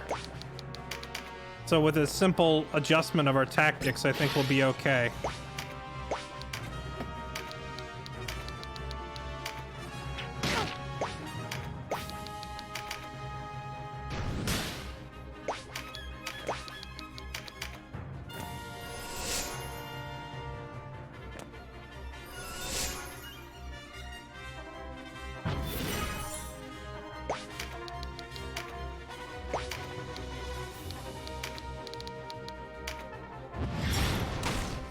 That's a tree.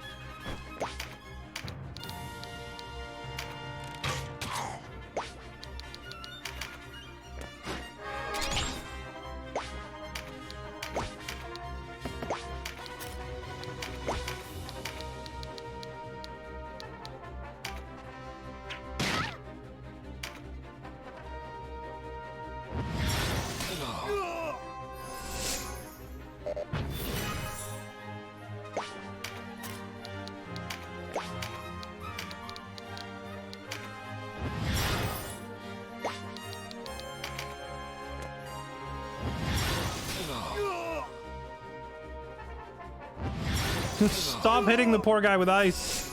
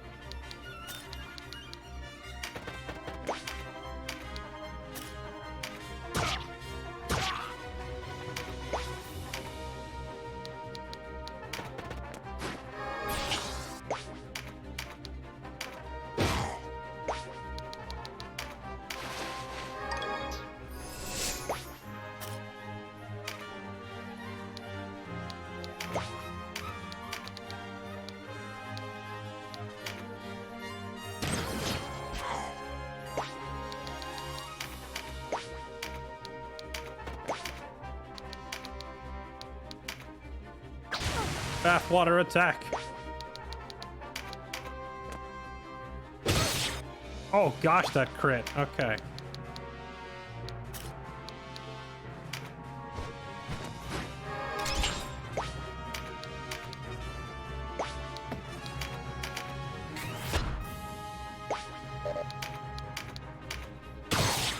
There we go.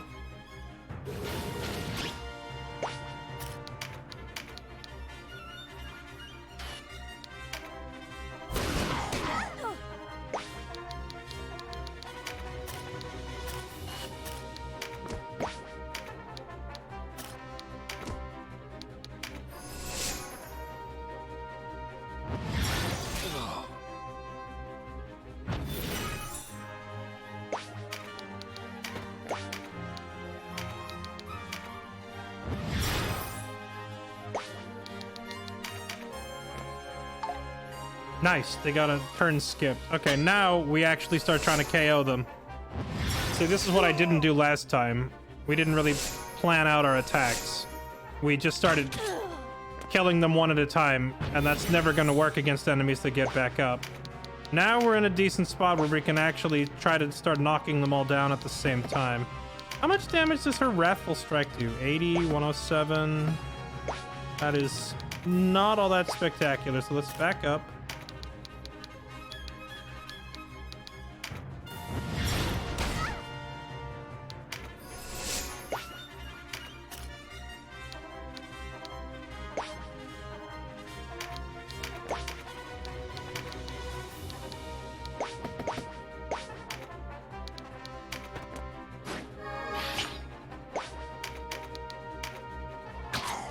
Take this one out.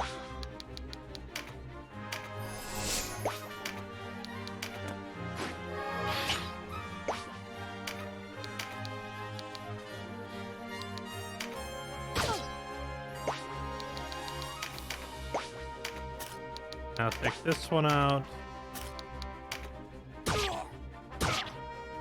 Not quite.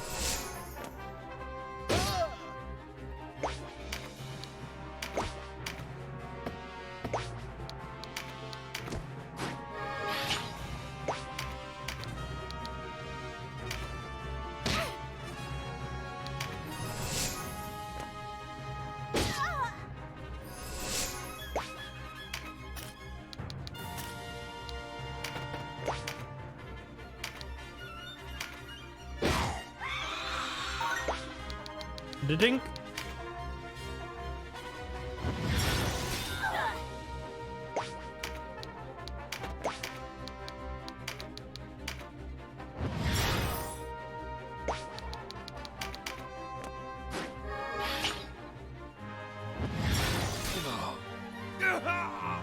Okay, Voltaire gets KO'd. That's okay. We just need to stop this knight, and then I think we're fine. He's just so durable. Oh, I should have done Mighty Impact. Actually, you know what? Hold on.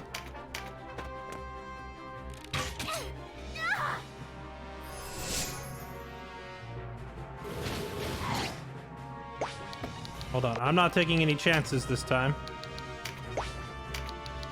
You fly over here. There we go. Now kill it. Kill it to death.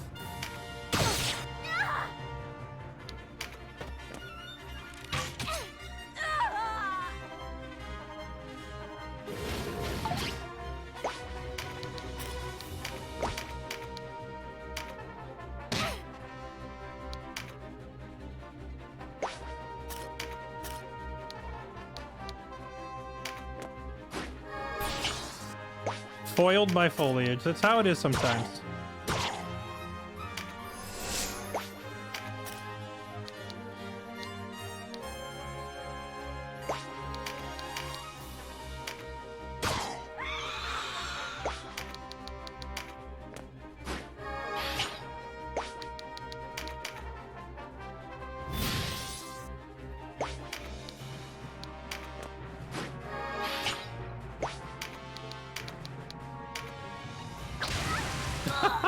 It does work uphill through terrain and everything. Great, isn't it?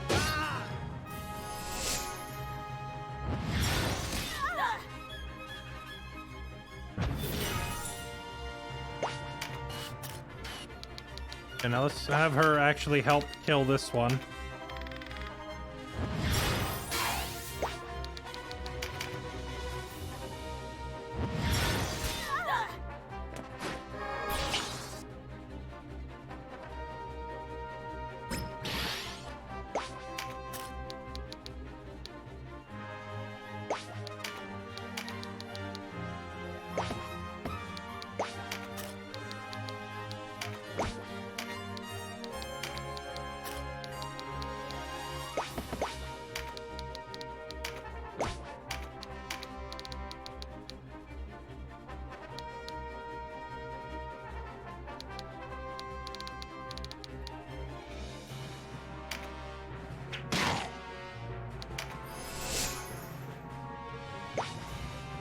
Now end this before they start getting back up.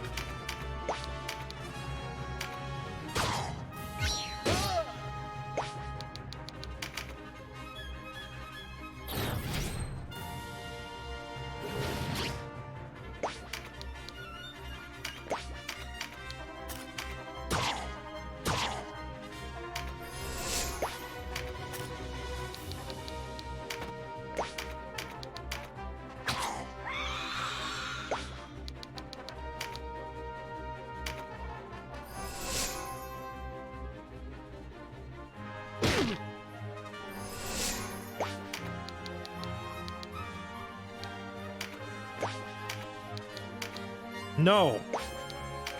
Die and stay dead. Get down.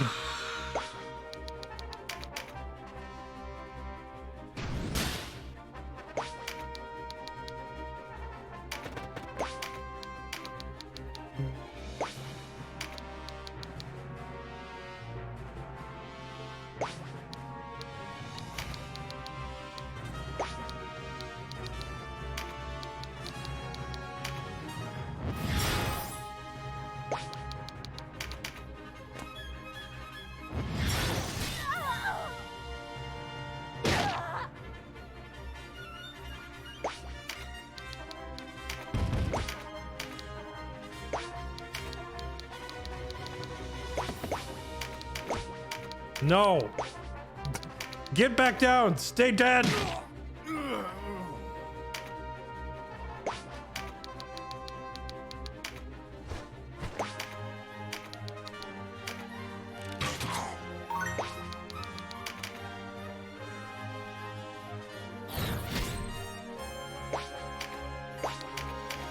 Go back to sleep. Oh God. Here we go again.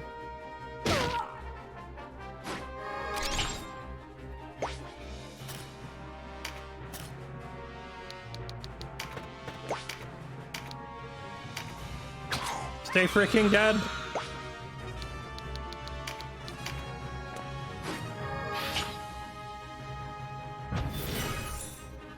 Okay, do I need to start exercising? I might have to start exercising then.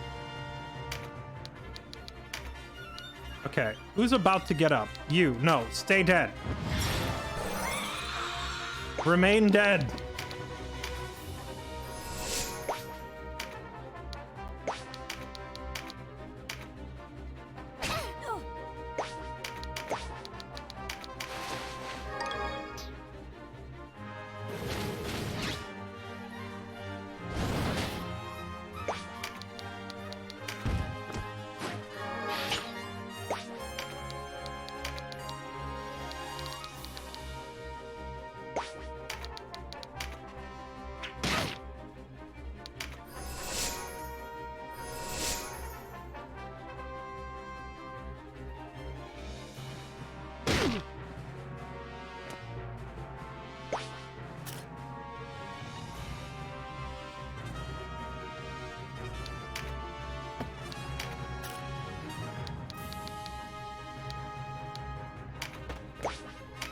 Okay, kill this one.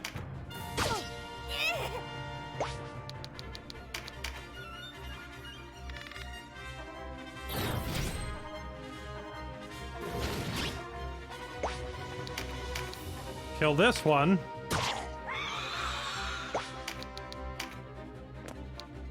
Camp this one's body.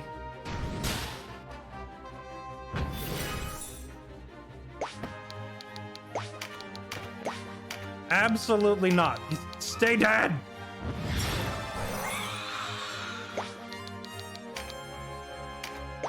Now we kill this one and we're done.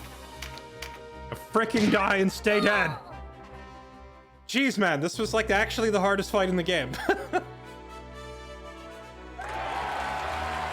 Yeah, here we go again. No, no, no, and no. You stay dead. All of you stay dead.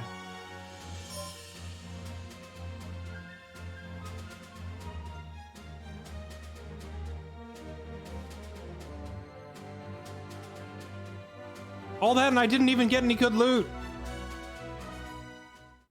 That was not that was not worth it.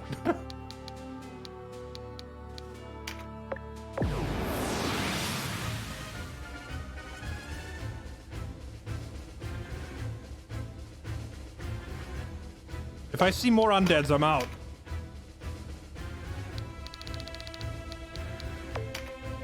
No. Okay. Is this a normal octopus? Okay, it's a normal living octopus. Bird bros. Berserkers. Okay, we're fine.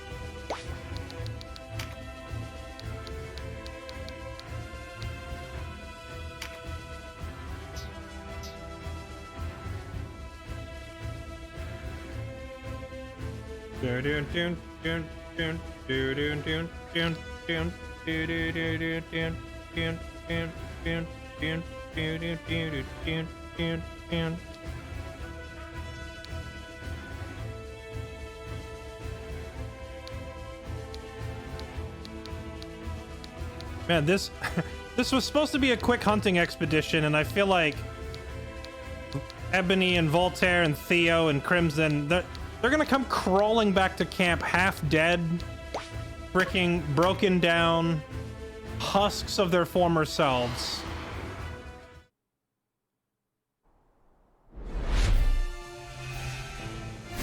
And they're gonna be like, I've seen things.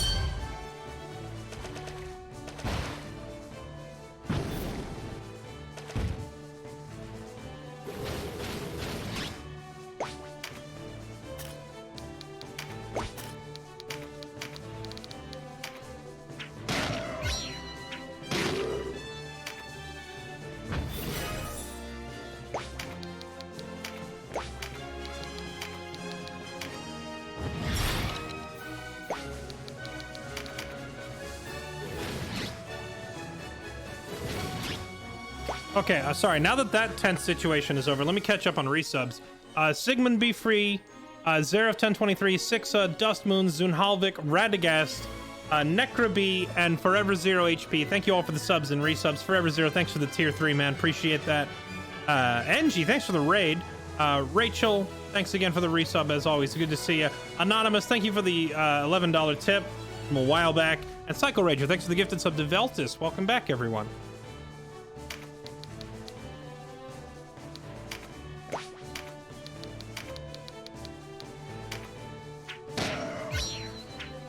Okay, I'm sorry about... yeah, I'll never do that again.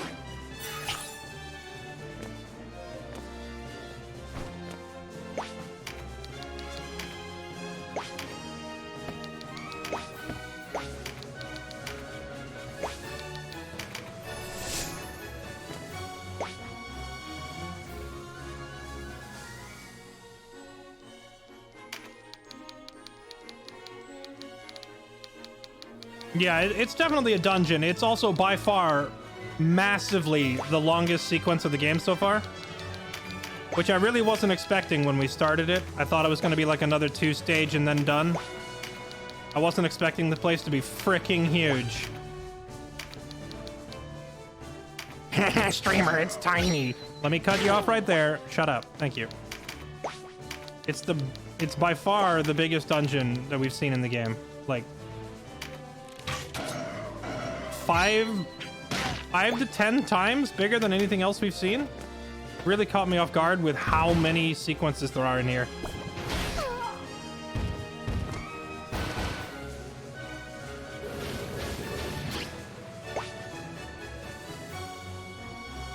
Bum bum bum bum bum bum bum bum.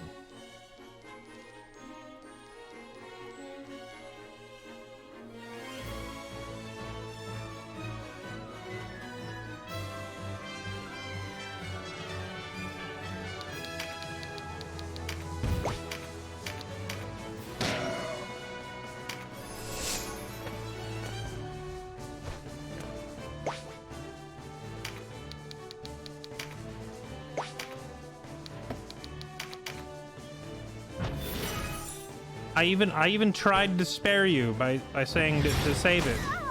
And still you insist on spoiling, so have a timeout. Like, take the hint, man. I don't want to know what happens later in the game.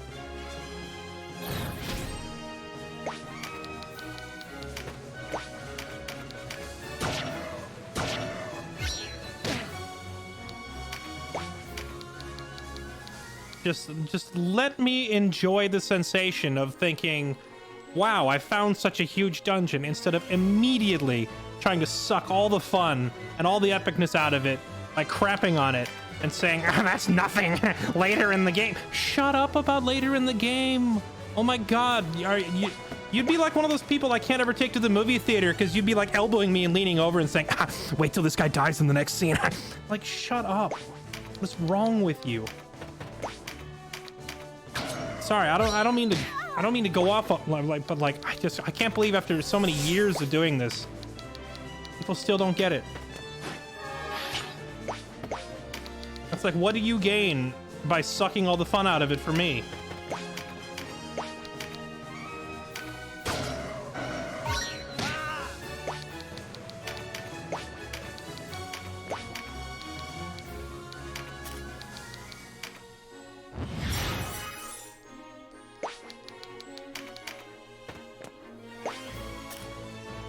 Yeah, there was no level lock in the original game.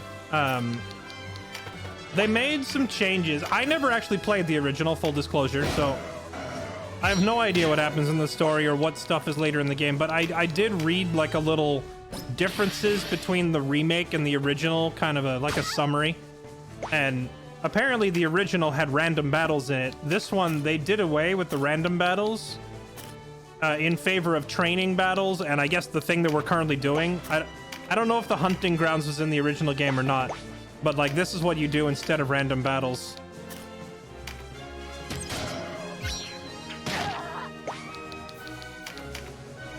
And there's also now a level cap.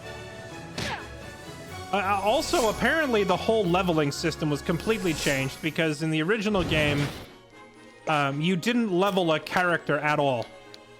It was never like, I have a level 3 ninja and a level 4 archer or whatever. Or, that's not even the right way to put it. You would never say, this is Crimson. She is level 19. Instead, it would be, this is Crimson, and she's a cleric. All of my clerics are level 5. Like, you advanced it via... job. So, like, instead of leveling Crimson, the character, we would just be leveling cleric. And therefore, if she gained XP, all other clerics in my army would also gain XP because it is cleric that is leveling collectively, like all my clerics. Which I personally, I'm gonna be honest, I think that's a really janky, stupid system, and I'm glad they changed it. It just sounds really annoying.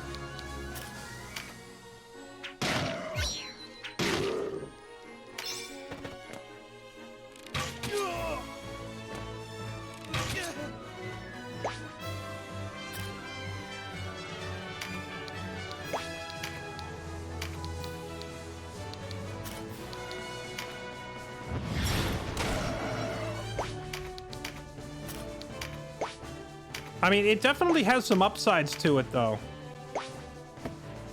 It has some upsides, because it would mean, like, say you train a bunch of warriors, and so they're all gaining warrior XP, and then you recruit a new warrior. Well, guess what? That new warrior is, like, instantly power leveled to catch up with everybody else, because you have your warrior up to level 20 or whatever. So it would mean you could pick up a new character and instantly have them caught up.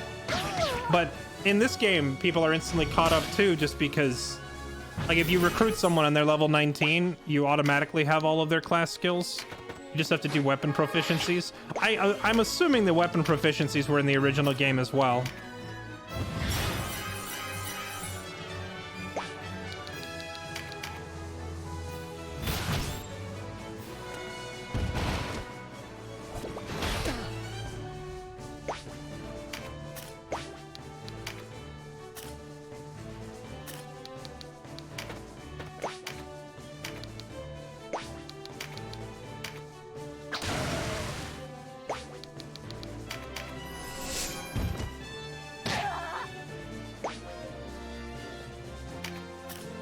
That's true. It also means if a unit dies, it's like, you know, whatever.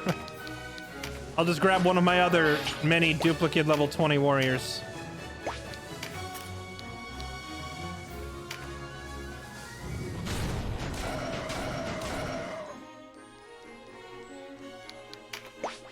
Why is a ninja a better spellcaster than my wizards?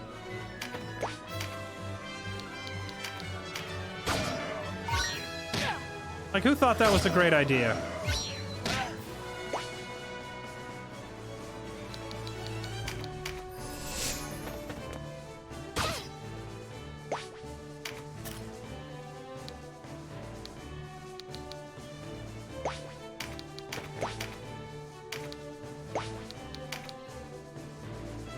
I don't understand.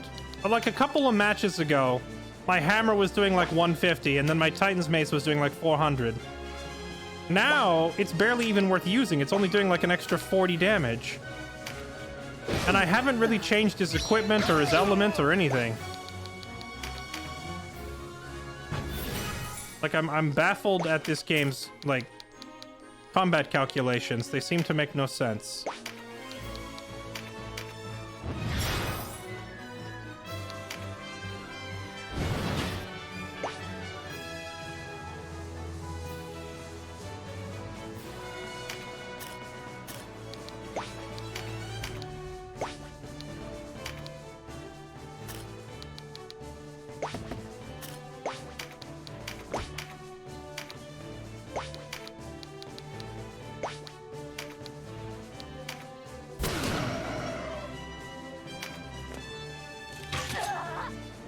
The bonus 47 damage doesn't matter, though. It was never part of the calculation before.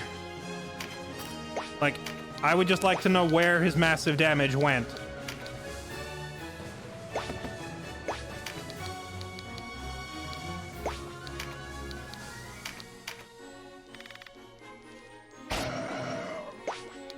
Okay, first octopus is almost down.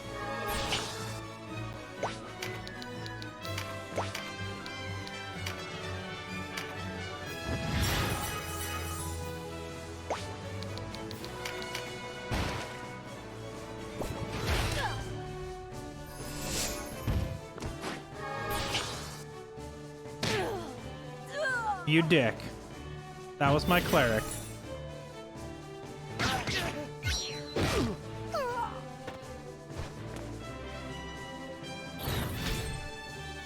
Well, the thing is, he has the element advantage, though, so you would think the damage would be really high.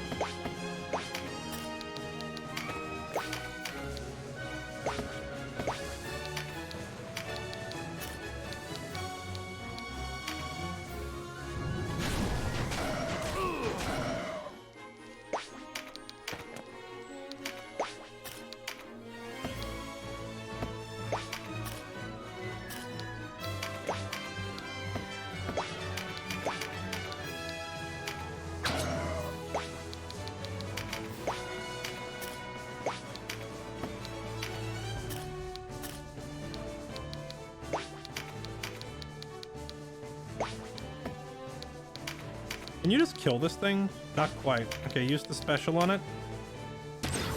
There we go. One down.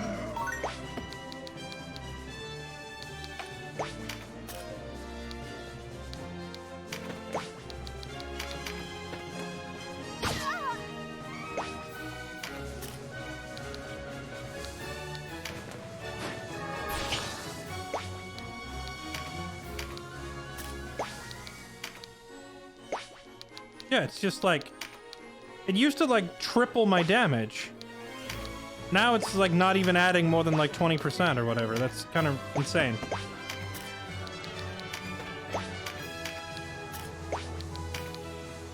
It's adding 40.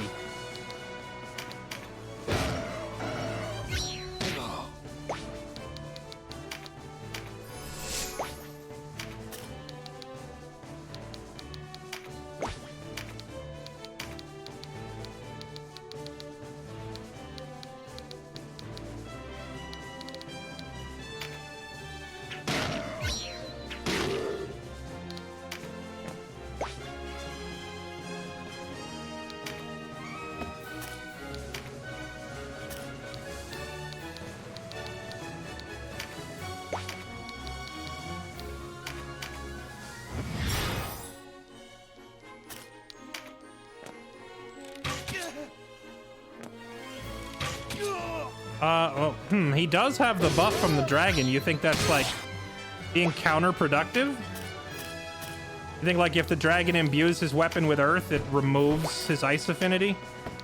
That could be it. I never really thought of a buff potentially being negative like that, but I suppose anything is possible.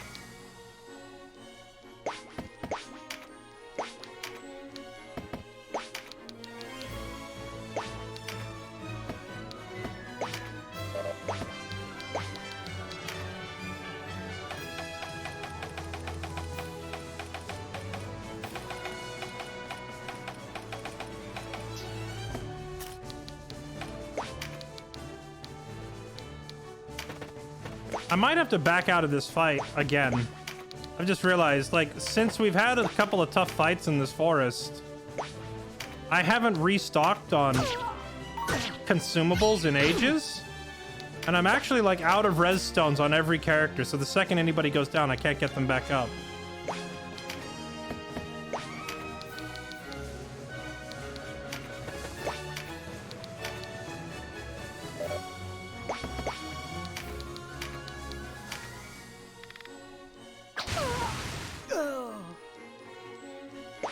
Get bathwatered.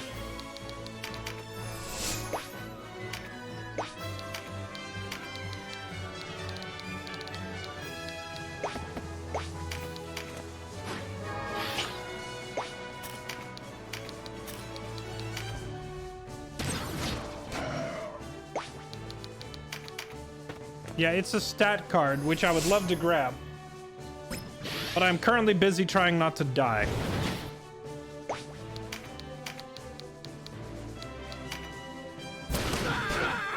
Oh!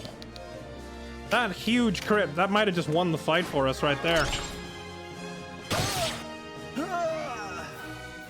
Spoke too soon.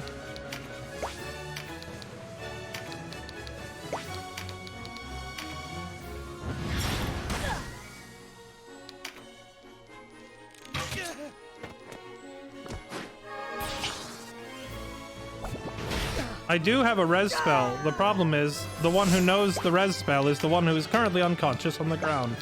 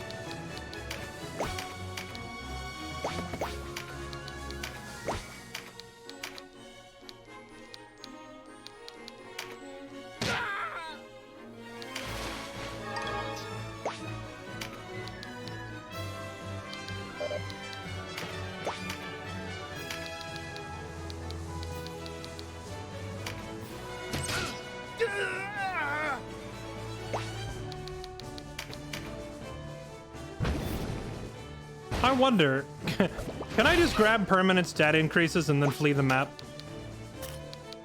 Be a bit cheese, but it might be necessary here because we're going to lose this fight.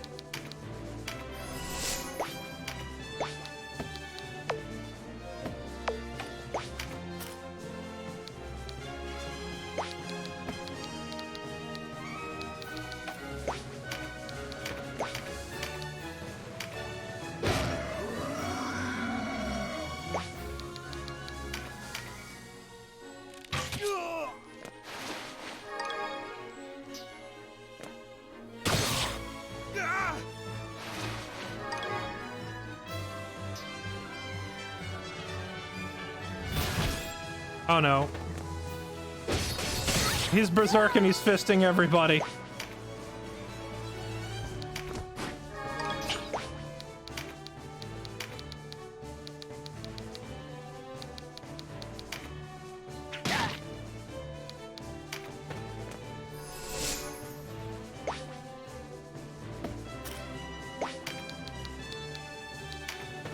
We can't even get that one because it's in the water.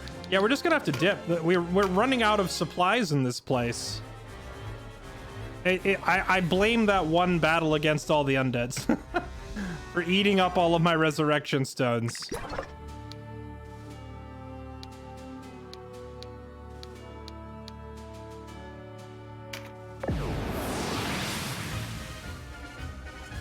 Okay, you know what? This group, they have slogged through way more than I was ever expecting them to. But it's time to tag them out. Let these poor guys have a break. And call in the cavalry here.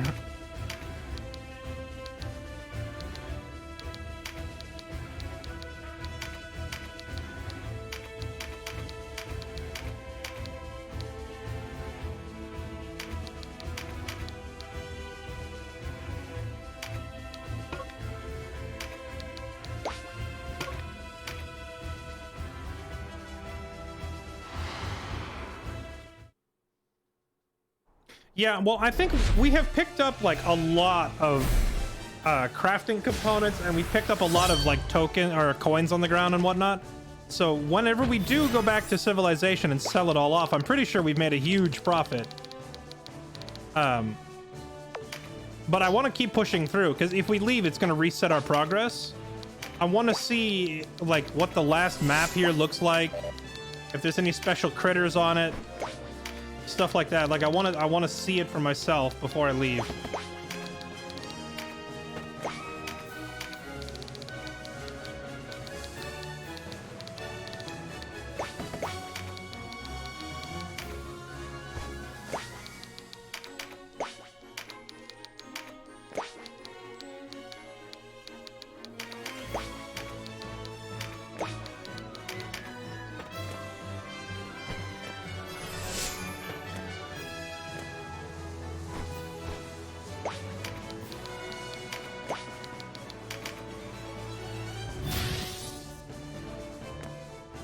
Is that Bandit Keith from Yu-Gi-Oh? What the? Oh, that's what a male beast tamer looks like? Doesn't look like a beast tamer at all. It looks like it just looks like a random thug. Call for a Terranite and also just the boys. I'm calling in the characters we've had through the whole game because like that was like Lorem and her pets and the fairy we had just recruited, Rachel. It was like a lot of newer characters. But I know that this party, the one we're bringing in now, has carried me through many, many, many fights. And I believe we'll just dunk on this encounter with no problem.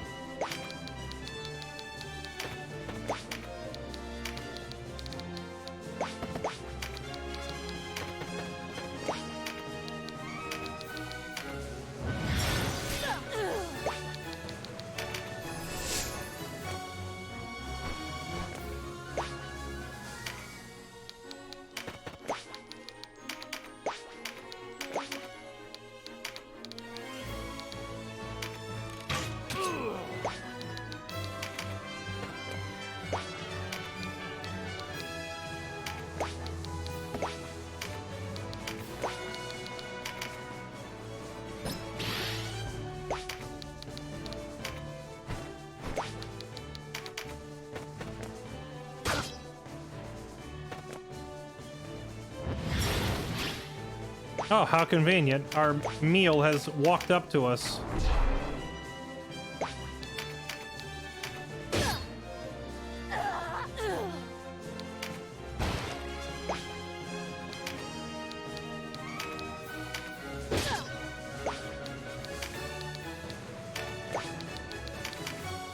I'm stepping back because I see that they have a warlock and I don't really feel like having my entire team get caught in one giant AoE nuke.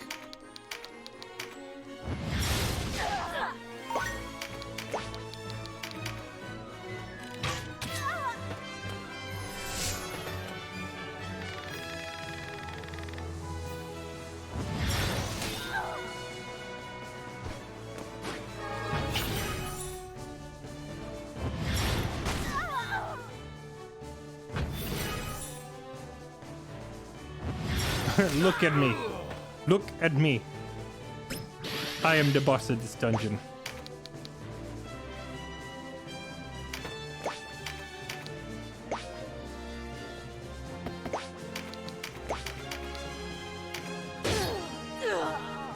Oh, Huddle has leech.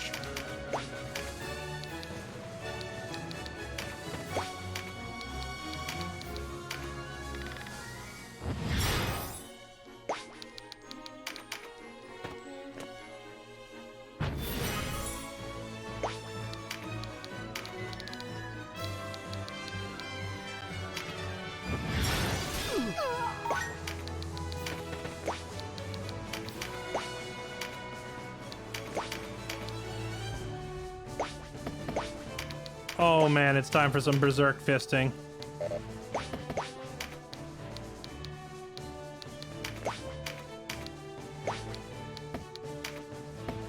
I don't have the mana. I wanted to trigger the Sanguine Assault and just start killing everything in sight.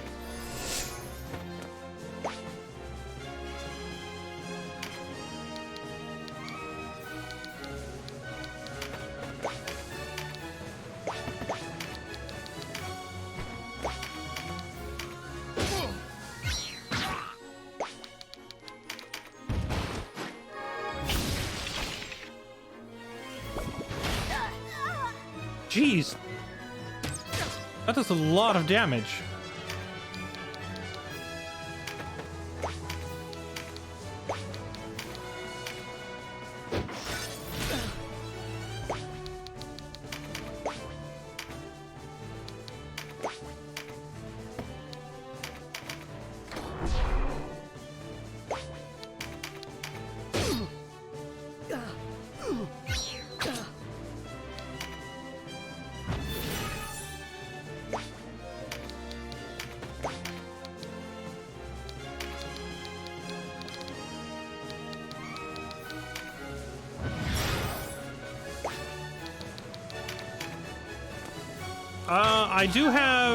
I only have 2 people in my army that have AoE spells.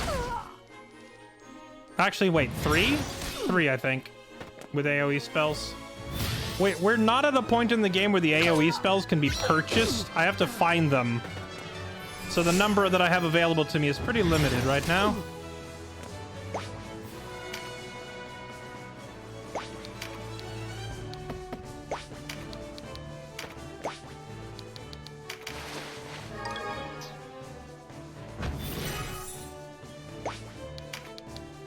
Have her just toss a heal on him, then back herself up so she doesn't die.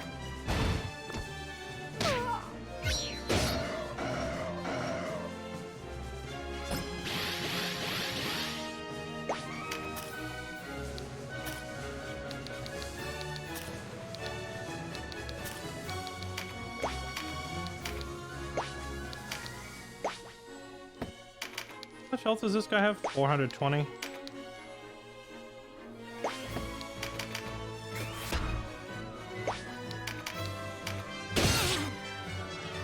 Jeez, the damage.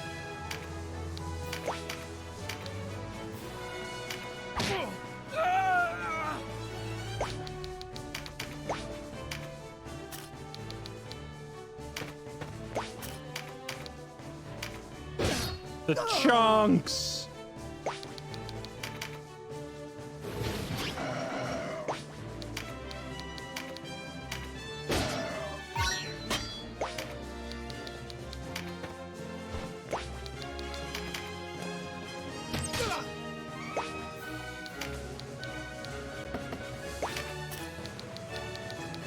we need to get a little ruination. Actually, no, we need to keep healing. We need to keep healing Dreadhawk. I wonder if Dreadhawk would be more effective if I took away his big two-hander and gave him a shield. Because realistically, I don't really depend on him for damage. We only depend on him for debuffing the enemy.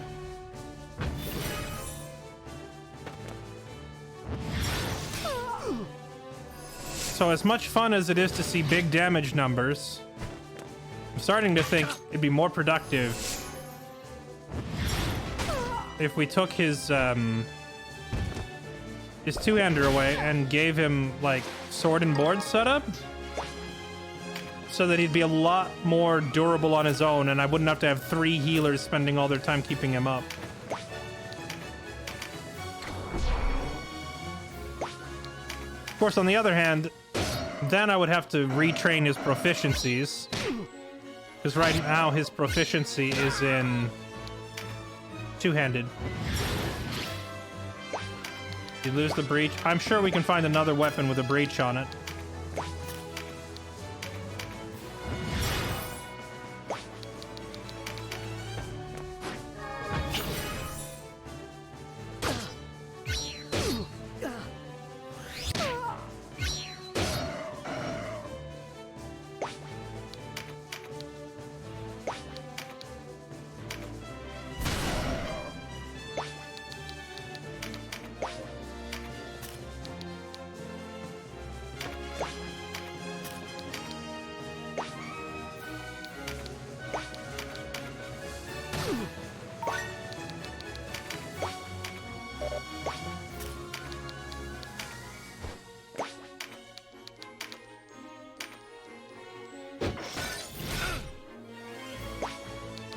Have Canopus start murdering the enemy warlock.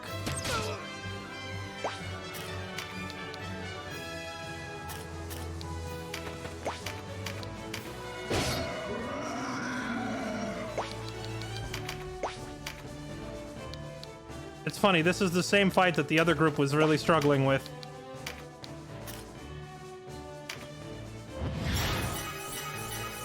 We just walked in here with, like, the A-team, and it's like, nah, fam. Like, but no, you just die, though.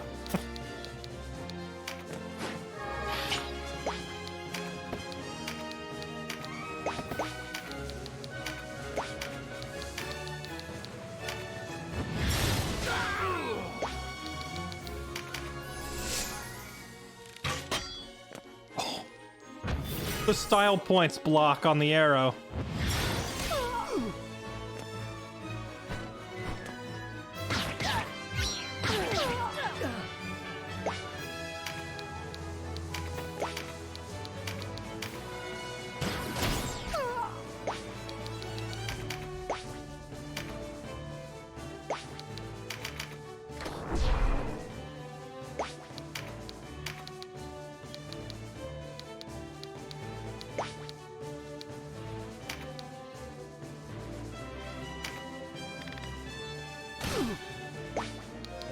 Oh, he doesn't get the weld or the fear if he uses Sonic Blade, huh? That's unfortunate.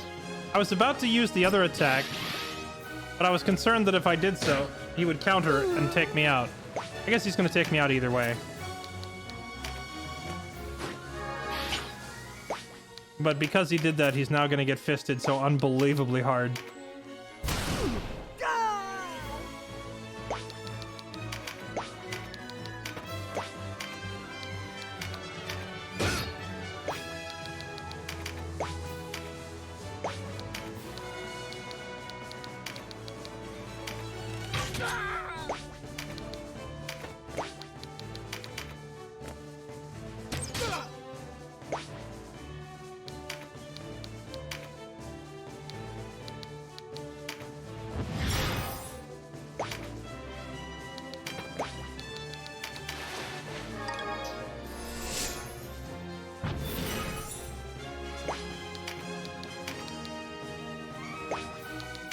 I don't even need Ruination, just poke him.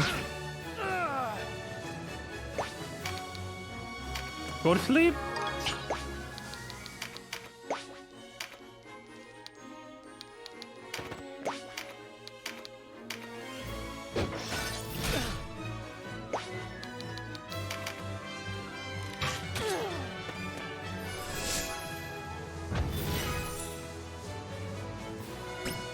This guy thought he was going to be able to chase down Fran. He was sorely mistaken. Be gone.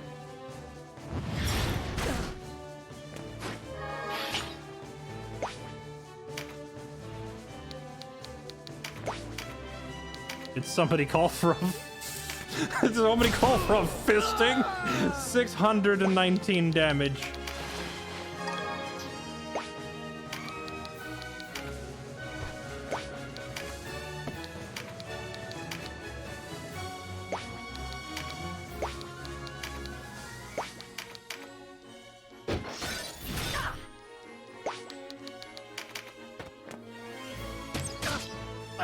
Canopus, why are you getting yourself in trouble over there, man? Gonna make me run down this archer now.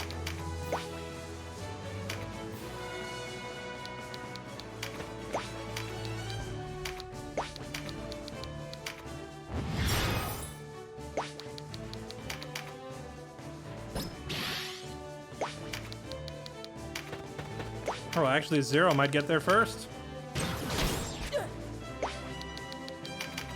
I forgot how far he could move.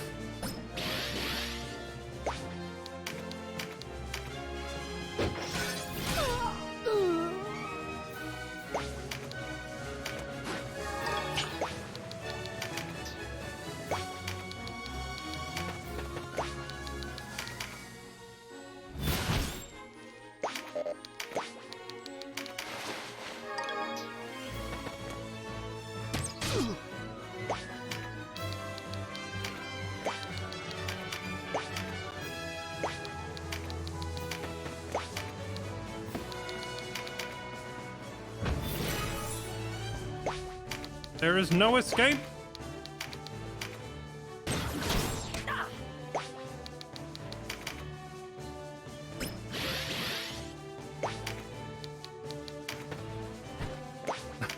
Hit her with a rock. Okay, you know, I understand that the rock is just supposed to be so you have some sort of a projectile, but it's been like 1 damage for the entire game. You would think at some point it would do, like, you know, any damage whatsoever. Like, maybe when your character has a really high strength score, you could consider letting it do, I don't know, 5 or 6? Nope, always 1. Always and only 1 damage.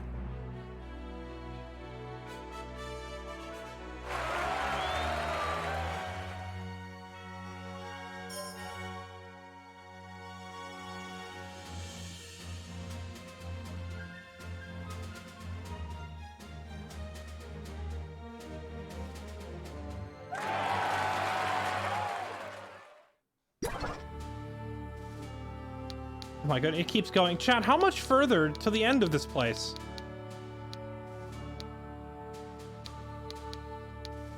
I guess we'll have to finish this tomorrow, chat. I didn't realize how massive this dungeon was when we started it. We've been in here for hours. I thought it was a quick little side quest. I was wrong. This has been an hours-long venture. So we'll have to finish it tomorrow. My apologies. Thank you all for watching. I'm gonna wrap it up there. It's very late, and I didn't realize just how much I was entering into when we started that. So we'll have to finish it tomorrow. Love your face. Appreciate you. Thank you all for watching. Yeah, it's been fun. It's been providing some of the most challenging fights of the game so far. So that'll be it for me. Chat, you're all beautiful. Thank you all for hanging out with me. I hope everybody enjoyed. If you're new to the stream, make sure you hit the follow button. Come hang out with me again. Turn on the notifications, all that fun stuff. You can also follow me on Twitter. You can hop into our Discord and a whole bunch of, you know, stay connected anywhere and everywhere. Sorry, I'm really tired. My sentences are getting scrambled. I will see you all tomorrow for the next stream. Who do we want to drop a host on? Let me see.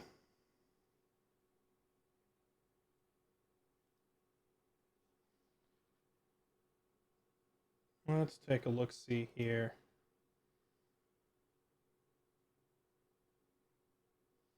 Let's go drop a host on Autumn. We were playing Overwatch with Autumn yesterday, and it looks like right now she's playing with Anthony and Grims. So I'm going to run some outro music, and I want you to go on over there and do what you do best. Spam the fair bee, all that good stuff, and I will see you next time. Thanks again for watching. Have a good one, everybody. Bye-bye.